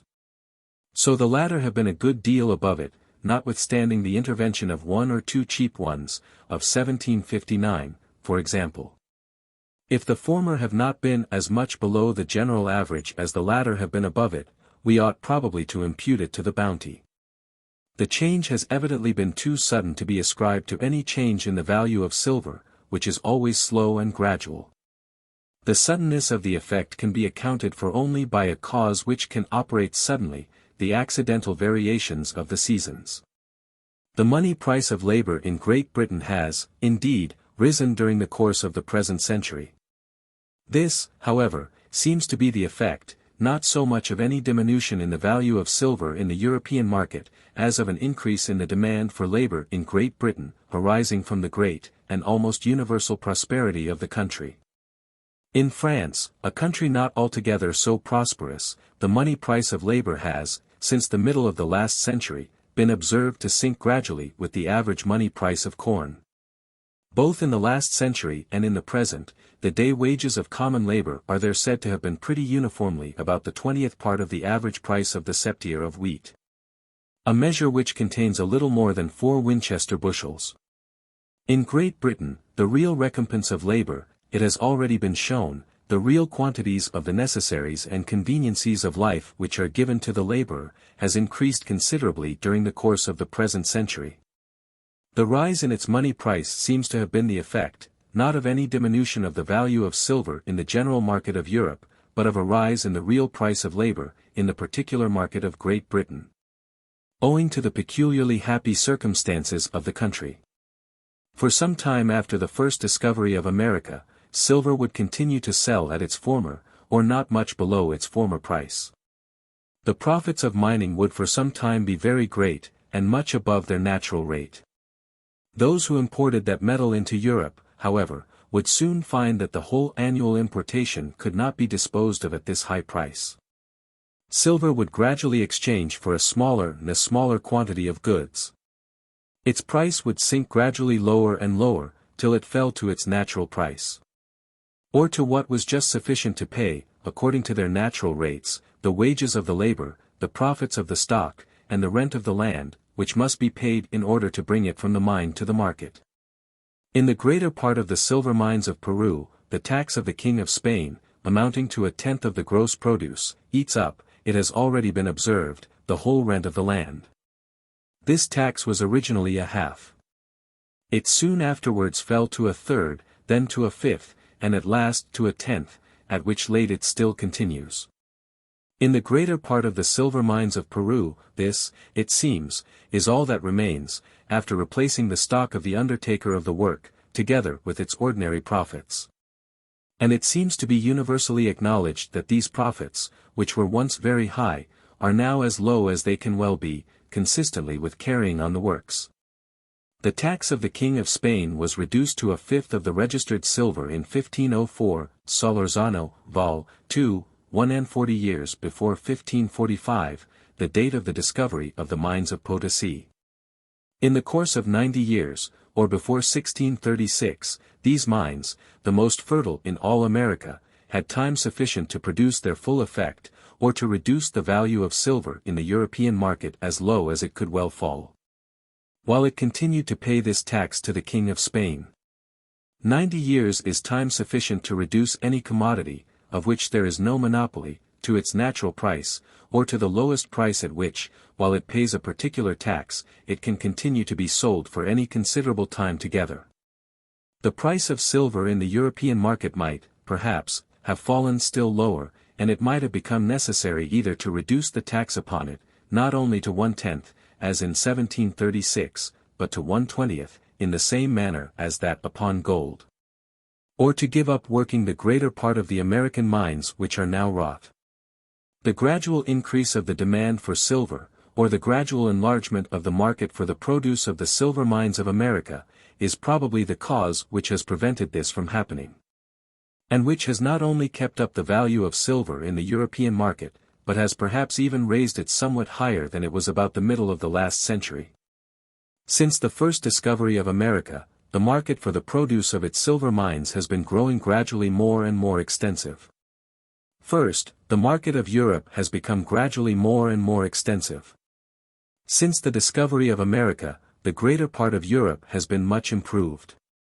England, Holland, France, and Germany, even Sweden, Denmark, and Russia, have all advanced considerably, both in agriculture and in manufactures. Italy seems not to have gone backwards. The fall of Italy preceded the conquest of Peru. Since that time it seems rather to have recovered a little. Spain and Portugal, indeed, are supposed to have gone backwards. Portugal, however, is but a very small part of Europe, and the declension of Spain is not, perhaps, so great as is commonly imagined. In the beginning of the 16th century, Spain was a very poor country, even in comparison with France, which has been so much improved since that time. It was the well-known remark of the Emperor Charles V, who had traveled so frequently through both countries, that everything abounded in France, but that everything was wanting in Spain. The increasing produce of the agriculture and manufactures of Europe must necessarily have required a gradual increase in the quantity of silver coin to circulate it. And the increasing number of wealthy individuals must have required the like increase in the quantity of their plate and other ornaments of silver. Secondly, America is itself a new market, for the produce of its own silver mines. And as its advances in agriculture, industry, and population, are much more rapid than those of the most thriving countries in Europe, its demand must increase much more rapidly. The English colonies are altogether a new market, which, partly for coin, and partly for plate, requires a continual augmenting supply of silver through a great continent where there never was any demand before. The greater part, too, of the Spanish and Portuguese colonies, are altogether new markets. New Granada, the Yucatan, Paraguay, and the Brazils, were, before discovered by the Europeans, inhabited by savage nations, who had neither arts nor agriculture. A considerable degree of both has now been introduced into all of them. Even Mexico and Peru, though they cannot be considered as altogether new markets, are certainly much more extensive ones than they ever were before. After all the wonderful tales which have been published concerning the splendid state of those countries in ancient times, whoever reads, with any degree of sober judgment, the history of their first discovery and conquest, will evidently discern that, in arts, agriculture, and commerce, their inhabitants were much more ignorant than the Tartars of the Ukraine are at present. Even the Peruvians, the more civilized nation of the two, though they made use of gold and silver as ornaments, had no coined money of any kind. Their whole commerce was carried on by barter, and there was accordingly scarce any division of labor among them. Those who cultivated the ground, were obliged to build their own houses, to make their own household furniture, their own clothes, shoes, and instruments of agriculture. The few artificers among them are said to have been all maintained by the sovereign, the nobles, and the priests, and were probably their servants or slaves. All the ancient arts of Mexico and Peru have never furnished one single manufacture to Europe. The Spanish armies, though they scarce ever exceeded 500 men, and frequently did not amount to half that number, found almost everywhere great difficulty in procuring subsistence. The famines which they are said to have occasioned almost wherever they went, in countries, too, which at the same time are represented as very populous and well cultivated, sufficiently demonstrate that the story of this populousness and high cultivation is in a great measure fabulous. The Spanish colonies are under a government in many respects less favorable to agriculture, improvement, and population, than that of the English colonies. They seem, however, to be advancing in all those much more rapidly than any country in Europe. In a fertile soil and happy climate, the great abundance and cheapness of land, a circumstance common to all new colonies, is, it seems, so great an advantage, as to compensate many defects in civil government. Frisier, who visited Peru in 1713, represents Lima as containing between 25 and 28,000 inhabitants. Aloa, who resided in the same country between 1740 and 1746, represents it as containing more than 50,000. The difference in their accounts of the populousness of several other principal towns of Chile and Peru is nearly the same. And as there seems to be no reason to doubt of the good information of either, it marks an increase which is scarce inferior to that of the English colonies. America, therefore, is a new market for the produce of its own silver mines, of which the demand must increase much more rapidly than that of the most thriving country in Europe. Thirdly, the East Indies is another market for the produce of the silver mines of America, and a market which, from the time of the first discovery of those mines, has been continually taking off a greater and a greater quantity of silver. Since that time, the direct trade between America and the East Indies, which is carried on by means of the Acapulco ships, has been continually augmenting. And the indirect intercourse by the way of Europe has been augmenting in a still greater proportion. During the 16th century, the Portuguese were the only European nation who carried on any regular trade to the East Indies. In the last years of that century, the Dutch began to encroach upon this monopoly, and in a few years expelled them from their principal settlements in India. During the greater part of the last century, those two nations divided the most considerable part of the East India trade between them, the trade of the Dutch continually augmenting in a still greater proportion than that of the Portuguese declined. The English and French carried on some trade with India in the last century, but it has been greatly augmented in the course of the present. The East India trade of the Swedes and Danes began in the course of the present century. Even the Muscovites now trade regularly with China, by a sort of caravans which go overland through Siberia and Tartary to Pekin.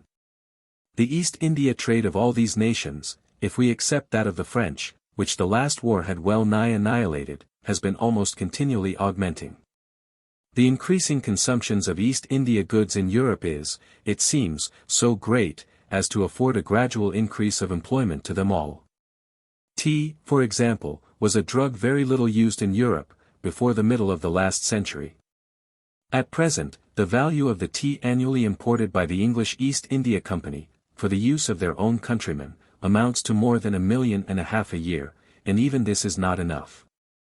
A great deal more being constantly smuggled into the country from the ports of Holland, from Gothenburg in Sweden, and from the coast of France, too, as long as the French East India Company was in prosperity. The consumption of the porcelain of China, of the spiceries of the Moluccas, of the piece goods of Bengal, and of innumerable other articles, has increased very nearly in a like proportion. The tonnage, accordingly, of all the European shipping employed in the East India trade, at any one time during the last century, was not, perhaps, much greater than that of the English East India Company before the late reduction of their shipping.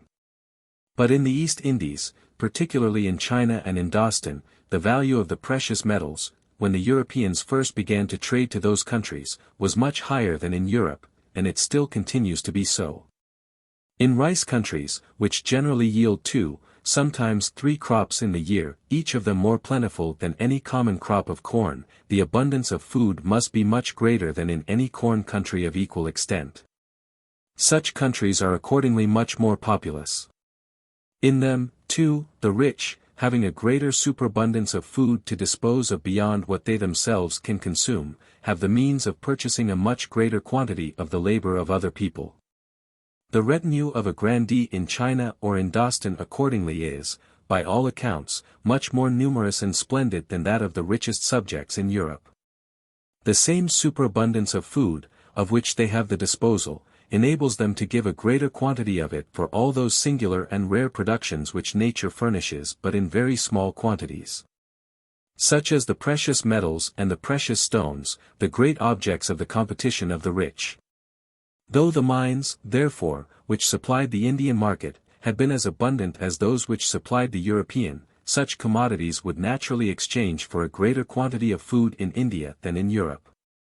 But the mines which supplied the Indian market with the precious metals seem to have been a good deal less abundant, and those which supplied it with the precious stones a good deal more so, than the mines which supplied the European.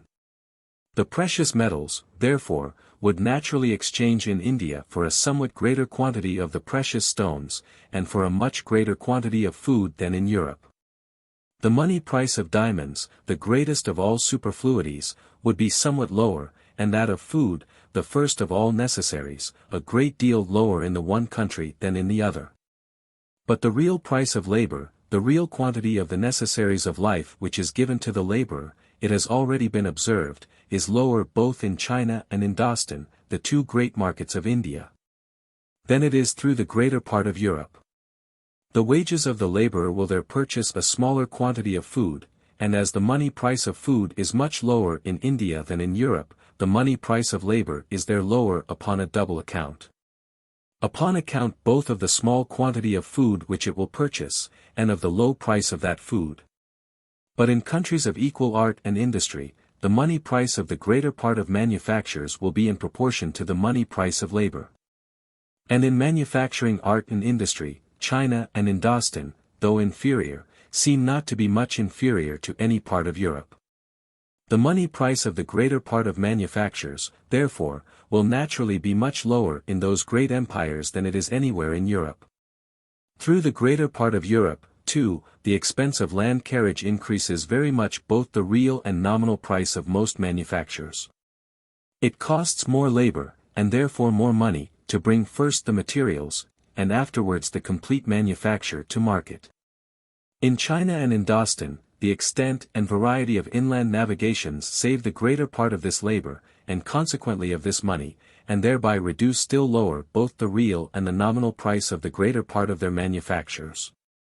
Upon all these accounts, the precious metals are a commodity which it always has been, and still continues to be, extremely advantageous to carry from Europe to India. There is scarce any commodity which brings a better price there, or which, in proportion to the quantity of labor and commodities which it costs in Europe, will purchase or command a greater quantity of labor and commodities in India. It is more advantageous, too, to carry silver thither than gold. Because in China, and the greater part of the other markets of India, the proportion between fine silver and fine gold is but as 10, or at most as 12 to 1, whereas in Europe it is as 14 or 15 to 1. In China, and the greater part of the other markets of India, 10, or at most 12 ounces of silver, will purchase an ounce of gold. In Europe, it requires from 14 to 15 ounces. In the cargoes, therefore, of the greater part of European ships which sail to India, silver has generally been one of the most valuable articles. It is the most valuable article in the Acapulco ships which sail to Manila. The silver of the new continent seems, in this manner, to be one of the principal commodities by which the commerce between the two extremities of the old one is carried on. And it is by means of it, in a great measure, that those distant parts of the world are connected with one another. In order to supply so very widely extended a market, the quantity of silver annually brought from the mines must not only be sufficient to support the continued increase, both of coin and of plate, which is required in all thriving countries, but to repair that continual waste and consumption of silver which takes place in all countries where that metal is used. The continual consumption of the precious metals in coin by wearing, and in plate both by wearing and cleaning, is very sensible, and in commodities of which the use is so very widely extended, would alone require a very great annual supply. The consumption of those metals in some particular manufactures, though it may not perhaps be greater upon the whole than this gradual consumption, is, however, much more sensible, as it is much more rapid. In the manufactures of Birmingham alone, the quantity of gold and silver annually employed in gilding and plating, and thereby disqualified from ever afterwards appearing in the shape of those metals, is said to amount to more than £50,000 sterling. We may from thence form some notion how great must be the annual consumption in all the different parts of the world, either in manufactures of the same kind with those of Birmingham, or in laces, embroideries, gold and silver stuffs, the gilding of books, furniture, etc. A considerable quantity, too, must be annually lost in transporting those metals from one place to another both by sea and by land.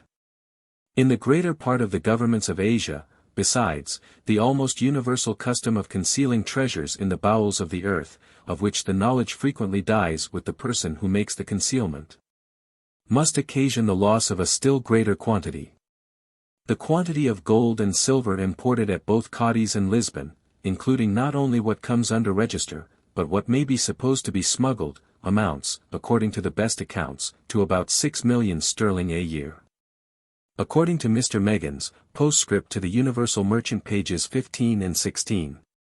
This postscript was not printed till 1756, 3 years after the publication of the book, which has never had a second edition. The postscript is, therefore, to be found in few copies. It corrects several errors in the book. The annual importation of the precious metals into Spain, at an average of 6 years, viz. from 1748 to 1753, both inclusive, and into Portugal, at an average of 7 years, viz. from 1747 to 1753, both inclusive, amounted in silver to £1,101,107 weight, and in gold to £49,940 weight. The silver, at 62 shillings the pound troy, amounts to £3 for 13 for 31:10s. sterling. The gold, at 44 guineas and a half the pound troy, amounts to £2 333 for 46:14s. sterling. Both together amount to £5 746 878:4s. sterling. The account of what was imported under register, he assures us, is exact. He gives us the detail of the particular places from which the gold and silver were brought, and of the particular quantity of each metal, which, according to the register, each of them afforded. He makes an allowance, too, for the quantity of each metal which, he supposes, may have been smuggled. The great experience of this judicious merchant renders his opinion of considerable weight. According to the eloquent, and sometimes well-informed, author of the philosophical and political history of the establishment of the Europeans in the two Indies, the annual importation of registered gold and silver into Spain, at an average of 11 years, viz. from 1754 to 1764, both inclusive, amounted to 13,984, 185 and 3/5 piastres of 10 reals. On account of what may have been smuggled, however, the whole annual importation, he supposes, may have amounted to 17 millions of piastres, which, at 4s. 6d, the piastre, is equal to 3,825,000 pounds sterling. He gives the detail, too, of the particular places from which the gold and silver were brought, and of the particular quantities of each metal, which according to the register, each of them afforded. He informs us, too, that if we were to judge of the quantity of gold annually imported from the Brazils to Lisbon, by the amount of the tax paid to the King of Portugal, which it seems, is 1/5 of the standard metal, we might value it at 18 millions of cruzados, or 45 millions of French livres, equal to about 20 millions sterling. On account of what may have been smuggled, however, we may safely, he says, add to this sum an eighth more, or 250,000 pounds sterling, so that the whole will amount to 2,250,000 pounds sterling. According to this account, therefore, the whole annual importation of the precious metals into both Spain and Portugal, mounts to about 6,075,000 pounds sterling. Several other very well authenticated, though manuscript accounts, I have been assured, agree in making this whole annual importation amount, at an average, to about 6 millions sterling, sometimes a little more, sometimes a little less. The annual importation of the precious metals into Cadiz and Lisbon, indeed, is not equal to the whole annual produce of the mines of America. Some part is sent annually by the Acapulco ships to Manila. Some part is employed in a contraband trade, which the Spanish colonies carry on with those of other European nations, and some part, no doubt, remains in the country. The mines of America, besides, are by no means the only gold and silver mines in the world. They are, however, by far the most abundant. The produce of all the other mines which are known is insignificant, it is acknowledged, in comparison with theirs, and the far greater part of their produce, it is likewise acknowledged, is annually imported into Cadiz and Lisbon. But the consumption of Birmingham alone, at the rate of 50,000 pounds a year, is equal to the 120th part of this annual importation, at the rate of 6 millions a year. The whole annual consumption of gold and silver, therefore, in all the different countries of the world where those metals are used, may, perhaps, be nearly equal to the whole annual produce. The remainder may be no more than sufficient to supply the increasing demand of all thriving countries.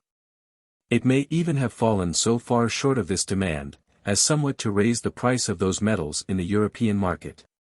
The quantity of brass and iron annually brought from the mine to the market, is out of all proportion greater than that of gold and silver.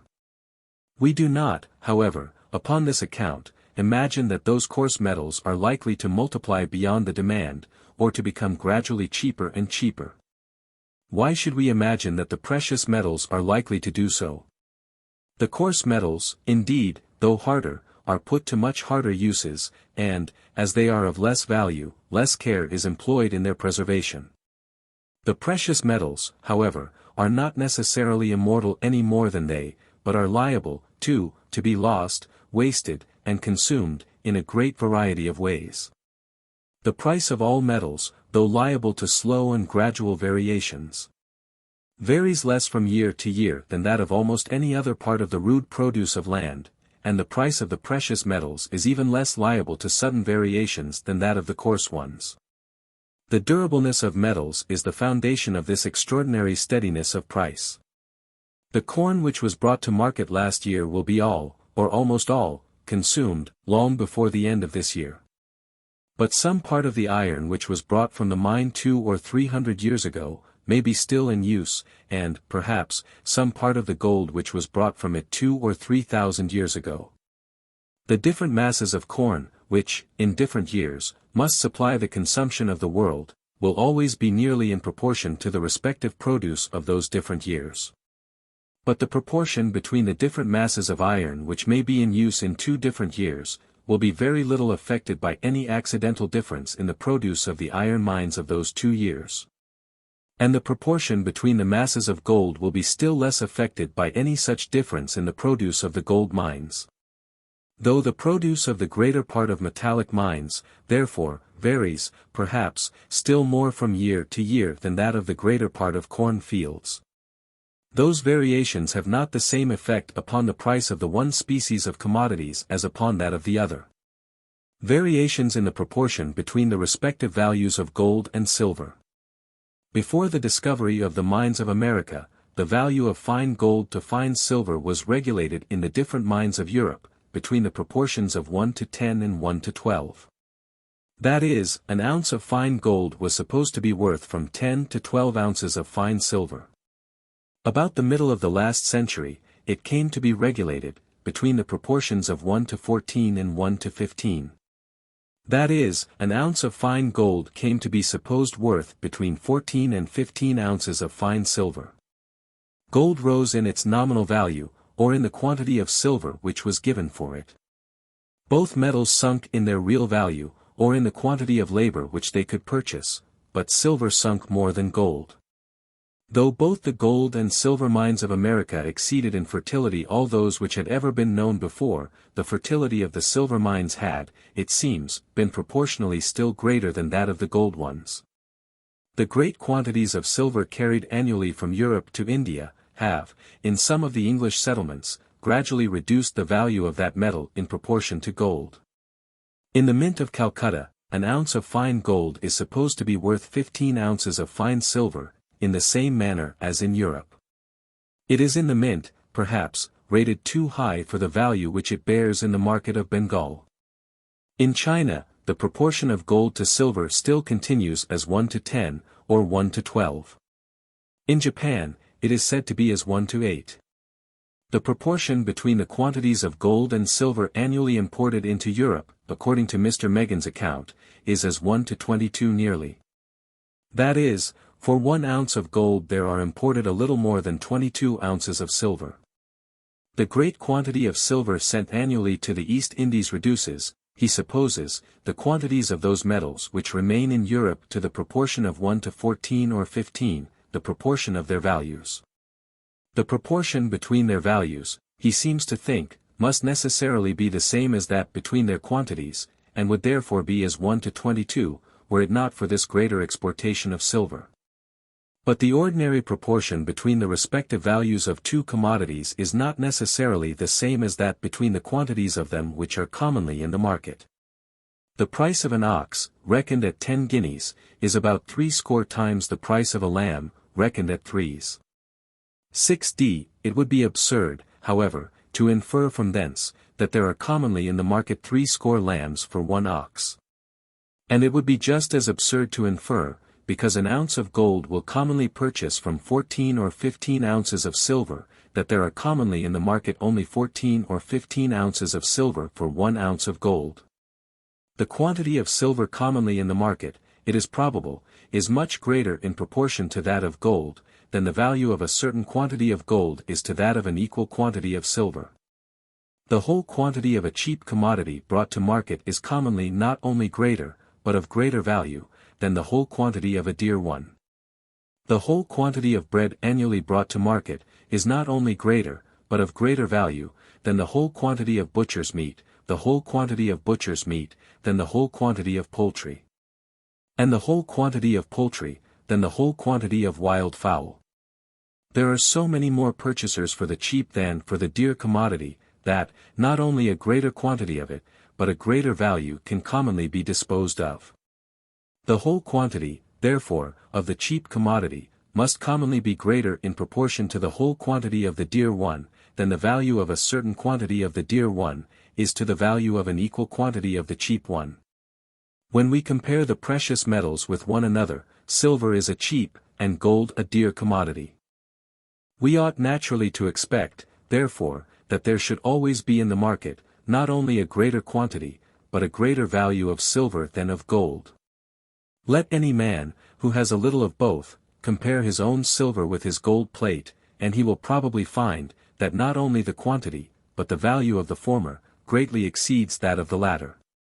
Many people, besides, have a good deal of silver who have no gold plate, which, even with those who have it, is generally confined to watch cases, snuff boxes, and such like trinkets, of which the whole amount is seldom of great value. In the British coin, indeed, the value of the gold preponderates greatly, but it is not so in that of all countries. In the coin of some countries, the value of the two metals is nearly equal. In the Scotch coin, before the union with England, the gold preponderated very little, though it did somewhat, see Ruddiman's preface to Anderson's Diplomata, etc. Scotii, as it appears by the accounts of the mint. In the coin of many countries the silver preponderates. In France, the largest sums are commonly paid in that metal, and it is there difficult to get more gold than what is necessary to carry about in your pocket. The superior value, however, of the silver plate above that of the gold, which takes place in all countries, will much more than compensate the preponderancy of the gold coin above the silver, which takes place only in some countries. Though, in one sense of the word, silver always has been, and probably always will be, much cheaper than gold, yet, in another sense, gold may perhaps, in the present state of the Spanish market, be said to be somewhat cheaper than silver.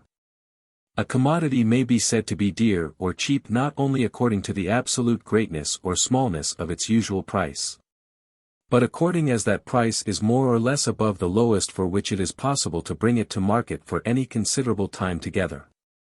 This lowest price is that which barely replaces, with a moderate profit, the stock which must be employed in bringing the commodity thither. It is the price which affords nothing to the landlord, of which rent makes not any component part, but which resolves itself altogether into wages and profit. But, in the present state of the Spanish market, gold is certainly somewhat nearer to this lowest price than silver. The tax of the King of Spain upon gold is only 1/20th part of the standard metal, or 5%. Whereas his tax upon silver amounts to 1/10th part of it, or to 10%. In these taxes, too, it has already been observed, consists the whole rent of the greater part of the gold and silver mines of Spanish America. And that upon gold is still worse paid than that upon silver. The profits of the undertakers of gold mines, too, as they more rarely make a fortune, must, in general, be still more moderate than those of the undertakers of silver mines. The price of Spanish gold, therefore, as it affords both less rent and less profit, must, in the Spanish market, be somewhat nearer to the lowest price for which it is possible to bring it thither, than the price of Spanish silver. When all expenses are computed, the whole quantity of the one metal, it would seem, cannot, in the Spanish market, be disposed of so advantageously as the whole quantity of the other. The tax, indeed, of the King of Portugal upon the gold of the Brazils, is the same with the ancient tax of the King of Spain upon the silver of Mexico and Peru, or 1/5 part of the standard metal. It may therefore be uncertain, whether, to the general market of Europe, the whole mass of American gold comes at a price nearer to the lowest for which it is possible to bring it thither, than the whole mass of American silver. The price of diamonds and other precious stones may, perhaps, be still nearer to the lowest price at which it is possible to bring them to market, than even the price of gold. Though it is not very probable that any part of a tax, which is not only imposed upon one of the most proper subjects of taxation, a mere luxury and superfluity, but which affords so very important a revenue as the tax upon silver, will ever be given up as long as it is possible to pay it.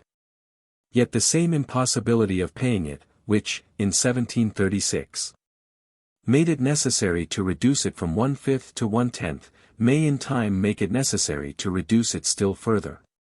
In the same manner as it made it necessary to reduce the tax upon gold to 1/20th. That the silver mines of Spanish America, like all other mines, become gradually more expensive in the working, on account of the greater depths at which it is necessary to carry on the works, and of the greater expense of drawing out the water. and of supplying them with fresh air at those depths, is acknowledged by everybody who has inquired into the state of those mines. These causes, which are equivalent to a growing scarcity of silver, for a commodity may be said to grow scarcer when it becomes more difficult and expensive to collect a certain quantity of it, must, in time, produce one or other of the three following events. The increase of the expense must either, first, be compensated altogether by a proportionable increase in the price of the metal. Or, secondly, it must be compensated altogether by a proportionable diminution of the tax upon silver, or, thirdly, it must be compensated partly by the one and partly by the other of those two expedients. This third event is very possible. As gold rose in its price in proportion to silver, notwithstanding a great diminution of the tax upon gold, so silver might rise in its price in proportion to labor and commodities, notwithstanding an equal diminution of the tax upon silver. Such successive reductions of the tax, however, though they may not prevent altogether, must certainly retard, more or less, the rise of the value of silver in the European market. In consequence of such reductions, many mines may be wrought which could not be wrought before, because they could not afford to pay the old tax.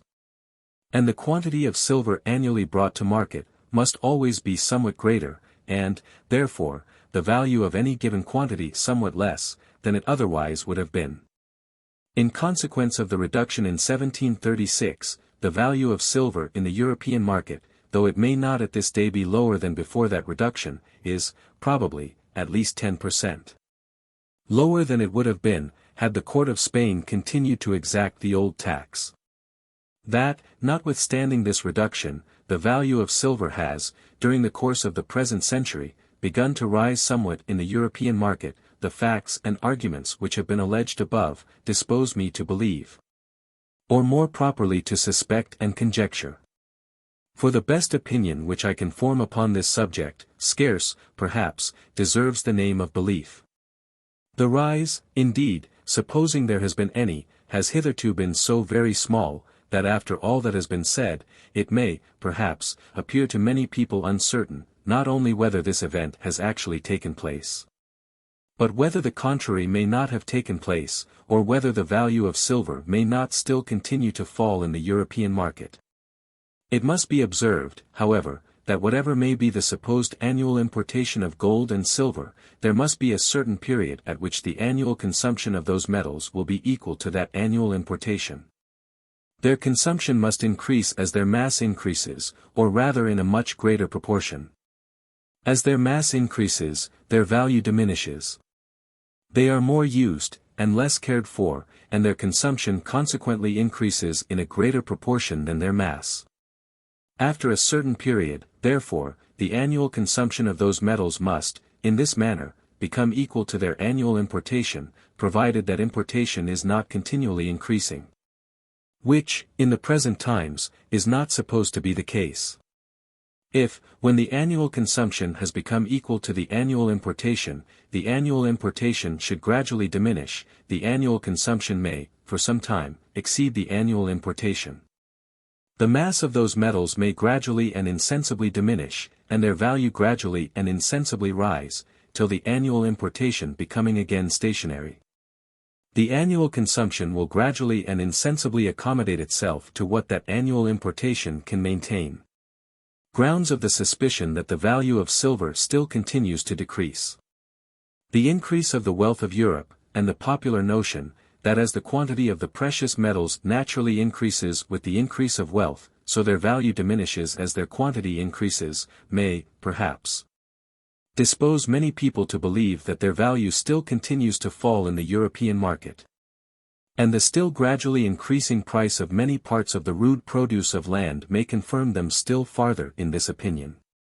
That increase in the quantity of the precious metals, which arises in any country from the increase of wealth, has no tendency to diminish their value, I have endeavored to shew already.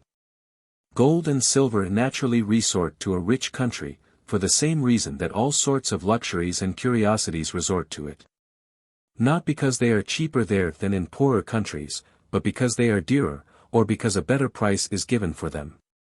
It is the superiority of price which attracts them. And as soon as that superiority ceases, they necessarily cease to go thither. If you accept corn, and such other vegetables as are raised altogether by human industry, that all other sorts of rude produce, cattle, poultry, game of all kinds, the useful fossils and minerals of the earth, etc., naturally grow dearer, as the society advances in wealth and improvement, I have endeavored to shew already. Though such commodities, therefore, come to exchange for a greater quantity of silver than before, it will not from thence follow that silver has become really cheaper, or will purchase less labor than before. But that such commodities have become really dearer, or will purchase more labor than before. It is not their nominal price only, but their real price, which rises in the progress of improvement. The rise of their nominal price is the effect, not of any degradation of the value of silver, but of the rise in their real price. Different effects of the progress of improvement upon three different sorts of rude produce. These different sorts of rude produce may be divided into three classes. The first comprehends those which it is scarce in the power of human industry to multiply at all. The second, those which it can multiply in proportion to the demand. The third, those in which the efficacy of industry is either limited or uncertain. In the progress of wealth and improvement, the real price of the first may rise to any degree of extravagance, and seems not to be limited by any certain boundary. That of the second, though it may rise greatly, has, however, a certain boundary, beyond which it cannot well pass for any considerable time together. That of the third, though its natural tendency is to rise in the progress of improvement, yet in the same degree of improvement it may sometimes happen even to fall, sometimes to continue the same, and sometimes to rise more or less, according as different accidents render the efforts of human industry, in multiplying this sort of rude produce, more or less successful. The first sort of rude produce, of which the price rises in the progress of improvement, is that which it is scarce in the power of human industry to multiply at all. It consists in those things which nature produces only in certain quantities, and which being of a very perishable nature, it is impossible to accumulate together the produce of many different seasons. Such are the greater part of rare and singular birds and fishes, many different sorts of game, almost all wild fowl, all birds of passage in particular, as well as many other things. When wealth, and the luxury which accompanies it, increase, the demand for these is likely to increase with them, and no effort of human industry may be able to increase the supply much beyond what it was before this increase of the demand. The quantity of such commodities, therefore, remaining the same, or nearly the same, while the competition to purchase them is continually increasing, their price may rise to any degree of extravagance, and seems not to be limited by any certain boundary. If woodcocks should become so fashionable as to sell for 20 guineas a piece, no effort of human industry could increase the number of those brought to market, much beyond what it is at present. The high price paid by the Romans, in the time of their greatest grandeur, for rare birds and fishes, may in this manner easily be accounted for. These prices were not the effects of the low value of silver in those times, but of the high value of such rarities and curiosities as human industry could not multiply at pleasure. The real value of silver was higher at Rome, for some time before, and after the fall of the Republic, than it is through the greater part of Europe at present. 3 sestertii equal to about 6 pence sterling, was the price which the Republic paid for the modius or peck of the tithe wheat of Sicily. This price, however, was probably below the average market price, the obligation to deliver their wheat at this rate being considered as a tax upon the Sicilian farmers. When the Romans, therefore, had occasion to order more corn than the tithe of wheat amounted to, they were bound by capitulation to pay for the surplus at the rate of 4 sestertii, or 8 pence sterling the peck. And this had probably been reckoned the moderate and reasonable, that is, the ordinary or average contract price of those times. It is equal to about 1 shillings the quarter.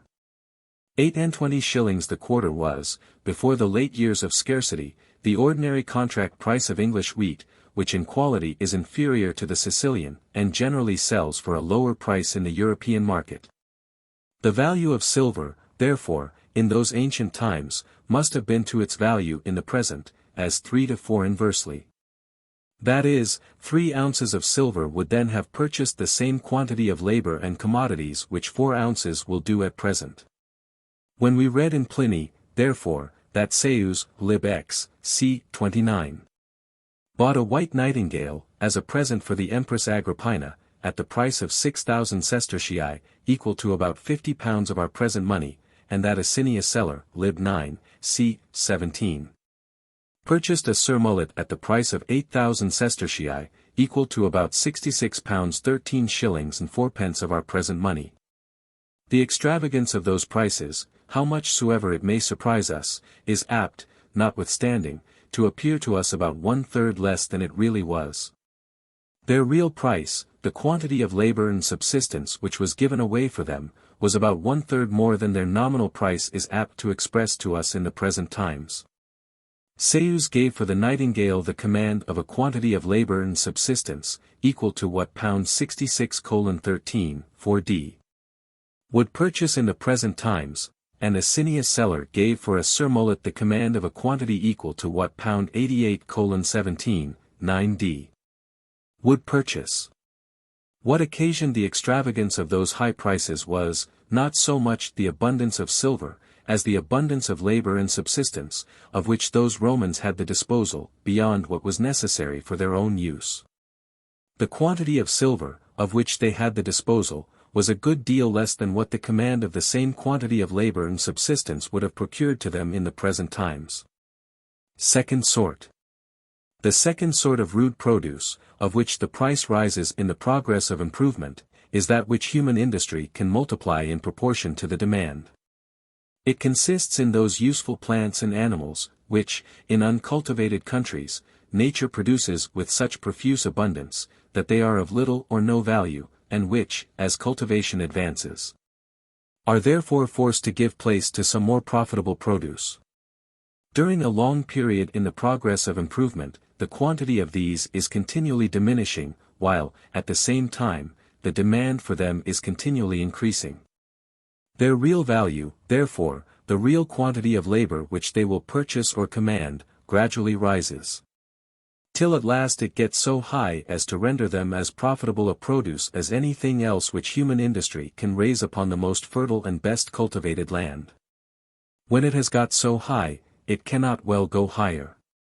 If it did, more land and more industry would soon be employed to increase their quantity.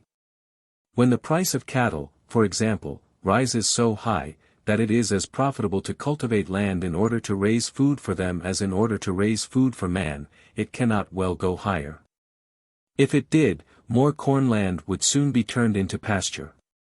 The extension of tillage, by diminishing the quantity of wild pasture, diminishes the quantity of butcher's meat, which the country naturally produces without labor or cultivation.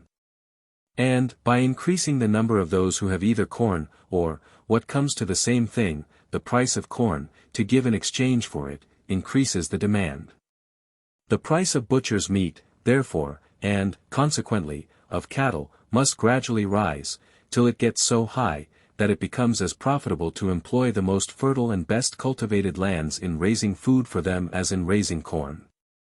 But it must always be late in the progress of improvement before tillage can be so far extended as to raise the price of cattle to this height.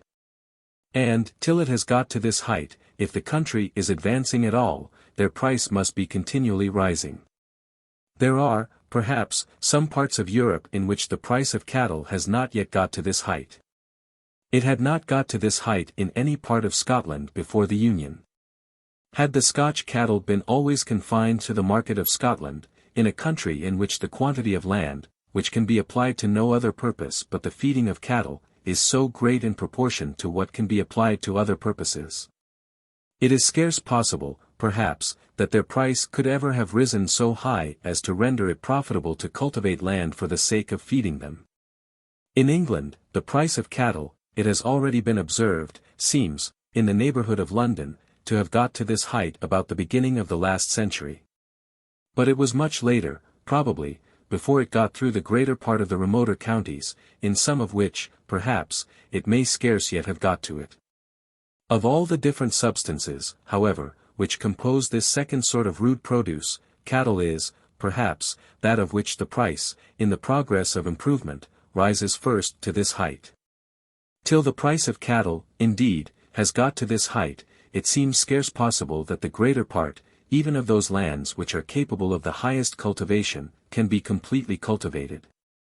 In all farms too distant from any town to carry manure from it, that is, in the far greater part of those of every extensive country, the quantity of well-cultivated land must be in proportion to the quantity of manure which the farm itself produces. And this, again, must be in proportion to the stock of cattle which are maintained upon it. The land is manured either by pasturing the cattle upon it, or by feeding them in the stable, and from thence carrying out their dung to it. But unless the price of the cattle be sufficient to pay both the rent and profit of cultivated land, the farmer cannot afford to pasture them upon it, and he can still less afford to feed them in the stable. It is with the produce of improved and cultivated land only that cattle can be fed in the stable, because, to collect the scanty and scattered produce of waste and unimproved lands, would require too much labor, and be too expensive. If the price of the cattle, therefore, is not sufficient to pay for the produce of improved and cultivated land, when they are allowed to pasture it, that price will be still less sufficient to pay for that produce. When it must be collected with a good deal of additional labor, and brought into the stable to them. In these circumstances, therefore, no more cattle can with profit be fed in the stable than what are necessary for tillage. But these can never afford manure enough for keeping constantly in good condition all the lands which they are capable of cultivating. What they afford, being insufficient for the whole farm, will naturally be reserved for the lands to which it can be most advantageously or conveniently applied, the most fertile, or those, perhaps, in the neighborhood of the farmyard. These, therefore, will be kept constantly in good condition, and fit for tillage. The rest will, the greater part of them, be allowed to lie waste, producing scarce anything but some miserable pasture, just sufficient to keep alive a few straggling, half-starved cattle. The farm, though much overstocked in proportion to what would be necessary for its complete cultivation, being very frequently overstocked in proportion to its actual produce. A portion of this waste land, however, after having been pastured in this wretched manner for 6 or 7 years together, may be ploughed up, when it will yield, perhaps, a poor crop or two of bad oats or of some other coarse grain. And then, being entirely exhausted, it must be rested and pastured again as before, and another portion ploughed up, to be in the same manner exhausted and rested again in its turn. Such, accordingly, was the general system of management all over the low country of Scotland before the Union. The lands which were kept constantly well manured and in good condition seldom exceeded a third or fourth part of the whole farm, and sometimes did not amount to a fifth or a sixth part of it. The rest were never manured, but a certain portion of them was in its turn, notwithstanding, regularly cultivated and exhausted. Under this system of management, it is evident, even that part of the lands of Scotland which is capable of good cultivation, could produce but little in comparison of what it may be capable of producing. But how disadvantageous soever this system may appear, yet, before the Union, the low price of cattle seems to have rendered it almost unavoidable. If, notwithstanding a great rise in the price, it still continues to prevail through a considerable part of the country, it is owing in many places, no doubt, to ignorance and attachment to old customs, but, in most places, to the unavoidable obstructions which the natural course of things opposes to the immediate or speedy establishment of a better system, first, to the poverty of the tenants. To their not having yet had time to acquire a stock of cattle sufficient to cultivate their lands more completely, the same rise of price, which would render it advantageous for them to maintain a greater stock, rendering it more difficult for them to acquire it. And, secondly, to their not having yet had time to put their lands in condition to maintain this greater stock properly, supposing they were capable of acquiring it. The increase of stock and the improvement of land are two events which must go hand in hand, and of which the one can nowhere much outrun the other. Without some increase of stock, there can be scarce any improvement of land, but there can be no considerable increase of stock, but in consequence of a considerable improvement of land, because otherwise the land could not maintain it. These natural obstructions to the establishment of a better system, cannot be removed but by a long course of frugality in industry. And half a century or a century more, perhaps, must pass away before the old system, which is wearing out gradually, can be completely abolished through all the different parts of the country. Of all the commercial advantages, however, which Scotland has derived from the union with England, this rise in the price of cattle is, perhaps, the greatest. It has not only raised the value of all Highland estates, but it has, perhaps, been the principal cause of the improvement of the Low Country. In all new colonies, the great quantity of waste land, which can for many years be applied to no other purpose but the feeding of cattle, soon renders them extremely abundant. And in everything great cheapness is the necessary consequence of great abundance. Though all the cattle of the European colonies in America were originally carried from Europe, they soon multiplied so much there, and became of so little value, that even horses were allowed to run wild in the woods, without any owner thinking it worth while to claim them. It must be a long time after the first establishment of such colonies, before it can become profitable to feed cattle upon the produce of cultivated land. The same causes, therefore, the want of manure, and the disproportion between the stock employed in cultivation and the land which it is destined to cultivate, are likely to introduce there a system of husbandry, not unlike that which still continues to take place in so many parts of Scotland. Mr. Combe, the Swedish traveller, when he gives an account of the husbandry of some of the English colonies in North America, as he found it in 1749, observes, accordingly, that he can with difficulty discover there the character of the English nation, so well skilled in all the different branches of agriculture.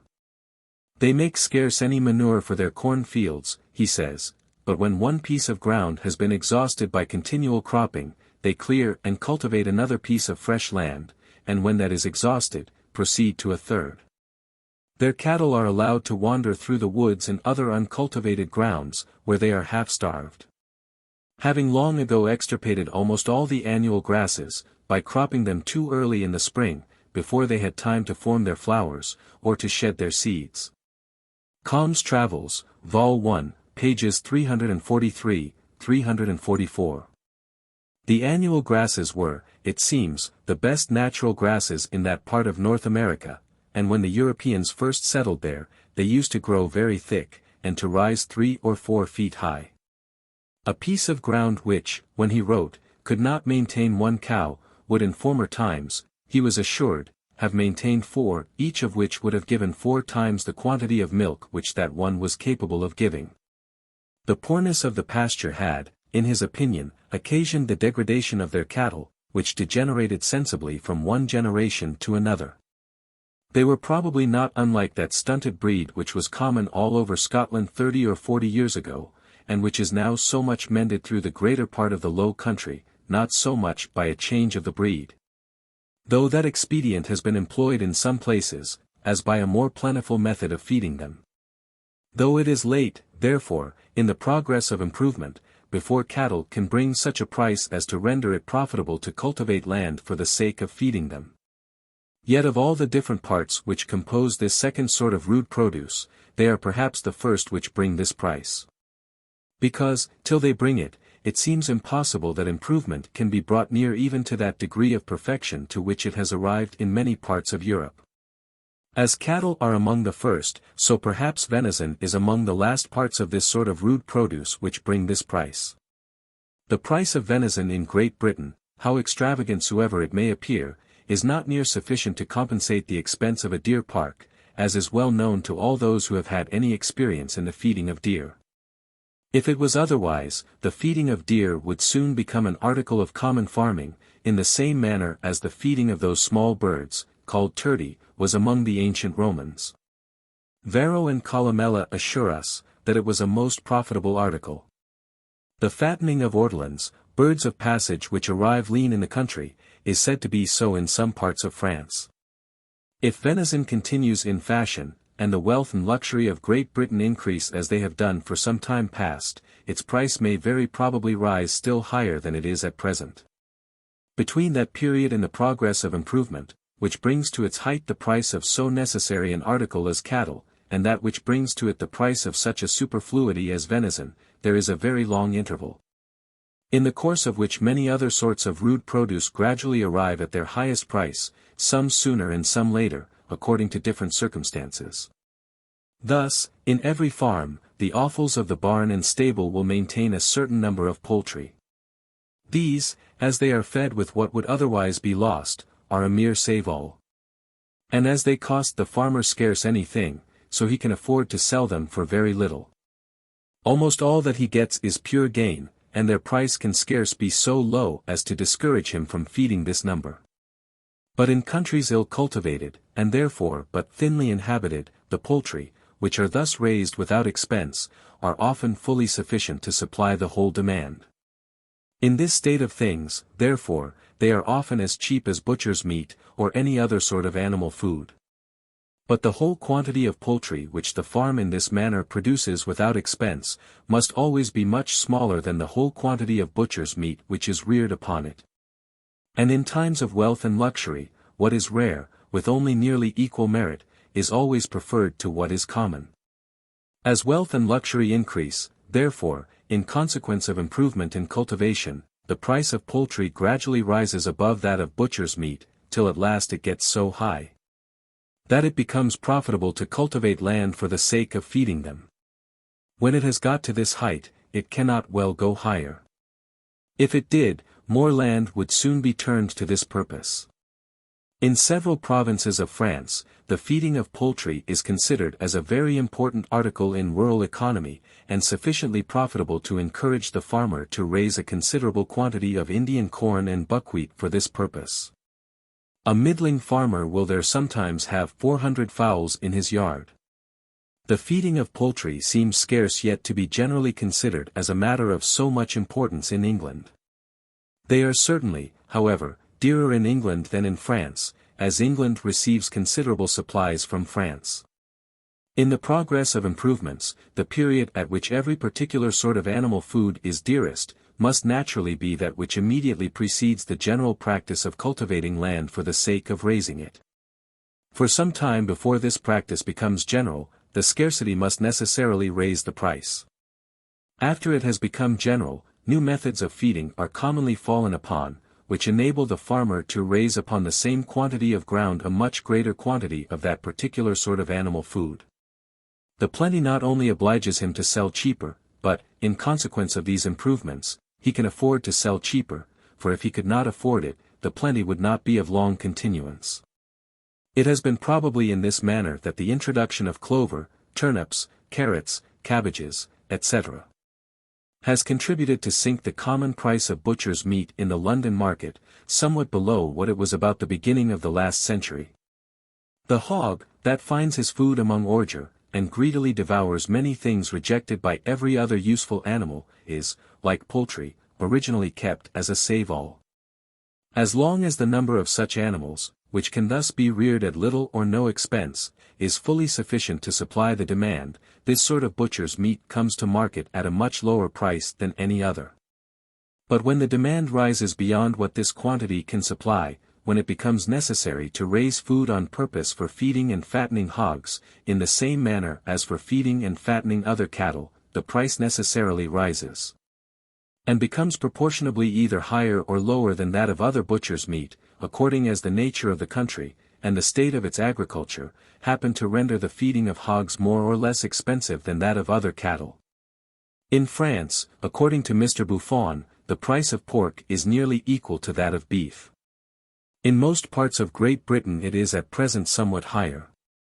The great rise in the price both of hogs and poultry, has, in Great Britain, been frequently imputed to the diminution of the number of cottagers and other small occupiers of land. An event which has in every part of Europe been the immediate forerunner of improvement and better cultivation, but which at the same time may have contributed to raise the price of those articles, both somewhat sooner and somewhat faster than it would otherwise have risen. As the poorest family can often maintain a cat or a dog without any expense, so the poorest occupiers of land can commonly maintain a few poultry, or a sow and a few pigs, at very little. The little offals of their own table, their whey, skimmed milk, and buttermilk, supply those animals with a part of their food, and they find the rest in the neighboring fields, without doing any sensible damage to any body. By diminishing the number of those small occupiers, therefore, the quantity of this sort of provisions, which is thus produced at little or no expense, must certainly have been a good deal diminished. And their price must consequently have been raised both sooner and faster than it would otherwise have risen. Sooner or later, however, in the progress of improvement, it must at any rate have risen to the utmost height to which it is capable of rising. Or to the price which pays the labor and expense of cultivating the land which furnishes them with food, as well as these are paid upon the greater part of other cultivated land. The business of the dairy, like the feeding of hogs and poultry, is originally carried on as a save-all. The cattle necessarily kept upon the farm produce more milk than either the rearing of their own young, or the consumption of the farmer's family requires, and they produce most at one particular season. But of all the productions of land, milk is perhaps the most perishable. In the warm season, when it is most abundant, it will scarce keep 24 hours. The farmer, by making it into fresh butter, stores a small part of it for a week. By making it into salt butter, for a year, and by making it into cheese, he stores a much greater part of it for several years. Part of all these is reserved for the use of his own family. The rest goes to market, in order to find the best price which is to be had, and which can scarce be so low as to discourage him from sending thither whatever is over and above the use of his own family. If it is very low indeed, he will be likely to manage his dairy in a very slovenly and dirty manner, and will scarce, perhaps, think it worth while to have a particular room or building on purpose for it. But will suffer the business to be carried on amidst the smoke, filth, and nastiness of his own kitchen, as was the case of almost all the farmers' dairies in Scotland 30 or 40 years ago, and as is the case of many of them still. The same causes which gradually raise the price of butcher's meat, the increase of the demand, and, in consequence of the improvement of the country, the diminution of the quantity which can be fed at little or no expense, raise, in the same manner, that of the produce of the dairy, of which the price naturally connects with that of butcher's meat, or with the expense of feeding cattle. The increase of price pays for more labor, care, and cleanliness. The dairy becomes more worthy of the farmer's attention, and the quality of its produce gradually improves. The price at last gets so high, that it becomes worth while to employ some of the most fertile and best cultivated lands in feeding cattle merely for the purpose of the dairy, and when it has got to this height, it cannot well go higher. If it did, more land would soon be turned to this purpose. It seems to have got to this height through the greater part of England, where much good land is commonly employed in this manner. If you except the neighbourhood of a few considerable towns, it seems not yet to have got to this height anywhere in Scotland, where common farmers seldom employ much good land in raising food for cattle, merely for the purpose of the dairy. The price of the produce, though it has risen very considerably within these few years, is probably still too low to admit of it. The inferiority of the quality, indeed, compared with that of the produce of English dairies, is fully equal to that of the price. But this inferiority of quality is, perhaps, rather the effect of this lowness of price, than the cause of it. Though the quality was much better, the greater part of what is brought to market could not, I apprehend, in the present circumstances of the country, be disposed of at a much better price. And the present price, it is probable, would not pay the expense of the land and labor necessary for producing a much better quality. Through the greater part of England, notwithstanding the superiority of price, the dairy is not reckoned a more profitable employment of land than the raising of corn, or the fattening of cattle, the two great objects of agriculture. Through the greater part of Scotland, therefore, it cannot yet be even so profitable. The lands of no country, it is evident, can ever be completely cultivated and improved, till once the price of every produce, which human industry is obliged to raise upon them, has got so high as to pay for the expense of complete improvement and cultivation. In order to do this, the price of each particular produce must be sufficient, first, to pay the rent of good corn land, as it is that which regulates the rent of the greater part of other cultivated land. And, secondly, to pay the labor and expense of the farmer, as well as they are commonly paid upon good corn land, or, in other words, to replace with the ordinary profits the stock which he employs about it. This rise in the price of each particular produce, must evidently be previous to the improvement and cultivation of the land which is destined for raising it. Gain is the end of all improvement. And nothing could deserve that name, of which loss was to be the necessary consequence. But loss must be the necessary consequence of improving land for the sake of a produce of which the price could never bring back the expense. If the complete improvement and cultivation of the country be, as it most certainly is, the greatest of all public advantages, this rise in the price of all those different sorts of rude produce, instead of being considered as a public calamity, ought to be regarded as the necessary forerunner and attendant of the greatest of all public advantages. This rise, too, in the nominal or money price of all those different sorts of rude produce, has been the effect, not of any degradation in the value of silver, but of a rise in their real price. They have become worth, not only a greater quantity of silver, but a greater quantity of labor and subsistence than before.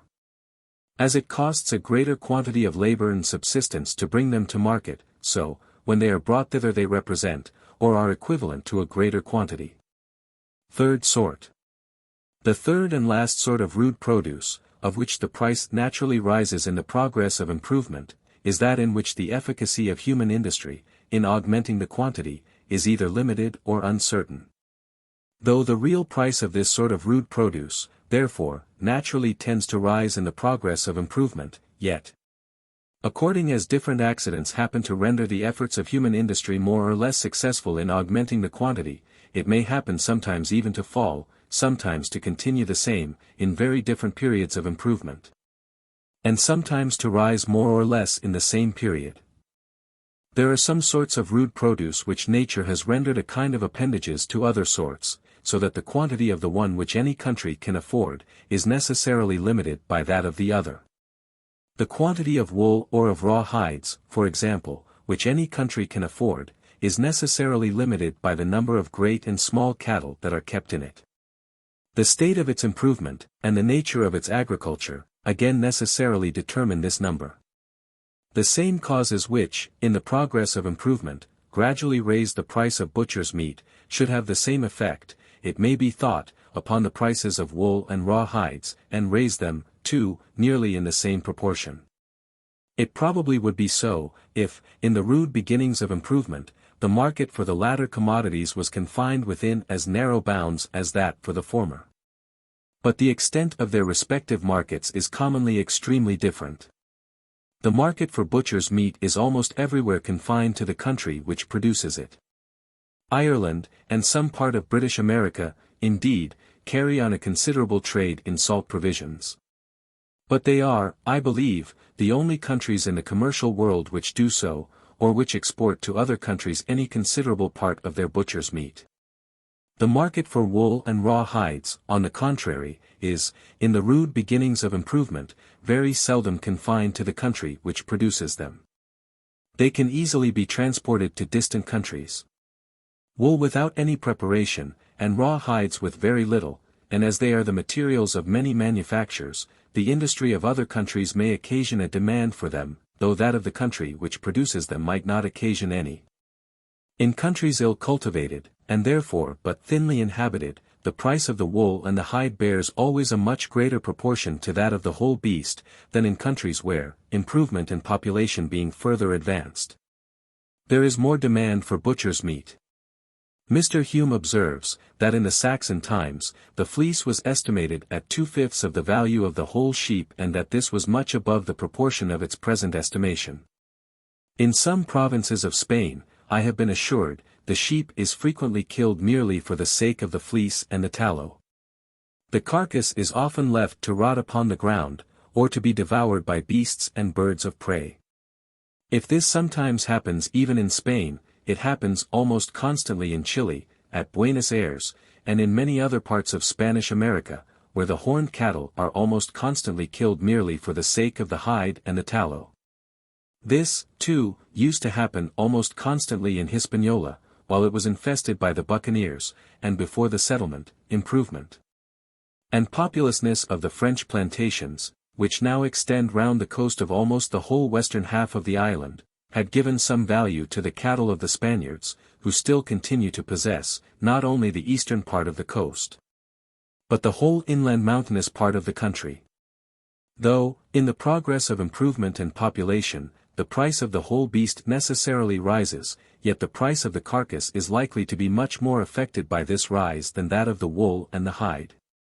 The market for the carcass being in the rude state of society confined always to the country which produces it, must necessarily be extended in proportion to the improvement and population of that country. But the market for the wool and the hides, even of a barbarous country, often extending to the whole commercial world, it can very seldom be enlarged in the same proportion. The state of the whole commercial world can seldom be much affected by the improvement of any particular country, and the market for such commodities may remain the same, or very nearly the same, after such improvements, as before. It should, however, in the natural course of things, rather, upon the whole, be somewhat extended in consequence of them. If the manufactures, especially, of which those commodities are the materials, should ever come to flourish in the country, the market, though it might not be much enlarged, would at least be brought much nearer to the place of growth than before. And the price of those materials might at least be increased by what had usually been the expense of transporting them to distant countries. Though it might not rise, therefore, in the same proportion as that of butcher's meat, it ought naturally to rise somewhat, and it ought certainly not to fall.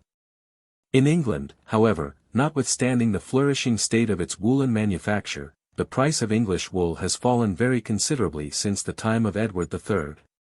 There are many authentic records which demonstrate that, during the reign of that prince, towards the middle of the 14th century, or about 1339, what was reckoned the moderate and reasonable price of the tod, or 28 pounds of English wool, was not less than 10 shillings of the money of those times. See Smith's Memoirs of Wool, Volume IC 5, 6, 7, also Volume 2, containing, at the rate of 20 pence the ounce, 6 ounces of silver, Tower weight, equal to about 30 shillings of our present money.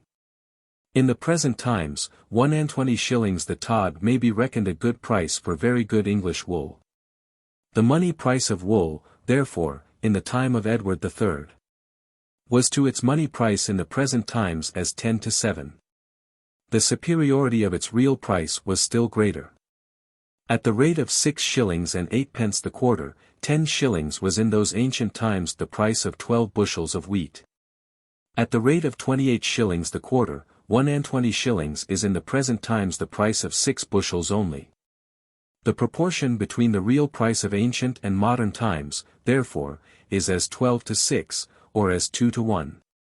In those ancient times, a tod of wool would have purchased twice the quantity of subsistence which it will purchase at present, and consequently twice the quantity of labor, if the real recompense of labor had been the same in both periods.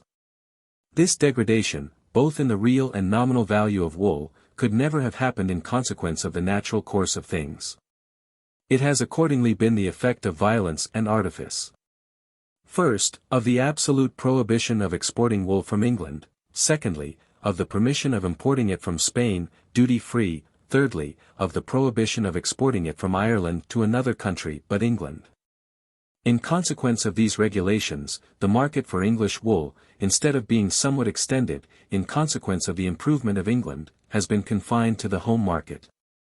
Where the wool of several other countries is allowed to come into competition with it, and where that of Ireland is forced into competition with it. As the woolen manufactures, too, of Ireland, are fully as much discouraged as is consistent with justice and fair dealing, the Irish can work up but a smaller part of their own wool at home, and are therefore obliged to send a greater proportion of it to Great Britain, the only market they are allowed. I have not been able to find any such authentic records concerning the price of raw hides in ancient times. Wool was commonly paid as a subsidy to the king, and its valuation in that subsidy ascertains, at least in some degree, what was its ordinary price. But this seems not to have been the case with raw hides. Fleetwood, however, from an account in 1425, between the prior of Bercester Oxford and one of his canons, gives us their price, at least as it was stated upon that particular occasion, viz. 5 ox hides at 12 shillings. 5 cow hides at 7 shillings and threepence, 36 sheep skins of 2 years old at 9 shillings, 16 calf skins at 2 shillings. In 1425, 12 shillings contained about the same quantity of silver as 4 shillings of our present money. An ox hide, therefore, was in this account valued at the same quantity of silver as 4 out of 5 ths of our present money. Its nominal price was a good deal lower than at present. But at the rate of 6 shillings and 8 pence the quarter, 12 shillings would in those times have purchased 14 bushels and 4/5 of a bushel of wheat, which, at 3 and 6 pence the bushel, would in the present times cost 51s. For an ox hide, therefore, would in those times have purchased as much corn as 10 shillings and 3 would purchase at present. Its real value was equal to 10 shillings and 3 of our present money. In those ancient times, when the cattle were half starved during the greater part of the winter, we cannot suppose that they were of a very large size. An ox hide which weighs 4 stone of 16 pounds of avoirdupois, is not in the present times reckoned a bad one, and in those ancient times would probably have been reckoned a very good one. But at half a crown the stone, which at this moment, February 1773, I understand to be the common price, such a hide would at present cost only 10 shillings. Through its nominal price, therefore, is higher in the present than it was in those ancient times, its real price, the real quantity of subsistence which it will purchase or command, is rather somewhat lower. The price of cow hides, as stated in the above account, is nearly in the common proportion to that of ox hides. That of sheep skins is a good deal above it. They had probably been sold with the wool. That of calves' skins, on the contrary, is greatly below it. In countries where the price of cattle is very low, the calves, which are not intended to be reared in order to keep up the stock, are generally killed very young, as was the case in Scotland 20 or 30 years ago. It saves the milk, which their price would not pay for. Their skins, therefore, are commonly good for little. The price of raw hides is a good deal lower at present than it was a few years ago. Owing probably to the taking off the duty upon seal skins, and to the allowing, for a limited time, the importation of raw hides from Ireland, and from the plantations, duty-free, which was done in 1769. Take the whole of the present century at an average, their real price has probably been somewhat higher than it was in those ancient times. The nature of the commodity renders it not quite so proper for being transported to distant markets as wool. It suffers more by keeping. A salted hide is reckoned inferior to a fresh one, and sells for a lower price. This circumstance must necessarily have some tendency to sink the price of raw hides produced in a country which does not manufacture them, but is obliged to export them. And comparatively to raise that of those produced in a country which does manufacture them. It must have some tendency to sink their price in a barbarous, and to raise it in an improved and manufacturing country. It must have had some tendency, therefore, to sink it in ancient, and to raise it in modern times.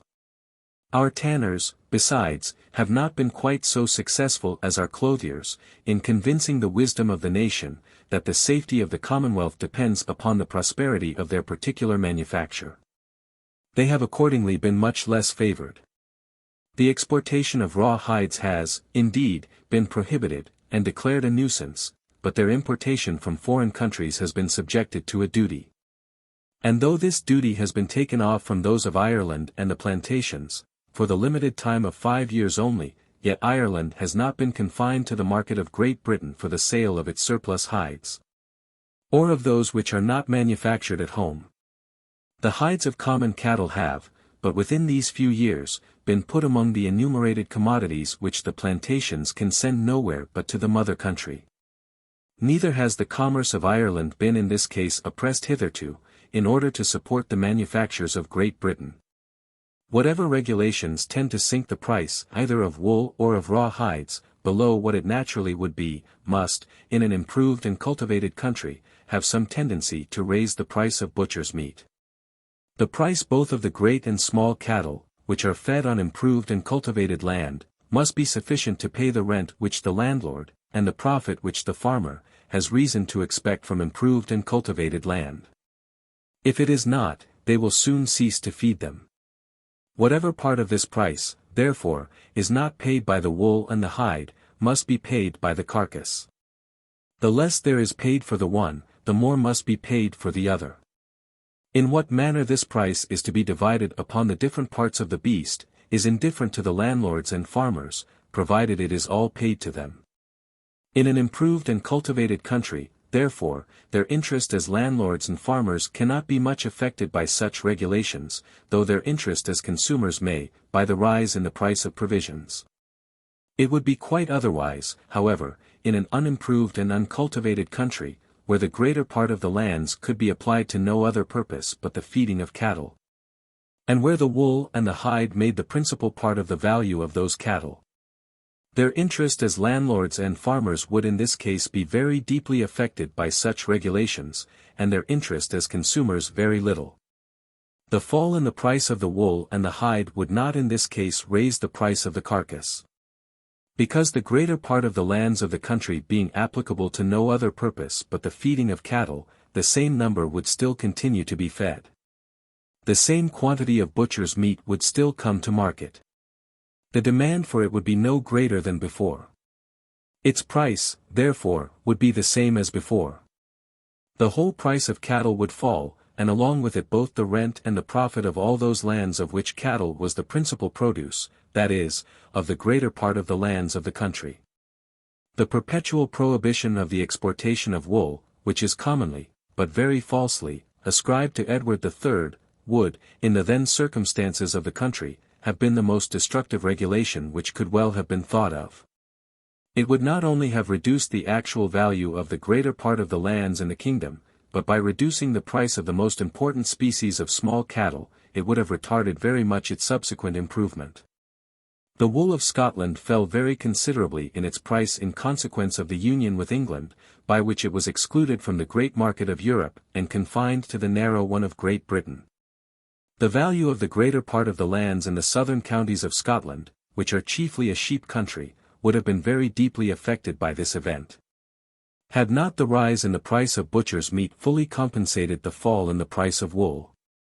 As the efficacy of human industry, in increasing the quantity either of wool or of raw hides, is limited, so far as it depends upon the produce of the country where it is exerted, so it is uncertain so far as it depends upon the produce of other countries. It so far depends not so much upon the quantity which they produce, as upon that which they do not manufacture, and upon the restraints which they may or may not think proper to impose upon the exportation of this sort of rude produce. These circumstances, as they are altogether independent of domestic industry, so they necessarily render the efficacy of its efforts more or less uncertain. In multiplying this sort of rude produce, therefore, the efficacy of human industry is not only limited, but uncertain. In multiplying another very important sort of rude produce, the quantity of fish that is brought to market, it is likewise both limited and uncertain. It is limited by the local situation of the country, by the proximity or distance of its different provinces from the sea, by the number of its lakes and rivers, and by what may be called the fertility or barrenness of those seas, lakes, and rivers. As to this sort of rude produce, as population increases, as the annual produce of the land and labor of the country grows greater and greater, there come to be more buyers of fish. And those buyers, too, have a greater quantity and variety of other goods, or, what is the same thing, the price of a greater quantity and variety of other goods, to buy with. But it will generally be impossible to supply the great and extended market, without employing a quantity of labor greater than in proportion to what had been requisite for supplying the narrow and confined one. A market which, from requiring only 1,000, comes to require annually 10,000 ton of fish, can seldom be supplied, without employing more than 10 times the quantity of labor which had before been sufficient to supply it. The fish must generally be sought for at a greater distance, larger vessels must be employed, and more expensive machinery of every kind made use of. The real price of this commodity, therefore, naturally rises in the progress of improvement. It has accordingly done so, I believe, more or less in every country. Though the success of a particular day's fishing may be a very uncertain matter, yet the local situation of the country being supposed, the general efficacy of industry in bringing a certain quantity of fish to market, taking the course of a year, or of several years together, it may, perhaps, be thought is certain enough. And it, no doubt, is so. As it depends more, however, upon the local situation of the country, than upon the state of its wealth and industry. As upon this account it may in different countries be the same in very different periods of improvement, and very different in the same period, its connection with the state of improvement is uncertain. And it is of this sort of uncertainty that I am here speaking. In increasing the quantity of the different minerals and metals which are drawn from the bowels of the earth, that of the more precious ones particularly, the efficacy of human industry seems not to be limited, but to be altogether uncertain. The quantity of the precious metals which is to be found in any country, is not limited by anything in its local situation, such as the fertility or barrenness of its own mines. Those metals frequently abound in countries which possess no mines. Their quantity, in every particular country, seems to depend upon two different circumstances. First, upon its power of purchasing, upon the state of its industry, upon the annual produce of its land and labor, in consequence of which it can afford to employ a greater or a smaller quantity of labor and subsistence. In bringing or purchasing such superfluities as gold and silver either from its own mines, or from those of other countries. And, secondly, upon the fertility or barrenness of the mines which may happen at any particular time to supply the commercial world with those metals. The quantity of those metals in the countries most remote from the mines, must be more or less affected by this fertility or barrenness, on account of the easy and cheap transportation of those metals, of their small bulk and great value. Their quantity in China and in Dostan must have been more or less affected by the abundance of the mines of America.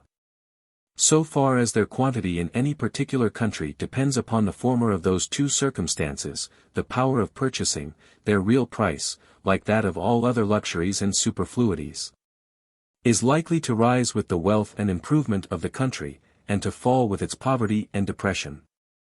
Countries which have a great quantity of labor and subsistence to spare, can afford to purchase any particular quantity of those metals at the expense of a greater quantity of labor and subsistence, than countries which have less to spare. So far as their quantity in any particular country depends upon the latter of those two circumstances, the fertility or barrenness of the mines which happen to supply the commercial world, their real price. The real quantity of labor and subsistence which they will purchase or exchange for, will, no doubt, sink more or less in proportion to the fertility, and rise in proportion to the barrenness of those mines. The fertility or barrenness of the mines, however, which may happen at any particular time to supply the commercial world, is a circumstance which, it is evident, may have no sort of connection with the state of industry in a particular country. It seems even to have no very necessary connection with that of the world in general. As arts and commerce, indeed, gradually spread themselves over a greater and a greater part of the earth, the search for new mines, being extended over a wider surface, may have somewhat a better chance for being successful than when confined within narrower bounds. The discovery of new mines, however, as the old ones come to be gradually exhausted, is a matter of the greatest uncertainty, and such as no human skill or industry can ensure. All indications, it is acknowledged, are doubtful. And the actual discovery and successful working of a new mine can alone ascertain the reality of its value, or even of its existence. In this search there seem to be no certain limits either to the possible success, or to the possible disappointment of human industry. In the course of a century or two, it is possible that new mines may be discovered, more fertile than any that have ever yet been known. And it is just equally possible, that the most fertile mine then known may be more barren than any that was wrought before the discovery of the mines of America. Whether the one or the other of those two events may happen to take place, is of very little importance to the real wealth and prosperity of the world, to the real value of the annual produce of the land and labor of mankind. Its nominal value, the quantity of gold and silver by which this annual produce could be expressed or represented, would, no doubt, be very different. But its real value, the real quantity of labor which it could purchase or command, would be precisely the same. A shilling might, in the one case, represent no more labor than a penny does at present. And a penny, in the other, might represent as much as a shilling does now. But in the one case, he who had a shilling in his pocket would be no richer than he who has a penny at present. And in the other, he who had a penny would be just as rich as he who has a shilling now. The cheapness and abundance of gold and silver plate would be the sole advantage which the world could derive from the one event. And the dearness and scarcity of those trifling superfluities, the only inconveniency it could suffer from the other. Conclusion of the digression concerning the variations in the value of silver. The greater part of the writers who have collected the money price of things in ancient times, seem to have considered the low money price of corn, and of goods in general, or, in other words, the high value of gold and silver, as a proof not only of the scarcity of those metals, but of the poverty and barbarism of the country at the time when it took place. This notion is connected with the system of political economy, which represents national wealth as consisting in the abundance and national poverty in the scarcity of gold and silver. A system which I shall endeavor to explain and examine at great length in the fourth book of this inquiry. I shall only observe at present, that the high value of the precious metals can be no proof of the poverty or barbarism of any particular country at the time when it took place. It is a proof only of the barrenness of the mines which happened at that time to supply the commercial world. A poor country, as it cannot afford to buy more, so it can as little afford to pay dearer for gold and silver than a rich one. And the value of those metals, therefore, is not likely to be higher in the former than in the latter. In China, a country much richer than any part of Europe, the value of the precious metals is much higher than in any part of Europe. As the wealth of Europe, indeed, has increased greatly since the discovery of the mines of America, so the value of gold and silver has gradually diminished. This diminution of their value, however, has not been owing to the increase of the real wealth of Europe, of the annual produce of its land and labor, but to the accidental discovery of more abundant mines than any that were known before. The increase of the quantity of gold and silver in Europe, and the increase of its manufactures and agriculture, are two events which, though they have happened nearly about the same time, yet have arisen from very different causes, and have scarce any natural connection with one another. The one has arisen from a mere accident, in which neither prudence nor policy either had or could have any share. The other, from the fall of the feudal system, and from the establishment of a government which afforded to industry the only encouragement which it requires, some tolerable security that it shall enjoy the fruits of its own labor. Poland, where the feudal system still continues to take place, is at this day as beggarly a country as it was before the discovery of America. The money price of corn, however, has risen. The real value of the precious metals has fallen in Poland, in the same manner as in other parts of Europe. Their quantity, therefore, must have increased there as in other places, and nearly in the same proportion to the annual produce of its land and labor. This increase of the quantity of those metals, however, has not, it seems, increased that annual produce, has neither improved the manufactures and agriculture of the country, nor mended the circumstances of its inhabitants. Spain and Portugal, the countries which possess the mines, are, after Poland, perhaps the two most beggarly countries in Europe. The value of the precious metals, however, must be lower in Spain and Portugal than in any other part of Europe, as they come from those countries to all other parts of Europe, loaded, not only with a freight and an insurance, but with the expense of smuggling, their exportation being either prohibited or subjected to a duty. In proportion to the annual produce of the land and labor, therefore, their quantity must be greater in those countries than in any other part of Europe. Those countries, however, are poorer than the greater part of Europe. Though the feudal system has been abolished in Spain and Portugal, it has not been succeeded by a much better.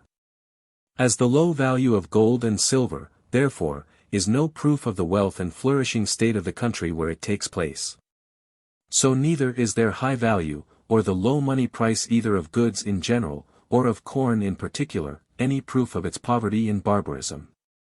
But though the low money price either of goods in general, or of corn in particular, be no proof of the poverty or barbarism of the times, the low money price of some particular sorts of goods, such as cattle, poultry, game of all kinds, etc., in proportion to that of corn, is a most decisive one. It clearly demonstrates, first, their great abundance in proportion to that of corn, and, consequently, the great extent of the land which they occupied in proportion to what was occupied by corn. And, secondly, the low value of this land in proportion to that of corn land, and, consequently, the uncultivated and unimproved state of the far greater part of the lands of the country. It clearly demonstrates that the stock and population of the country did not bear the same proportion to the extent of its territory, which they commonly do in civilized countries. And that society was at that time, and in that country, but in its infancy. From the high or low money price, either of goods in general, or of corn in particular, we can infer only, that the mines, which at that time happened to supply the commercial world with gold and silver, were fertile or barren. Not that the country was rich or poor. But from the high or low money price of some sorts of goods in proportion to that of others, we can infer, with a degree of probability that approaches almost to certainty, that it was rich or poor. That the greater part of its lands were improved or unimproved, and that it was either in a more or less barbarous state, or in a more or less civilized one. Any rise in the money price of goods which proceeded altogether from the degradation of the value of silver, would affect all sorts of goods equally, and raise their price universally, a third, or a fourth, or a fifth part higher. According as silver happened to lose a third, or a fourth, or a fifth part of its former value. But the rise in the price of provisions, which has been the subject of so much reasoning and conversation, does not affect all sorts of provisions equally. Taking the course of the present century at an average, the price of corn, it is acknowledged, even by those who account for this rise by the degradation of the value of silver, has risen much less than that of some other sorts of provisions. The rise in the price of those other sorts of provisions, therefore, cannot be owing altogether to the degradation of the value of silver. Some other causes must be taken into the account. And those which have been above assigned, will, perhaps, without having recourse to the supposed degradation of the value of silver, sufficiently explain this rise in those particular sorts of provisions, of which the price has actually risen in proportion to that of corn. As to the price of corn itself, it has, during the 64 first years of the present century, and before the late extraordinary course of bad seasons, been somewhat lower than it was during the 64 last years of the preceding century. This fact is attested, not only by the accounts of Windsor Market, but by the public fiars of all the different counties of Scotland, and by the accounts of several different markets in France, which have been collected with great diligence and fidelity by Mr. Messance, and by Mr. Dupré de Saint-Maur. The evidence is more complete than could well have been expected in a matter which is naturally so very difficult to be ascertained. As to the high price of corn during these last 10 or 12 years, it can be sufficiently accounted for from the badness of the seasons, without supposing any degradation in the value of silver. The opinion, therefore, that silver is continually sinking in its value, seems not to be founded upon any good observations, either upon the prices of corn, or upon those of other provisions.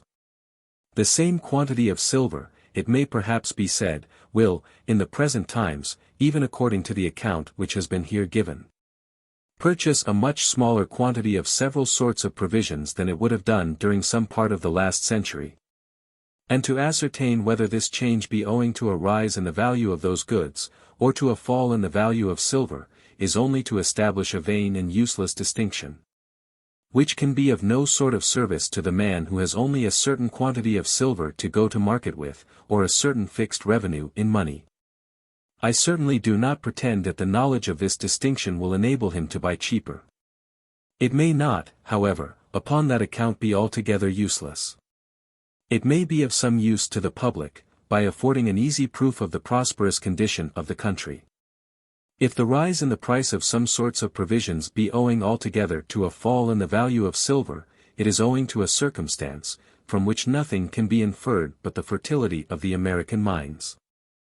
The real wealth of the country, the annual produce of its land and labor, may, notwithstanding this circumstance, be either gradually declining, as in Portugal and Poland, or gradually advancing, as in most other parts of Europe. But if this rise in the price of some sorts of provisions be owing to a rise in the real value of the land which produces them, to its increased fertility, or, in consequence of more extended improvement and good cultivation, to its having been rendered fit for producing corn, it is owing to a circumstance which indicates, in the clearest manner, the prosperous and advancing state of the country. The land constitutes by far the greatest, the most important, and the most durable part of the wealth of every extensive country. It may surely be of some use, or, at least, it may give some satisfaction to the public, to have so decisive a proof of the increasing value of by far the greatest, the most important, and the most durable part of its wealth. It may, too, be of some use to the public, in regulating the pecuniary reward of some of its inferior servants. If this rise in the price of some sorts of provisions be owing to a fall in the value of silver, their pecuniary reward, provided it was not too large before, ought certainly to be augmented in proportion to the extent of this fall. If it is not augmented, their real recompense will evidently be so much diminished. But if this rise of price is owing to the increased value, in consequence of the improved fertility of the land which produces such provisions, it becomes a much nicer matter to judge, either in what proportion any pecuniary reward ought to be augmented, or whether it ought to be augmented at all. The extension of improvement and cultivation, as it necessarily raises more or less, in proportion to the price of corn, that of every sort of animal food, so it as necessarily lowers that of, I believe, every sort of vegetable food. It raises the price of animal food, because a great part of the land which produces it, being rendered fit for producing corn, must afford to the landlord and farmer the rent and profit of corn land. It lowers the price of vegetable food, because, by increasing the fertility of the land, it increases its abundance. The improvements of agriculture, too, introduce many sorts of vegetable food, which requiring less land, and not more labor than corn, come much cheaper to market. Such are potatoes and maize, or what is called Indian corn, the two most important improvements which the agriculture of Europe, perhaps, which Europe itself, has received from the great extension of its commerce and navigation. Many sorts of vegetable food, besides, which in the rude state of agriculture are confined to the kitchen garden, and raised only by the spade, come, in its improved state, to be introduced into common fields, and to be raised by the plough. Such as turnips, carrots, cabbages, etc. If, in the progress of improvement, therefore, the real price of one species of food necessarily rises, that of another as necessarily falls. And it becomes a matter of more nicety to judge how far the rise in the one may be compensated by the fall in the other. When the real price of butcher's meat has once got to its height, which, with regard to every sort, except perhaps that of hog's flesh, it seems to have done through a great part of England more than a century ago, any rise which can afterwards happen in that of any other sort of animal food, cannot much affect the circumstances of the inferior ranks of people. The circumstances of the poor, through a great part of England, cannot surely be so much distressed by any rise in the price of poultry, fish, wildfowl, or venison, as they must be relieved by the fall in that of potatoes. In the present season of scarcity, the high price of corn no doubt distresses the poor. But in times of moderate plenty, when corn is at its ordinary or average price, the natural rise in the price of any other sort of rude produce cannot much affect them. They suffer more, perhaps, by the artificial rise which has been occasioned by taxes in the price of some manufactured commodities, as of salt, soap, leather, candles, malt, beer, ale, etc. Effects of the progress of improvement upon the real price of manufactures. It is the natural effect of improvement, however, to diminish gradually the real price of almost all manufactures. That of the manufacturing workmanship diminishes, perhaps, in all of them without exception, in consequence of better machinery, of greater dexterity, and of a more proper division and distribution of work, all of which are the natural effects of improvement. A much smaller quantity of labor becomes requisite for executing any particular piece of work. And though, in consequence of the flourishing circumstances of the society, the real price of labor should rise very considerably, Yet the great diminution of the quantity will generally much more than compensate the greatest rise which can happen in the price. There are, indeed, a few manufactures, in which the necessary rise in the real price of the rude materials will more than compensate all the advantages which improvement can introduce into the execution of the work. In carpenters' and joiners' work, and in the coarser sort of cabinet work, the necessary rise in the real price of barren timber, in consequence of the improvement of land, will more than compensate all the advantages which can be derived from the best machinery, the greatest dexterity, and the most proper division and distribution of work. But in all cases in which the real price of the rude material either does not rise at all, or does not rise very much, that of the manufactured commodity sinks very considerably. This diminution of price has, in the course of the present and preceding century, been most remarkable in those manufactures of which the materials are the coarser metals. A better movement of a watch, than about the middle of the last century could have been bought for £20, may now perhaps be had for 20 shillings.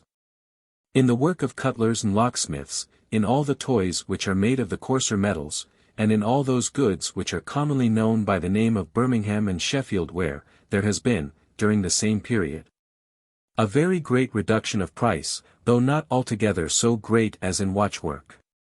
It has, however, been sufficient to astonish the workmen of every other part of Europe, who in many cases acknowledge that they can produce no work of equal goodness for double or even for triple the price. There are perhaps no manufactures, in which the division of labor can be carried further, or in which the machinery employed admits of a greater variety of improvements, than those of which the materials are the coarser metals. In the clothing manufacture there has, during the same period, been no such sensible reduction of price. The price of superfine cloth, I have been assured, on the contrary, has, within these 25 or 30 years, risen somewhat in proportion to its quality, owing, it was said, to a considerable rise in the price of the material, which consists altogether of Spanish wool. That of the Yorkshire cloth, which is made altogether of English wool, is said, indeed, during the course of the present century, to have fallen a good deal in proportion to its quality. Quality, however, is so very disputable a matter, that I look upon all information of this kind as somewhat uncertain. In the clothing manufacture, the division of labor is nearly the same now as it was a century ago, and the machinery employed is not very different. There may, however, have been some small improvements in both, which may have occasioned some reduction of price. But the reduction will appear much more sensible and undeniable, if we compare the price of this manufacture in the present times with what it was in a much remoter period, towards the end of the 15th century, when the labor was probably much less subdivided, and the machinery employed much more imperfect, than it is at present. In 1487, being the 4th of Henry VII, it was enacted, that whosoever shall sell by retail a broad yard of the finest scarlet grained, or of other grained cloth of the finest making, above 16 shillings, shall forfeit 40 shillings for every yard so sold. 16 shillings, therefore, containing about the same quantity of silver as 24 shillings of our present money, was, at that time, reckoned not an unreasonable price for a yard of the finest cloth. And as this is a sumptuary law, such cloth, it is probable, had usually been sold somewhat dearer. A guinea may be reckoned the highest price in the present times. Even though the quality of the cloths, therefore, should be supposed equal, and that of the present times is most probably much superior, yet, even upon this supposition, the money price of the finest cloth appears to have been considerably reduced since the end of the 15th century. But its real price has been much more reduced. 6 shillings and 8 pence was then, and long afterwards, reckoned the average price of a quarter of wheat. 16 shillings, therefore, was the price of 2 quarters and more than 3 bushels of wheat. Valuing a quarter of wheat in the present times at 28 shillings, the real price of a yard of fine cloth must, in those times, have been equal to at least £3 6 shillings and 6 pence of our present money. The man who bought it must have parted with the command of a quantity of labor and subsistence equal to what that sum would purchase in the present times. The reduction in the real price of the coarse manufacture, though considerable, has not been so great as in that of the fine. In 1463, being the 3rd of Edward IV. It was enacted, that no servant in husbandry nor common labourer, nor servant to any artificer inhabiting out of a city or burgh, shall use or wear in their clothing any cloth above 2 shillings the broad yard. In the 3rd of Edward IV. 2 shillings contained very nearly the same quantity of silver as 4 of our present money. But the Yorkshire cloth which is now sold at 4 shillings the yard, is probably much superior to any that was then made for the wearing of the very poorest order of common servants. Even the money price of their clothing, therefore, may, in proportion to the quality, be somewhat cheaper in the present than it was in those ancient times. The real price is certainly a good deal cheaper.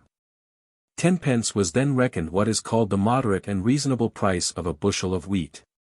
2 shillings, therefore, was the price of 2 bushels and near 2 pecks of wheat, which in the present times, at 3 shillings and 6 pence the bushel, would be worth 8 shillings and 9 pence. For a yard of this cloth the poor servant must have parted with the power of purchasing a quantity of subsistence equal to what 8 shillings and 9 pence would purchase in the present times.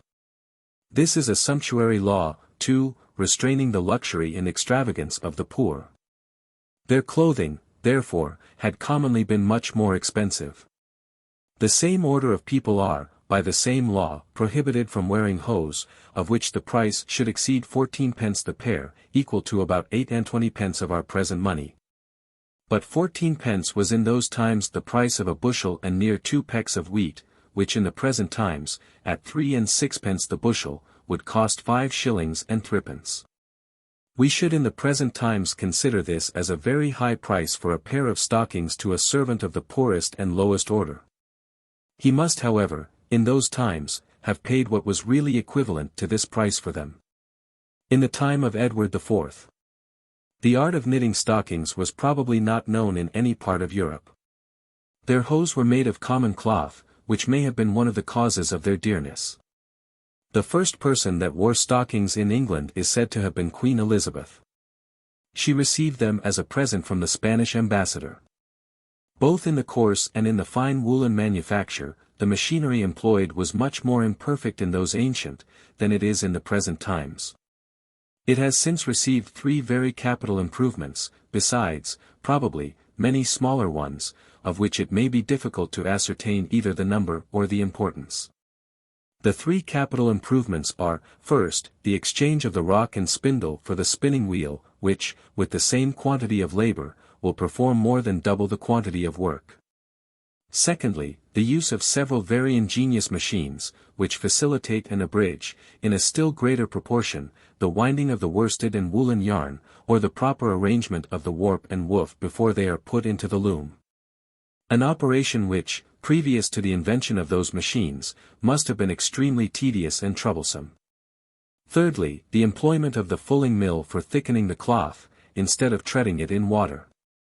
Neither wind nor water mills of any kind were known in England so early as the beginning of the 16th century, nor, so far as I know, in any other part of Europe north of the Alps. They had been introduced into Italy some time before. The consideration of these circumstances may, perhaps, in some measure, explain to us why the real price both of the coarse and of the fine manufacture was so much higher in those ancient than it is in the present times. It cost a greater quantity of labor to bring the goods to market. When they were brought thither, therefore, they must have purchased, or exchanged for the price of, a greater quantity. The coarse manufacture probably was, in those ancient times, carried on in England in the same manner as it always has been in countries where arts and manufactures are in their infancy. It was probably a household manufacture, in which every different part of the work was occasionally performed by all the different members of almost every private family, but so as to be their work only when they had nothing else to do, and not to be the principal business from which any of them derived the greater part of their subsistence. The work which is performed in this manner, it has already been observed, comes always much cheaper to market than that which is the principal or sole fund of the workman's subsistence. The fine manufacture, on the other hand, was not, in those times, carried on in England, but in the rich and commercial country of Flanders. And it was probably conducted then, in the same manner as now, by people who derived the whole, or the principal part of their subsistence from it. It was, besides, a foreign manufacture, and must have paid some duty, the ancient custom of tonnage and poundage at least, to the king. This duty, indeed, would not probably be very great. It was not then the policy of Europe to restrain, by high duties, the importation of foreign manufactures, but rather to encourage it, in order that merchants might be enabled to supply, at as easy a rate as possible, the great men with the conveniencies and luxuries which they wanted, and which the industry of their own country could not afford them. The consideration of these circumstances may, perhaps, in some measure explain to us why, in those ancient times, the real price of the coarse manufacture was, in proportion to that of the fine, so much lower than in the present times. Conclusion of the chapter. I shall conclude this very long chapter with observing, that every improvement in the circumstances of the society tends, either directly or indirectly, to raise the real rent of land to increase the real wealth of the landlord. His power of purchasing the labor, or the produce of the labor of other people. The extension of improvement and cultivation tends to raise it directly. The landlord's share of the produce necessarily increases with the increase of the produce. That rise in the real price of those parts of the rude produce of land, which is first the effect of the extended improvement and cultivation, and afterwards the cause of their being still further extended, the rise in the price of cattle. For example, tends, too, to raise the rent of land directly, and in a still greater proportion. The real value of the landlord's share, his real command of the labor of other people, not only rises with the real value of the produce, but the proportion of his share to the whole produce rises with it. That produce, after the rise in its real price, requires no more labor to collect it than before. A smaller proportion of it will, therefore, be sufficient to replace, with the ordinary profit, the stock which employs that labor. A greater proportion of it must consequently belong to the landlord. All those improvements in the productive powers of labor, which tend directly to reduce the rent price of manufactures, tend indirectly to raise the real rent of land. The landlord exchanges that part of his rude produce, which is over and above his own consumption, or, what comes to the same thing, the price of that part of it, for manufactured produce. Whatever reduces the real price of the latter, raises that of the former. An equal quantity of the former becomes thereby equivalent to a greater quantity of the latter. And the landlord is enabled to purchase a greater quantity of the conveniencies, ornaments, or luxuries which he has occasion for. Every increase in the real wealth of the society, every increase in the quantity of useful labor employed within it, tends indirectly to raise the real rent of land. A certain proportion of this labor naturally goes to the land. A greater number of men and cattle are employed in its cultivation, the produce increases with the increase of the stock which is thus employed in raising it, and the rent increases with the produce.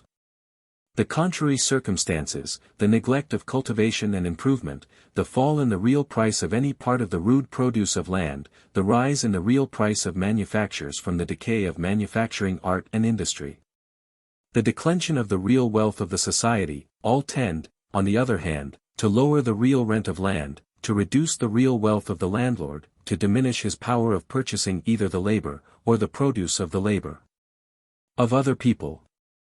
The whole annual produce of the land and labor of every country, or, what comes to the same thing, the whole price of that annual produce, naturally divides itself, it has already been observed, into three parts. The rent of land, the wages of labor, and the profits of stock, and constitutes a revenue to three different orders of people, to those who live by rent, to those who live by wages, and to those who live by profit. These are the three great, original, and constituent, orders of every civilized society, from whose revenue that of every other order is ultimately derived. The interest of the first of those three great orders, it appears from what has been just now said, is strictly and inseparably connected with the general interest of the society. Whatever either promotes or obstructs the one, necessarily promotes or obstructs the other. When the public deliberates concerning any regulation of commerce or police, the proprietors of land never can mislead it, with a view to promote the interest of their own particular order. At least, if they have any tolerable knowledge of that interest. They are, indeed, too often defective in this tolerable knowledge. They are the only one of the three orders whose revenue costs them neither labor nor care, but comes to them, as it were, of its own accord, and independent of any plan or project of their own. That indolence which is the natural effect of the ease and security of their situation, renders them too often, not only ignorant, but incapable of that application of mind, which is necessary in order to foresee and understand the consequence of any public regulation. The interest of the second order, that of those who live by wages, is as strictly connected with the interest of the society as that of the first. The wages of the laborer, it has already been shown, are never so high as when the demand for labor is continually rising, or when the quantity employed is every year increasing considerably.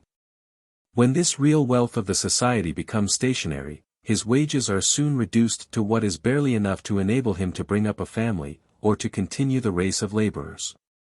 When the society declines, they fall even below this. The order of proprietors may perhaps gain more by the prosperity of the society than that of laborers, but there is no order that suffers so cruelly from its decline. But though the interest of the laborer is strictly connected with that of the society, he is incapable either of comprehending that interest, or of understanding its connection with his own. His condition leaves him no time to receive the necessary information, and his education and habits are commonly such as to render him unfit to judge, even though he was fully informed. In the public deliberations, therefore, his voice is little heard, and less regarded, except upon particular occasions, when his clamor is animated, set on, and supported by his employers, not for his, but their own particular purposes. His employers constitute the third order, that of those who live by profit. It is the stock that is employed for the sake of profit, which puts into motion the greater part of the useful labor of every society. The plans and projects of the employers of stock regulate and direct all the most important operation of labor, and profit is the end proposed by all those plans and projects. But the rate of profit does not, like rent and wages, rise with the prosperity, and fall with the declension of the society. On the contrary, it is naturally low in rich, and high in poor countries, and it is always highest in the countries which are going fastest to ruin. The interest of this third order, therefore, has not the same connection with the general interest of the society, as that of the other two. Merchants and master manufacturers are, in this order, the two classes of people who commonly employ the largest capitals, and who by their wealth draw to themselves the greatest share of the public consideration. As during their whole lives they are engaged in plans and projects, they have frequently more acuteness of understanding than the greater part of country gentlemen. As their thoughts, however, are commonly exercised rather about the interest of their own particular branch of business than about that of the society, their judgment, even when given with the greatest candor, which it has not been upon every occasion, is much more to be depended upon with regard to the former of those two objects, than with regard to the latter. Their superiority over the country gentlemen is, not so much in their knowledge of the public interest, as in their having a better knowledge of their own interest than he has of his. It is by this superior knowledge of their own interest that they have frequently imposed upon his generosity, and persuaded him to give up both his own interest and that of the public, from a very simple but honest conviction, that their interest, and not his, was the interest of the public. The interest of the dealers, however, in any particular branch of trade or manufactures, is always in some respects different from, and even opposite to, that of the public. To widen the market, and to narrow the competition, is always the interest of the dealers. To widen the market may frequently be agreeable enough to the interest of the public. But to narrow the competition must always be against it, and can only serve to enable the dealers, by raising their profits above what they naturally would be, to levy, for their own benefit, an absurd tax upon the rest of their fellow citizens. The proposal of any new law or regulation of commerce which comes from this order, ought always to be listened to with great precaution, and ought never to be adopted till after having been long and carefully examined. Not only with the most scrupulous, but with the most suspicious attention. It comes from an order of men, whose interest is never exactly the same with that of the public, who have generally an interest to deceive and even to oppress the public, and who accordingly have, upon many occasions, both deceived and oppressed it. #Prices of wheat. Year prices/quarter average of different average prices of. In each year prices in 1 year each year in money. Of 1,776. Pound SD Pound SD Pound SD. 12,020 12,01 16,0. 12,050 12,0. 01340 135203. 015 1223 1201 16,0. 1237 340 10. 1243 020 060. 1244 020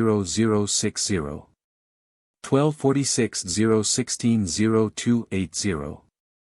1247 013 5200. 1257 140 312. 1258 100.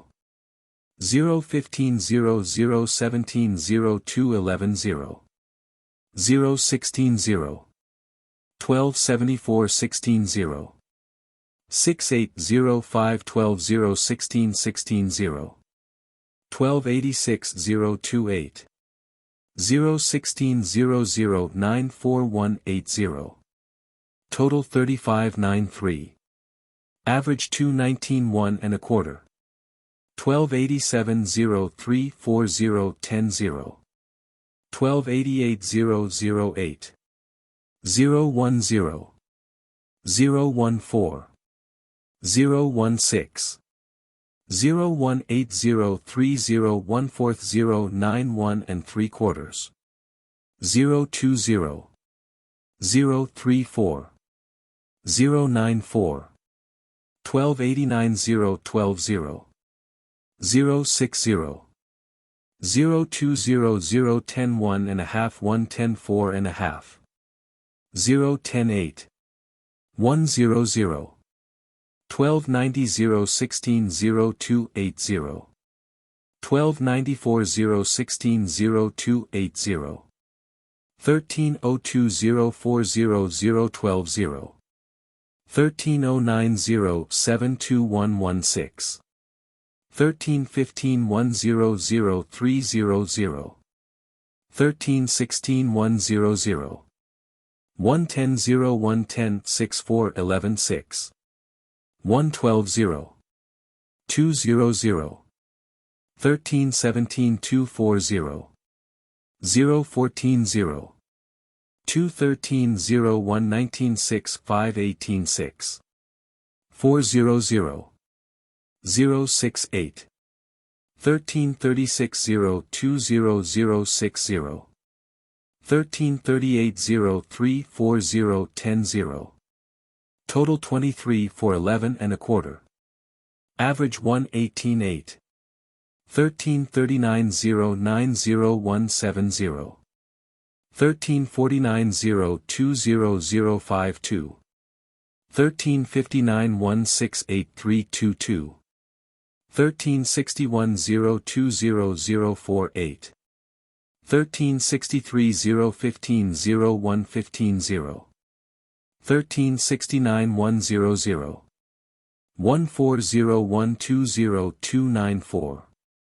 1379 040094. 1387 020048. 1390 0134. 014 00 145 1137. 016 1401 016 0117 6. 1407 044 3/4. 0340 310 0810. 1416 016 0112. Total 1594. Average 159 1/2. 1423 0800. 1425 0400. 1434 1684. 1435 0548. 1439 100. 1681 34268. 1441 40280. 1444-0440-42048. 040. 1445-046090. 1447-080016. 1448-068013. 1449-050010. 1451-080016. Total 1215.4. Average 113 superscript 1 / superscript 3. 1453-0540-108. 1455-012024. 1457-078115.4. 1459-050010. 1460-080016. 1463-0200111038. 018. 1464-068010. 1486-140117. 1491-0148120. 1494-04060.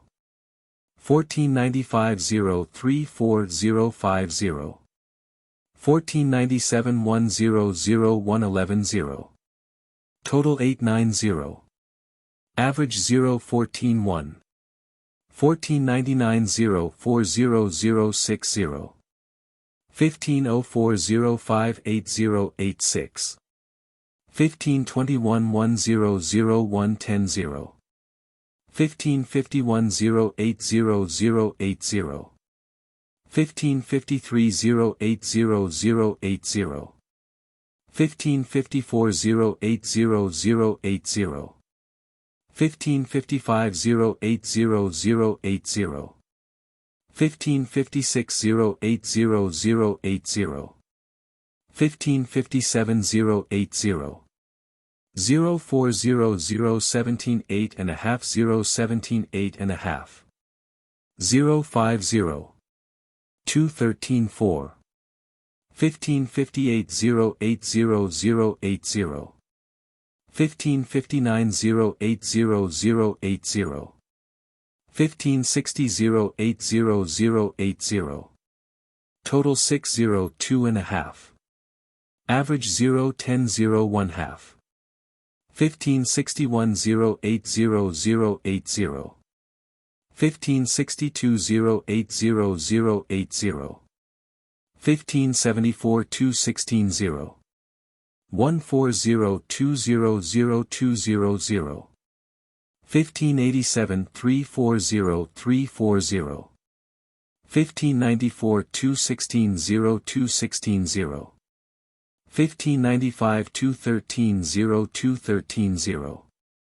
1596-400-400. 1597-540. 400-412-0-412-0. 1598-216-8-216-8.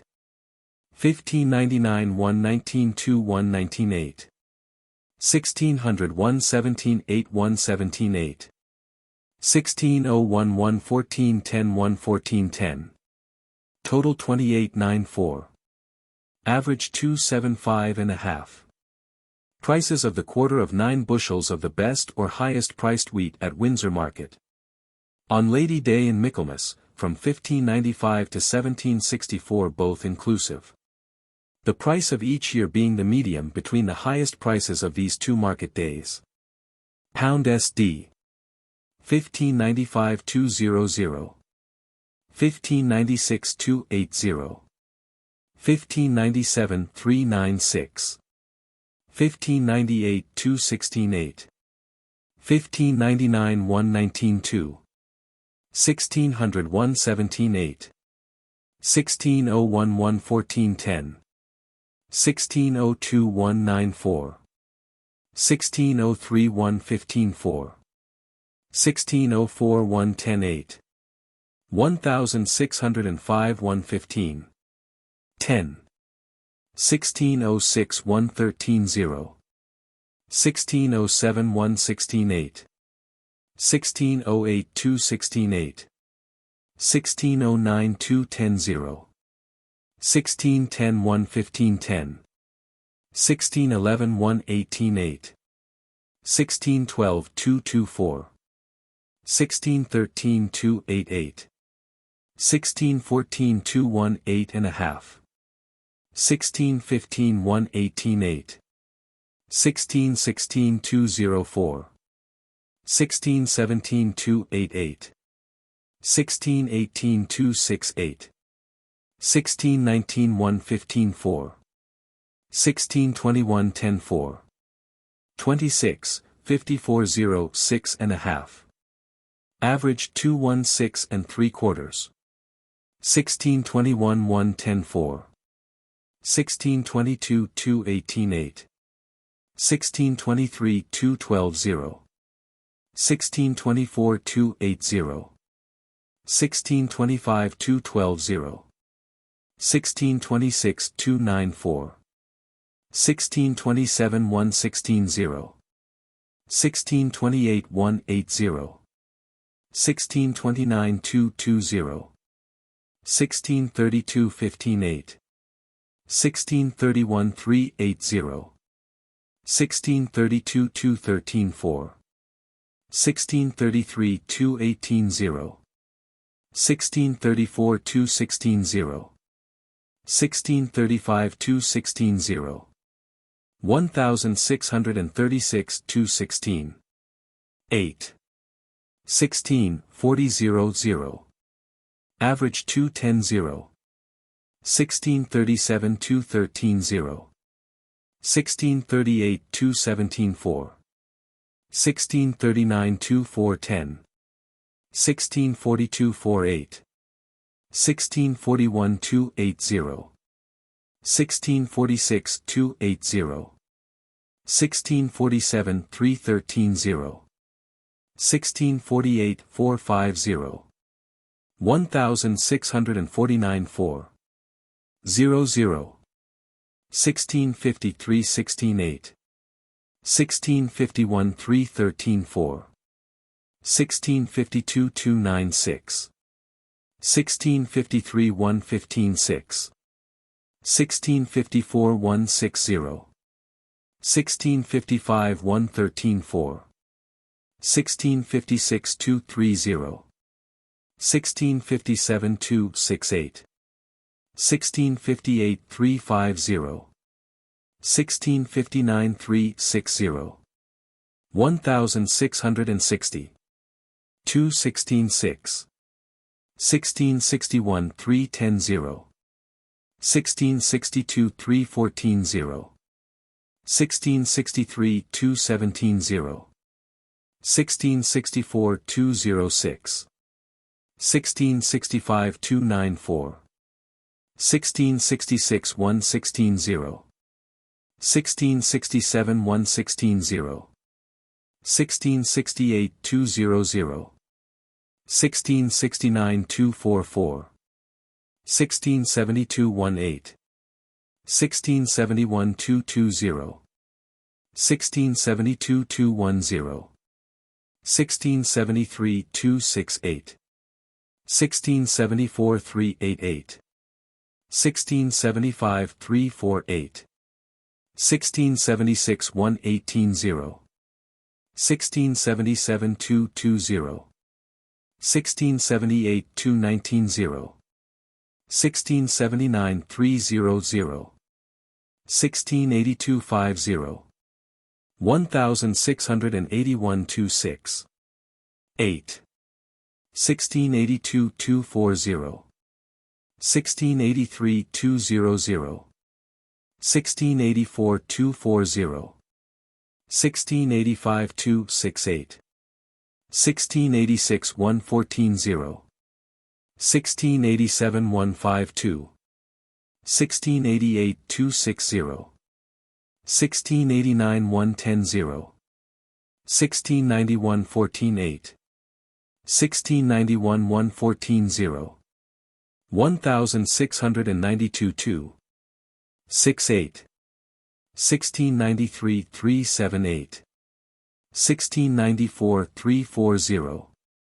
1695-213-0. 1696-311-0. 1697-300. 1698-384. 1699-340. 1700-200. 60, 153-18. Average 211-0 superscript 1 / superscript 3. 1701-117-8. 1702-196. 1703-116-0. 1704-266. 1705-110-0. 1706-160. 1707-186. 1708-216. 1709-318-6. 1710-318-0. 1711-214. 0. 1712-264. 1713-211-0. 1714-210-4. 1715-230. 1716-280. 1717-258. 1718-118-10. 1719-115-0. 1721-17-0. 1721-117-6. 1722-1. 16-0. 1723-114-8. 1724-117-0. 1725-286. 1726-260. 1727-220. 1728-214-6. 1729-2-610. 1731-16-6. 1731-112-10-112-10. 1732-168-168. 1733-184-184. 1734-118-10-118-10. 1735-230-230. 1736-20. 4204. 1737-118-0-118-0. 1738-115-6-115-6. 1739-118-6-118-6. 1742-10-8-210. 8. 10, 18-12-8. 117-3.5. 1741-268-268. 1742-114-0-114-0. 1743-14. 10-14-10. 1744-14-10-14-10. 1745-176-176. 1746-119-0-119-0. 1747-114-10-114. 10. 1748-117-0-117-0. 1749-117-0-117-0. 1751-12-6-112-6. 10, 16-18. 2. 113-9 3/4. 1751-118-6. 1752-110. 1753-248. 1754-113-8. 1755-114-10. 1756-253. 1757-300. 1758-210-0. 1759-119-10. 1761-16-6. 1761-110-3. 1762-119-0. 1763-209. 1764-269. 64, 129:13-6. Average 206 3/4. Book 2. Of the Nature, Accumulation, and Employment of Stock. Introduction. In that rude state of society, in which there is no division of labor, in which exchanges are seldom made, and in which every man provides everything for himself, it is not necessary that any stock should be accumulated, or stored up beforehand, in order to carry on the business of the society. Every man endeavors to supply, by his own industry, his own occasional wants, as they occur. When he is hungry, he goes to the forest to hunt. When his coat is worn out, he clothes himself with the skin of the first large animal he kills, and when his hut begins to go to ruin, he repairs it, as well as he can, with the trees and the turf that are nearest it. But when the division of labor has once been thoroughly introduced, the produce of a man's own labor can supply but a very small part of his occasional wants. The far greater part of them are supplied by the produce of other men's labor, which he purchases with the produce, or, what is the same thing, with the price of the produce, of his own. But this purchase cannot be made till such time as the produce of his own labor has not only been completed, but sold.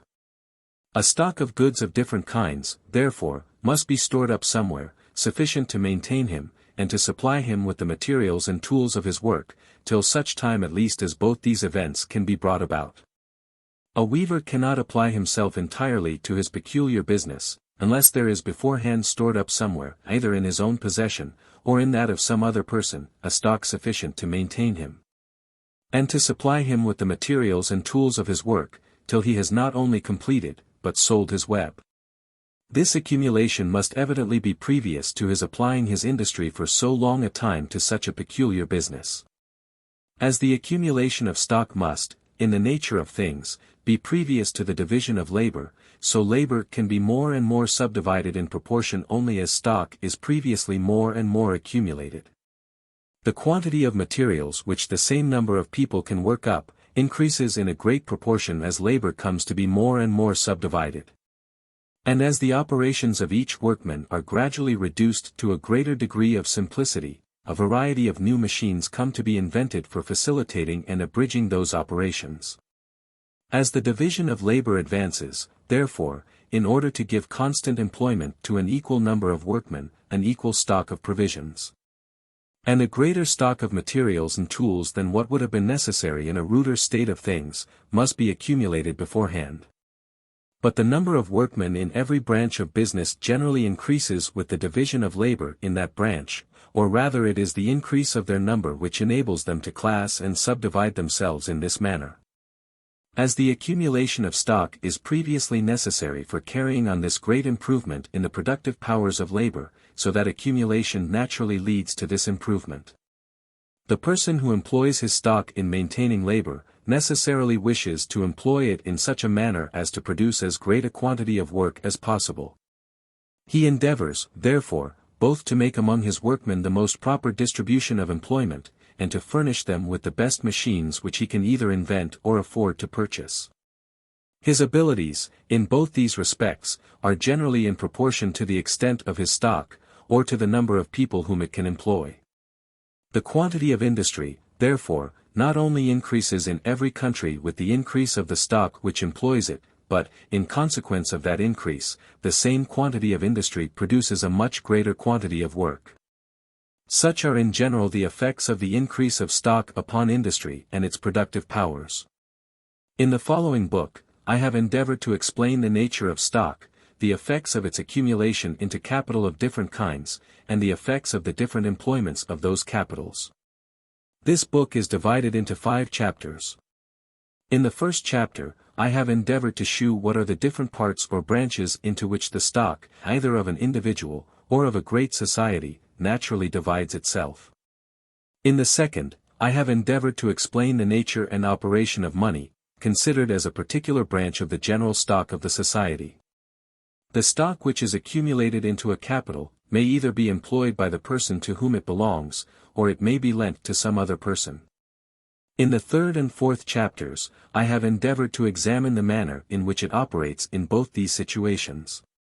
The fifth and last chapter treats of the different effects which the different employments of capital immediately produce upon the quantity, both of national industry, and of the annual produce of land and labor. Chapter 1. Of the division of stock. When the stock which a man possesses is no more than sufficient to maintain him for a few days or a few weeks, he seldom thinks of deriving any revenue from it. He consumes it as sparingly as he can, and endeavors, by his labor, to acquire something which may supply its place before it be consumed altogether. His revenue is, in this case, derived from his labor only. This is the state of the greater part of the laboring poor in all countries. But when he possesses stock sufficient to maintain him for months or years, he naturally endeavors to derive a revenue from the greater part of it, reserving only so much for his immediate consumption as may maintain him till this revenue begins to come in. His whole stock, therefore, is distinguished into two parts. That part which he expects is to afford him this revenue is called his capital. The other is that which supplies his immediate consumption, and which consists either, first, in that portion of his whole stock which was originally reserved for this purpose, or, secondly, in his revenue, from whatever source derived, as it gradually comes in. Or, thirdly, in such things as have been purchased by either of these in former years, and which are not yet entirely consumed, such as a stock of clothes, household furniture, and the like. In one or other, or all of these three articles, consists the stock which men commonly reserve for their own immediate consumption. There are two different ways in which a capital may be employed so as to yield a revenue or profit to its employer. First, it may be employed in raising, manufacturing, or purchasing goods, and selling them again with a profit. The capital employed in this manner yields no revenue or profit to its employer, while it either remains in his possession, or continues in the same shape.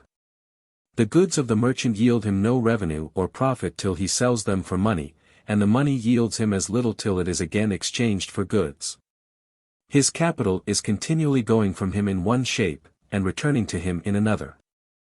And it is only by means of such circulation, or successive changes, that it can yield him any profit. Such capitals, therefore, may very properly be called circulating capitals. Secondly, it may be employed in the improvement of land, in the purchase of useful machines and instruments of trade, or in such like things as yield a revenue or profit without changing masters, or circulating any further. Such capitals, therefore, may very properly be called fixed capitals. Different occupations require very different proportions between the fixed and circulating capitals employed in them. The capital of a merchant, for example, is altogether a circulating capital.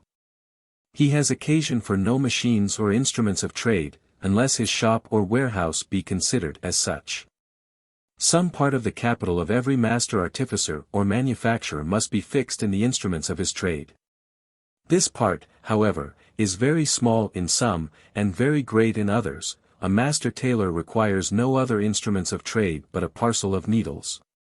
Those of the master shoemaker are a little, though but a very little, more expensive.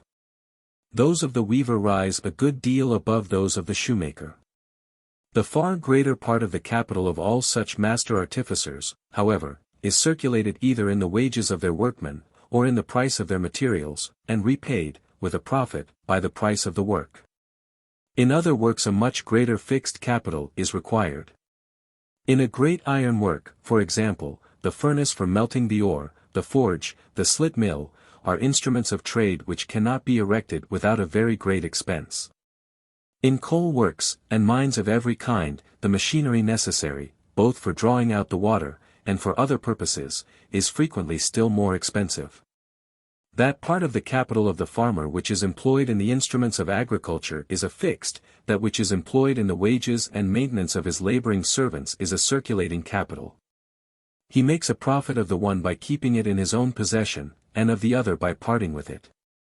The price or value of his laboring cattle is a fixed capital, in the same manner as that of the instruments of husbandry. Their maintenance is a circulating capital, in the same manner as that of the laboring servants. The farmer makes his profit by keeping the laboring cattle, and by parting with their maintenance. Both the price and the maintenance of the cattle which are bought in and fattened, not for labor, but for sale, are a circulating capital. The farmer makes his profit by parting with them. A flock of sheep or a herd of cattle, that, in a breeding country, is brought in neither for labor nor for sale, but in order to make a profit by their wool, by their milk, and by their increase, is a fixed capital. The profit is made by keeping them. Their maintenance is a circulating capital. The profit is made by parting with it. And it comes back with both its own profit and the profit upon the whole price of the cattle, in the price of the wool, the milk, and the increase. The whole value of the seed, too, is properly a fixed capital.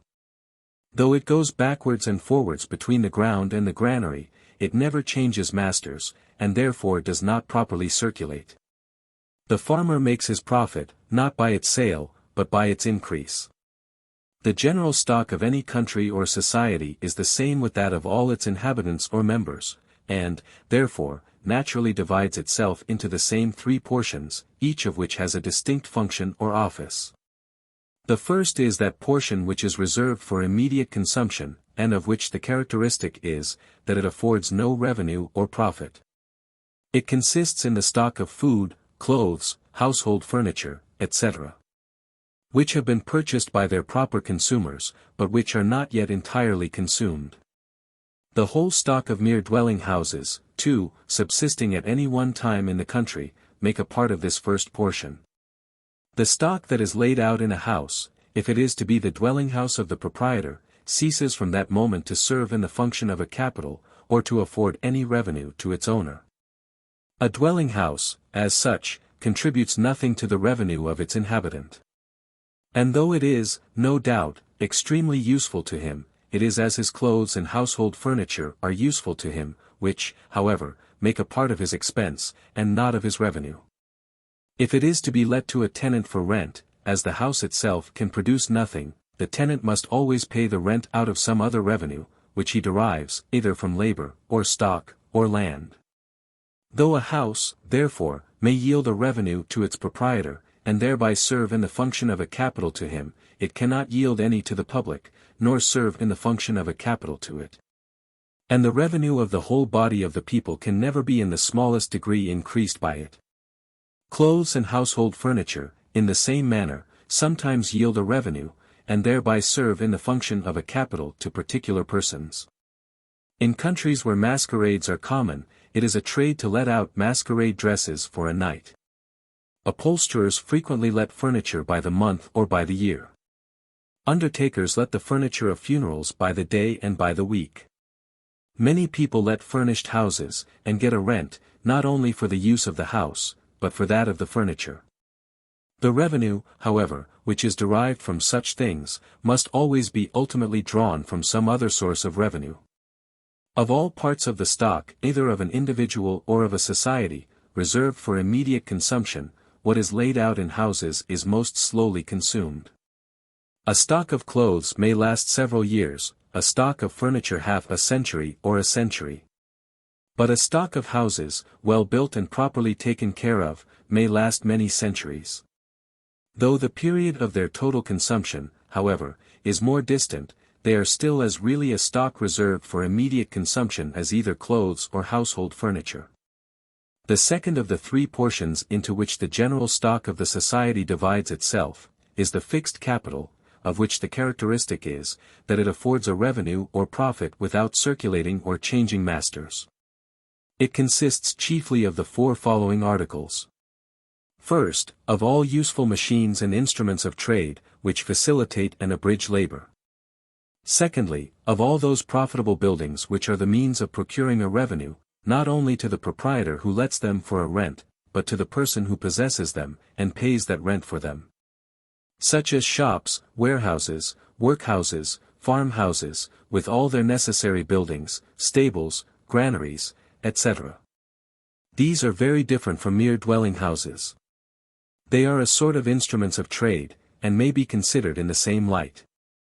Thirdly, of the improvements of land, of what has been profitably laid out in clearing, draining, enclosing, manuring, and reducing it into the condition most proper for tillage and culture.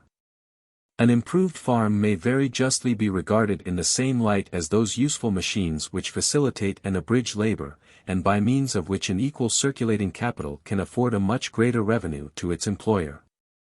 An improved farm is equally advantageous and more durable than any of those machines, frequently requiring no other repairs than the most profitable application of the farmer's capital employed in cultivating it. Fourthly, of the acquired and useful abilities of all the inhabitants and members of the society. The acquisition of such talents, by the maintenance of the acquirer during his education, study, or apprenticeship, always costs a real expense, which is a capital fixed and realized, as it were, in his person. Those talents, as they make a part of his fortune, so do they likewise that of the society to which he belongs. The improved dexterity of a workman may be considered in the same light as a machine or instrument of trade which facilitates and abridges labor, and which, though it costs a certain expense, repays that expense with a profit. The third and last of the three portions into which the general stock of the society naturally divides itself, is the circulating capital, of which the characteristic is, that it affords a revenue only by circulating or changing masters. It is composed likewise of four parts. First, of the money, by means of which all the other three are circulated and distributed to their proper consumers. Secondly, of the stock of provisions which are in the possession of the butcher, the grazier, the farmer, the corn merchant, the brewer, etc., and from the sale of which they expect to derive a profit. Thirdly, of the materials, whether altogether rude, or more or less manufactured, of clothes, furniture, and building which are not yet made up into any of those three shapes, but which remain in the hands of the growers, the manufacturers, the mercers and drapers, the timber merchants, the carpenters and joiners, the brickmakers, etc. Fourthly, and lastly, of the work which is made up and completed, but which is still in the hands of the merchant and manufacturer, and not yet disposed of or distributed to the proper consumers. Such as the finished work which we frequently find ready-made in the shops of the smith, the cabinet maker, the goldsmith, the jeweler, the china merchant, etc. The circulating capital consists, in this manner, of the provisions, materials, and finished work of all kinds that are in the hands of their respective dealers, and of the money that is necessary for circulating and distributing them to those who are finally to use or to consume them. Of these four parts, three, provisions, materials, and finished work, are either annually or in a longer or shorter period, regularly withdrawn from it, and placed either in the fixed capital, or in the stock reserved for immediate consumption. Every fixed capital is both originally derived from, and requires to be continually supported by, a circulating capital. All useful machines and instruments of trade are originally derived from a circulating capital, which furnishes the materials of which they are made, and the maintenance of the workmen who make them. They require, too, a capital of the same kind to keep them in constant repair. No fixed capital can yield any revenue but by means of a circulating capital.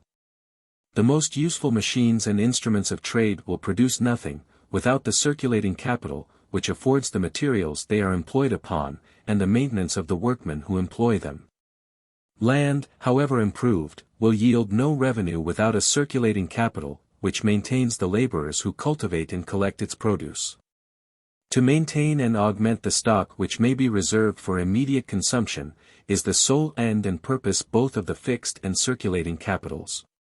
It is this stock which feeds, clothes, and lodges the people.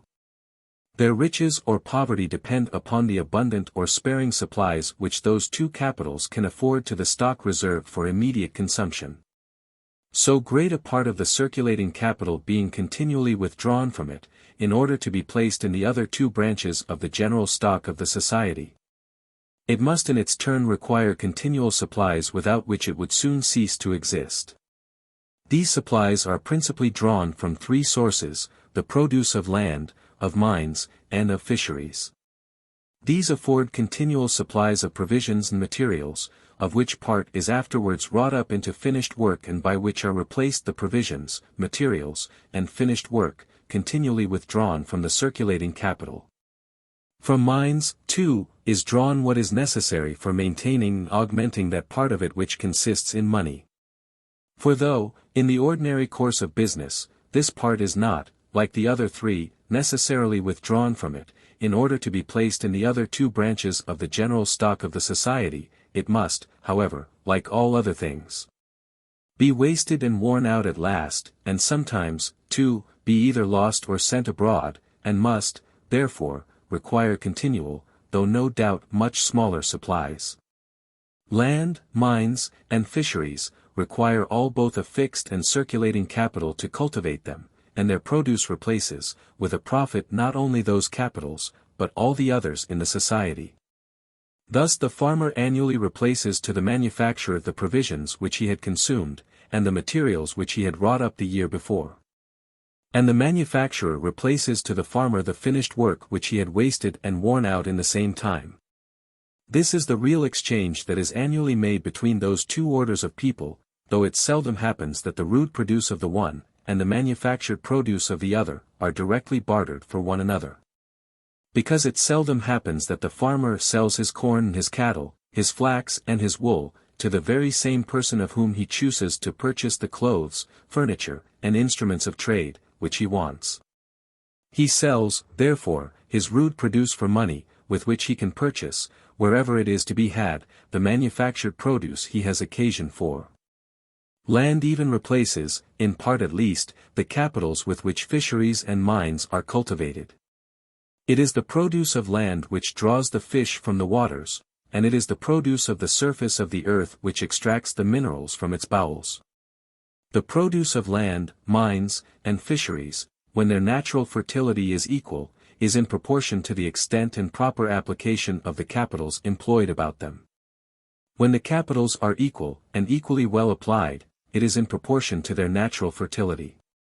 In all countries where there is a tolerable security, every man of common understanding will endeavor to employ whatever stock he can command, in procuring either present enjoyment or future profit. If it is employed in procuring present enjoyment, it is a stock reserved for immediate consumption. If it is employed in procuring future profit, it must procure this profit either by staying with him, or by going from him. In the one case it is a fixed, in the other it is a circulating capital. A man must be perfectly crazy, who, where there is a tolerable security, does not employ all the stock which he commands, whether it be his own, or borrowed of other people, in some one or other of those three ways. In those unfortunate countries, indeed, where men are continually afraid of the violence of their superiors, they frequently bury or conceal a great part of their stock, in order to have it always at hand to carry with them to some place of safety. In case of their being threatened with any of those disasters to which they consider themselves at all times exposed. This is said to be a common practice in Turkey, in Indostan, and, I believe, in most other governments of Asia. It seems to have been a common practice among our ancestors during the violence of the feudal government. Treasure trove was, in those times, considered as no contemptible part of the revenue of the greatest sovereigns in Europe. It consisted in such treasure as was found concealed in the earth, and to which no particular person could prove any right. This was regarded, in those times, as so important an object, that it was always considered as belonging to the sovereign, and neither to the finder nor to the proprietor of the land. Unless the right to it had been conveyed to the latter by an express clause in his charter. It was put upon the same footing with gold and silver mines, which, without a special clause in the charter, were never supposed to be comprehended in the general grant of the lands, though mines of lead, copper, tin, and coal were, as things of smaller consequence. Chapter 2. Of money, considered as a particular branch of the general stock of the society, or of the expense of maintaining the national capital.